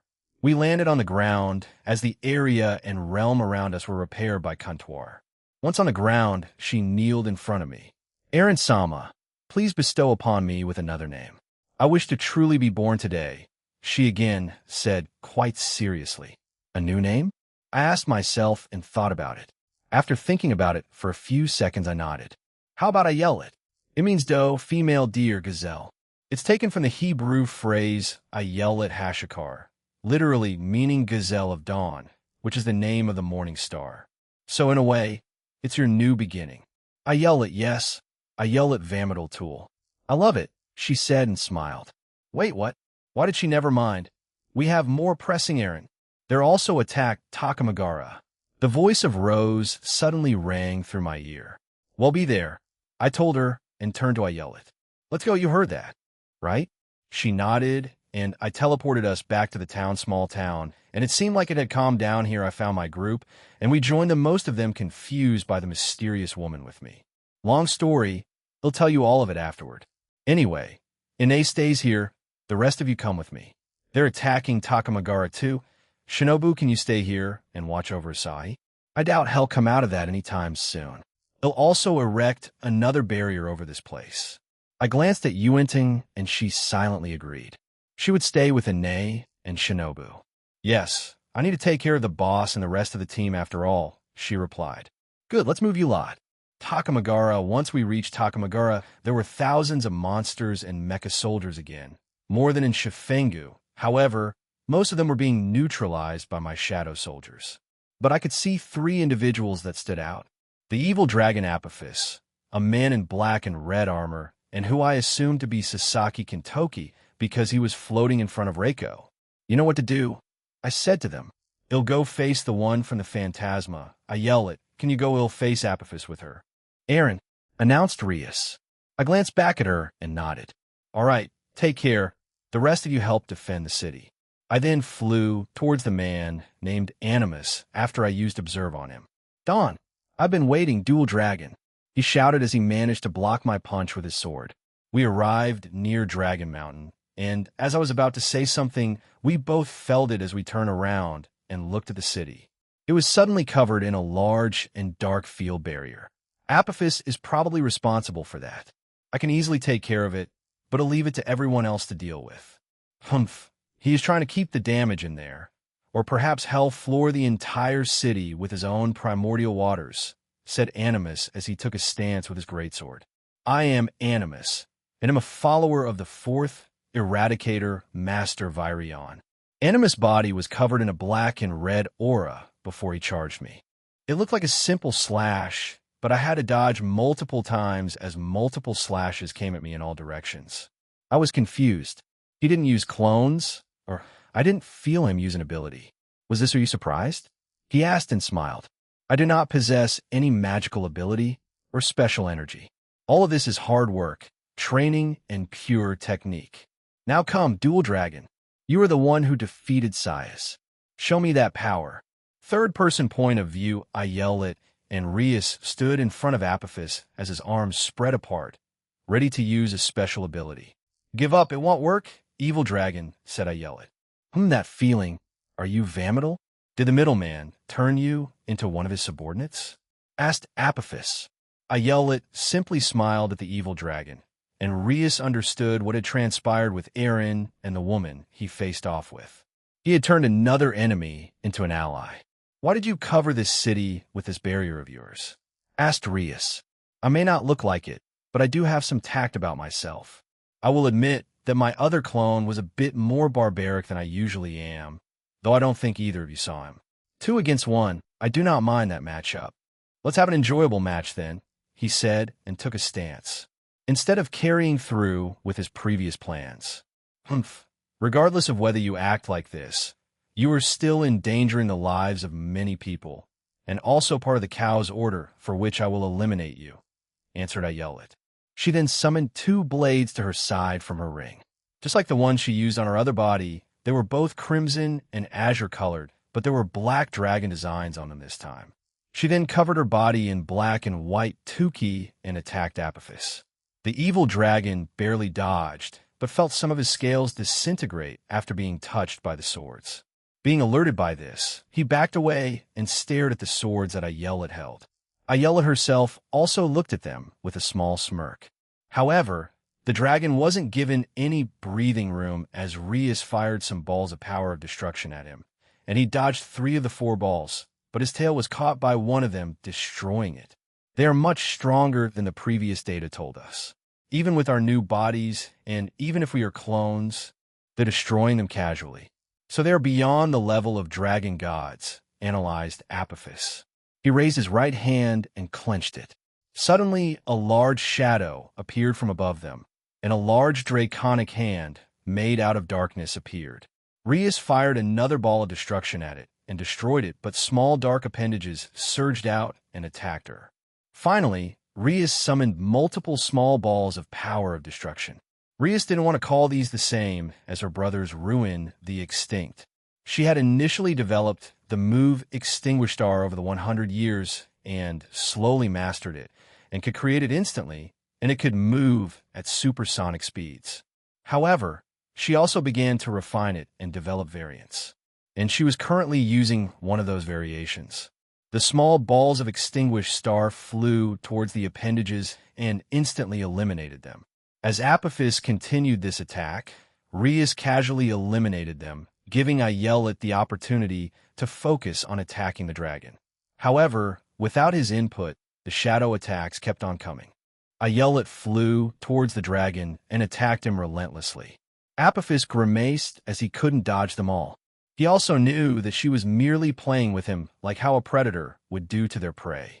Rias saw that Ayelet didn't need much help, and that Apophis wasn't targeting anyone else, but then she decided to use her Extinguished Star variant to eliminate the monsters and mecha soldiers that were invading the realm.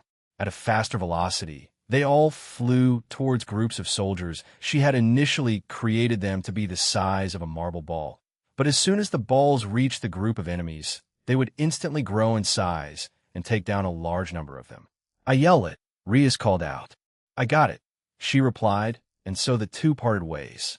Rias decided to find and meet up with Rosweiss, as she had been here during the initial attack. She quickly found that they were still in the castle. However, the castle was covered in a barrier that was created by Rosweiss. When she passed through it and opened the door, she was greeted by several guards pointing their weapons at her. Stop! She's with the middleman, shouted Sarah as she approached Rias. So they stopped pointing it at her. Rias-sama, not many of our leaders could respond to this attack on time, so only 3 of them are here. They're in the meeting room. Yes, thank you. I will go see them, she replied, and instantly appeared in front of the door and pushed it open. The people in there were alerted and stared at Rias. Rias-san, Rosweiss said with relief. Rias walked over to them, and Shuri looked a lot better than someone who hadn't been in this kind of situation before. As soon as I felt attacks being launched in the city, I set up this barrier around the castle, said Rosweiss. It seems a clone of Apophis, along with a clone of Sakata Kintoki and a member of the Phantasma, have attacked Takamagara. You were informed of this, yes? She asked. Yes, to a certain extent. However, we don't understand why Sakata Kintoki would attack us, asked Jin. We do not know either. However, Reiko-san is facing off against him right now, so we should find out soon, replied Rias. She then looked at Shuri and asked, Shuri-san, are you okay? Oh yes, I'm fine. Rose-chan was on top of things after all. I can also leave it to my son to resolve this, she said with a smile. Shuri Himejima trusted Eren like her daughter, but not to the same degree as Akino. However, it's still a significant amount. She knows of his achievements and has seen and heard many of his exploits from Akino and the fallen angels of Grigori. Why? Reiko asked the man in front of her. Sakata Kintoki had spiked blonde hair and had a green and black bandana around his head. He had emerald green eyes and wore navy pants with diamond-shaped green patterns on them. Most of his chest was exposed while he wore armor guards on his legs and left arm. He held a golden axe in his right hand as he stared at Reiko with no emotion. What do you mean, why, Captain? He asked. You know what I mean. Why did you join the Cow's Order? She shouted back, letting her emotions take control. When they were both humans and alive, they were quite close to each other. So this type of reaction from Reiko was to be expected. They lived through many battles and encounters. They formed a camaraderie like no other, along with the other 4 heavenly kings. I was resurrected by them. On a mission I set out on myself. I died alone. I cried out to the gods, yet none of them came to help. For all the good that we did, were we ever truly appreciated for it? We risked our lives day after day, and some of them had the audacity to badmouth us. He asked in rage.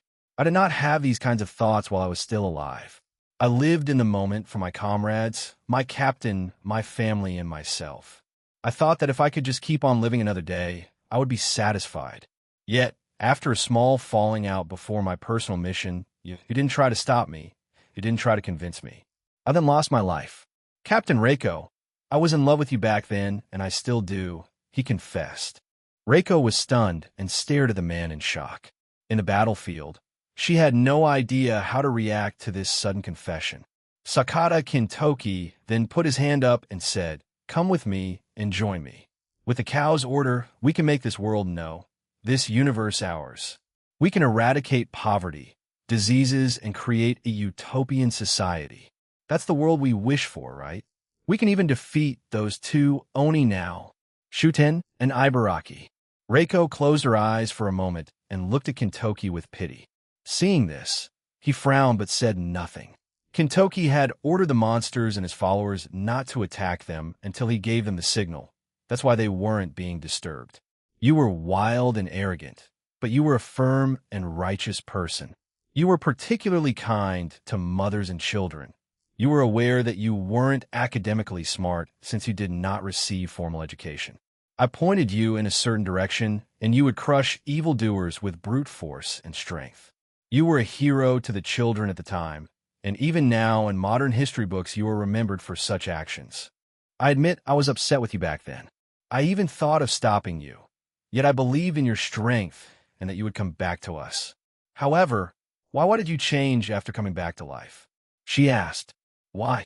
Because I was told the truth about humanity and the universe.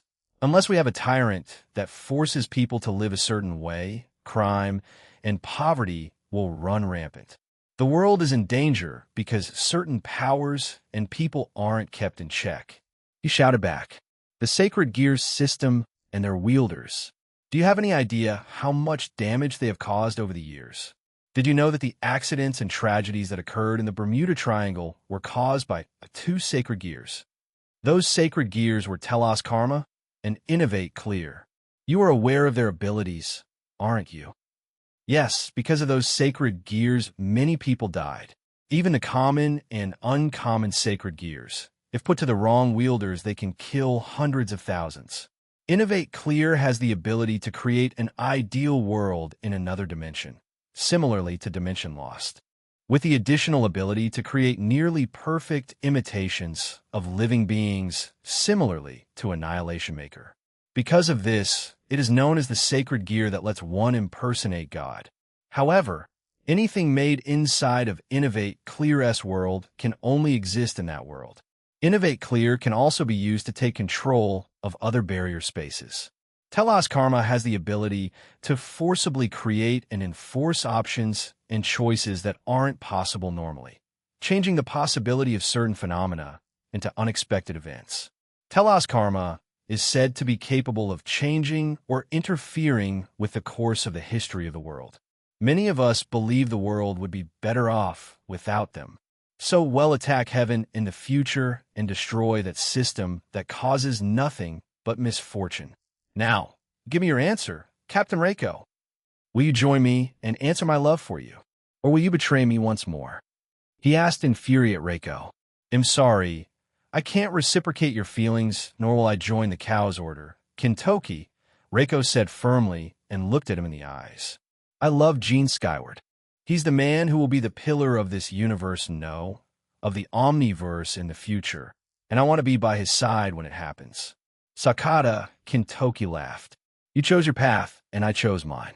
This is where we permanently part ways. Captain. Kintoki's clone then powered up to his maximum output and aimed his axe at Reiko. Let's see who's more powerful after all these years then, Captain.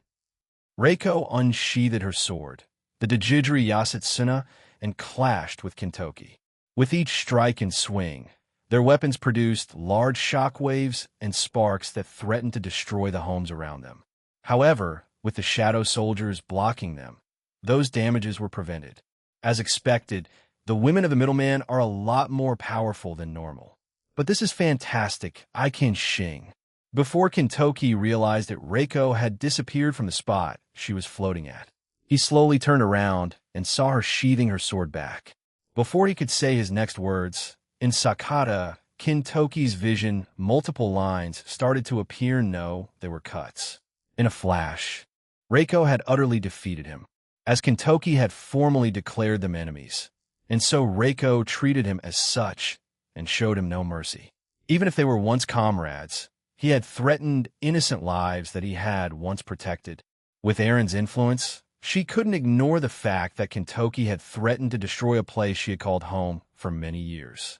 That too was unforgivable, as Reiko had made many memories here. It seems you still lack training and disciple, Kintoki, said Reiko as she turned around to face the slowly fading warrior.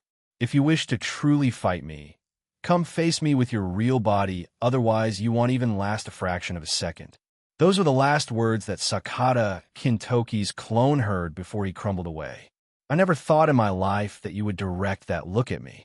I've seen you give your enemies in the past that many times were the clone's last thoughts. Suzaku Himejima burned another batch of mecha soldiers. When she reached a certain part of the city, she observed many residents hiding in a certain shop.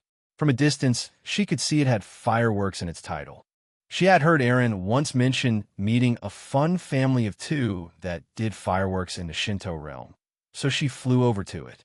However, upon reaching the inside of the building after eliminating another group of monsters, she saw a heartbreaking sight. The woman named Yumiya was kneeling in front of an older man, tears streaming down her face as she wildly cried out for her father. At first glance, there was a large piece of metal sticking out of his chest. Normally, with her powers, she could heal him to a certain extent until Eren could do it. However, Suzaku knew that the man in front of Yumiya was dead. His eyes held no more life in them, and from where she stood, he did not breathe. Yumiya and the people in their shop looked up to see, "Suzaku, ma'am, please help my dad," she begged. Before Suzaku could answer her, she turned around to take down another mecha soldier that appeared behind her. "I can't, but there might be a chance to bring him back with a gene," she said to the young woman. A bit of hope came back in her eyes, and Suzaku instructed them to bring him to a safe space and not let him be out in the open. Once they had finished, she turned back and told them, "Stay here and don't move until this is all over. I will put a barrier around his home. Do you understand?" They all nodded and she left. Even though Suzaku did not come across too much trouble today, she didn't like seeing a loved one die, even if they weren't part of her clan or close to her. She knew the pain already and didn't want anyone else to experience it.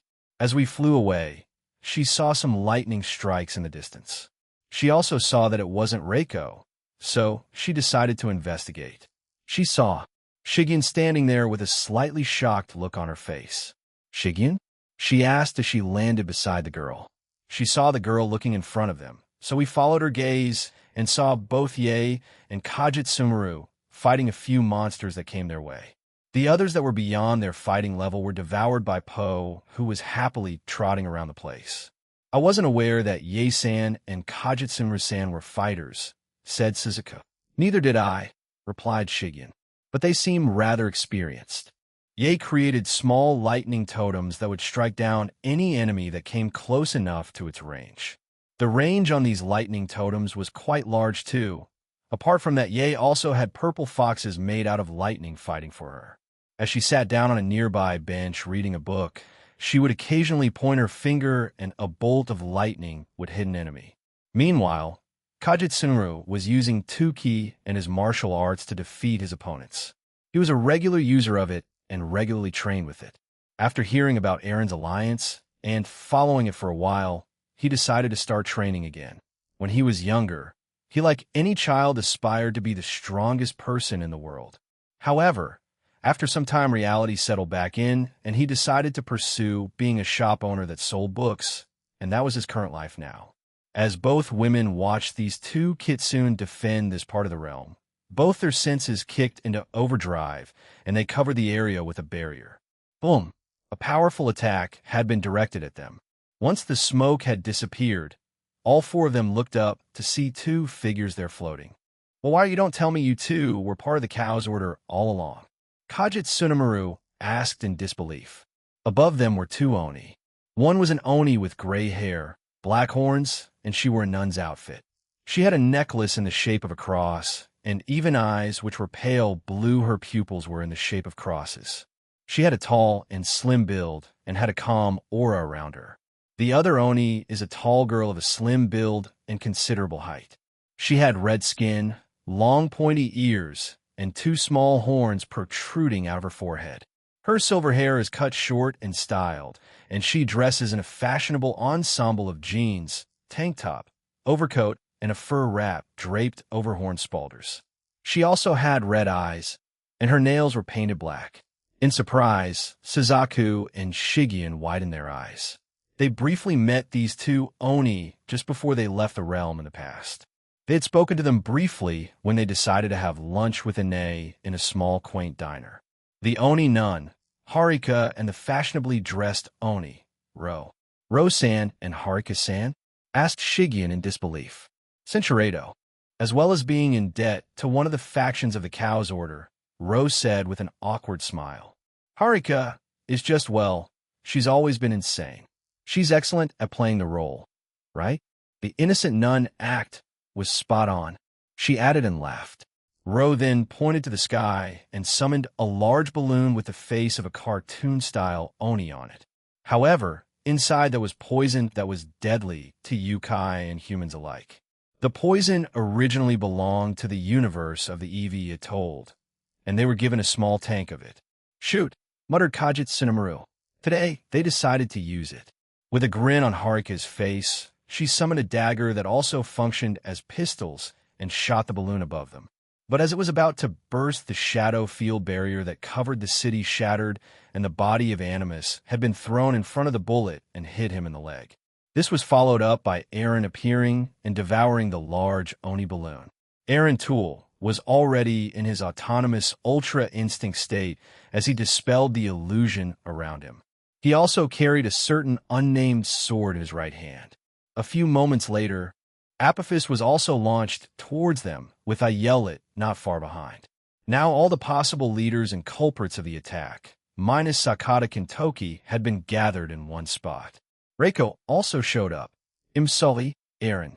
It's fine, Reiko, interrupted Aaron, and he smiled at her. It's fine. Yes, replied Reiko. Aaron looked at all the culprits and froze them in place. All of them were alerted by this, and all of them struggled to break whatever was holding them in place. However, even Animus couldn't break free. The fight between Animus and Aaron had been quite anticlimactic. He had read his memories earlier, and most of them were just of the young man training, and any relevant information in his memories were obscured. However, Italy was mentioned a few times in it. Aaron didn't know if it was a trap or not, but he would go there sooner or later, as Avetsa might be there. There was one thing that Animus got wrong, he believed, or a large majority of them believed, that the middleman needed to kill them first in order to read their memories. So some of them chose to keep them until death, and then some protocol would activate and wipe them out. However, Promestine was paranoid enough that he had to wipe out some relevant information before sending in more important clones to do their job. He then read through all their memories. The clone of Apophis had nothing, while the two Oni women that he had met briefly in the past had nothing relevant, as most of it was day-to-day things in this realm, and them contacting the Cow's Order about attacking this realm. In Rose's case, it was her memories of Kajit Tsunemaru, as she frequently visited the shop to speak with him. It was clear the two of them held romantic feelings towards each other. Even now, she felt the same way as him, but she had to follow through with this. Meanwhile, Haruka, most of her life was spent harming people and animals that she could get her hands on. For most of her life, she was hooked up to advanced scientific machines.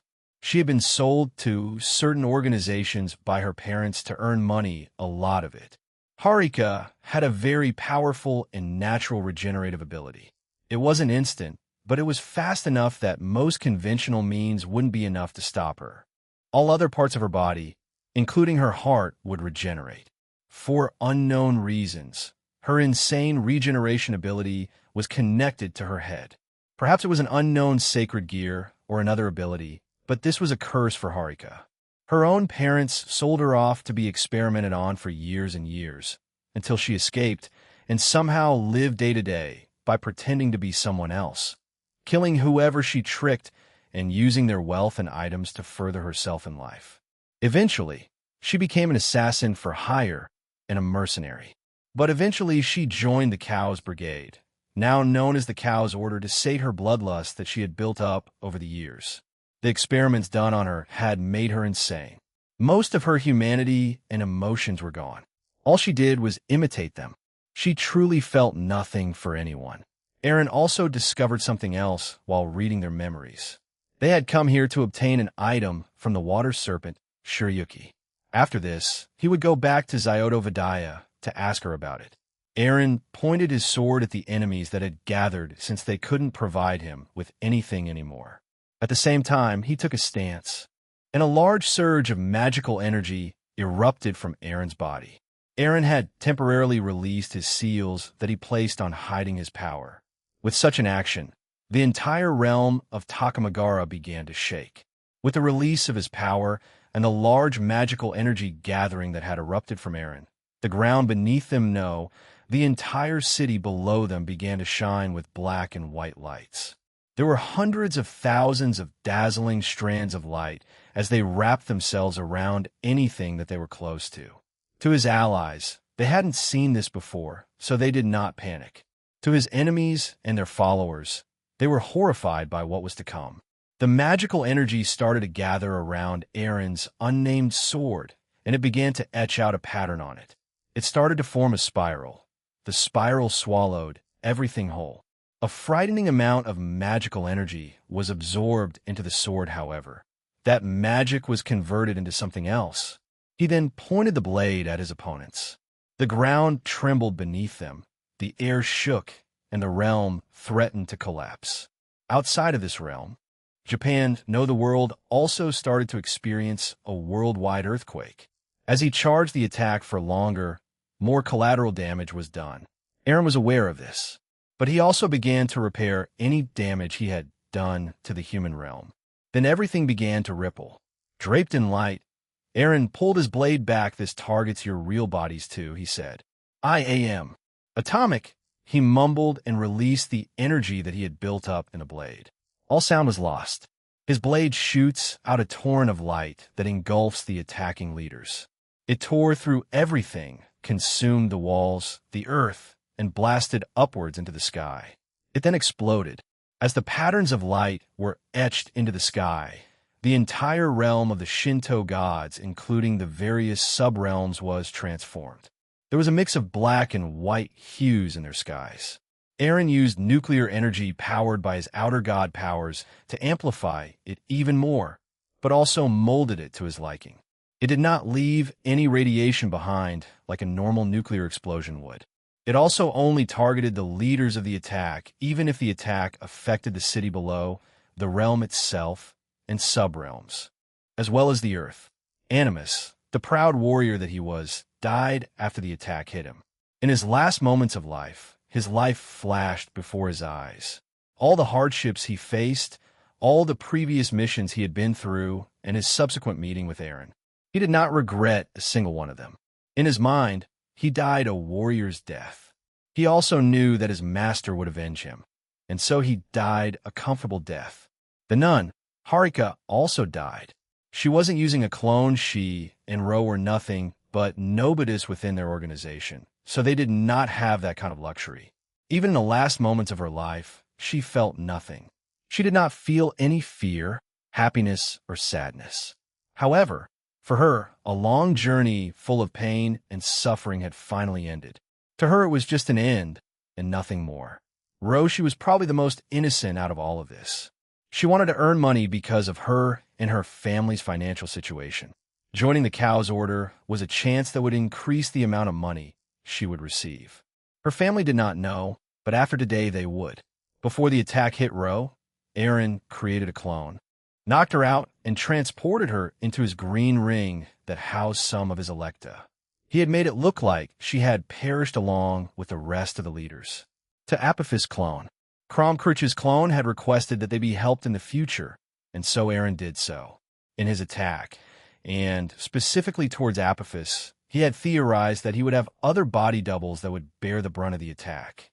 In a certain facility of the Cow's Order, that indeed happened. Much of the attack was taken by body doubles. However, Eren, at the end of his attack towards the evil dragon, had targeted the restraints that held him in his prison. The same with Kromkruch. This would free both evil dragons from their prison. However, what they would do in the future was anyone's guess. Whether they remained neutral or join Team DXD was up to anyone's guess. With that, the attack on the Shinto realm had been stopped. Jean Skyward's soliloquy: "A few hours had passed since the attack on the realm. We had stayed here helping out with repairs to the entire place. My next few actions would be meeting Shirayuki and asking her about the item,